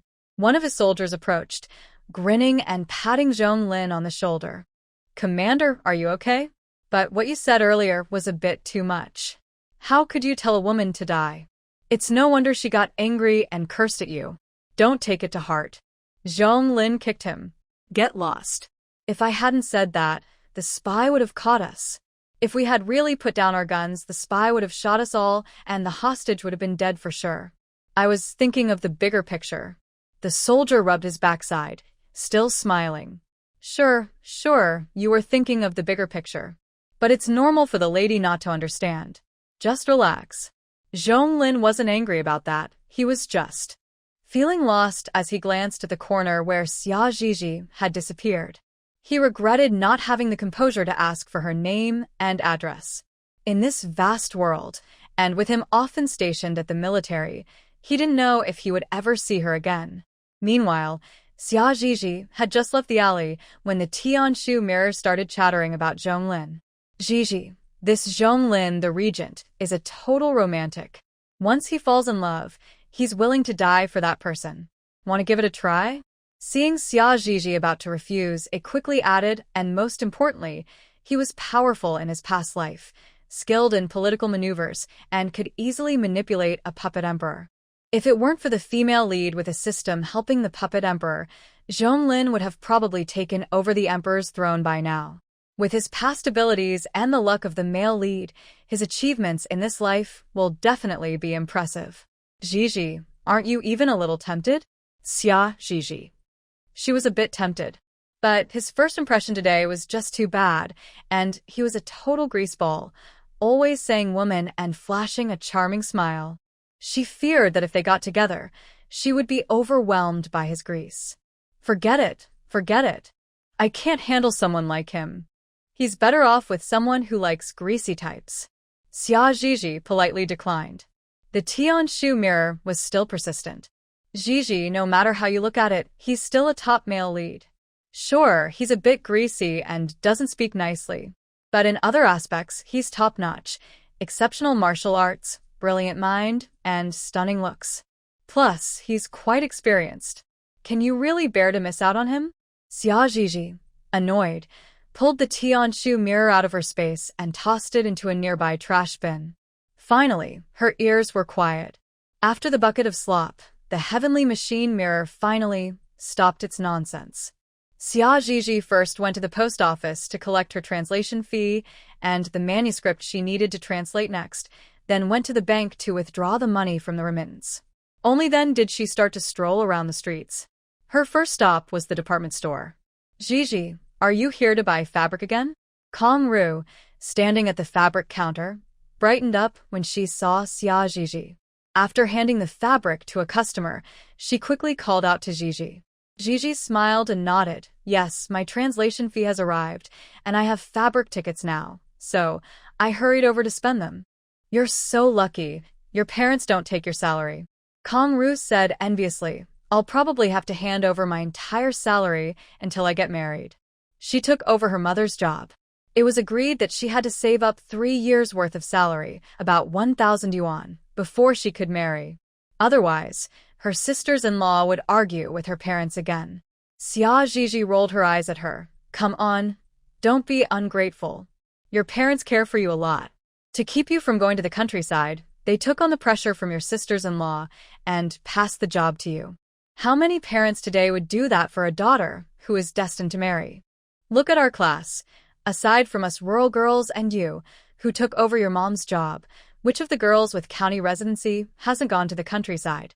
There's nothing to be done. Most families prioritize sons over daughters. 99% of the opportunities in the city go to the boys at home. Kong Ru grinned. Hey, comparing it this way makes me feel a lot better. By the way, I just got a new batch of fabric that's selling really well. I saved some for you. Come and see if you like any. She pulled out a few light-colored, fresh-looking fabrics from below and waved them at Zhizhi. Xia Zhizhi looked through them and liked them all. So, she waved her hand and bought them all. The downside of being so generous was that she ran out of fabric tickets. Ruru, I have a few silk scarves I bought from the city. Can I trade them for some fabric tickets? She opened her off-white canvas bag, revealing several brightly colored scarves. They were in flashy colors like bright red, pink, and purple, which surprisingly matched the tastes of people in this era. Kong Ru's eyes lit up immediately. Worried that someone might see and snatch them, she quickly helped Zhizhi close the canvas bag. Wait a moment. I'll borrow some fabric tickets from my colleagues and be right back. Xia Zhizhi smiled. Okay, I'll wait for you. These scarves were probably from a wholesale market in Yiwu, and while they seemed rare in this era, they weren't worth much. She didn't know how many she had piled up in her storage ring. While waiting for Kong Ru, she went to buy 2 pairs of white sneakers. White shoes are versatile and look good with skirts or anything else. Over the years, aside from leather shoes, she had bought the most white sneakers. After buying the sneakers, She remembered that her snacks were finished and needed to restock, so she went downstairs to buy 2 pounds of peach crisps, 2 pounds of biscuits, a pound of fruit candy, 2 packs of white rabbit milk candy, and 4 cans of canned peaches. The food in this era had no additives, and both the taste and quality were genuine. Xia Zhizhi was quite willing to buy these safe and delicious snacks. As she carried her bags upstairs, Kong Ru returned with the fabric tickets. Zhizhi, if you have more good stuff from the city in the future, we can trade again. Kong Ru playfully winked as she handed Zhizhi the packaged fabric. I have plenty of fabric tickets. Xia Zhizhi took the fabric and, pretending nothing was wrong, discreetly slipped a few scarves into Kong Ru's hand behind the counter. Clearing her throat, she said seriously, "Sure, I'll come back again. Remember to save some nice fabric for me." In this era, bartering and trading with tickets were possible. However, the definitions of these transactions were quite vague, so it was better to be discreet to avoid attracting unwanted attention. After saying goodbye to Kong Ru, Xia Zhizhi left the department store and headed straight to the meat factory, where she ordered 5 pounds of pork lard from a high school classmate who worked there to pick up tomorrow. Seeing that it was almost time, she carried her heavy bags and leisurely walked toward the guest house. She came to this guest house almost every week, and the staff recognized her now. They didn't even need to see her village proof to check her in. "Comrade Xia, are you here to collect your salary again?" "Yes, Aunt Song, do you have any hot water ready? I'd like to take a shower." "Yes, I'll bring it up to you shortly." "Thanks, Aunt Kong." No need to be polite. After getting her key, she went to her room on the 3rd floor. Just as she was about to insert the key into the lock, the door next door suddenly opened and a tall, masculine man in military uniform walked out. She glanced casually and saw a familiar face, her eyes widening in shock. What a twist of fate. Why was this guy living next door to her? Xia Zhizhi's unique and beautiful eyes were so striking that Zhonglin recognized her immediately. "You're that hostage from before?" His eyes sparkled with surprise as he stepped closer to Xia Zhizhi. Xia Zhizhi rolled her eyes in annoyance. "How unlucky. Today really wasn't a good day to go out.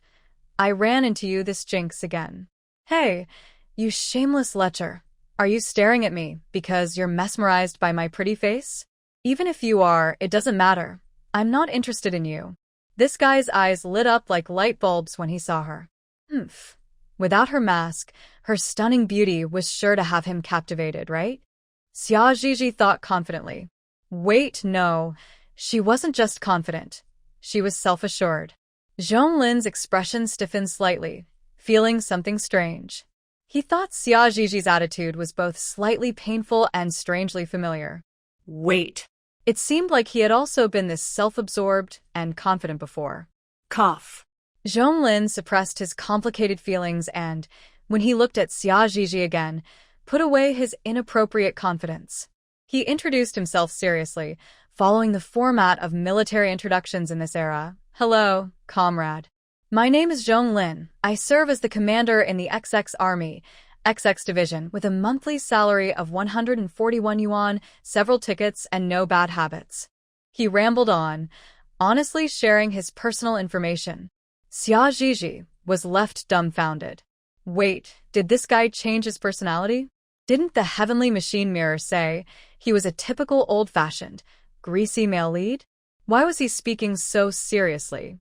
Seeing that this person had revealed all his family members, Xia Zhizhi quickly interrupted, scared. Wait. Shut up first. I'm not interested in you. No matter how good your conditions are or how grand your words sound, to me, you're just a common chicken. A chicken can't match a phoenix. Don't even think about it. Zhonglin hesitated. No, I just wanted to. Don't even think about it. Thinking is a crime too. Stop thinking right now. Xia Zhizhi refused to listen, giving him no chance to explain. Besides, not long ago you were telling me to die. I dislike you now, so I hope you can see how far away you should stay from me. With that, she clicked the door lock, shot him a glare, and slammed the door shut. Zhonglin ground his teeth and stubbornly knocked on the door. Knock, knock. Hey, woman, even if you don't like me, out of politeness, you should at least tell me your name. Xia Zhizhi opened the door, glaring at him with dead fish eyes. What do you mean by woman? Watch your words. Miss, you're still a young lady. If you dare to speak out of turn again, this whip is not for show.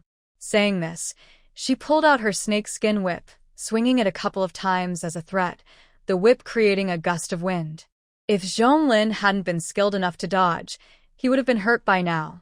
This whip is made of great material.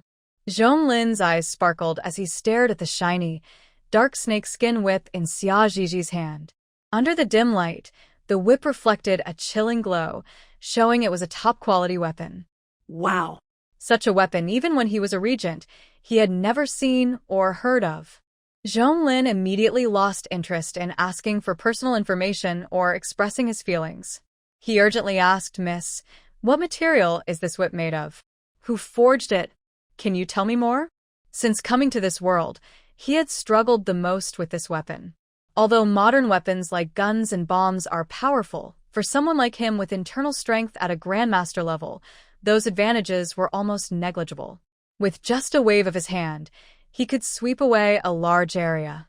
In his previous life, his internal strength was unmatched, and with the blood-drinking knife and dragon bone dart, he was nearly invincible. Unfortunately, he fell victim to a strange poison set by that little emperor.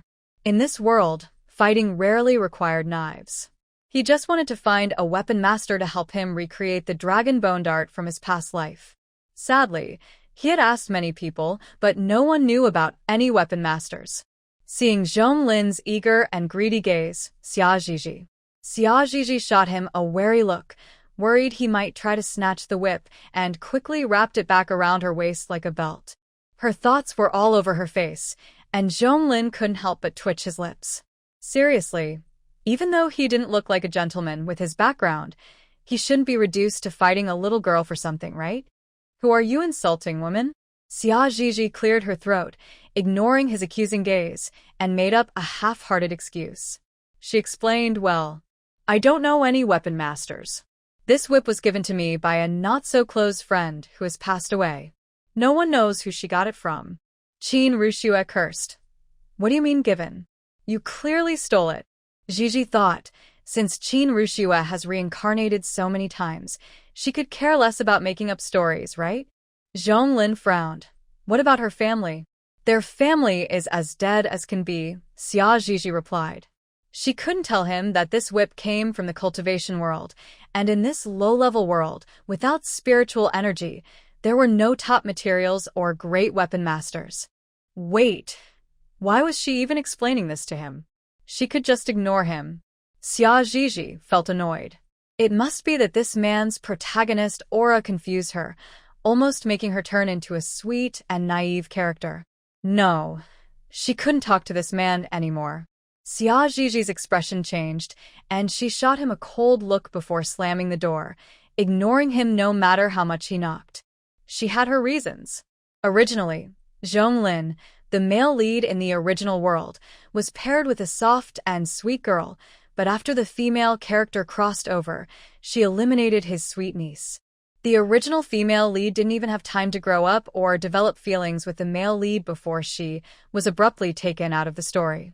Outside, Zhonglin saw that Ziji was ignoring him and dared not knock again. Thinking about it, Ziji probably hadn't had dinner yet.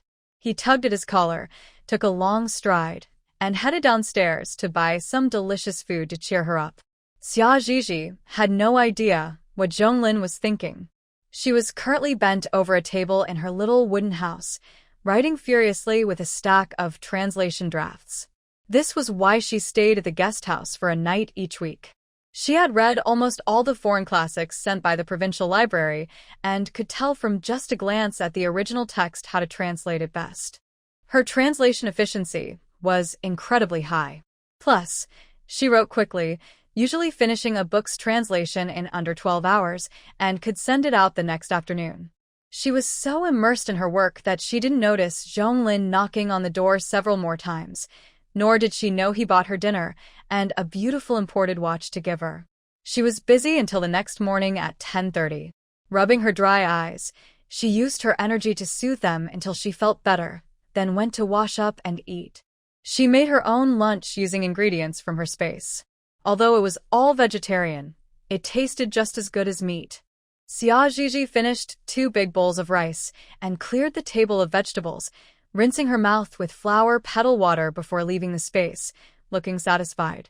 However, as she stepped out of her room with her canvas bag, carrying things she bought yesterday, she nearly dropped everything when she bumped into Zhonglin. Zhonglin, are you crazy? Xia Zhizhi patted her chest, speaking harshly. What kind of decent person stands guard like a door god outside a stranger's room in the morning? Are you a pervert or something? Zhonglin also looked upset, his eyes fixed on Zhizhi.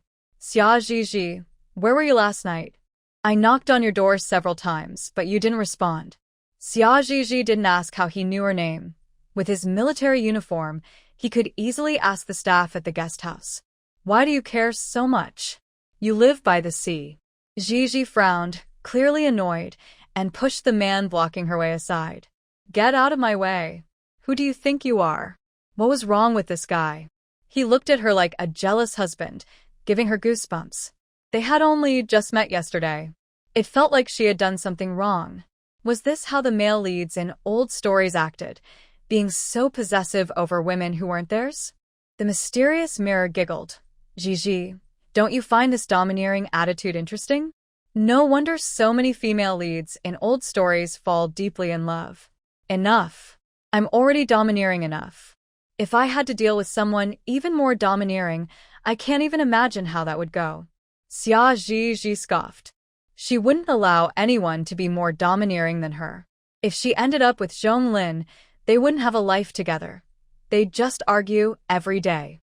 Wait. Zhonglin quickly grabbed Xia Zhizhi's wrist, pulling her back and pinning her against the wall. Zhizhi widened her eyes, looking incredulously at this bold man. Zhizhi, can I call you that? Zhonglin looked down at her from a 45-degree angle, the perfect view for a girlfriend. Zhizhi's delicate face appeared even more timid and pitiful from this angle. Her thick eyelashes fluttered like butterflies, and her eyes sparkled like misty glass. Ignoring the intense anger within, she looked both pitiful and adorable. It was truly captivating. Before Zhizhi could say something cold, he continued, What a coincidence. My brother Zhongyuan is from your village. We can go back to Spring Water Village together. I haven't seen that useless brother of mine in a long time, and I have a break to visit him. Xia Zhizhi replied with a forced smile. Really? I remember you saying that you and Zhongyuan are half-brothers and don't get along. Whether we get along or not is for us to know. Zhonglin, with strong mental fortitude, lied effortlessly. Since I'm here on a mission, it would be rude not to visit him. Xia Zhizhi. Humph. This annoying man was so full of tricks. In the end, Zhong Trickster Lin managed to stick by Xia Zhizhi's side. Because the guest house staff mentioned she arrived by bicycle, he bought a Phoenix brand bike early in the morning to avoid being left behind. Xia Zhizhi was fed up. If she could take on this martial arts master, she would have loved to whip him into a spinning top. After checking out, she first went to the post office to send a letter, then to the meat factory to get some meat from an old classmate, and finally to the state-run restaurant to pack 3 meat dishes before riding her bike to the village. She wore a serious expression, giving off a don't-come-near-me vibe. Perhaps due to his deep-seated fear of women, Zhonglin didn't dare say a word or ask anything, afraid of provoking her. Unlike Xia Zhizhi's light travel, Zhonglin's new bike was loaded with bags. Half of it was filled with her purchases, while the rest were gifts for his future in-laws. Of course, Zhizhi's gift was essential too. He heard that the trend was to bring a sewing machine, but it was too big to carry back to the village, so he settled for a radio, a watch, and a bicycle.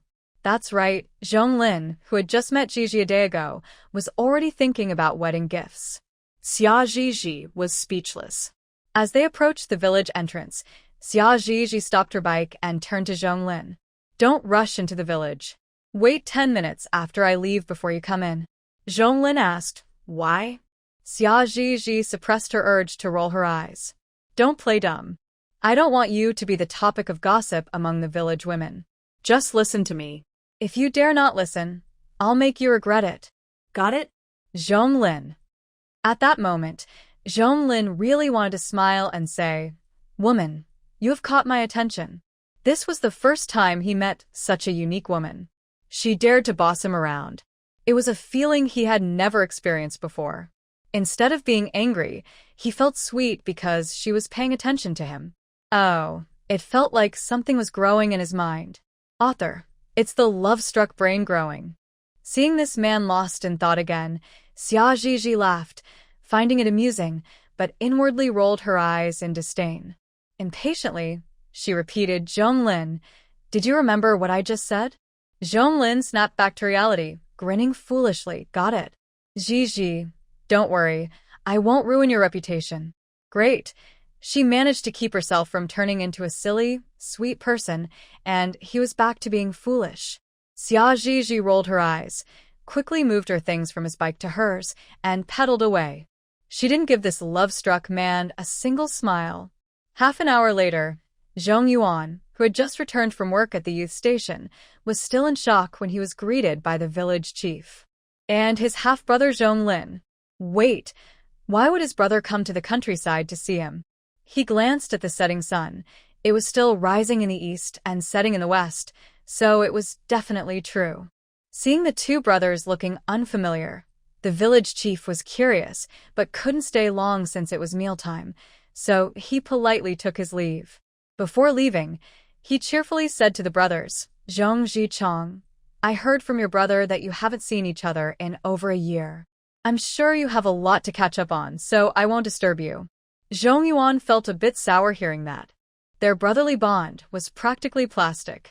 But while he thought that, he couldn't say it out loud. He forced a smile. "All right. Thank you, village chief. We'll visit you when we have time." After watching the village chief leave, Zhong Yuan turned to look at his suddenly changed older brother. "Big brother, why did you suddenly come to see me?" Zhong Lin, dressed in military uniform, surprisingly exuded an air of nobility, like an ancient emperor standing in this shabby youth station, looking completely out of place. "Oh, I just finished a mission and thought I'd check on you."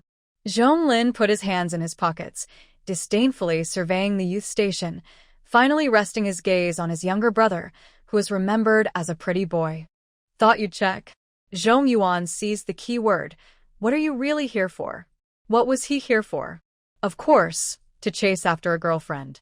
Zhong Yuan's lips curled slightly, but instead of explaining to his younger brother, he spoke in a commanding tone. "Zhong Yuan, arrange a clean room for me and get some water for washing up. I want to clean up and rest early." His tone was reminiscent of an old-fashioned, domineering prince. He completely treated the male lead like a servant. Zhong Yuan felt speechless. "But big brother, what are you thinking? There's only this one room and one bed. We'll have to squeeze in together tonight. If you're not happy, find somewhere else to sleep."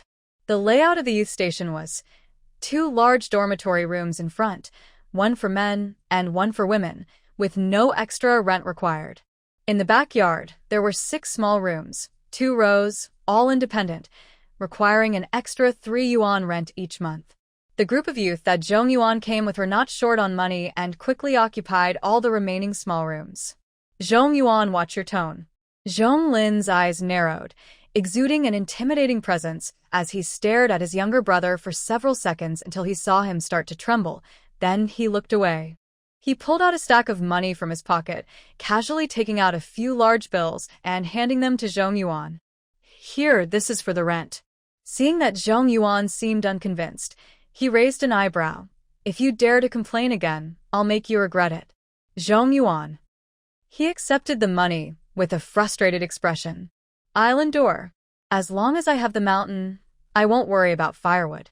I'll tell Mom and Dad later." With endless frustration, Zhong Yuan left his room, looking back 3 times.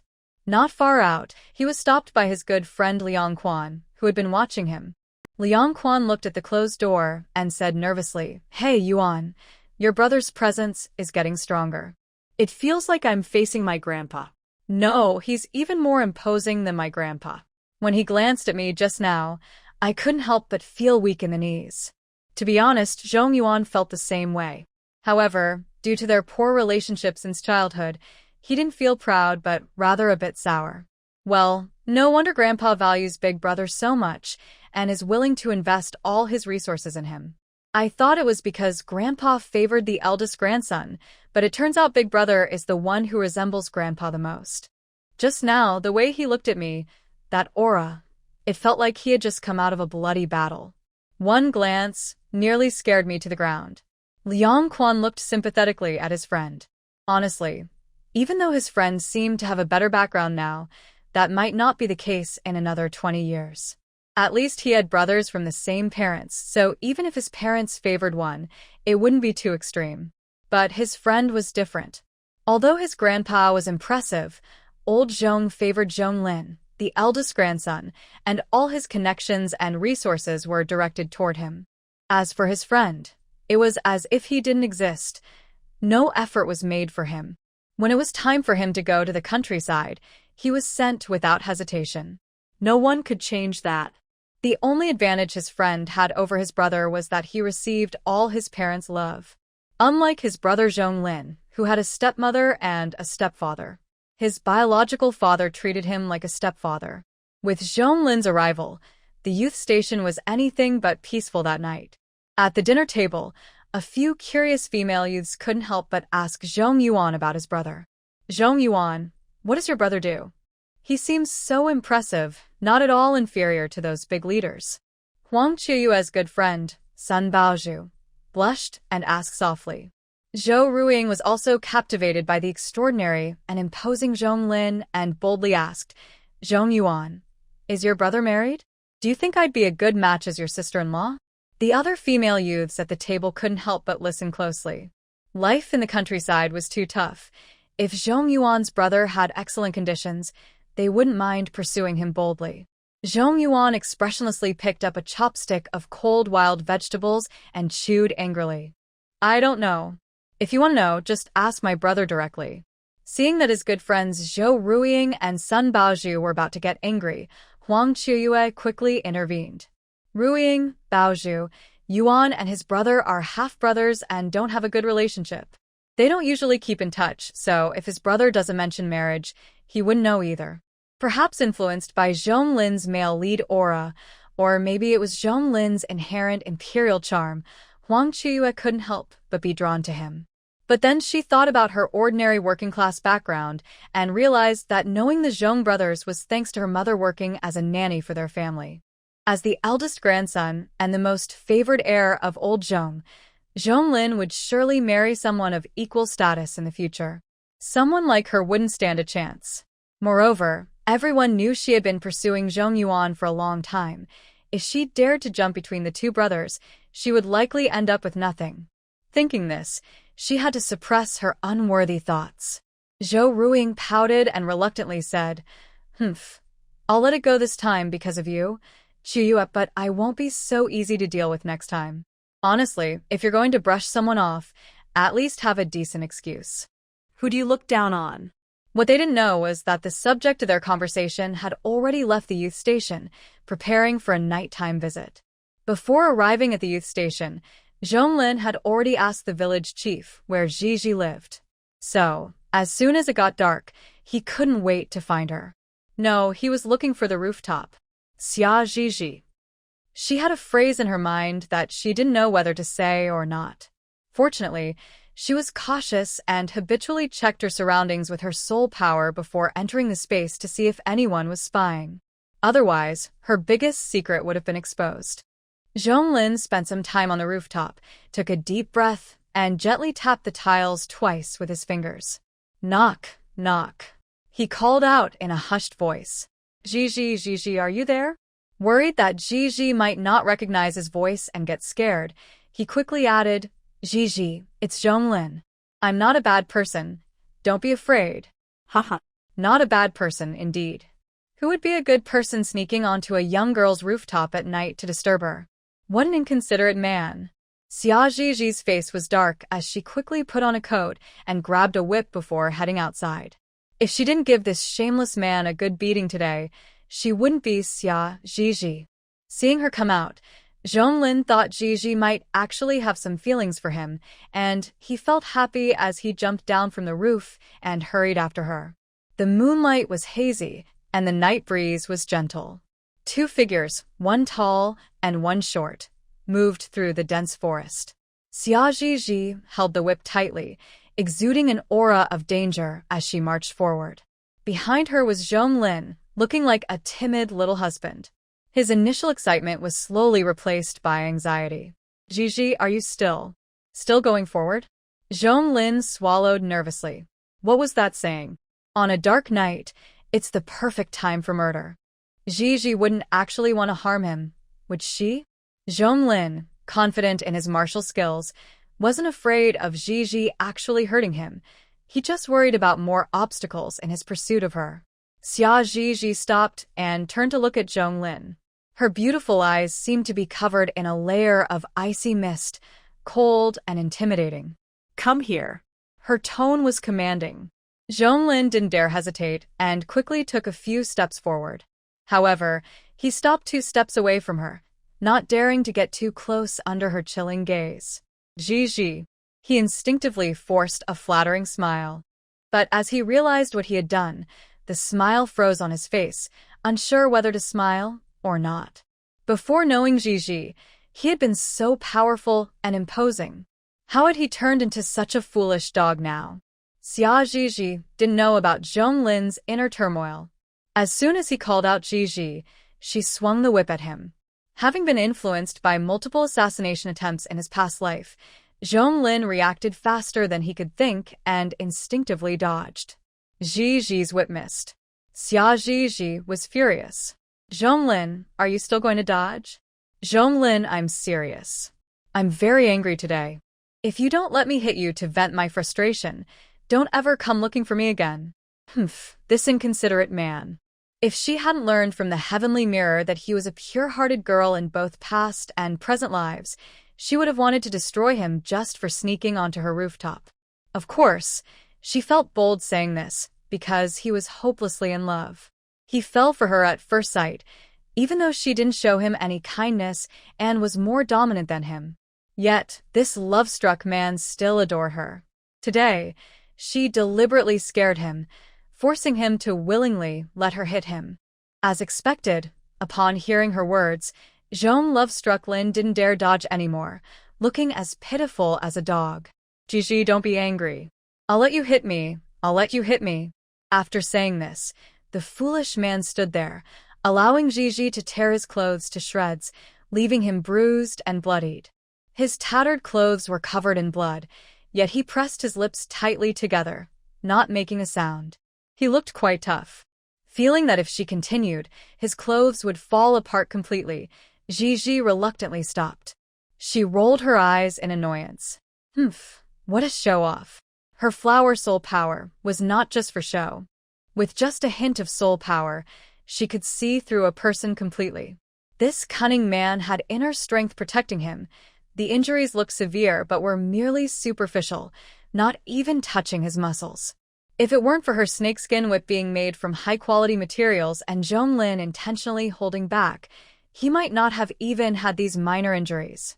Zhizhi, do you feel better now?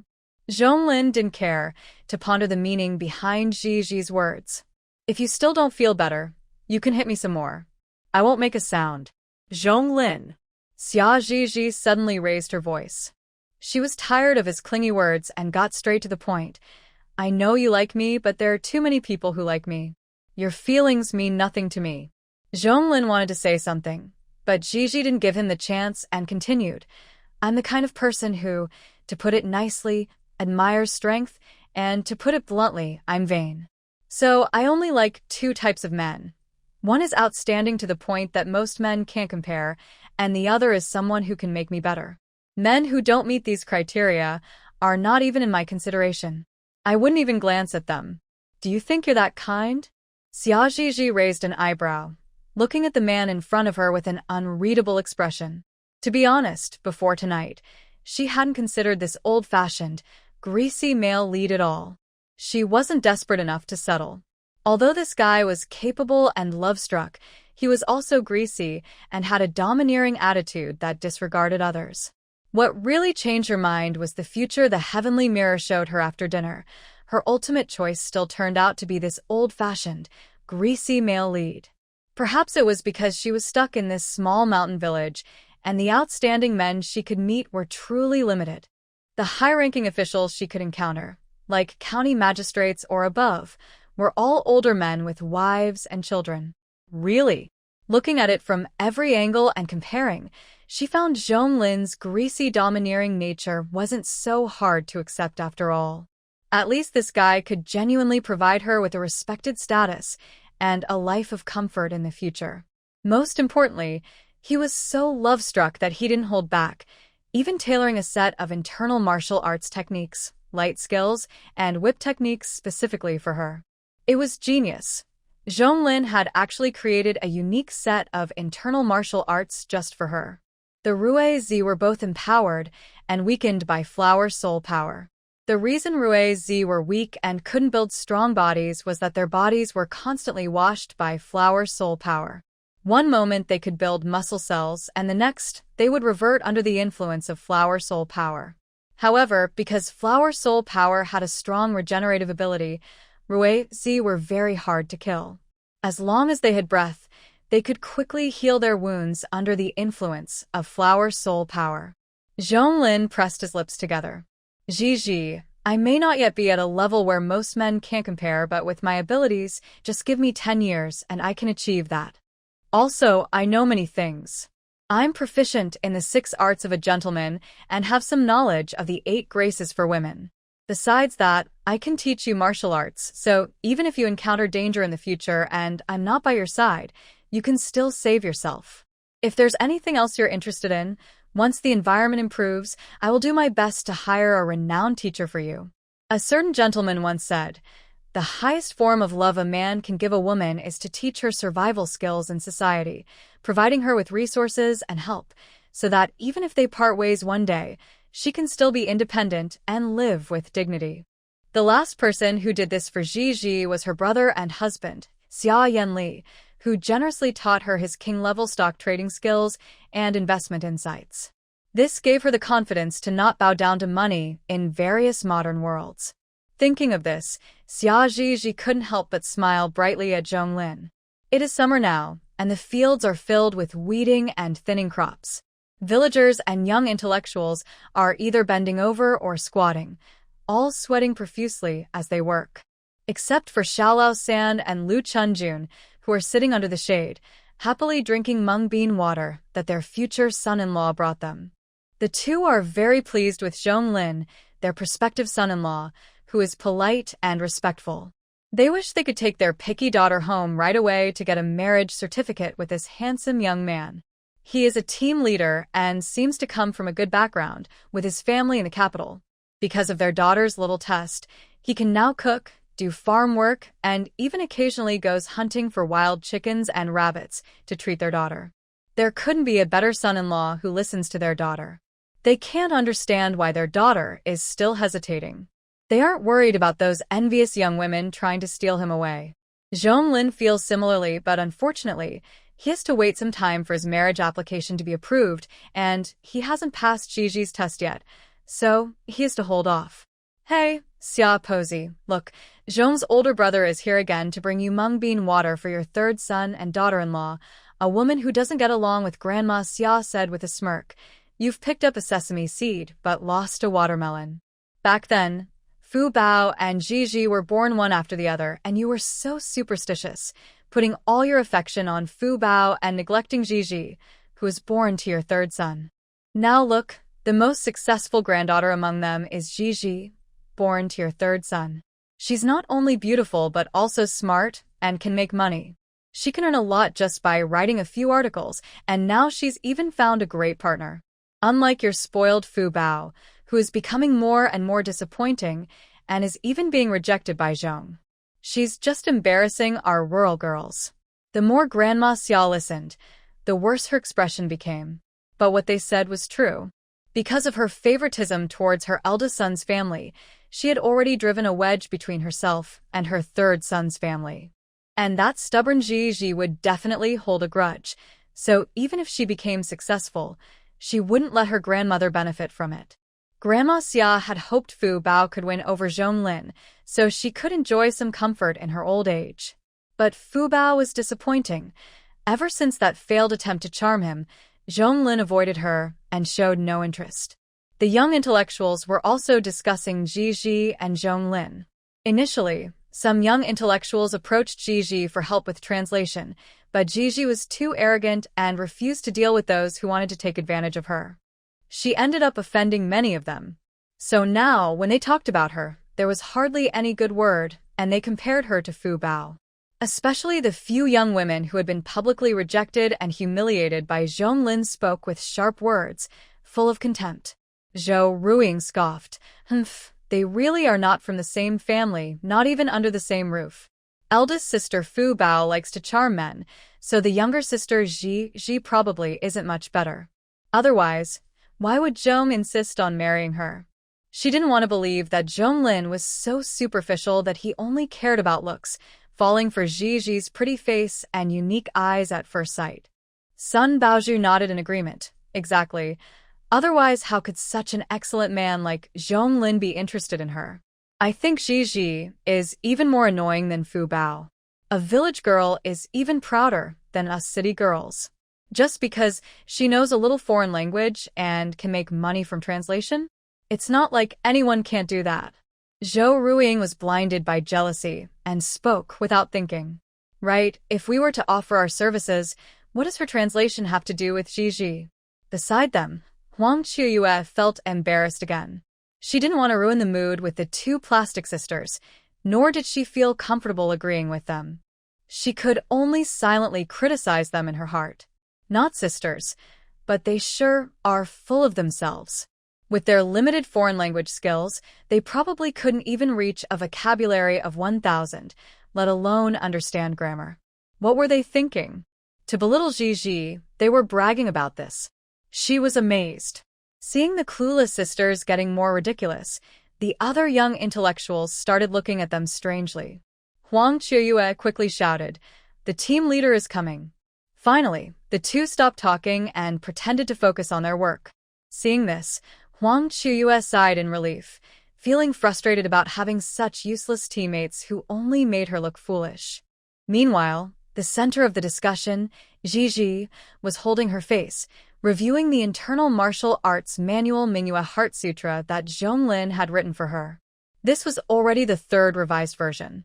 Unfortunately, it still didn't suit Gigi's physique, and her internal energy dissipated halfway through. What's wrong, Gigi? Is it still not suitable? At that moment, Zhonglin walked in and saw Gigi frowning. He couldn't help but gently rub her forehead with his rough finger, trying to ease her worries. Your physique is a bit special. The positions of your meridians are slightly different from others, and your dantian can't hold internal energy, as it seems to reject foreign substances. I've never encountered such a situation before. Ordinary internal martial arts manuals can't operate within you, so it seems I have to change my approach and create a new manual for you. Seeing him care so much for her, Gigi didn't mind giving him a little incentive. Her eyes sparkled as she smiled. All right, once you create a suitable internal martial arts manual for me, we'll get married. This request was not simple. According to the predictions of the Heavenly Mirror, it would take at least over a year to complete. If he got busier, it might even take an additional year. Her parents were quite nice, and her younger brother had gotten used to reading her moods. Gigi was living well at home and didn't want to get married just yet, preferring to avoid the hardships of military life. Zhonglin had been in the village for almost half a month. This included not only his accumulated vacation days over the years, but also the result of his special call to his boss to extend his leave. As his vacation was about to end, and he had to return to the army, Zhonglin stubbornly persuaded Gigi to agree to their engagement. He might have sensed that Gigi didn't have deep feelings for him, aside from a bit of admiration for his good looks. She seemed to be using him, leaving him anxious. This made him eager to mark his territory on Gigi. He worried that if he left, Gigi, being ungrateful, might find someone better and forget about him. Xia Gigi. Huh, what nonsense. Speaking of this, Xia Gigi felt helpless. Having lived many lives, she still wasn't good at pretending, not good at acting. Of course, as she grew stronger and learned more skills, she realized she could live well without relying on others. She began to look down on acting, a skill needed only by the weak. Now, she believed in using her beauty, force, or financial power to make others bend to her will, rather than relying on acting to achieve her goals. If that were the case, wouldn't her many lifetimes be wasted? Not to mention financial power. In this era where poverty is glorified, even if she had wealth, she couldn't show it off for fear of attracting jealousy. As for using force, as Xia Zhizhi grew up, her beauty blossomed, and her ability to earn money made her the talk of the town. Everyone wanted a piece of her. Zhizhi didn't bother with the shameless flatterers. She skillfully dealt with those who dared to approach her, leaving them bruised and battered. One by one, she took them down. Gradually, her reputation for beauty and high standards in choosing a partner, along with her fierce demeanor, spread widely. No one dared to seek trouble with her anymore. This gave Xia Zhizhi some peace. As for reputation, it didn't feed or clothe her, so she didn't care. Some might say that for a girl hoping to marry well, reputation is crucial. But that's only important for ordinary girls. In the face of absolute beauty, even if her reputation was poor, or even if she were married, many would still pursue her. Just look at Zhonglin, a man who had seen countless beauties, who was utterly captivated by Xia Zhizhi at first sight, anxious and worried, holding her hand tightly before leaving. He feared that if they were apart for too long, she might change her heart and run off with someone else. Then he would have nowhere to cry. The fortune-telling mirror watched in amazement. Zhizhi, you really have a way with him. Zhonglin is a typical domineering male lead, high-ranking and only caring about his own thoughts, often taking what he wants from the original female lead. Yet with you, he's like a loyal dog, just pitifully licking at your feet. Xia Zhizhi rolled her eyes internally. In the original world, this guy was a regent above thousands. Even the emperor had to please him. Isn't it normal for him to be proud and aloof? Besides, not only the female lead, but even her family's lives were in his hands. The disparity in status between the male and female leads, along with the female lead being a weak and naive character, meant Zhonglin probably never respected her. Otherwise, he wouldn't resort to such forceful tactics. I don't know what others think. But to Zhizhi, those who can feel love truly see the other person as superior, while they themselves feel insecure and anxious. For example, in the world she experienced, she never felt troubled by love. It was always the men who were anxious, doing everything to win her over and trying to keep her for life.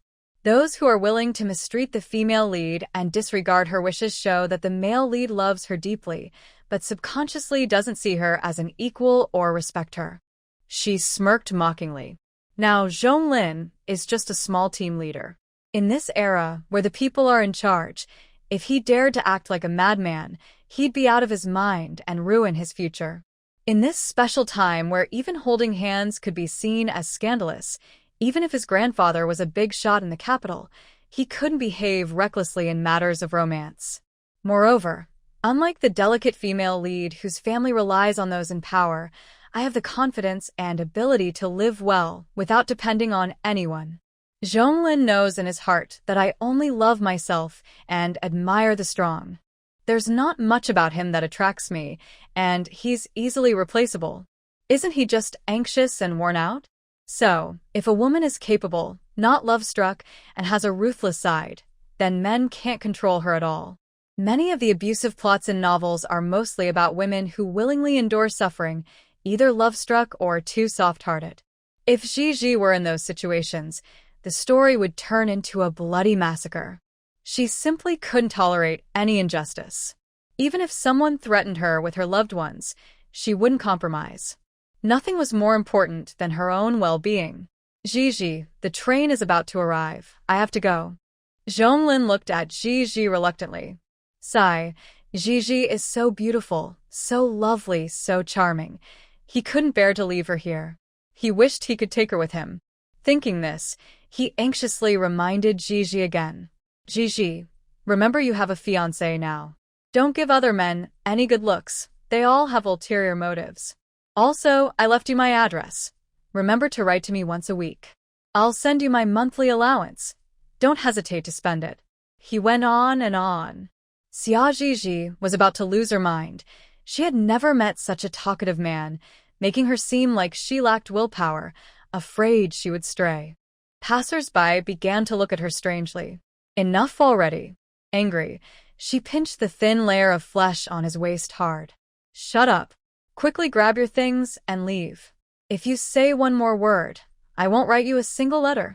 Seeing that Zhizhi was genuinely angry, Zhonglin immediately closed his mouth, not daring to say more.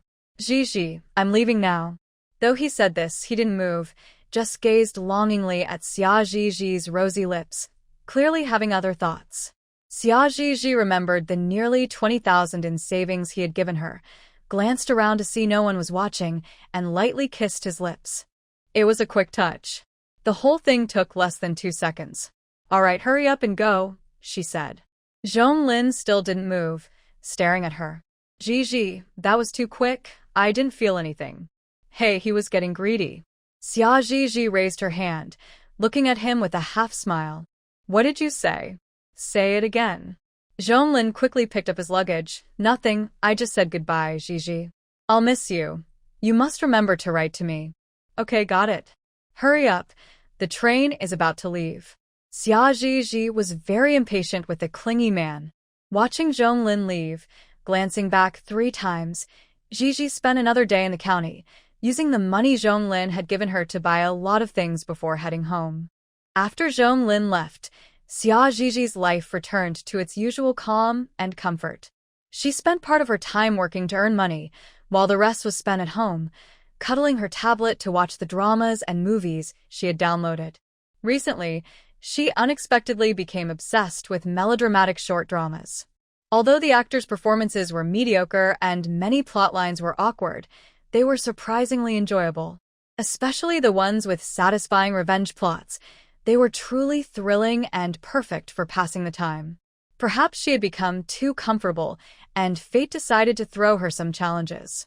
Or maybe her sister-in-law, Lanin, had never faced her wrath and didn't realize her strength, actively seeking trouble. She actually called Xia Zhizhi's younger brother, Lan Qiusheng, hoping to ruin Xia Zhizhi's reputation by having him sneak into her room, so the Lan family could gain a profitable daughter-in-law. Hearing the rustling outside as if someone was trying to pry open the door, Xia Zhizhi sneered, put away her tablet, grabbed her whip, and headed outside. Lan Qiusheng was pushing the door latch with a thin wooden stick, puzzled as he asked, Sis, what's going on with Xia Zhizhi? Why is she locking the door during the day? Who is she afraid of? Beside him, Lanin frowned and said, Humph, who else could it be? She's clearly afraid of us poor relatives, worried we might take advantage of them. Their family is so stingy. Just because Tian Bao ate a bit of their meat, they've been holding a grudge ever since. Locking the door during the day was clearly to prevent Tian Bao from sneaking in to steal food. They clearly looked down on me and Tian Bao. Lan Qiusheng's eyes darted around, and he quickly said, Sis, don't be angry. Once I get Xia Zhizhi, I'll make her buy you more meat to make up for it. Just then, the door suddenly swung open. Xia Zhizhi's stunning face appeared before them, a cold smile on her lips as she crossed her arms and looked at them coolly. What were you just saying? Say it again, if you dare. Her gaze lingered on Lan Qiusheng for a few seconds, and his lewd stare made her feel nauseous. Without giving him a chance to speak, she cracked her whip across his face. Ah! The power of the snake whip was not to be underestimated. Lan Qiusheng fell to the ground, rolling in pain. Xia Zhizhi said, You, a toad, dare to covet me? You really don't know how to live. Why seek death? Lanin, seeing her brother's deep facial wound, felt her heart shatter. She angrily lunged at Xia Zhizhi. Xia Zhizhi, how dare you hit my brother? I'll kill you. Xia Zhizhi had never seen anyone so eager to find trouble. With a flick of her wrist, the snake whip swished toward Lan Yin's ample backside, making her spin around. Ah! It hurts so much. Lanin felt the whip not only hurt her body but also her very soul, causing her to roll on the ground like her brother. Who do you think you can hit? I was being nice to you, wasn't I? How dare you plot against me? If you want to die, I'll help you. This wasn't the first time someone tried to tarnish her reputation. Xia Zhizhi thought it was only fair to repay them in kind. She had done this before, easily knocking the siblings out, stripping them, and dragging them back to her sister-in-law's room, giving them a taste of some medicine she had bought in her past life. Since they liked using such tactics to gain advantage, she would make them suffer. Listening to the chaos inside, Xia Zhizhi smiled. She didn't call anyone to come and watch. That would be too obvious. Instead, she turned back to her house to continue watching her short dramas. After all, there were less than 10 minutes until her work shift ended, so it wouldn't delay the big family from catching them in the act. Big brother, it's bad. Big sister-in-law is in bed with another man. Fu Bao's sharp scream rang out first. Whether intentional or not, the last part was particularly loud and clear, likely heard by all the neighbors. Then came Aunt Xia's furious voice. Good. Lan Yin, you shameless girl. How could you be with your own brother? Who are you trying to provoke? Shu Wen, why are you just standing there? Hurry up and deal with this pair of shameless people. Then came the sounds of slapping and furniture scraping, mixed with angry shouts from men and pleas from women. Xia Zhizhi quickly put her tablet away and rushed out to watch the scene unfold. Daughter, come here. The view is better from here. Lu Chuanju, peering over the wall, saw her daughter finally come out to watch the commotion and made space for her. The wall was crowded with villagers eager to see the drama. Oh, the insatiable gossip of the people. Xia Zhizhi sighed inwardly but wasted no time, nimbly climbing onto her long bench to peek over the wall. Wow, Aunt Lan and her brother are being beaten to a pulp by Aunt Xia and Fu Bao. As for the whip marks she had given them earlier, she had already healed them with her power, so even a doctor wouldn't find any signs of injury. Lu Chuanju couldn't stand the incestuous relationship and spat in disgust. Ugh, what a disgrace. I don't know how the Lan family raises their kids, allowing such things to happen. Several other women nearby nodded in agreement. Shu Wen's husband is really embarrassing our village. If this gets out, our young men and women will have a hard time finding partners. Oh my, I've never seen such shamelessness in my life. How could someone dare to run to their brother-in-law's house and act like this? Blah, blah, blah. A group of women were practically burying Lan Yin and her brother in shame. Meanwhile, Lan Yin, surrounded by her mother-in-law, husband, and sister-in-law, was crying and shaking her head, trying to explain that she and her brother didn't mean to, that Xia Zhizhi had set them up. But no matter how hard she tried, she couldn't get the words out. All she could do was cover her face and repeatedly shout, "It wasn't on purpose. I didn't mean to be with my brother." Unfortunately, her husband and mother-in-law saw it as a defense and hit her even harder. As for the heavenly mirror, it was now a powerful tool, no longer the weak mirror that couldn't help its partner. Now it had strength and means. Shu Wen, I'm not. I didn't. Believe me, my little brother and I are really not in that kind of relationship. We were set up. Lan Yin truly regretted plotting against Xia Zhizhi out of anger. She had heard that Xia Zhizhi was difficult and ruthless, and she didn't know what had gotten into her to dare to scheme against her. Now, she was in deep trouble and had no way to express her pain. She wanted to point out that it was Xia Zhizhi who had framed them, but she had no idea what kind of person this cousin was. Lan Yin was so scared her heart almost stopped. She cried sincerely, her face covered in tears and snot, looking quite messy. Shu Wen, suddenly wearing a green hat, was furious, clenching his fists tightly. All right, you say you were set up. Then tell me who set you up, and I'll bring them here to confront you. Lan Yin was stunned. In a moment of panic, she blamed it all on her sister-in-law, Fu Bao. It's Fu Bao. That's right, it's Fu Bao. Shu Wen, you know she has never gotten along with me as your sister-in-law. Sister-in-law. Fu Bao would not allow herself to be falsely accused like this and angrily interrupted her sister-in-law. Sister-in-law, stop talking nonsense. I've been working in the fields all morning. How could I come back to frame you? Fu Bao is right, Grandma Xia added, clearly unhappy. Fu Bao has been working in the fields all morning, Everyone saw it. If you dare to slander her again, I'll tear your mouth apart. Outside, Huang Qiuyue, watching the commotion, suddenly chimed in. Fu Bao doesn't seem to have been in the fields the whole time. I remember she left for quite a while. What?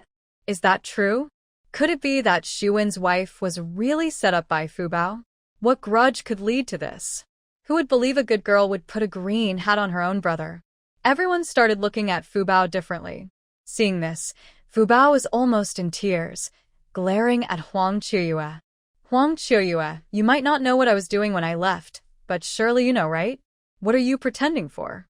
Were you discussing something by the river with Wang Matsi? Should I spread that around? Xia Zhizhi noticed Huang Qiuyue's smile falter and a flash of malice in her eyes, realizing there was a big secret, and quickly urged Fu Bao. Fu Bao, hurry and tell us what Huang Qiuyue was planning with Wang Matsi. Fu Bao, they were.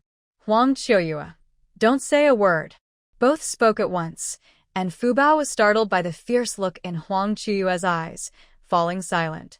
Xia Zhizhi narrowed her eyes, sensing something significant was hidden here. Huang, what kind of look is that?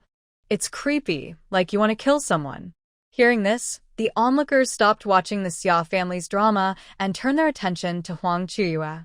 Huang Qiuyue didn't have time to hide her expression and was caught by everyone. Wow. Huang Qiuyue usually seems gentle and kind, but her expression is so fierce, it looks like she wants to kill. We should avoid these young intellectuals. Who knows what kind of ruthless characters they are behind closed doors. Don't get caught up in their schemes and end up regretting it. No one knew how the conversation had gone off track. People began discussing Huang Qiuyue's inconsistent personality and what secrets she had with Wang Matsi. The few young intellectuals who were friends with Huang Qiuyue couldn't stand hearing such things about their friend. This not only tarnished Huang Qiuyue's reputation but also theirs. They angrily retorted. In the end, it turned into a verbal battle between the village women and the young intellectuals. If the village chief hadn't arrived just in time to stop the chaos, they might have ended up fighting. Enough! What are you all making such a fuss about? Are you not eating lunch at this hour? Get home and eat. If you delay lunch because of this commotion and are late for work this afternoon, I'll deduct your work points. Work points were the farmer's rations. Hearing this, everyone quickly dispersed like the wind. Huang Qiuyue's thoughtless friends initially wanted to stay and mock Fu Bao a bit more. But Huang Qiuyue, sensing the village chief's displeasure, quickly pulled her friends away. However, she looked back at Fu Bao several times, hoping she would be smart enough not to reveal her secrets. Otherwise, unfortunately, Huang Qiuyue overestimated Fu Bao's intelligence. Fu Bao was the type to blurt out anything when anxious. Her plans were destined to fail. Once most people had left, the village chief turned to the Xia family. Now, tell me, how did your family get into trouble again? It seemed like the Xia family was always causing disturbances. First, after Fu Bao was born, Grandma Xia believed her to be a heavenly girl, and for years, Fu Bao was untouchable. Anyone who spoke ill of her would face dire consequences. Then during the famine, Fu Bao insisted on searching for treasure in a cave, which nearly led to disaster. Now that Fu Bao had grown up, she was still stubbornly pursuing Zhong, despite being rejected multiple times. Now, with the scandal of Fu Bao and her own brother, if this got out, their village would no longer be called Spring Water Village, but rather Stinky Water Village. Nothing good ever happened, and all the bad things seemed to involve the Xia family, making it harder for the village's young people to marry. Xu Wen wiped his face, on the verge of tears, and said, "Village chief, this isn't our fault. It's really Lan Yin and her brother who are too much, putting a green hat on me right in my own home. As a man, I can't just swallow this." Finally, Lan Xiaoxing, who had been beaten by Uncle Xia, found his voice. He struggled to open his swollen eyes. With a choked voice, he said, "My sister and I didn't do anything wrong. It was your family that caused this." It was Xia Zhizhi's fault. But as soon as he mentioned Xia Zhizhi, he fell silent. Lan Xiaoxing repeated himself several times but couldn't bring himself to say Xia Zhizhi's name, feeling anxious and scared. Especially when he met Xia Ziji's seemingly smiling yet threatening gaze, which seemed to say, "If you dare to speak out, I'll deal with you." Lan Qiuxing immediately shrank back, suppressing his resentment. All he wanted was to go home quickly. It was all his sister's fault. If she hadn't come up with such a terrible idea, he wouldn't have gotten involved with the devil named Xia Ziji. Now, his hopes of marrying a good wife were completely dashed. Wah. The siblings couldn't point out the real culprit. Lanin worried about being rejected by Shu Wen and thrown out by the Xia family, trying to shift the blame onto Fu Bao, but Fu Bao countered her arguments effectively. Lanin was not ready to give up and pressed Fu Bao about where she had gone during that time, hoping to find someone who could prove she wasn't home to frame them but was instead following Huang Chuyue. Fu Bao. Having secretly followed someone, Fu Bao had no witnesses. In desperation, Fu Bao, wanting to gain trust, ignored Huang Chuyue's threatening gaze and revealed her secret. Village chief, Huang Chuyue was threatened by Wang Matzi. He said if she didn't give him money, he would expose that her father was a criminal who had been executed. Then he threatened Huang Chuyue to help him set up a pretty young intellectual as his wife. He also said if she didn't help him, he would intercept the letter from Zhong's family meant for Zhong Yuan and tell Zhong Yuan about it. I'm telling the truth. If you don't believe me, you can send someone to the capital to check Huang Chuyue's family situation. Actually, Fu Bao's words were half true and half false. Wang Matzi only knew that Huang Chuyue had intercepted Zhong Yuan's letter and had no idea about her father being a criminal. Fu Bao knew this because of her memories from her past life. In her previous life, Huang Chuyue had kept this secret well, and later, to avoid leaving any loose ends, she had killed Wang Matzi, who only knew part of the story.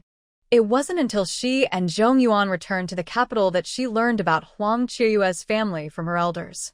If it weren't for today's scandal involving her sister-in-law and brother, she would have planned to expose this quietly.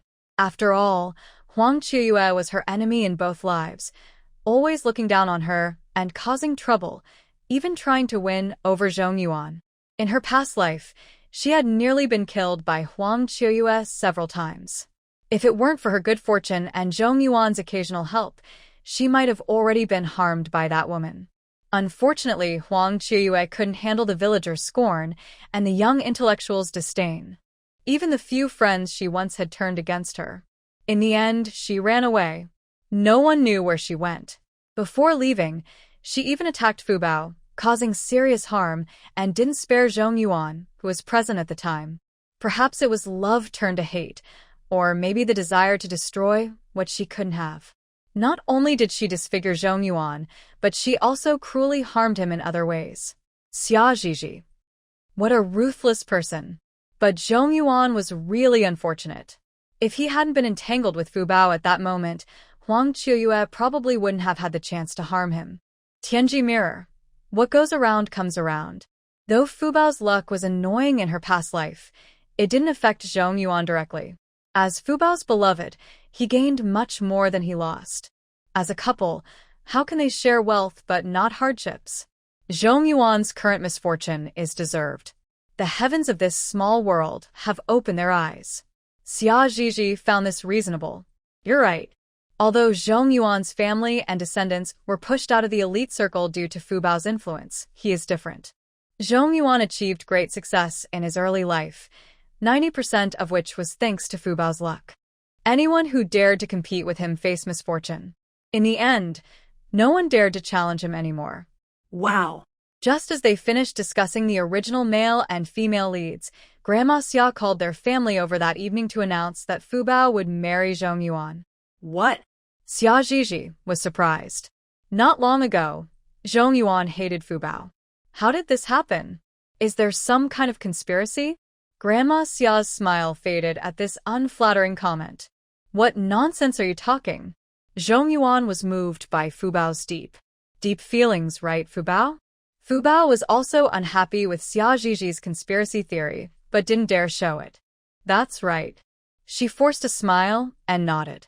Grandma Xia, receiving confirmation, turned to Xia Ziji and the others. Did you hear? Zhong Yuan was touched by Fu Bao's deep feelings. He even said that in a week, his mother would come to take him and Fu Bao back to the capital. Zhong Yuan's family is impressive. They are all party leaders and can afford to eat meat every day. Fu Bao will have a good life ahead. Grandma Xia's eyes squinted with joy, clearly pleased that Fu Bao could marry Zhong Yuan. Even Uncle Xia and Aunt Xia, who usually treated Fu Bao poorly, were now acting like caring parents, giving Fu Bao earnest advice. They hoped Fu Bao wouldn't hold a grudge against them for their past mistreatment. Aunt Xia, feeling that her daughter had climbed the social ladder and that good days were ahead, spoke with newfound confidence. Lu Chunjun, unable to stand seeing her mother-in-law and sister-in-law so pleased, couldn't help but scoff. What's so great about that? Our Gigi's fiancé is actually Zhong Yuan's half-brother, and he's a promising officer, much better than Zhong Yuan, who is disfigured and can't have children. Did we say anything? Did we brag? What's with my sister-in-law's smugness? Lu Chunjun rolled her eyes, and Xia Laosan's wife chimed in. Besides, my future son-in-law is the eldest grandson. I heard Zhong Yuan's grandfather dotes on him the most, so all the good stuff will go to my future son-in-law. Sister-in-law, don't celebrate too early. What? The grandfather of their in-laws was biased, and only favored the man Xia Zhiji would marry? Wouldn't she always be one step behind Lu Chunjun? Aunt Xia refused to accept this reality, and quickly turned to Fu Bao. Fu Bao, is what your aunt said true? Fu Bao gritted her teeth, enduring her mother's piercing gaze, and awkwardly nodded. It was unclear whether it was the butterfly effect of her rebirth or the influence of Xia Zhiji, but Zhonglin was still active in the military and hadn't suffered serious injuries. Given Grandpa Zhong's bias, it was likely that his future resources would favor Zhonglin, meaning she and Yuan would have to rely on Zhonglin and Xia Zhiji in the future. Seeing Fu Bao nod, Aunt Xia's spirit immediately deflated. She wanted to say that Zhonglin's family was too big to care about Xia Zhiji, but seeing the letters and allowances arriving regularly made it clear that they were serious about Xia Zhiji. What no one noticed was the fleeting jealousy in Sanya's eyes, sitting in the corner. Clearly, she and Fu Bao and Zhiji were sisters, so why could others marry so well while she was stuck with an older, disabled man? It was unfair. So unfair. Speaking of the Xia Erber family, everyone felt frustrated. None of them had achieved anything, allowing Grandma Xia and Uncle Xia to control them completely. Xia Zhiji and Fu Bao were both 18 this year, while Xia Sanya was 19, a year older than them. Her two older sisters had already been pushed into marriage by Aunt Xia. Aunt Xia was only after a big dowry, so the two older sisters ended up in unhappy marriages and were now working hard in their in-laws' homes. If Xia Sanya didn't resist, she would probably end up like her sisters. Xia Zhiji wasn't a saint who felt pity for everyone and rushed to help. She only cared about living well herself. No matter how pitiful others were, she had no interest in helping. Such matters only worked when one became aware and stood up for themselves. Other people's help was merely superficial. Being too involved could lead to trouble later, making one responsible for another's life. So it was better not to meddle. By the way, the reason Fu Bao survived despite her injuries was that Xia Zhiji secretly treated her. She was a wanted criminal in the heavenly realm. She couldn't just die like that. Otherwise, if the heavenly realm called her soul back and found that the fortune they granted to the Koi clan was gone, they would trace the cause back to her and Tianji Mirror. Then she and Tianji Mirror would likely have to flee this realm again. Tianji Mirror sighed. If my power were restored to its peak, the heavenly realm wouldn't be able to find us under my cover. Fu Bao had just announced her engagement to Zhong Yuan. The next day, Zhong Yuan's mother arrived in a car, making everyone in the village envious. Even the young people who had given up on returning to the city began to regret not trying to win Zhong Yuan over, allowing Fu Bao, that village girl, to take advantage. Yuan, don't worry, that girl Huang Chiyue has been caught. That girl is not simple. She not only knows her father is from a noble family, but also learned some skills from him. If it weren't for Zhonglin's intervention, she might have managed to smuggle herself back. She has harmed my son this way. I will never let her and her traitorous mother return from the northwest alive. Zhong Yuan's mother, Zhang Xueping, sat in the cramped room, tears in her eyes as she looked at her increasingly despondent son, crying uncontrollably. Son, it's all my fault. I misjudged people. If I hadn't been swayed by Huang Qiyue's mother and sent the other long-serving maid away, you wouldn't be in this situation. Since the political climate changed a few years ago, they could only keep one maid at home. At that time, she thought Huang Qiyue's mother was sweet and helpful. The other maid had always favored Zhonglin and looked down on her. In comparison, anyone would want to choose someone who supported them. Taking advantage of her father-in-law's absence, she sent the older maid away and kept Huang Qiyue's mother. Little did she know that her impulsiveness would lead to her father-in-law and husband facing setbacks, and her son being harmed by that little monster, Huang Qiyue. Woo-woo. Zhong Yuan sat silently, staring at his mother. On the other side of the wall, Liang Quan sighed at the noise coming from next door. Who would have thought that the once favored Yuan would face such troubles? Huang Qiyue truly carried the blood of her family. What a disaster.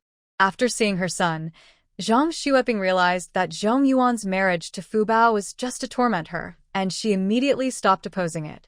In fact, Zhong Yuan could have escaped if Fu Bao hadn't instinctively pulled him back, causing him to fall into Huang Qiyue's hands. Things wouldn't be so dire now. Because of this, Zhang Xueping treated the Xia family coldly, leaving only 200 yuan as a bride price, without even holding a wedding, and took her son and daughter-in-law back to the capital. The 200 yuan bride price was exactly what was given for the other daughters, not a penny more. As for Aunt Xia begging Zhang Xueping to help her two sons find jobs, she completely ignored it. Uffed. Xia Zhiji couldn't help but laugh at Aunt Xia's twisted expression. Aunt, you should tone it down a bit. It's better for us to keep things low-key. If people see you like this, everyone will know that Fu Bao's mother-in-law looks down on her and our Xia family. Lan Yin glanced at Xia Zhiji, then quickly looked down, diligently cleaning the chicken coop, losing her previous arrogance. Aunt Xia didn't dare argue with Xia Zhiji and took her anger out on her careless daughter-in-law. Look at you. What are you staring at? Do you have a problem? Can't you see there's no water in my cup? Hurry up and refill it. Lan Yin quickly stood up and jogged over to take the cup from her mother-in-law. In a tiny voice, she said, Mom, don't worry, I'll do it right away. She hurried to the kitchen. Aunt Xia glared, still spitting insults. You're useless. All you do is slack off. I was blind to let a lazy woman like you into my family. My poor Shuwen is mocked by others and neglected by you. Marrying you is worse than marrying a pig. Before, when Xia Shuwen didn't retaliate, he and Lan Yin were very loving. Whenever his wife and mother argued, he always sided with his wife.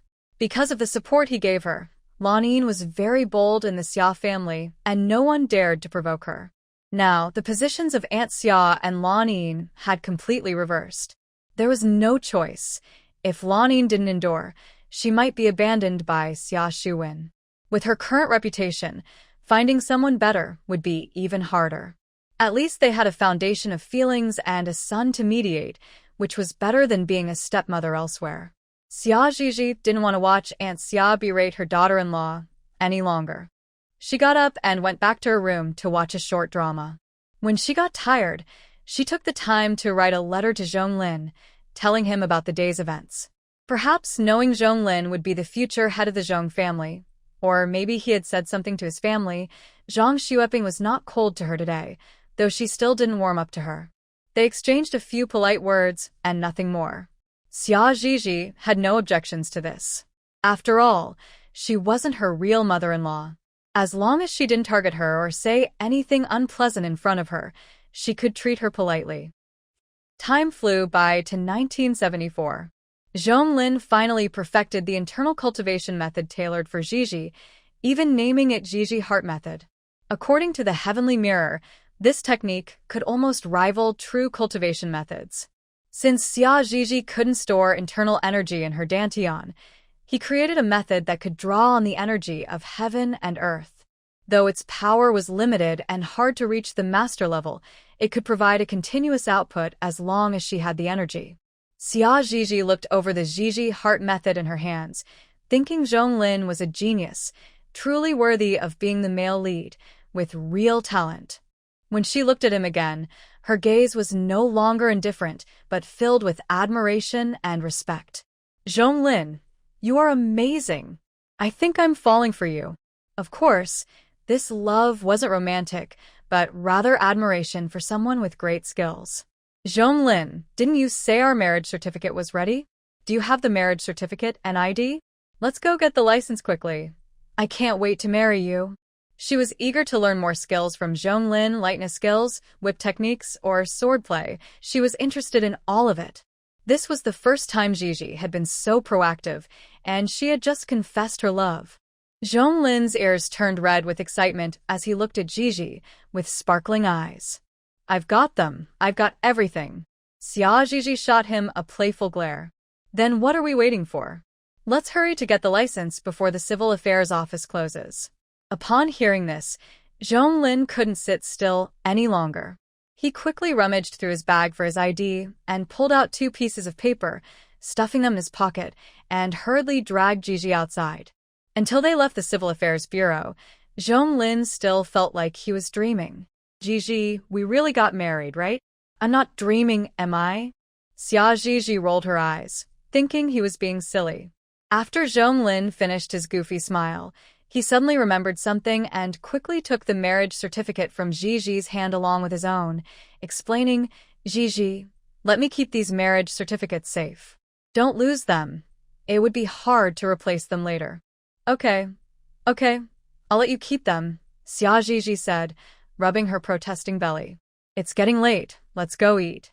I'm hungry.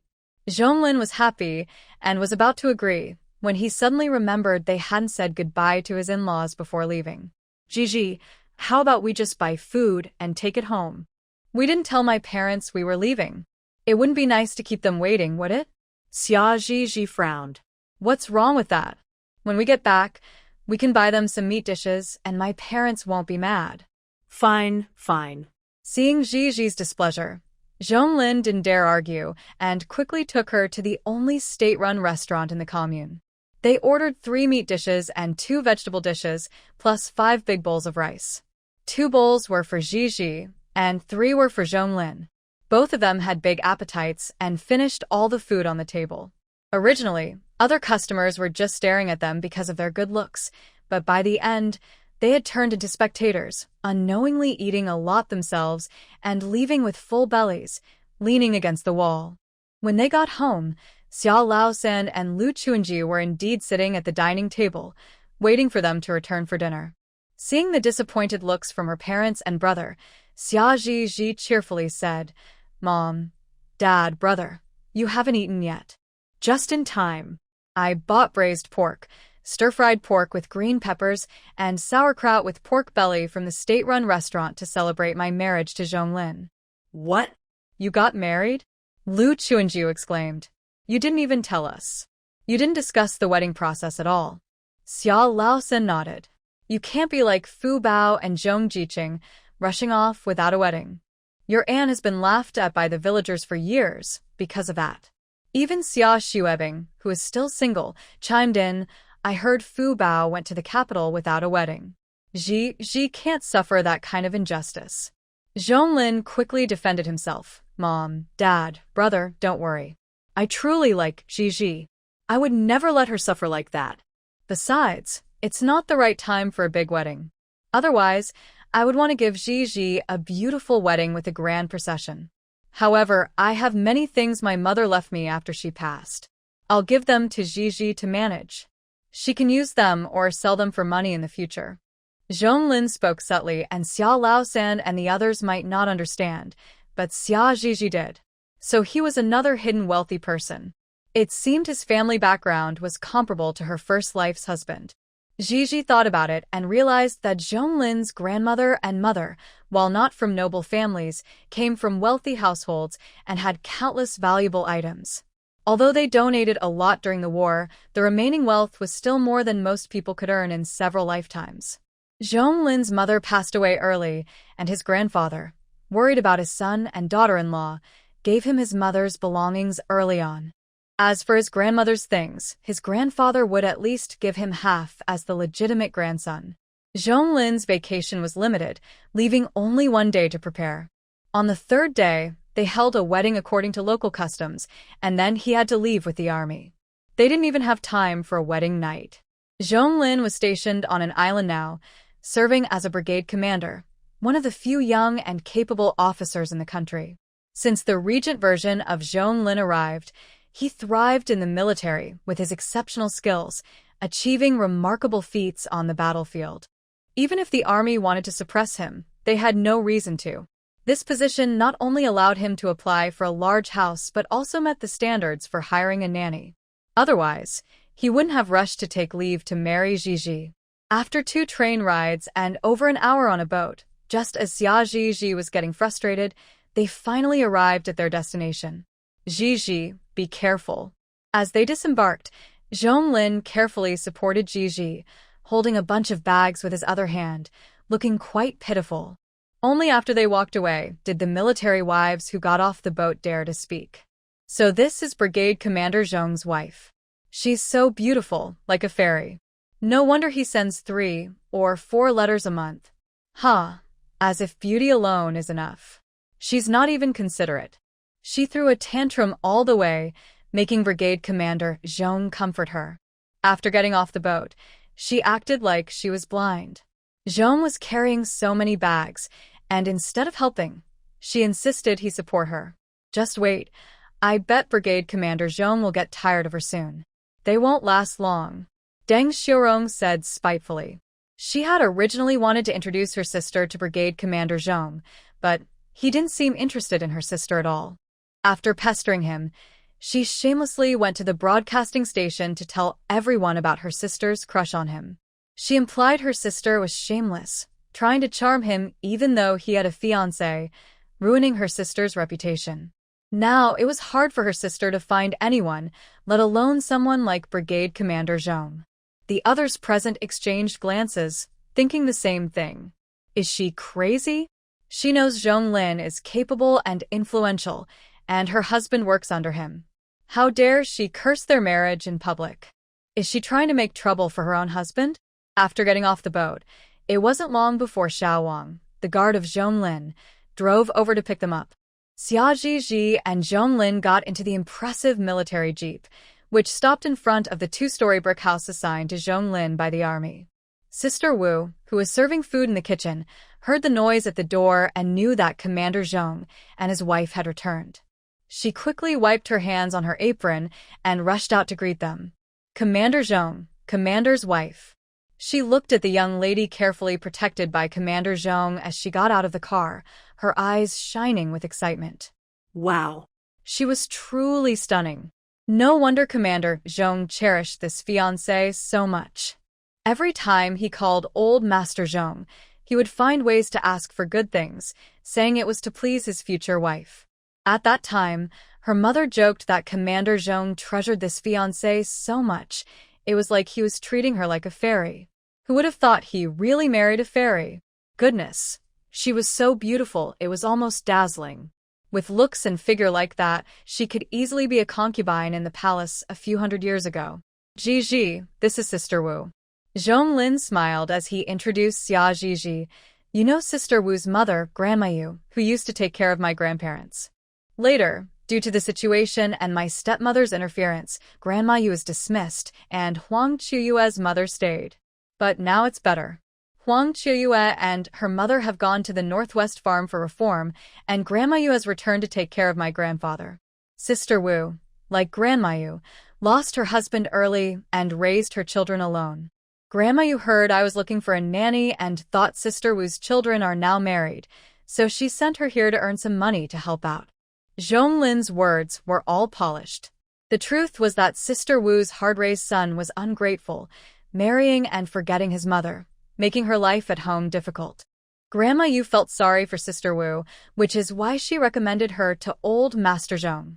On the train, Zhonglin had already introduced Sister Wu's situation to Gigi in detail. Now he was just trying to save face for Sister Wu. Xia Gigi saw that Sister Wu was slightly plump, with a round face and a warm smile, looking like someone easy to get along with, and felt satisfied. Sister Wu, I will trouble you to take care of me from now on. Indeed, it was to take care of her. Zhonglin hired a nanny specifically for her, and she didn't need to hide that. Commander's wife, don't worry. Commander Zhong has already told me about your habits and schedule. If I do anything wrong, please remind me. Sister Wu nodded eagerly. She understood why she was here, and with her mother's experience working in a leader's household, she clearly knew the do's and don'ts of being a nanny. She knew what to say and do. She was almost fully aware of the situation. She was capable, helping the guards bring in the bags from the car, then quickly invited Zhonglin and Xia Zhizhi, who had finished washing their hands, to the dining room for lunch. Commander Zhong, Commander's wife, I've prepared lunch for you. Please hurry and eat. On the island, seafood was abundant. Sister Wu prepared a table full of seafood with various cooking methods, serving almost everything that could be caught from the sea and the beach. In addition to their meals, she also prepared food for the guards to take back to their dorms. This was Xia Zhizhi's first seafood feast since arriving in this world, and after a few days of poor meals on the train, she was ready to eat and ended up overeating. Sister Wu, your cooking is amazing. You could be a chef at a state-run restaurant. She held her slightly protruding belly, gave Sister Wu a thumbs up, and her lively eyes sparkled, looking cute and playful, which softened Zhonglin's heart. Sister Wu used to be the head chef at the 5th state-run restaurant in the capital, skilled in various dishes. If she hadn't passed her job to her son, we wouldn't have been able to afford her help. Sister Wu had a son and a daughter, and it was unclear whether it was a genetic issue or something else, but both of them were love-struck. Her eldest daughter had chased after a man to the countryside years ago, and her youngest son, just married for a year, was already unable to accommodate his mother under his wife's influence. It was hard to know what to say about that. Sister Wu just smiled bitterly and then said, Commander's wife, I've boiled hot water. If you want to take a shower, you can go ahead. After sitting on the train for several days, Xia Zhizhi felt she needed a wash and eagerly expressed her desire to go first. Zhonglin smiled indulgently and didn't compete with her. The rooms on the first floor were mostly guest rooms except for the one reserved for Sister Wu. The second floor was where they, the hosts, worked, slept, and bathed. To make it easier for Zhizhi to shower, Zhonglin specially brought hot water from the kitchen on the first floor to the bathroom on the second floor. Having not bathed or washed her hair for several days, Zhizhi took a little longer in the shower. By the time she came out, Zhonglin had already finished his shower and returned from the bathhouse. Zhizhi, let me help you dry your hair. This was Zhizhi's first time experiencing the wonders of internal energy. Wow, it worked better than a hairdryer. In just a few minutes, Zhonglin used his internal energy to dry her hair. Zhizhi's eyes lit up, and just as she was about to say something, Zhonglin, who was already impatient, kissed her lips before she could speak. What followed was a scene that couldn't be described. The newlyweds, and it was Zhonglin's first time, inevitably got a little excited, missing dinner altogether. They only woke up the next morning to the wake-up call in the army. Zhonglin looked at Zhizhi, who was still sleepy and rubbing her eyes, and couldn't help but kiss her soft and tender face. Zhizhi, I'm going for a run. Do you want to join me? Xia Zhizhi impatiently pushed away the man's head that kept getting close to her, grumpily saying, Get away, I don't want to. Really don't want to? Zhonglin leaned in again. Don't you want to learn lightness skills? If you run with me to the back mountain, I'll teach you. Zhizhi. She almost forgot about that. Well, since she was already awake, she might as well go along. Thus, under Zhonglin's persuasion, Xia Zhizhi began a life filled with late-night revelries and daytime training in internal energy and lightness skills. It was incredibly fulfilling. During this time, she also got to know the deputy commanders and higher-ranking officials living in the area and their families. However, most of those who held positions above commander were nearly 40, and their wives were about the same age as Xia Zhizhi's mother. Zhizhi found she had little in common with them, so they only exchanged greetings when they met and didn't engage in further conversation. Zhizhi, are you coming to the beach? Hearing the call from downstairs, Xia Zhizhi calmly finished a small round of her exercise before getting up and opening the window to look down. A pretty girl in overalls and a white shirt stood at the door, constantly glancing this way. When she saw Zhizhi, she waved her hands excitedly. Zhizhi, Demei, and the others have gone to the beach. Come with me. Seeing this, Zhizhi couldn't help but smile and waved back. Okay, Yu Qing, wait for me. I'll change into something more comfortable and come down. She quickly found her new light brown sports outfit, changed, and grabbed a bucket from Aunt Wu before rushing out. Yu Qing, let's hurry up. Gua Yu Qing, like Zhizhi, carried a bucket and always wore a bright smile, chattering away about the latest gossip. This was also why Zhizhi enjoyed spending time with her. She always had the freshest news. For example, right now, Zhizhi, you won't believe it. Demei's new cousin is so cunning. She always manages to make trouble for Demei and the others. I don't know what Demei's mom is thinking. She favors this cousin and believes everything she says, always helping her punish Demei and the others. It's made Demei cry several times already. Gua Yuqing and Lu Demei lived nearby, both daughters of military officers. In Gua Yuqing's family, she was the only daughter among two sons, spoiled by her parents and brothers. Lu Demei's family only had daughters, and her father adopted a son from her uncle's family to carry on the family name. Perhaps because of this, Lu Demei's mother felt frustrated. After all, the family fortune her husband worked hard for would go to someone else's son. Who wouldn't feel upset about that? She couldn't vent her anger on her husband or her half-nephew, losing Bao, so she took it out on her daughters instead. Even though the 5 girls were daughters of a military officer, they lived worse than the children of lower-ranking officers. They dropped out of school early and were constantly bossed around by their mother. When they weren't at the beach, they were on their way to the beach, all just to earn some pocket money. Recently, things had gotten worse. Lu Demei's mom suddenly decided to bring her cousin over, treating her better than her own daughters. Gua Yuqing lived next door to Lu Demei. In recent days, she had seen Lu Demei's cousin, Xiao Rui, stirring up trouble and getting Lu Demei's mom to scold her and her sisters. I wonder if that Xiao Rui is some kind of seductress. She has Lu Demei's mom wrapped around her finger, and even Uncle Lu has started treating her kindly. I heard he wants to introduce her to the famous young talent, Deputy Commander Chen from our unit. Gua Yuqing was puzzled. Demei is almost 20 and still unmarried, yet they're busy matchmaking for a cousin with no blood relation. I don't know what Commander Lu is thinking. The more Xia Zhizhi listened, the more uneasy she felt and couldn't help but call out to the heavenly mirror with her mind. Broken mirror, wake up. What's going on with Xiao Rui? Is she another female lead from a small world? Hearing Zhizhi's call, the heavenly mirror immediately snapped back to attention. After a moment, it said, well, I'm not sure. I need to meet Xiao Rui first to confirm. It could predict fate, but it needed the person's face or birth date to do so. It couldn't just draw conclusions from a name, right? With so many people sharing names, who knows whose fate it would be? The heavenly mirror thought for a moment and added, however, based on Gua Yuqing's description, this Xiao Rui has a high chance of being the female lead. After all, the fortune girl from this invading world has already been dealt with by us, and the original male lead, Zhong Yuan, is in a dire situation.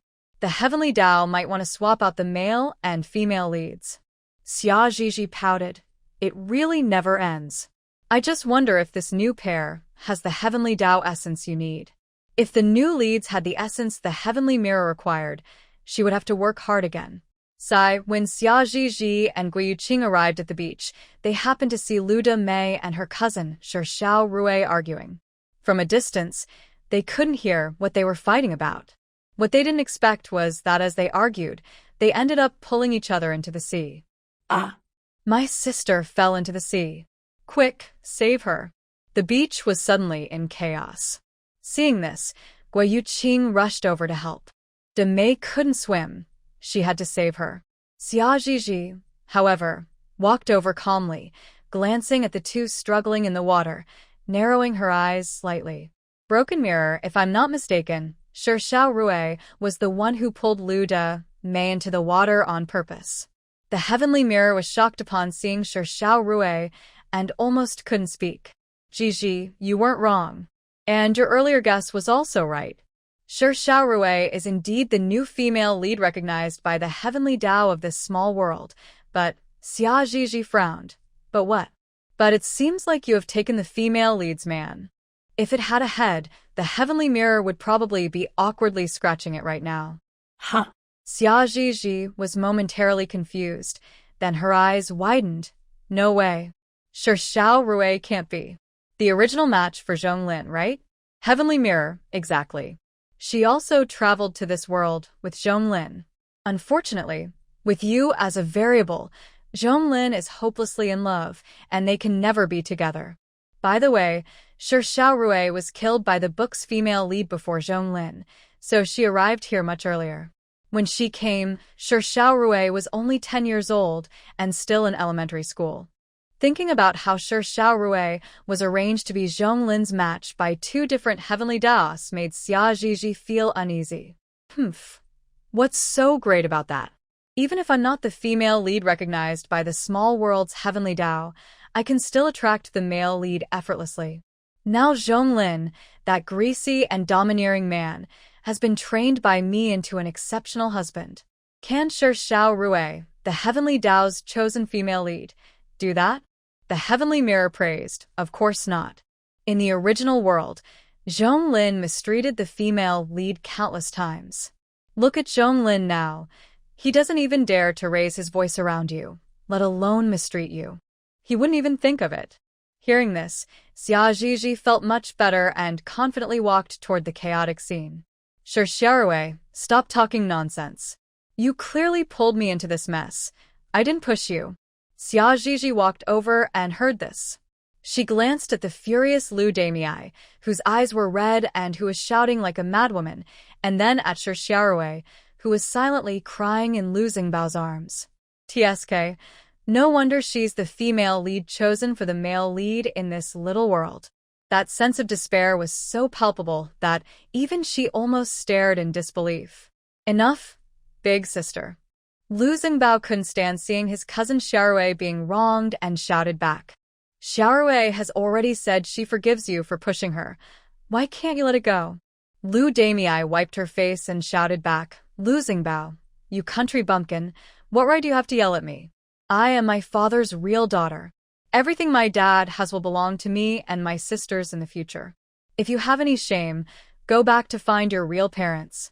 Although Lu Damei didn't dare to oppose her parents, she was fearless in front of her cousin Lu Xingbao. During every argument, she would remind Lu Xingbao that he wasn't the biological child of the Lu couple and would tell him to go back to his real parents. This left Lu Xingbao at a loss for words. In fact, before Lu Xingbao was brought to live with them, in order to avoid the stigma of favoring sons over daughters, Lu Luzhang had always claimed that Lu Xingbao and his third daughter were a pair of twins. He said his son was weak and had to be raised in the countryside. Later, Lu Damei noticed that her father treated her cousin better than he treated her and her sisters, which made her furious, and she let it slip that Lu Xingbao was adopted from her uncle's family. This caused her father to lose face in the army. Even for the sake of his career, he no longer dared to show favoritism towards his nephew or mistreat his daughters. At most, he would ignore them. Or he would turn a blind eye when his wife bullied the daughters. Unfortunately, Lu Damei and her sisters were not easy to mess with. After being scolded by their mother, they would team up to beat up their cousin Lu Xingbao. Xia Gigi admired these girls who dared to fight against their parents and the idea of favoring sons over daughters. So, she added fuel to the fire, saying, Damei is right. Lu Xingbao, you're already an adult. Why are you still hanging around at someone else's house? Are you hoping to inherit your second uncle's family business? That can't be true, right? You wouldn't be that shameless, would you? Lu Xingbao trembled with anger and replied, Aunt Xia, this is our family matter. You don't need to worry about it. Hearing this clueless kid call her aunt, Gigi was instantly furious. You fool, who are you calling aunt? Are you blind? I'm only 3 years older than you. If you call me aunt, what would you call those in their 40s or 50s? She was only 3 years older than this brat. Darn it, He had no emotional intelligence and deserved to be ridiculed by her. Guo Yuqing secretly gave Gigi a thumbs up. Sister, you're amazing. This is the benefit of marrying a capable husband with a background. Isn't this it? You can say whatever you want, insult whoever you want, and someone will always have your back. Lu Xingbao felt resentful but held back his frustration, saying, But Colonel Zhong always addresses my dad as an equal. I can't just call you by your name. That would be rude. Colonel Zhong? For some reason, Shi Xiaorui's heart tightened again. In fact, up until now, Shi Xiaorui had not met the destined male lead arranged for her by fate. Even Xia Zhizhi was someone she was seeing for the first time. She didn't know if it was because Xia Zhizhi had taken the female lead spot. Upon seeing Zhizhi, Shi Xiaorui felt an inexplicable sense of rejection. Previously, she had heard others say how beautiful and smart Xia Zhizhi was, fluent in 2 foreign languages and earning as much from translation as those in the military.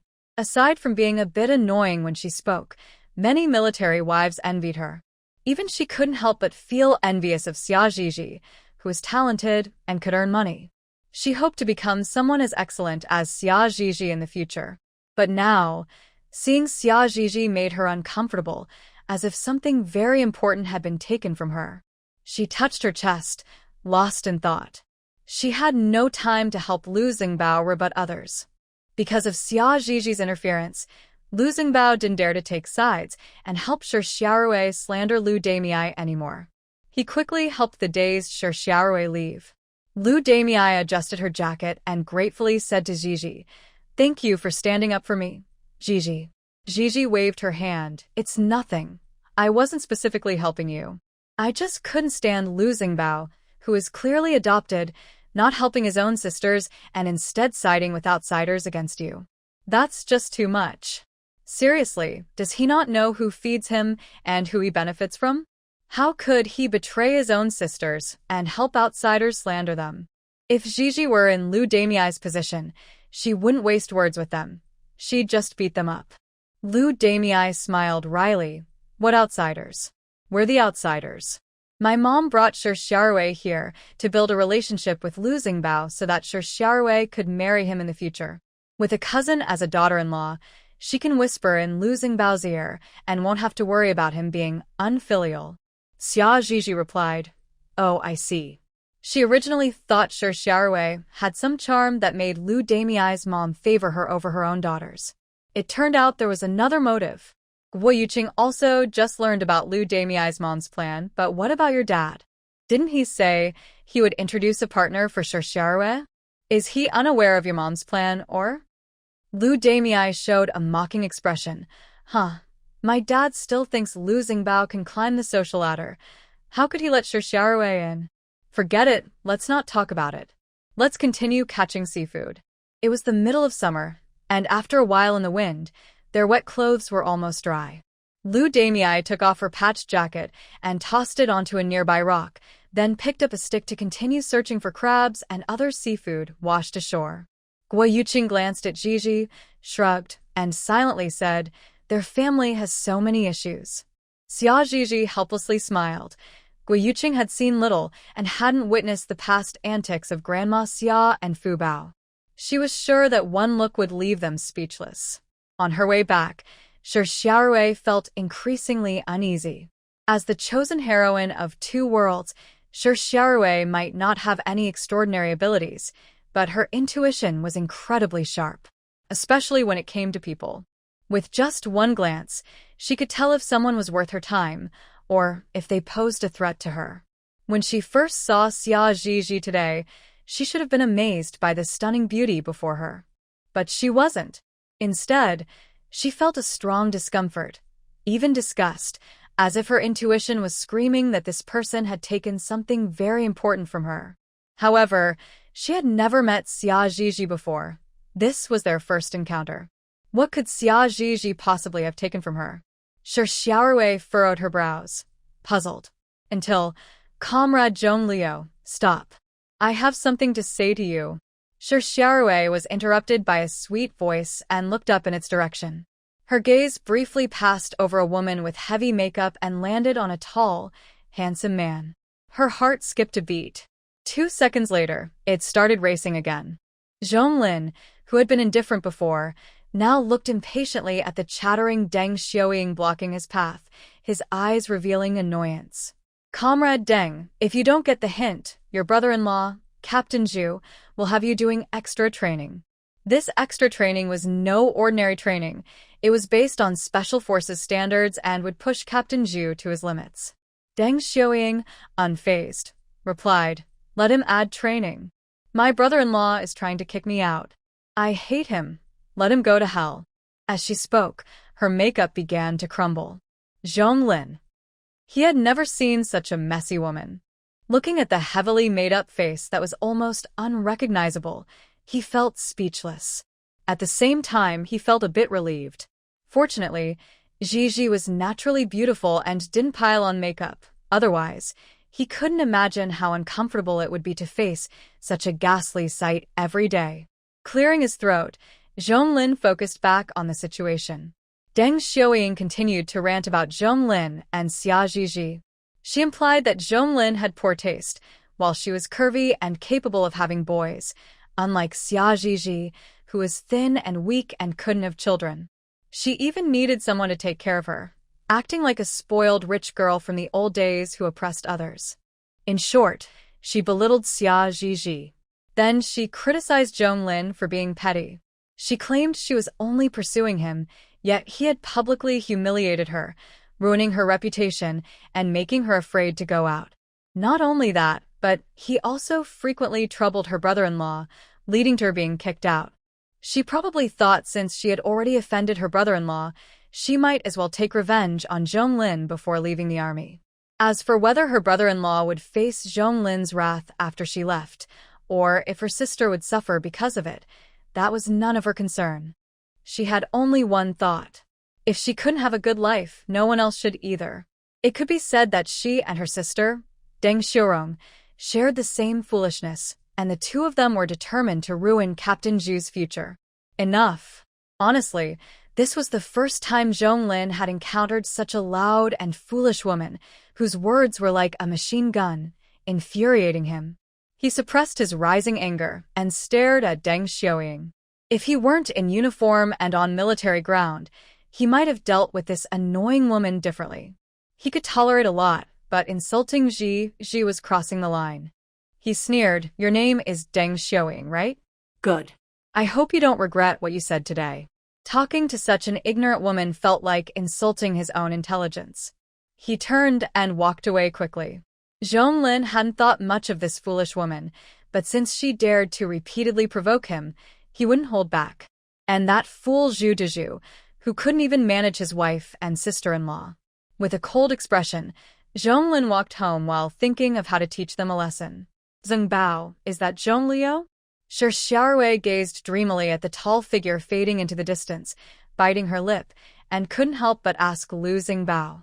Lu Xingbao, unaware of Xiaorui's change in attitude, nodded slightly, his eyes filled with admiration.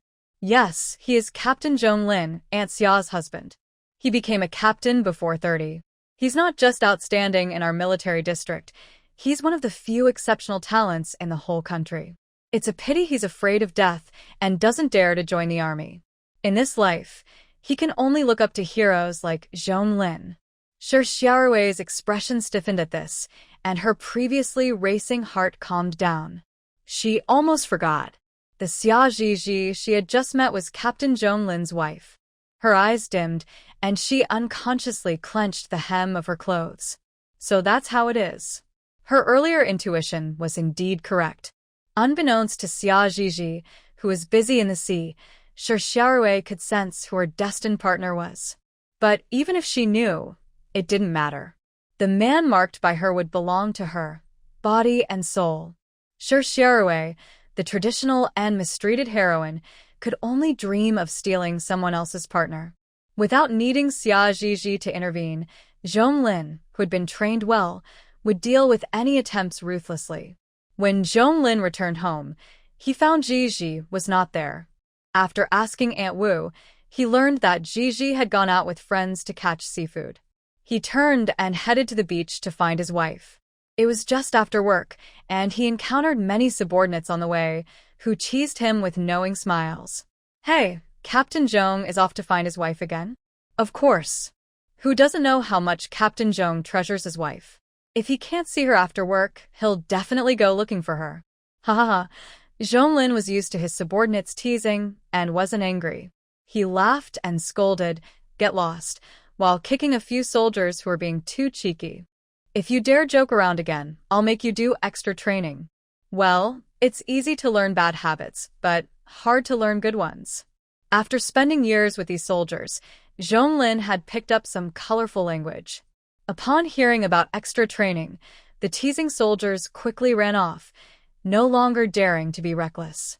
Zhonglin searched along the beach for a while and finally spotted his wife. As usual, she was crouched down like a little turtle, poking at the ground with a stick, seemingly aimless, yet managing to catch a fiddler crab with each poke.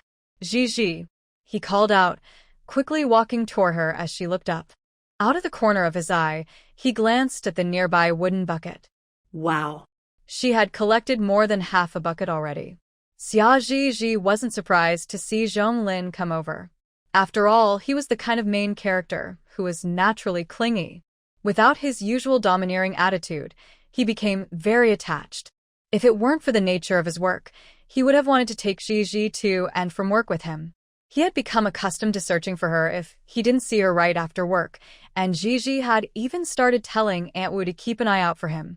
"Zhonglin, help me wipe my hands." She raised her sandy, muddy hands toward him.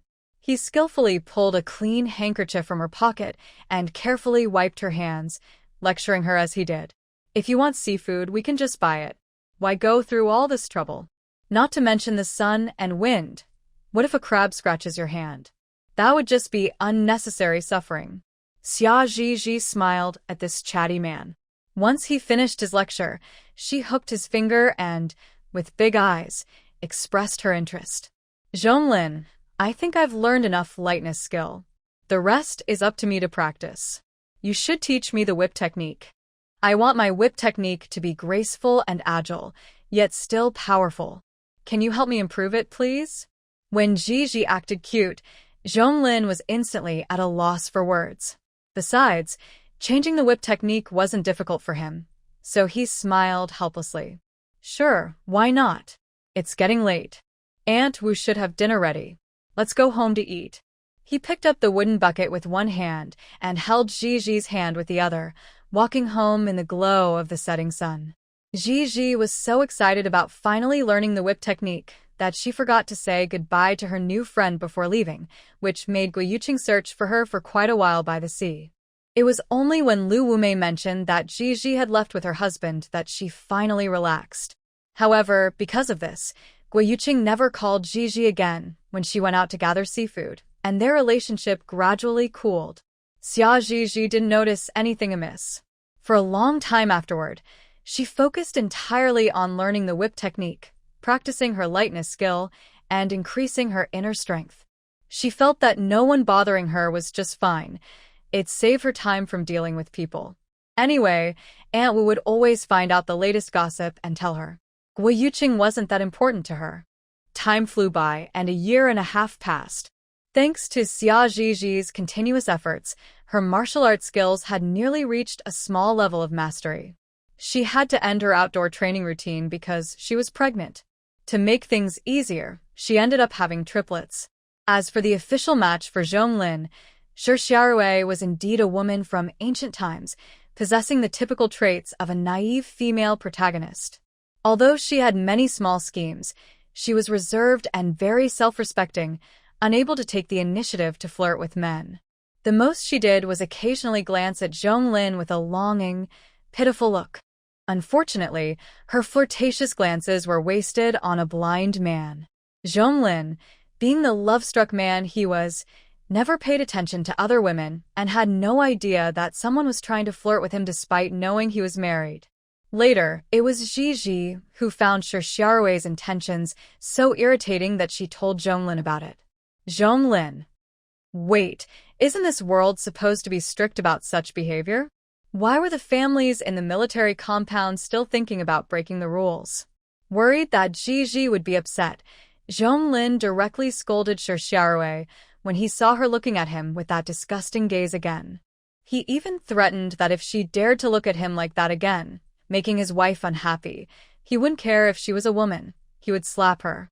In Zhonglin's view, his previous public reprimand of Deng Xiaoying clearly hadn't served as a warning. Otherwise, how could that shameless Shi Xiaorui still dare to flirt? So, he decided that if anyone else tried to act shamelessly, he would just take action. Shi Xiaorui. What kind of man is this? How can he say such things about hitting women? No matter how unwilling or heartbroken she felt, seeing Zhonglin's firm attitude made her too afraid to do anything reckless. She feared ending up like Deng Xiaoying. She heard that Deng Xiaoying married a good-for-nothing, and her in-laws weren't good either. Now her life was worse than bitter melon, almost fighting with her husband and in-laws every day. She didn't believe Zhonglin had no hand in this. In her past life, Shi Xiaorui was a noble girl, raised with great care until she was 13. If it weren't for her aunt's schemes, she could have married into the palace as a concubine. Her perspective, knowledge, and skills were unmatched by the peasant girls in this world, let alone the daughters of officials. Thus, she could never accept living a mundane life, marrying into an ordinary family, and worrying about daily trivialities. To avoid retaliation from the petty Zhonglin, she quickly arranged to get married after being scolded by him. She married a promising Colonel under Commander Liu, though he was a bit older, and a second marriage with twin daughters from his first wife. As someone raised with traditional views, Shi Xiaorui had no objections. She thought that once her daughters grew up, she could give them some dowry and send them off, which wouldn't affect her son inheriting the family fortune. Of course, she didn't dare to voice any objections. Her uncle, Commander Liu, though flawed in character, had undeniable ability to reach his position. Over the years, he had arranged for his 3 daughters to marry promising candidates, hoping to pave the way for the unambitious Liu Xingbao and prevent the family line from ending with him. Shi Xiaorui's family were genuine farmers, so to ensure she had some standing in her in-law's family, she couldn't afford to upset her uncle. Whether it was fate or not, it seemed like the heavens were using Xia Zhizhi as a contrast to Shi Xiaorui, who had her official match broken apart. Not long after Zhizhi announced her pregnancy, Shi Xiaorui also became pregnant. Their due dates were only a little over a month apart. Upon hearing this news, Xia Zhizhi felt a sense of foreboding. Broken mirror, are you going to arrange some melodramatic plot about fake young masters for me next? Why do I feel so uneasy? Summer Zhizhi's intuition was indeed accurate. On the day she gave birth, she and Shi Xiaorui entered the delivery room almost at the same time. She had triplets, while Shi Xiaorui had a pair of twins, a boy and a girl. It was unclear what Shi Xiaorui's mother-in-law was thinking, but that night, while Zhonglin went to the restroom, she sneaked into Zhizhi's single-patient room, holding a bundled baby. The magical mirror reacted sharply. Zhizhi, something's wrong. Someone is trying to switch your baby. Summer Zhizhi woke up instantly, seeing chaotic shadows in the dark. Her heart tightened, and then anger surged as she shouted, "Stop! What are you doing?" Wang Chunhua, who was changing the 2 babies' wraps, was startled by Zhizhi's voice and trembled, causing the baby in her arms to nearly fall. Her eyes widened in fear. No, don't.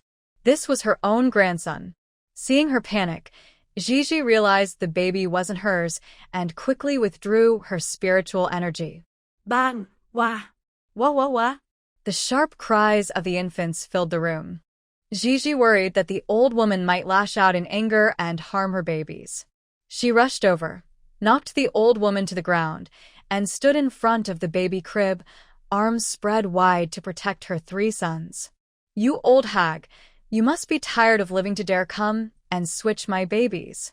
Just as she finished speaking, the door to the room burst open, and Zhonglin entered, looking anxious and furious. "Zhizhi, what happened? Who dares to switch our children?" He turned on the light, scanning the room until his gaze landed on the old woman sitting on the floor with a naked baby.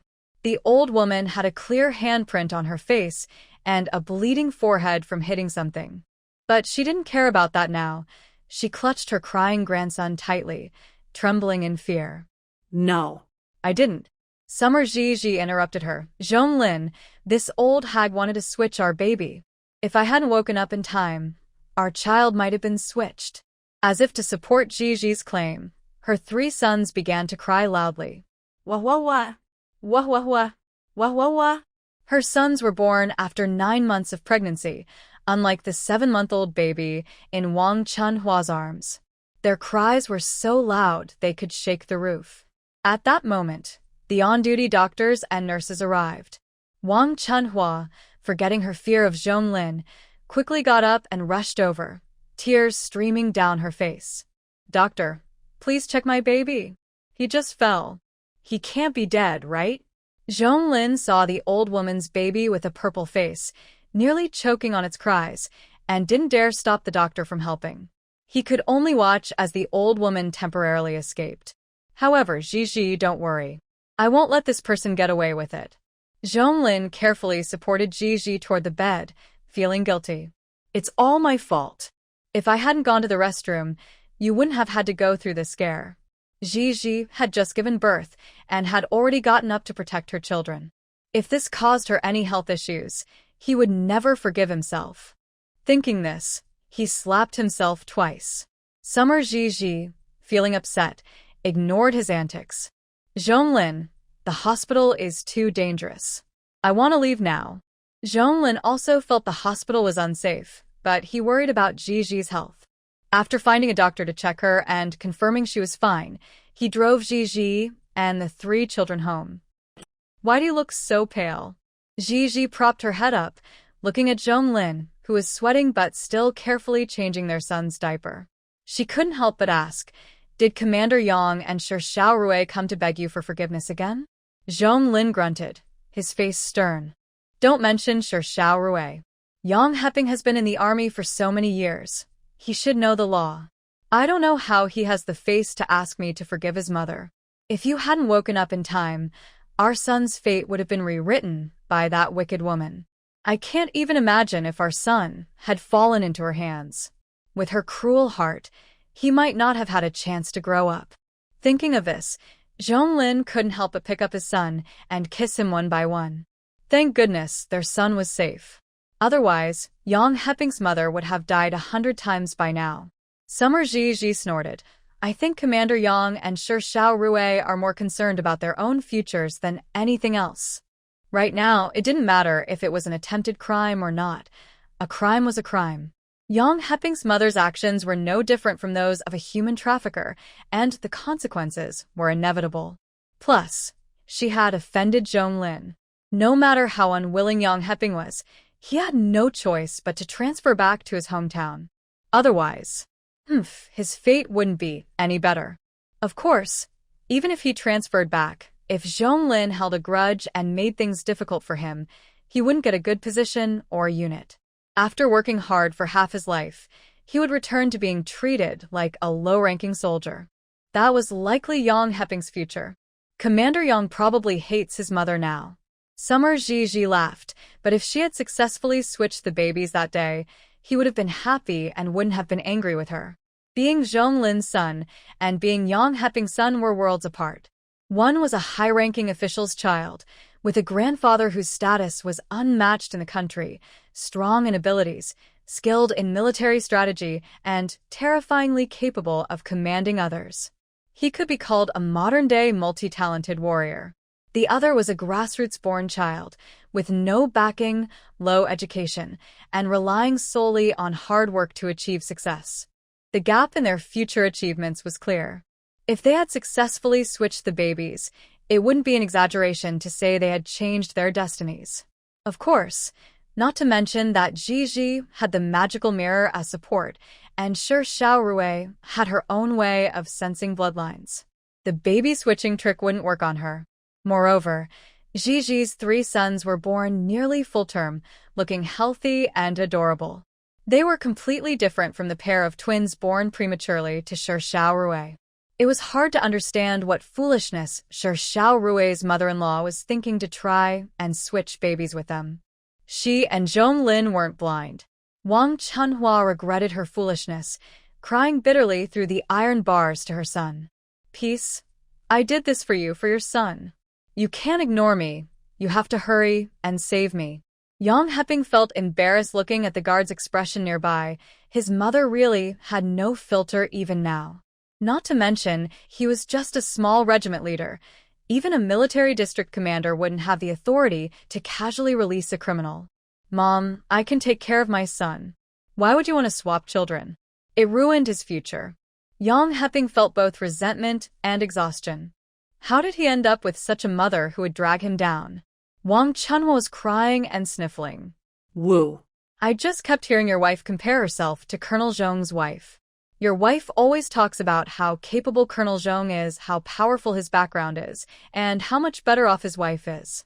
Plus, your wife not only had a premature birth, but also fell before giving birth. The two kids look sickly. I don't even know if they can survive. I thought Colonel Zhong's family was well off and willing to spend money. If my grandson went to his house, he would definitely be raised well. More importantly, her grandson would have Colonel Zhong as a father, which would surely give him a better future than being raised by her son. If she lived a bit longer, she might even enjoy the benefits of her grandson. Unfortunately, Colonel Zhong's wife woke up at a critical moment, causing her not only to miss the chance to swap children but also to injure her grandson, making him weaker. According to the doctor, that fall could have damaged his brain. Even if her grandson wasn't a fool, he would likely be slower than other children. This was a case of trying to steal a chicken, but losing the rice. Wait. Yang Heping felt something was off and frowned at his mother. Are you saying Xiaorui always talks about Colonel Zhong in front of you? That's right. Your new wife keeps gossiping about Colonel Zhong's good conditions, how his family is full of high-ranking officials, so different from us. Otherwise, why would I want to swap children? It was all to give her child a better start. Yang Heping's expression darkened. He didn't expect his wife's involvement in this. He wondered if she intentionally mentioned it to his mother, or if it was accidental. After seeing his mother, Yang Heping didn't even have time to feel sorry for Shi Xiaorui, who was exhausted from taking care of the baby and had dark circles under her eyes, falling asleep. He woke Shi Xiaorui and coldly questioned her about it. Shi Xiaorui, who had been drowsy, instantly woke up at his questions. She felt a moment of panic and quickly denied it with a wronged expression. Peace. I just envied Colonel Zhong's wife for having an easy life and talked about it a bit more with your mom. How could I have such bad intentions? Besides, as a mother, how could I bear to give my newborn son to someone else? That would break my heart. She did have some hidden thoughts. She hoped her mother-in-law could succeed in swapping, so her son could live a life of luxury with Colonel Zhong and his wife for a few years. When her son eventually had a stable job and a bright future, they could secretly reunite and let their son help her siblings. But she never expected that just after giving birth, Xia Ji would be so alert, sending her mother-in-law to prison and ruining Yang Heping's future, forcing him to return home. If she had known this would happen, she wouldn't have stirred trouble with her mother-in-law. Shi Xiaorui's regret was known only to her. Zhonglin and Xia Ji were firm. No matter how Yang Heping and Shi Xiaorui pleaded, they were resolute in not forgiving Wang Chunhua for the child swap. So, a few days later, Wang Chunhua was sent to a farm for reform. Yang Heping followed suit, leaving the army with his wife and child a month and a half later. Zhonglin didn't pressure him about his post after leaving the army. He just made a call and got him a position as the head of security at the cotton spinning factory in his registered city. This was a suggestion from Xia Ji. On the surface, it seemed Yang Heping wasn't being suppressed by Zhonglin. However, Ji, who understood national development, knew that in 3 to 4 years, as policies relaxed, state-owned factories would gradually be squeezed out by private ones. Eventually, they would close down. By then, he would be nothing as the head of security. In the capital military district, the Zhong family 3 little ones were surrounding a sprightly old man, chattering away. Great-grandpa, Daba wants to go to the zoo to see the big tiger. Great-grandpa, Erbao wants to play with guns. Great-grandpa, Sanbao. Sanbao wants to eat good food. Xiaoji returned from work just in time to see the three kids pestering their great-grandpa for this and that, and the old man indulged them, agreeing to everything they said. She cleared her throat. Daba, Erbao, Sanbao, what are you pestering your great-grandpa for again? Seeing their mother return, the three kids instantly turned into obedient little angels, rushing over to help with bags and pouring water, being extremely attentive. Mom, you've worked hard today. Sanbao will give you a leg massage. The adorable Sanbao raised his little fist and started to massage Xiaoji's legs. Xiaoji looked at the three little ones bustling around her, feeling incredibly satisfied. They instinctively knew to care for their mother. They truly were her children, so filial. Old Mr. Zhong felt a bit jealous, wanting the same treatment from the three kids. So, the three kids started to fuss over old Mr. Zhong again. Gigi, how was your first day at work? Old Mr. Zhong asked. Did anyone bully you? If someone does, remember to tell the family. Don't swallow your grievances. Over the years, Xi had translated many foreign works, including some complex materials from research institutes under the military district. With this impressive resume, after the college entrance exams resumed, Xiaoji was specially hired as an English teacher at Capital University. Today was her first day at work. Xiaoji smiled. Don't worry, Grandpa. My colleagues all know I'm Zhong's daughter-in-law. No one dares to bully me. She wasn't the type to endure hardship or injustice. On her first day, she made her identity clear in the office, hoping they would be cautious and not play tricks on her, or she wouldn't be easy to deal with. Of course, this tactic was just to intimidate the petty people. Most teachers in this era, especially those who returned from being sent down, were quite decent and focused on teaching. They wouldn't engage in the underhanded tactics of those who climbed the ranks through backstabbing their colleagues. Mom, when will Dad come to see us? I miss Dad. Debeo, with his chubby little body, leaned against Gigi, his big, dark eyes blinking constantly. Anyone who saw this cute child would surely be charmed. On the other side, Erbao also pouted. Mom, Erbao misses Dad too. When are we going home? He meant their home on the island. As for Sanbao, who only knew how to eat and play, he was busy chewing on delicious 5-spice beef jerky with his great-grandfather, completely unaware of what they were talking about. Xiaoji couldn't help but hug her two soft, adorable sons tightly, rubbing them until they were all wobbly and their little faces were flushed. She finally let them go, not wanting them to feel sad. Don't worry, your dad will be back in the capital soon. Then our family can be together again. Over there, Grandpa Zhong carefully wiped the dirty little mouth of Xiaobao. After his granddaughter-in-law finished speaking, he also encouraged Debeo and Erbao. Just wait 3 more months, and your dad will be back. Debeo and Erbao, don't be anxious. Although Debeo and Erbao were unhappy about not seeing their dad for so long, they were sensible kids and didn't fuss with their mom or great-grandfather. Instead, they chattered away with their mom about what they did in the morning and what they planned to do in the afternoon. Dad, we came to see you. It was Gigi's father-in-law and his family of 4. Fubao followed behind Zhong Yuan, looking tired and completely lacking the confidence she had when she got married. She had suffered quite a bit under her strong-willed mother-in-law and increasingly unreasonable husband over the years. Xiaoji stood up, smiling as she greeted her father-in-law and mother-in-law. Dad, Aunt Zhong. Zhong's father ignored his wife's displeased expression and was very kind to his eldest daughter-in-law. Gigi, you're back from work. How's it going? Is work going well? If you have any difficulties or problems, you can come to Dad. Maybe I can help. Zhong's father only had 2 sons. One had become a shadow of his former self, while the other had a bright future and had given him 3 clever grandsons, ensuring the family line continued. The contrast was stark. No matter how much his second wife, Zhang Xueping, tried to flatter him, Zhong's father couldn't ignore Zhong Lin anymore. He had to soften his attitude towards Xiaoji, who had managed to keep his eldest son in line and had given him 3 plump grandsons. Otherwise, what if his daughter-in-law turned his sons and grandsons against him? Thinking of this, Zhong's father smiled bitterly. Who would have thought his once promising second son would end up like this? Otherwise, he wouldn't be trying so hard to please his eldest son's family. He was just hoping that when he was gone, his eldest son and daughter-in-law would take care of his second son a little, so he wouldn't end up in a miserable situation. However, Zhang Xueping didn't want to see her son being overshadowed by Zhong Lin and nudged Zhong Yuan. Yuan, didn't you say the environment is improving and you want to start a business in Pengcheng? Quickly tell your grandpa your thoughts. It was also a way to get some money from him, so he wouldn't just favor Zhong Lin's family in the future. Xia Zhizhi raised an eyebrow. She didn't expect that after all this time, Zhong Yuan still wanted to go into business. Grandpa Zhong was pleased to hear this, glad that Zhong Yuan had finally moved past his past shadows.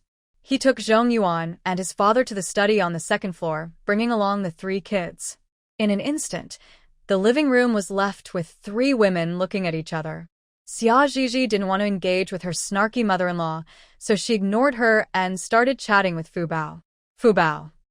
Under her mother-in-law's fierce gaze, Fu Bao felt like crying. Xia Zhizhi, you're really my sister. Do you have to put me in such a difficult position? When we go back, my mother-in-law will surely take it out on me again. This wasn't the first time. Xia Zhizhi was really annoyed with Zhang Xueping. Every time she came, Zhizhi either ignored her completely or kept talking to Fu Bao, isolating her mother-in-law. It wasn't unfilial, and it wasn't illegal. Plus, she wasn't even her real mother-in-law. There was no need to put up with someone unimportant. Zhizhi, I want to find a job. Can you help me? Fu Bao suddenly said. Xia Zhizhi was puzzled. Why do you suddenly want to find a job? Did Zhong Yuan hit her? No way. Zhong Yuan and his mother had always just manipulated Fu Bao emotionally, making her feel increasingly insecure and leading her to self-loathing. On top of that, Zhang Xueping acted like a wicked mother-in-law, often treating Fu Bao like a servant. Zhong Yuan, as her husband, didn't support her either, making it hard for her to hold her head high among other young wives. Xia Zhizhi felt like Fu Bao was on the verge of depression. Now, suddenly wanting to find a job, could it be that she was awakening and wanted to break free from the cage of her marriage? But clearly, she was overthinking it. Fu Bao lowered her head, looking timid. It feels so lacking in dignity to always ask men for money. I want to be like you, to have the ability to earn money and be respected by Yuan. Xia Zhizhi. She couldn't bear to look. Zhizhi couldn't reconcile the current Fu Bao with the bold and domineering Fu Bao she had seen in the past. The previous Fu Bao was so arrogant, so overbearing, so dismissive of others. Now, she seemed so small-minded. It was like she was regressing. But was Zhong Yuan and his mother's manipulation really that effective? After all, a person's core personality is hard to change, especially for someone like Fu Bao, who had been self-centered all her life. How did Zhong Yuan manage that? The mysterious mirror chimed in. Of course, it's because of love. In the last life, Zhong Yuan was so great that Fu Bao saw him through rose-colored glasses. It wouldn't be an exaggeration to call him her white moonlight. Plus, Fu Bao was imprisoned on a small island abroad for the latter half of her last life. Reuniting with Zhong Yuan had become her obsession. In this life, Zhong Yuan was hurt because of her, becoming a shadow of himself, which made him feel guilty. With all these factors combined, it's hard for Fu Bao to escape Zhong Yuan's grasp. Moreover, Zhong Yuan didn't physically mistreat her, he only tormented her mentally, so she couldn't perceive any malice from him. Xia Zhizhi. Indeed, being reborn doesn't mean one gets smarter. In the end, Xia Zhizhi agreed to help Fu Bao find a job. She did not want to carry the original owner's hatred towards Fu Bao. Xia Zhizhi knew that holding on to that hatred would only harm herself. Fu Bao was originally a koi from the fairy realm. Without the protection of her great fortune, she would have no chance of being reborn after death. Once her soul returned to the ghost fairy realm, the heavenly law would settle accounts. The fortune of the Koi clan was granted by the heavenly law of the fairy realm, and they attributed all that fortune to Fu Bao alone. Gigi and the heavenly machine mirror had schemed away all the fortune that belonged to the heavenly law. The heavenly law of the fairy realm would not let this go easily. The heavenly machine mirror had not fully regained its strength, and it couldn't hide the heavenly secrets perfectly in front of the powerful heavenly law. If the heavenly law traced the cause and effect back to them, they would be finished. So, no matter what, she had to ensure that Fu Bao lived well until her own death. With Gigi's help, Fu Bao successfully became an elementary school math teacher. This job would hardly put her in any life-threatening situations. Gigi didn't have to worry about dying early. As for Zhong Yuan, although many private vendors had appeared in the city, the national policy had not yet been established. To be safe, under Grandpa Zhong's advice, Zhong Yuan decided to hold back his impulse and wait for the policy changes before taking action. However, to secure more inheritance from his grandfather, Zhong Yuan started visiting the military district more often. 3 months later, Zhong Lin was transferred back to the capital's military district.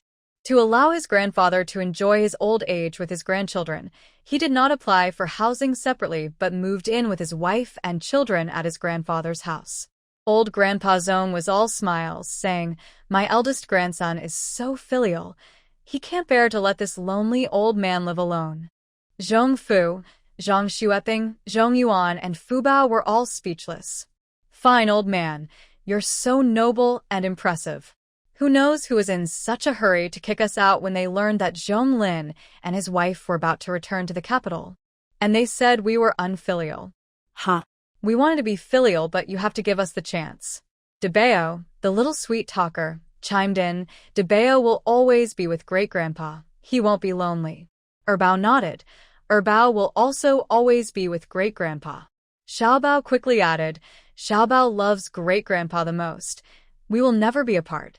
The innocent words of the 3 children made Grandpa laugh throughout the entire meal. Good. You're all good kids." Seeing his great-grandchildren so clever and filial at such a young age, he couldn't help but want to give them more good things. So, after the meal, he took the 3 treasures upstairs and gave each of them a box of treasures. The boxes were filled with high-quality items made of mutton fat jade or jadeite, such as talismans, rings, and seals. If Gigi wasn't mistaken, these were all antique items. Some of them had even been used by emperors from previous dynasties. "Mom, please keep these for us." Grandpa said we can only use them when we grow up, DeBeo said, handing his heavy box to his mother. Erbao added, "And mine, Mom. Please keep it safe too." Xiaobao said, "Mine too, Mom." Gigi held the 3 heavy boxes and smiled.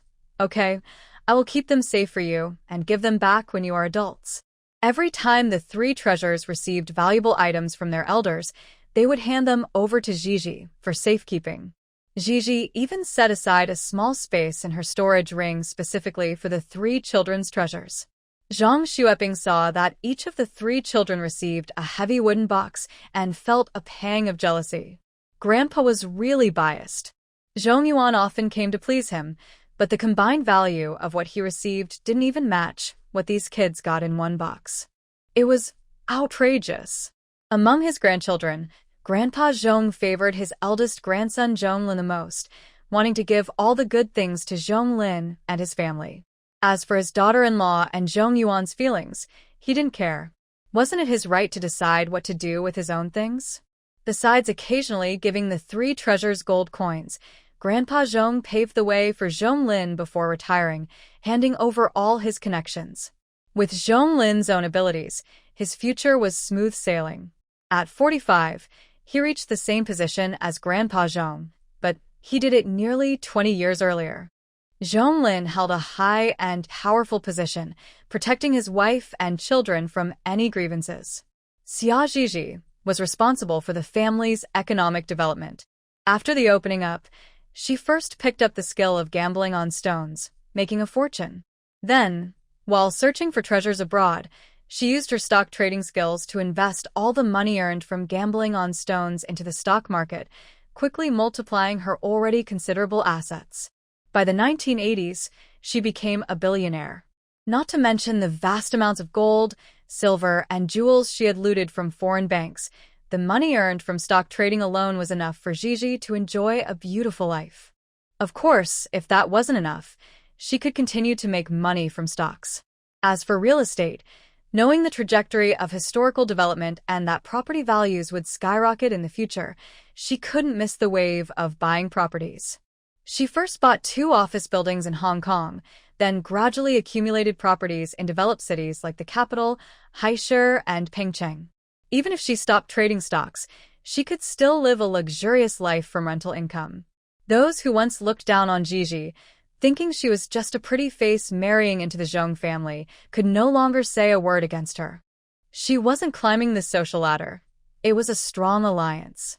Now, the Zhong family lacked neither money nor power. Many people wished they could replace the 3 treasures and become Zhonglin and Gigi's children, or at least reserve a spot for their future children. When Gigi learned about this, she almost laughed to death. While laughing, she also felt a sense of pride. See, this is the benefit of being a strong mother. The turning point in life is the amniotic fluid. She found a powerful and influential husband, and she herself was excellent. The starting point for the 3 treasures was a destination that 99% of people could not reach. Not to mention that the 3 treasures themselves had unmatched talents. In the future, the 3 treasures would each achieve the highest status in their respective fields, ensuring that the next generation's starting point would also be a destination unreachable by 99% of people. With a husband obsessed with love, a son who is a mama's boy, and an elderly father-in-law who favors them, Xia Gigi has lived a very comfortable life. Her step-parents, Xia Laosan and Lu Chunju, have treated her well. So, she let slip a little something through her fingers, allowing them to live a life of ease and luxury for the rest of their days. As for her quiet and unambitious stepbrother, he later married a strong and capable wife. The couple opened several supermarkets locally and lived a vibrant life. Fu Bao endured cold violence and verbal abuse from Zhong Yuan throughout his life, but with Gigi's help, he managed to live to 100 years old despite his depression. As for Zhong Yuan, Gigi didn't care about his fate. He died of a stroke in his 70s. Xia Gigi passed away amidst the sorrowful cries of her husband and children. When she woke up again, it was a dark night, and she couldn't see her hand in front of her. Next to her was a young girl sleeping soundly. Unable to hold back, she let out a gasp, clutching her painfully throbbing head as she sat up. She took out a handkerchief soaked in sleeping powder from her storage ring and pressed it to the girl's nose. In no time, the girl slipped from deep sleep into unconsciousness. Gigi put away the handkerchief and stepped into her space. Using her soul power, she cleansed this body several times until the fever subsided and the body returned to its prime state. Then she picked up the heavenly mirror to review the original owner's life. The original owner's name was Xia Qingji, only one character different from Xia Gigi. Xia Qingji's life could be summed up in one sentence: a deceased mother, a remarried father, a wicked stepmother, a competitive stepsister, and a broken self. Xia Qingji's mother was the only daughter in her family. Her father, originally from the countryside, abandoned his pregnant first love to marry into the Xia family for a better life. After marriage, the Xia elders got the original owner's father a job in a food factory. The father's salary was entirely in his hands, and the Xia elders didn't need the money, so they never asked him for household expenses. Essentially, this son-in-law lived in the Xia family without contributing, enjoying a much more comfortable life than those who had to support a family. The Xia elders and the original owner's mother allowed him to honor his elderly relatives back home, but they forbade him from bringing them to live with them. Unfortunately, sincerity does not always beget sincerity. When the original owner was 8, her father met someone who revealed that the Xia elders were descendants of noble families from the previous dynasty. Especially Xia grandmother's mother, who was a legitimate princess from the XX prince's mansion and had only one daughter, Xia grandmother. When Xia grandmother married, she had a lavish dowry. It was said that the princess took all her dowry to Xia grandmother. Wealth can corrupt the heart. The original owner's father immediately coveted the Xia family's riches. Without a second thought, he reported the Xia elders and the original owner's mother. The original owner's mother, Xia Yuni, had a heart condition since childhood. If she had been well cared for without stress, she might have lived longer. Let alone witnessing her husband break in with a new lover and hearing him admit he reported them. She was so furious that her heart condition flared up and she passed away. The Xia elders, devastated by their daughter's death, realized their fate was also grim.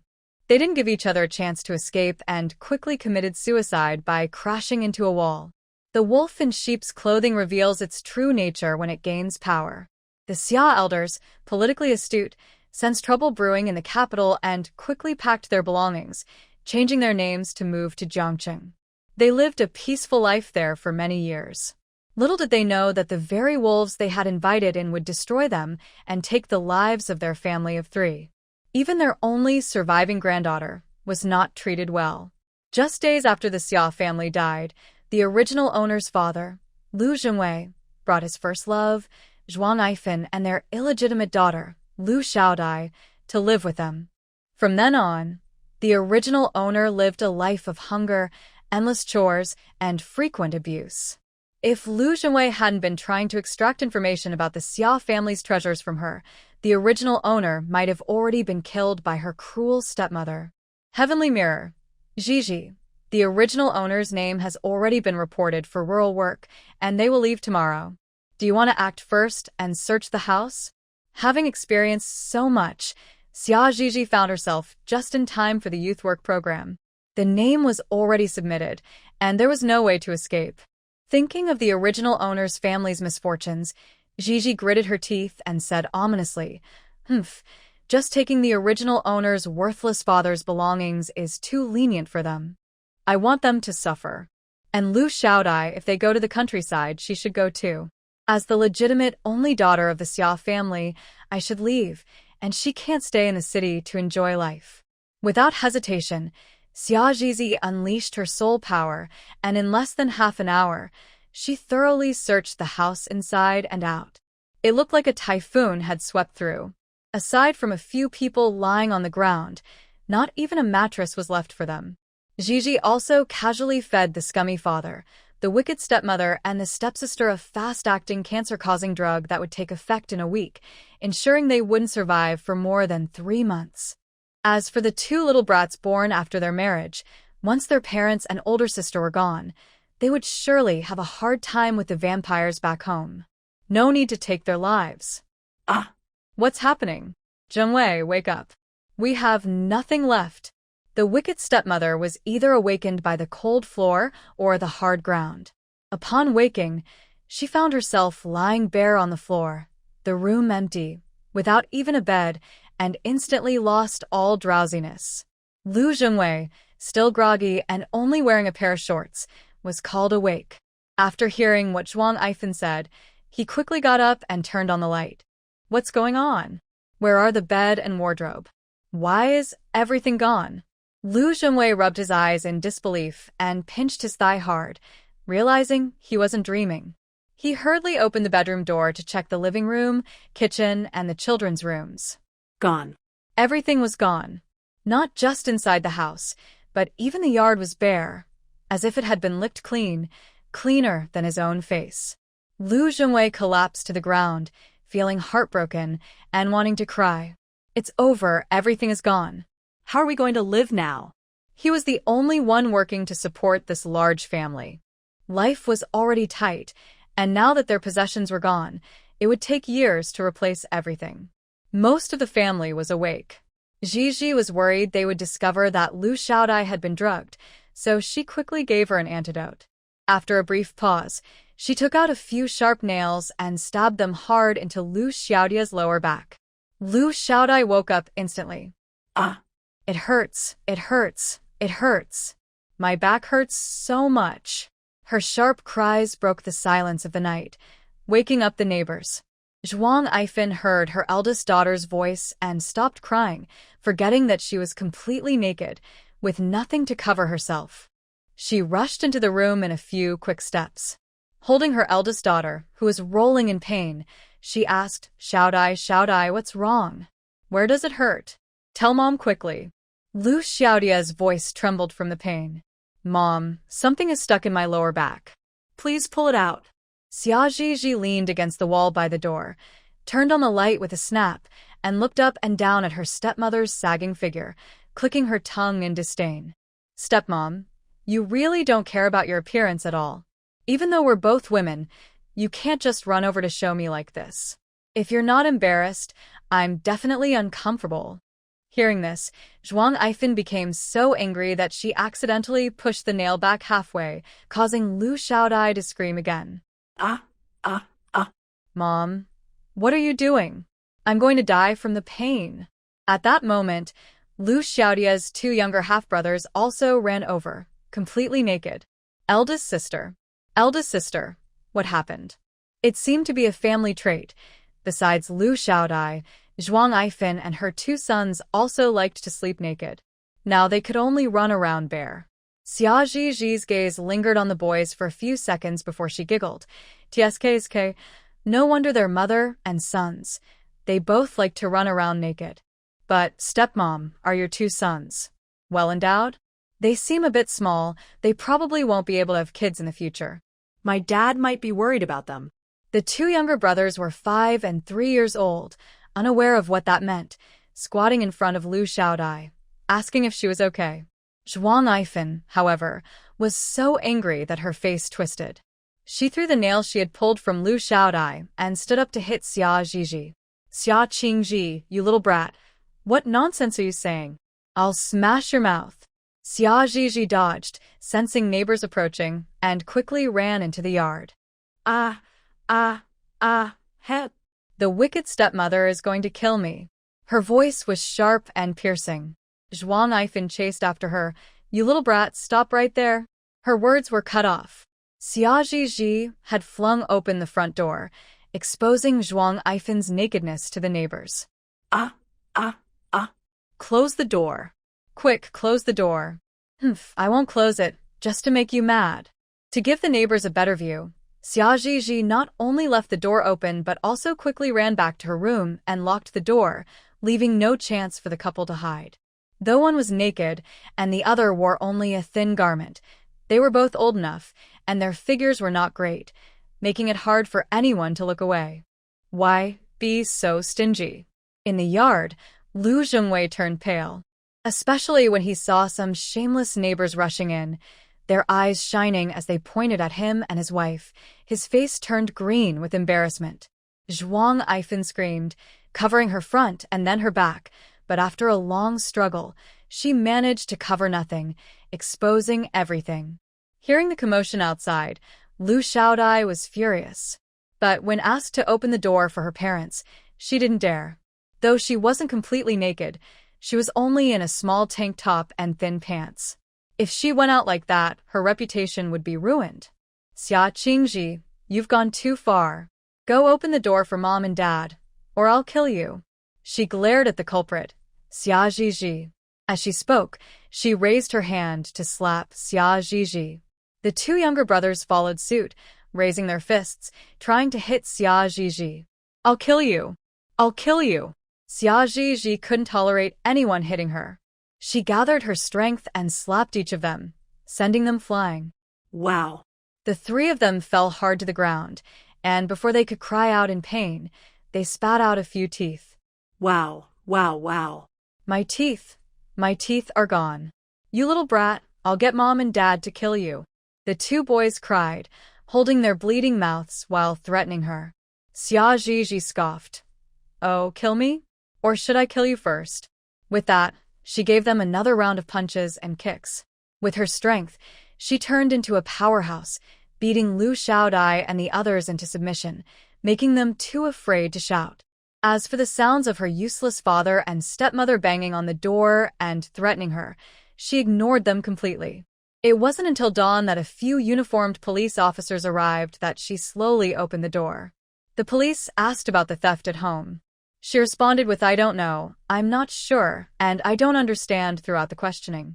As the sun rose, she interrupted the police.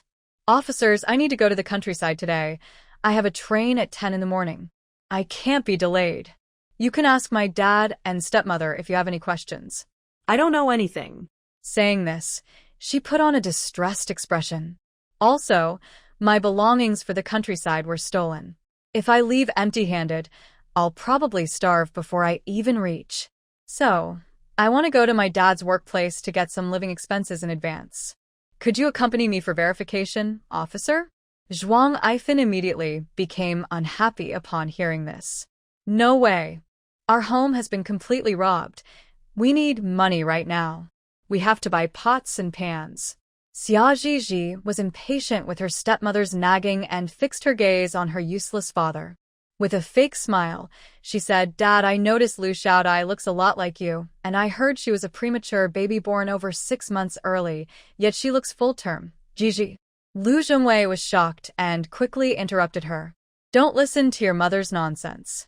How can you leave for the countryside without taking anything? You should go to Dad's factory and get 2 months' wages first. Later, when things are easier, I'll send you things. Xia Zhizhi snorted. You should have said that earlier. You wasted my time. She looked at the youngest and most decent-looking officer and playfully blinked. Officer, you see, my dad agrees. Can you accompany me? Lin Kuan twitched his mouth. Don't think I didn't notice the exchange between you two. Lu Xiaodia's background clearly has secrets. The subsidy for young intellectuals sent to the countryside is 150 yuan. However, her useless father's total salary for 2 months is only 76 yuan. What can that even cover? Right now, she has nothing on the surface. Once she gets to the countryside, she will need to buy everything anew, from clothes to bedding. With no money, she can't even sneak things out from her space. Xia Zhizhi initially wanted to give her useless father an extra month's salary, but realizing he only has 3 months left to live, she decided not to take advantage of the state.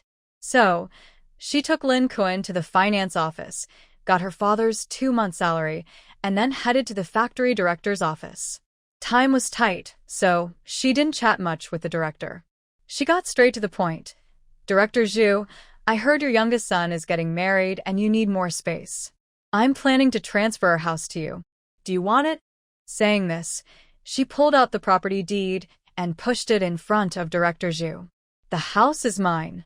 If you want it, you need to decide quickly because I'm leaving for the countryside soon. After the original owner was born, her grandparents transferred the house they currently live in to her name. The deed has Xia Qingji written on it. Over the years, her useless father tried to trick the original owner into giving him the house. Unfortunately, the original owner witnessed her grandparents and mother die right in front of her, and she hated her father deeply. No matter how he tried to deceive or threaten her, she never agreed to transfer the house to him.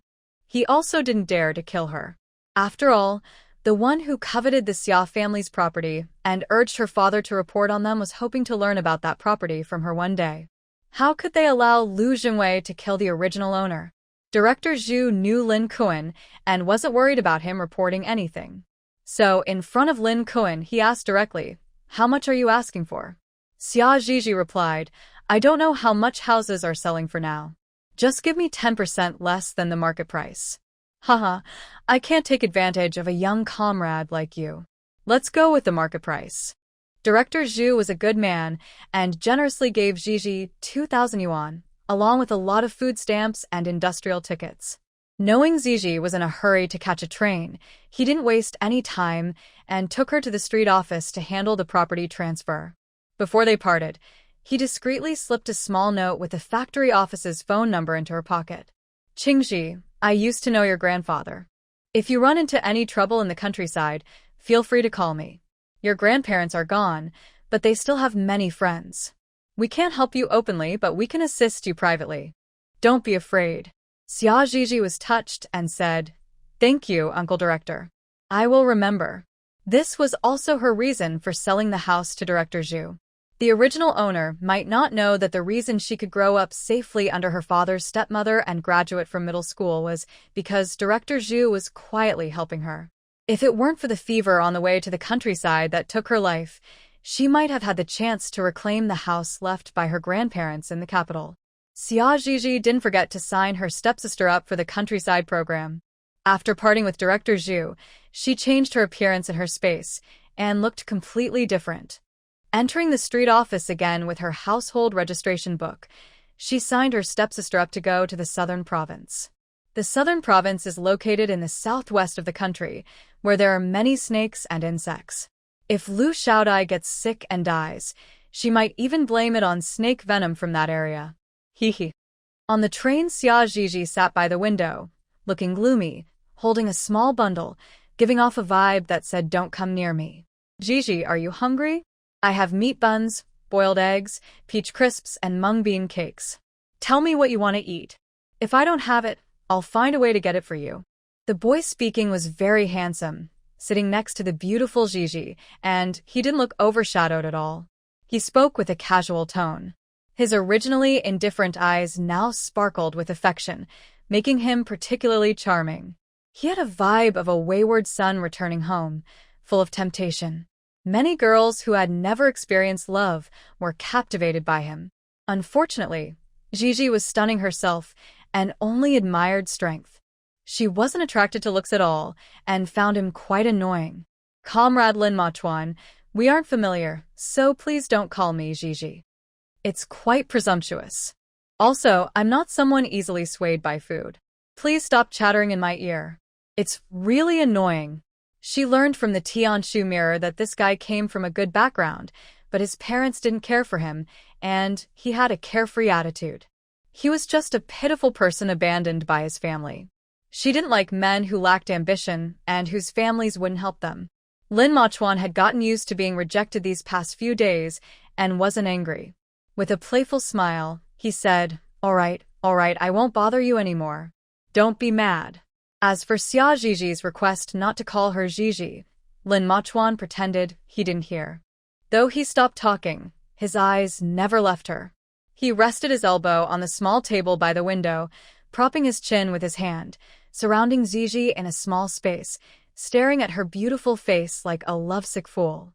The more he looked, the more he liked her, and the more his heart raced.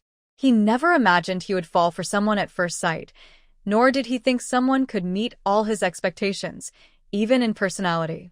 On the surface, Lin Machuan seemed carefree and indifferent, but he was actually very possessive. Once he set his sights on something, he wouldn't allow anyone else to covet it. He wouldn't let the person he liked escape his embrace. He had already warned the two guys across from them not to even glance at Zhizhi. Before this, he had taken them outside and given them a good beating. He strictly forbade them from looking at Xia Zhizhi in a lewd way, or they could expect to be beaten again. "Excuse me, you're sitting in my seat. Could you please move?" A gentle voice spoke up. Lin Machuan didn't think the person was talking to him and kept his gaze fixed on the dozing Zhizhi, unwilling to look away. Cen Weiguo saw that he ignored her, and the others sitting nearby didn't help her either, just watching the scene unfold. Her smile froze. "Excuse me, this is my seat. Could you please move?" She pushed Lin Machuan's back gently. Lin Machuan disliked being touched by others. Instinctively, he pulled back his arm and stood up abruptly, his eyes filled with anger that could burn. "Who told you to touch me? Are you trying to be a pervert?" Suddenly, a sharp pain shot through his arm, and Cen Weiguo couldn't help but gasp, stepping back while clutching her arm. When she saw Lin Machuan's fierce expression, tears welled up in her eyes, and she genuinely started to cry. "And no, it's not like that. Comrade, I just—" Before she could finish, Lin Machuan impatiently interrupted her. "Stop talking. I'm sitting here. You can go sit over there." This guy had a bad temper and showed no mercy, whether it was towards women or children. If someone annoyed him, he didn't care about his reputation and would retaliate without hesitation. He pointed to an empty seat diagonally across from him.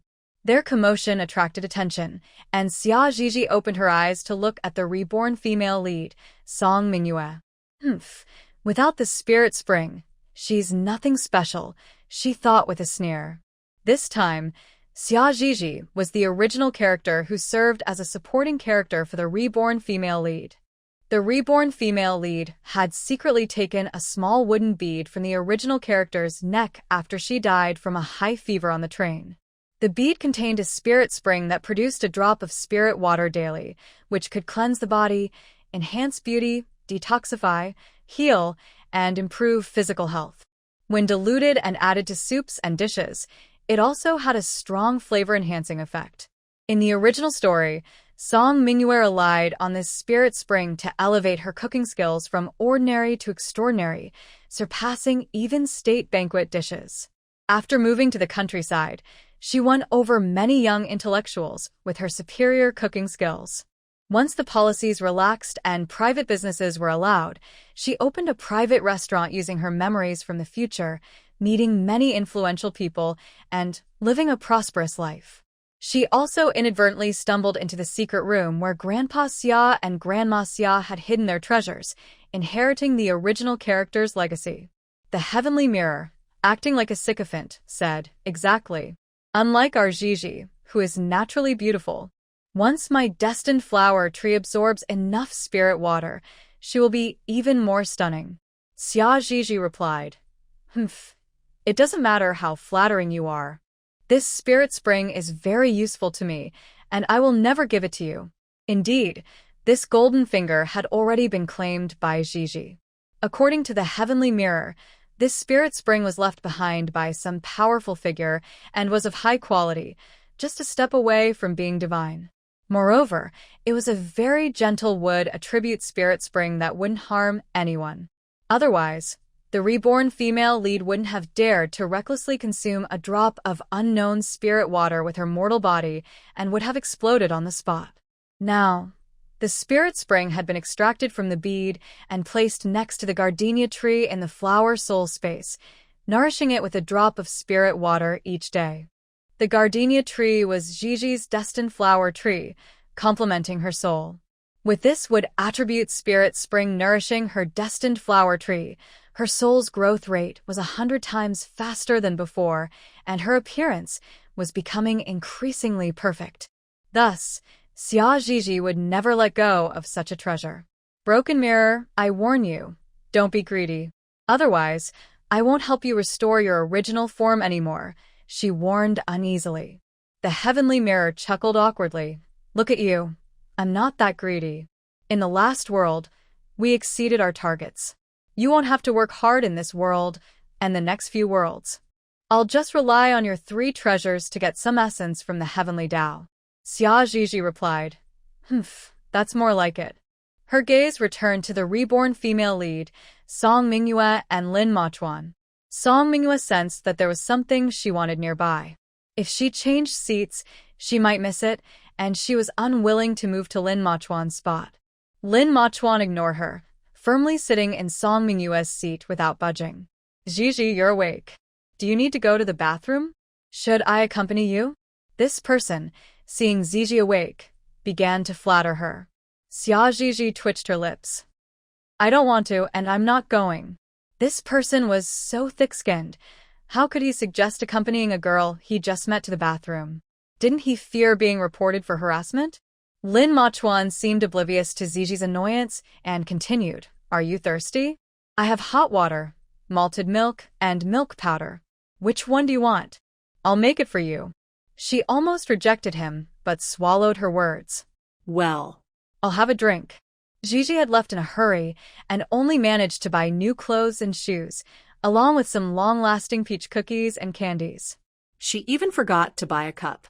She wondered if those who coveted their family's treasures had sent someone to watch her. It was difficult to conjure something she hadn't bought, and she couldn't go several days without water on the train. After thinking it over, she accepted Lin Machuan's offer. Lin Machuan watched Gigi drink from his cup, feeling pleased, and took out 2 boxes of exquisite pastries. "Gigi, you haven't eaten all day. Don't starve yourself. Eat these pastries." Cen Weiguo, standing in the aisle, stared at Lin Machuan's back, nearly burning a hole through it, but he didn't even glance her way, which almost made her furious.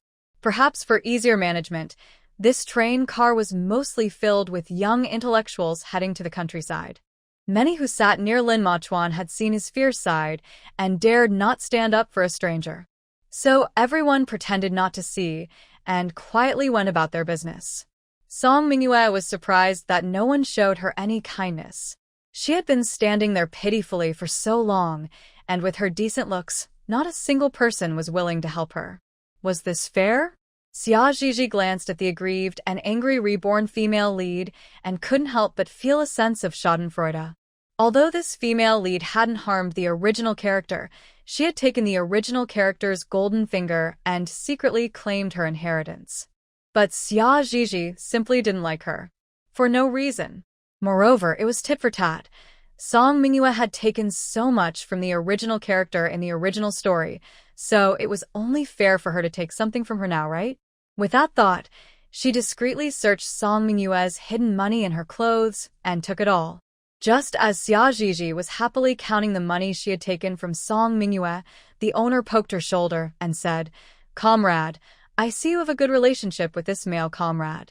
Could you persuade him to return to his own seat?" Is the reborn female lead ordering her around? Who does she think she is? Xia Zhizhi smiled slightly. Just when Song Mingyue thought Zhizhi would agree, she suddenly saw her face turn cold. No. Song Mingyue was taken aback, feeling displeased. She wanted to say more, "Comrade. Enough. Are you really going to fuss over just one seat? It's not like I'm taking yours. You just don't want to sit in my spot." Lin Machuan, with his bad temper, couldn't hold back anymore. He shot a cold glare at Song Mingyue. If he weren't worried about scaring Zhizhi, he would have punched her. "Zhizhi, I can get a sleeper ticket. Let's go to the sleeper section and not deal with this woman." He didn't give Song Mingyue a chance to bother Zhizhi. As he grabbed his luggage, he also hooked Zhizhi's small bag onto his arm. Passing by Song Mingyue, he bumped her hard with his heavy bag. Ouch! Song Mingyue nearly lost her balance and almost fell onto the lap of a nearby male youth. Fortunately, the young man reacted quickly and dodged, but he complained, "Comrade, can you stand still? I have a girlfriend." He almost lost his innocence. The young man's girlfriend was pleased with her boyfriend's behavior and shot a glare at Song Mingyue, calling her a fox, then turned to check on her boyfriend. Song Mingyue's face turned pale and flushed.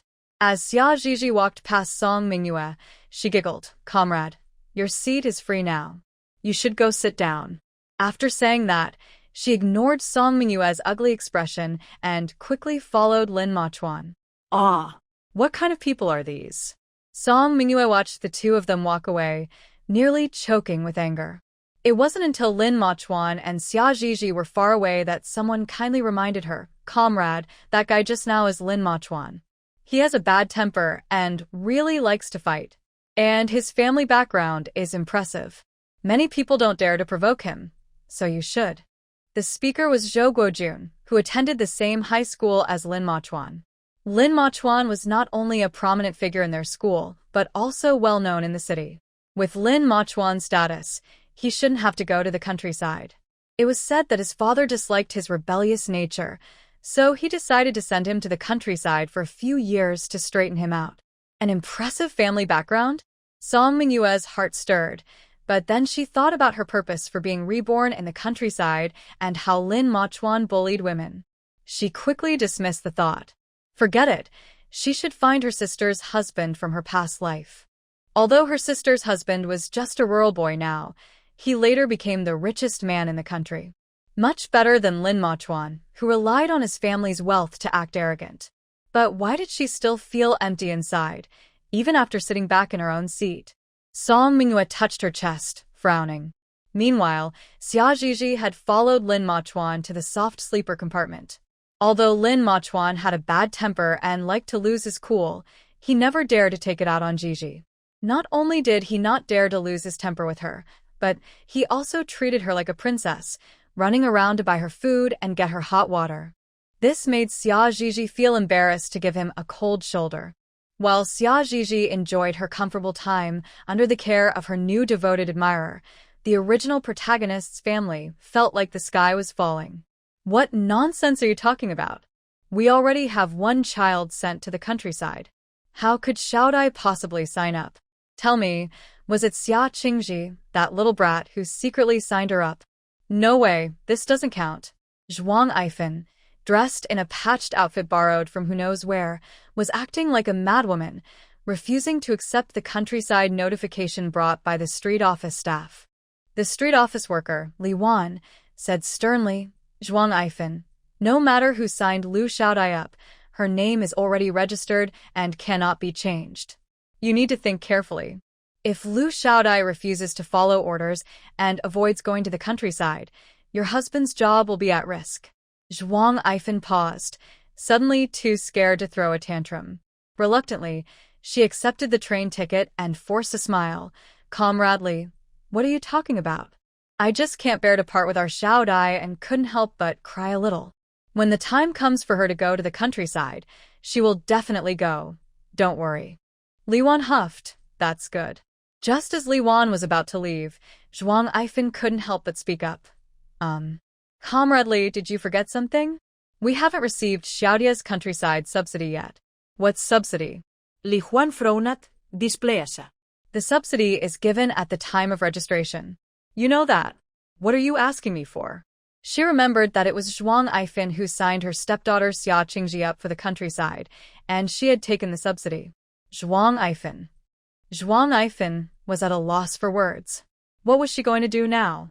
They didn't even know who had stolen from them. Forget about money. They didn't even have a pair of underwear left. The clothes their family wore were all borrowed. Where would she get money to buy things for Xiaodai to take to the countryside? Misfortunes never come alone.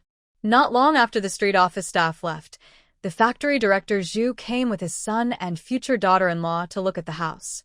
"Comrade Zhuang, this house has already been transferred to Xia Qingji. I know your family is in trouble, so I'm not rushing you to leave. Let's do this. I'll give you a month to move out. My son is getting married next month, and we need to set up the new house in advance. I hope you and Lu Zhengwei can understand." Director Zhu wore a friendly smile. Zhuang Ifan wanted to explode, but didn't dare. Director Zhu was her husband's boss. If she dared to clash with him, her husband would definitely face consequences. She could only ask, feeling frustrated, "Director Zhu, this is our Zhengwei's house. How can Xia Qingji just transfer it to you?" Director Zhu still smiled. "You might have misunderstood. This house belongs to Xia Qingji's grandparents. Not long after Lu Zhengwei married in, Xia Qingji was born, and her grandparents transferred the house to her. The deed is in her name, and she has the right to transfer it to anyone." Just then, Lu Zhengwei, who had just returned from work, overheard this. Especially when he heard Director Zhu emphasize that he was the one who married in, blood rushed to his head, and he fainted right at the door. Misfortunes do not come alone. Lu Zhengwei was so angry that the cancer-causing agent hidden in his body acted up early. When he arrived at the hospital, the doctor examined him and shook his head, saying he was in the late stages of cancer and that it was untreatable. He told them to prepare for the worst. Before Lu Zhengwei could faint again, Zhuang Ifan collapsed first. Then, the doctor checked Zhuang Ifan as well. "Hey, what's going on with you two? How did you both end up with cancer?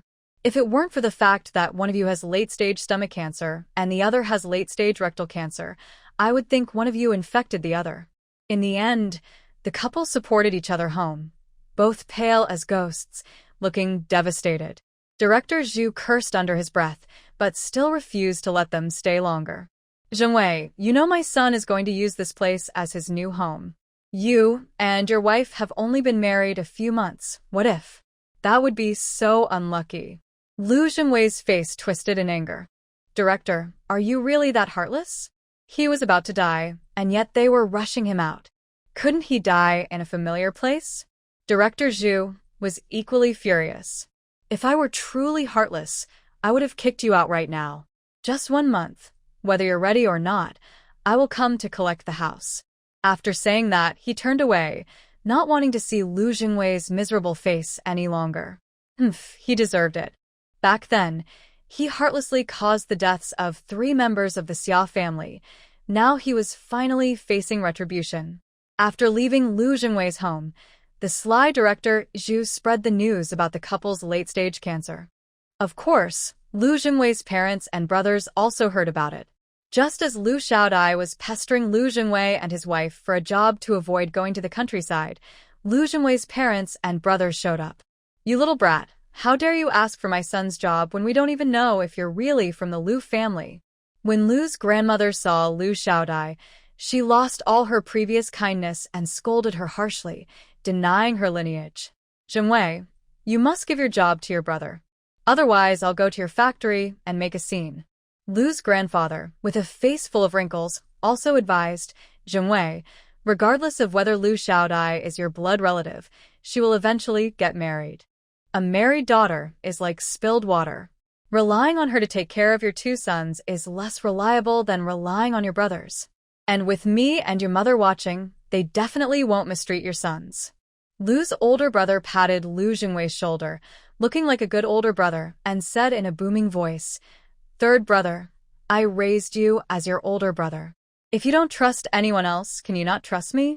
If you're willing to give me the job, I will treat your two sons as my own and raise them well." Liu's second brother and younger brother also chimed in, trying to say nice things. Liu Zhengwei looked at his brothers and then at Liu Xiaodai, hesitating. "Dad, I'm your real daughter." Liu Xiaodai was as anxious as an ant on a hot pan, fearing her dad would impulsively give the job to these distant uncles.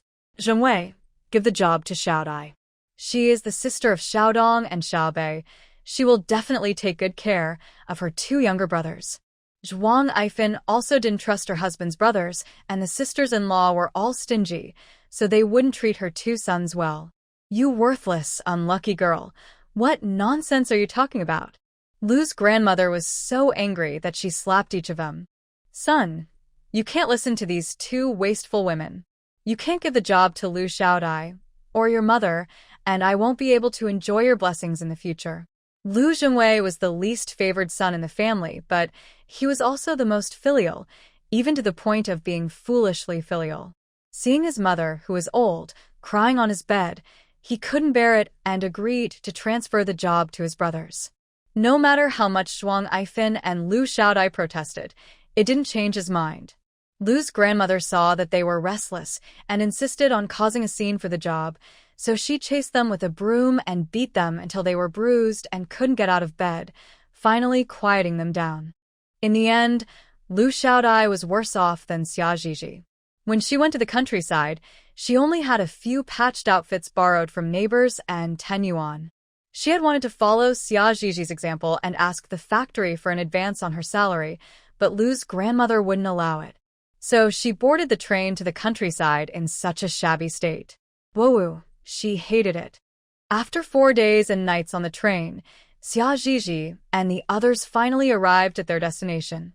Sun Commune. Sun Commune, come this way. Victory Commune. Victory Commune, come this way. Lin Machuan, tall and long-legged at nearly 1.9 meters, easily spotted their destination through the bustling crowd. "Zhizhi, stay close to me. Yanglu Commune is this way." Xia Zhizhi tightly held onto his shirt, looking obedient. "Okay, I got it. Let's hurry. It's getting more crowded." When they finally reached the sign for Yanglu Commune, they heard the reborn female lead, Song Mingyue, crying loudly that her money was stolen. She was demanding to search the pockets of the other young intellectuals sitting with her. "Why should we? Who do you think you are to search us?" Lu Man, one of the female young intellectuals, was the first to jump up. The others looked pale and stared at Song Mingyue, clearly disagreeing with her request. "Lu Man, you're so quick to refuse. You must have stolen my money." Song Mingyue had completely lost her rationality. She hadn't lost just a couple of 100 yuan, she had lost 1,050 yuan. Besides the 150 yuan resettlement fee for young intellectuals, the remaining 900 yuan was secretly taken from her family. Now it was all gone. How would she survive? Her family had already torn apart their relationship. Even if she wrote home begging for money, her cruel parents would definitely ignore her. Feeling wronged as a thief, Lu Man was furious and almost hit her, but the staff from the commune's young intellectual office intervened just in time to stop the fight. "All right, stop arguing for now," the staff member from the commune's young intellectual office said impatiently. "Song Mingyue, First tell me how much money you lost. I need to see if it meets the amount for reporting to the police. Cen Weiguo didn't care about keeping her finances private anymore and blurted out 1,050. I lost 1,050 yuan. As soon as she finished speaking, gasps filled the air. Did she say what? Did I hear wrong? Over 1,000? I didn't expect this Cen Weiguo to have so much money.